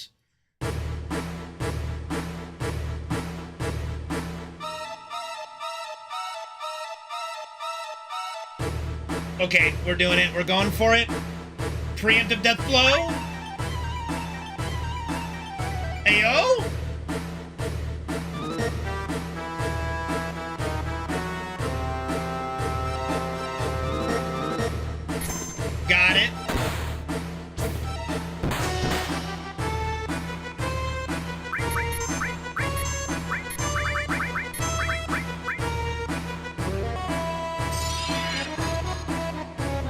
That'll cut a turn from the battle.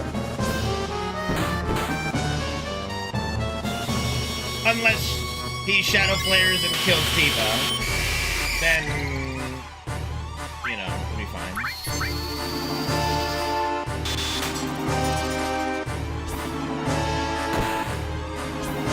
What up, Gosu? More like a slow jog, but yes. Alright, who's it gonna be? Who's it gonna be? Who's it gonna be? Me? Easy. Bell, ham and cheese, Sephiroth! Sephiroth! Tina Bell, ham and cheese, and stars together. Tina Bell, ham and cheese, Sephiroth, and Dedge.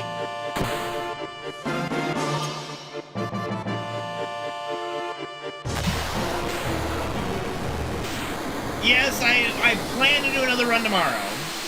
I will let you guys know if I am unable to, but it's in the plan. It is in the plan.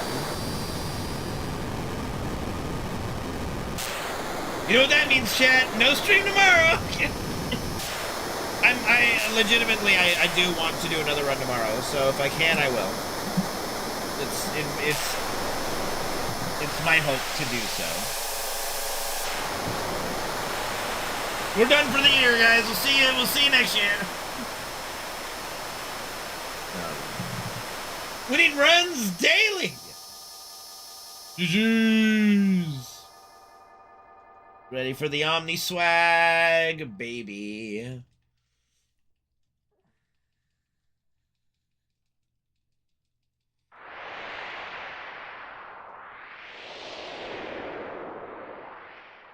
Too bad I didn't PB, it's fine. It, you know, it was a good D-Rust run. I will have to go through my step route during the week and try to figure out exactly what keeps messing up in that area. I might just need to force the encounter in a certain spot and just be like, here's the encounter, and then this is how many I walk, done. No, it's not my birthday. It's not my birthday till December. Well, the end of December. It's not my birthday. Not my birthday. It's not my birthday.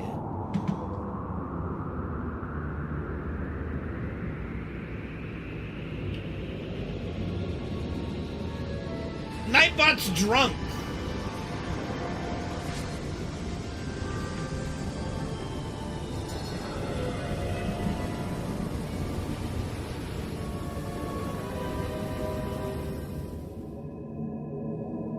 Ooh, pretty.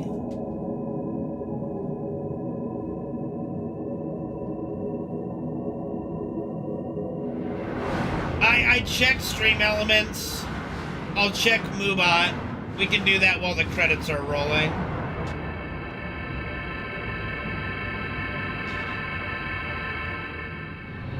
No, this is not where timelines converge.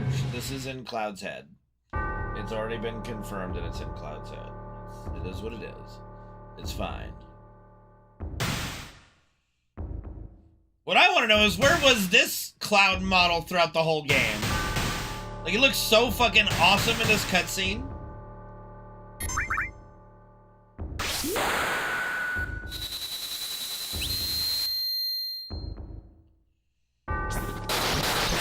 What's a TTS point reward?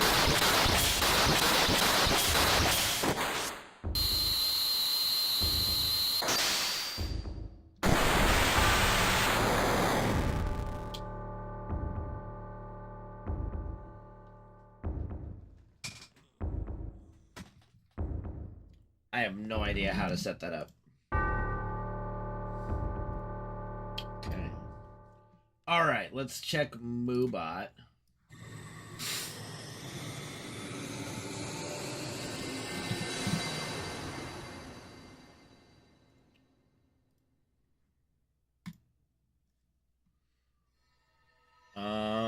Okay, where would it be under?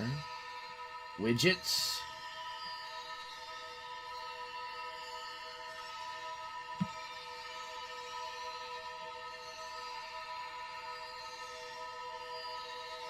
Nope, not there. I don't see any 8-ball thing on Moobot.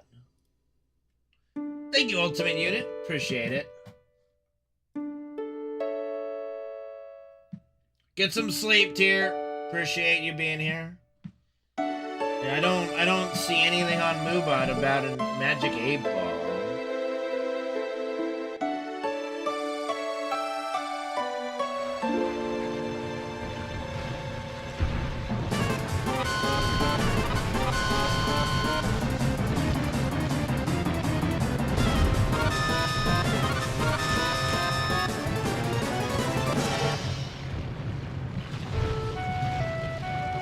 Streamlabs. I mean, let me check if it's a Stream Elements thing only.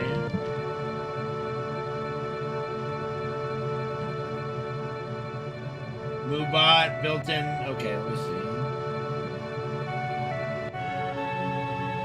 Open up command. Built-in command.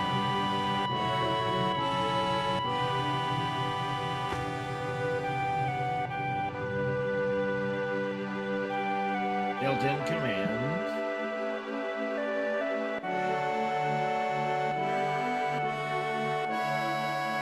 Ah, Magic 8-ball. There we go. On.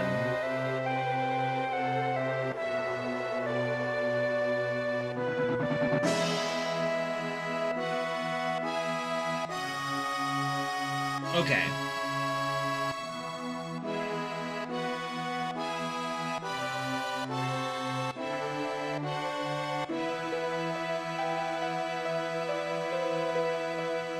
Okay, now what is the setting that I need to look at for the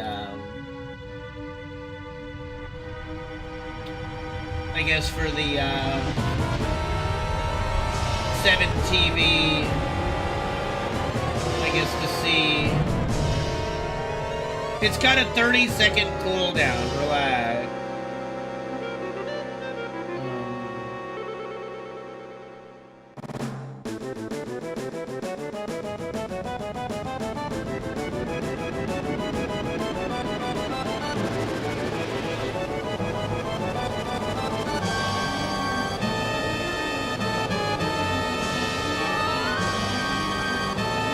Exactly sure where on 7 TV.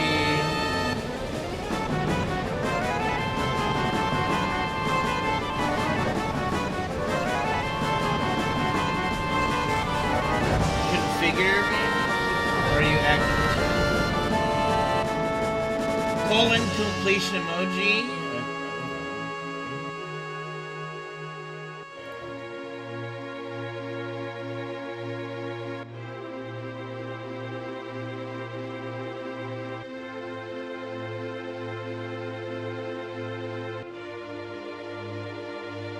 I don't see anything here about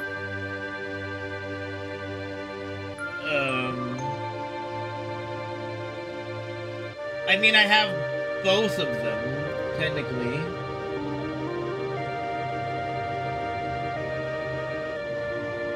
Email priorities?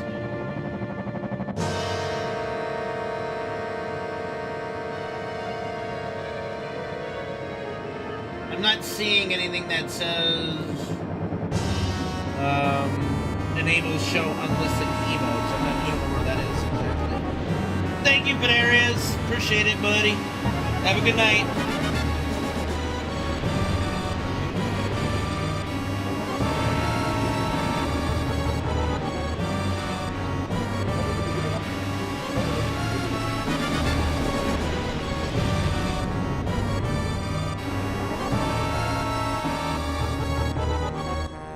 Eight-ball knows all.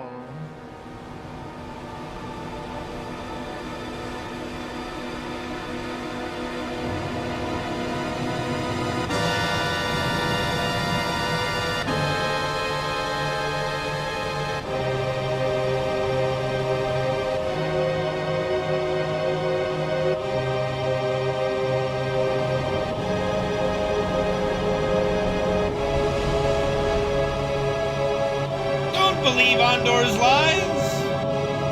I'm Captain Budge.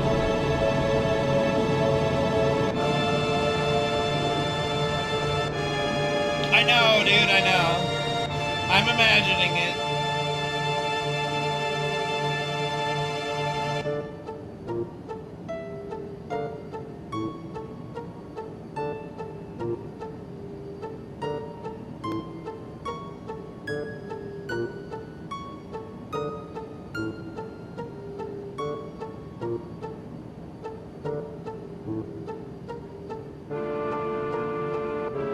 Cheap Thrills, thank you for subbing to the channel, bud.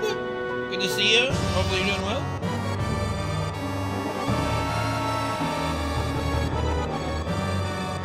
Yeah, they kind of do a better job of showing that moment in like, remake and such.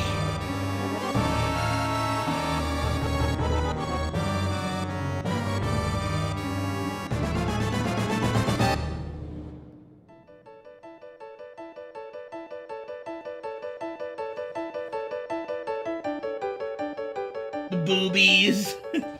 Boobies.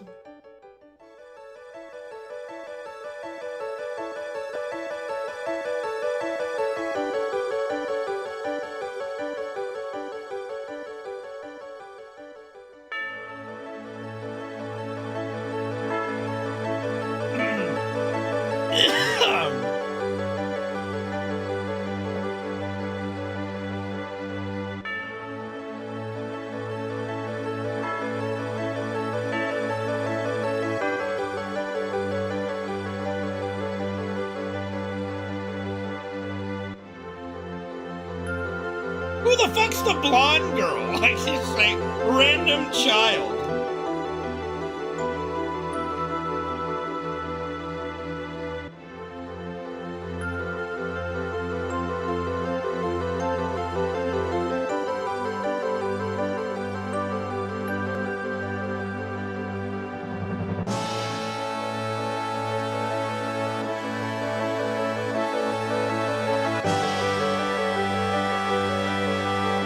What say you?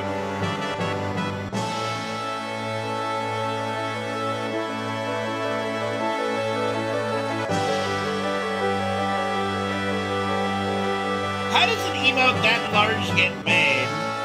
Like we gotta see if we can't make a Tifa emote that's very similar.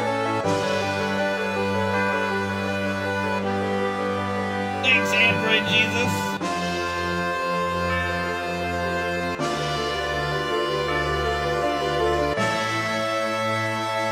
No, thank you for being here, guys.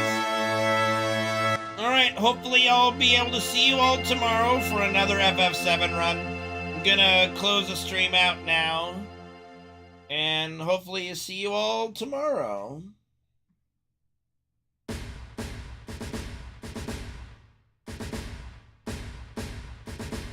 Yeah.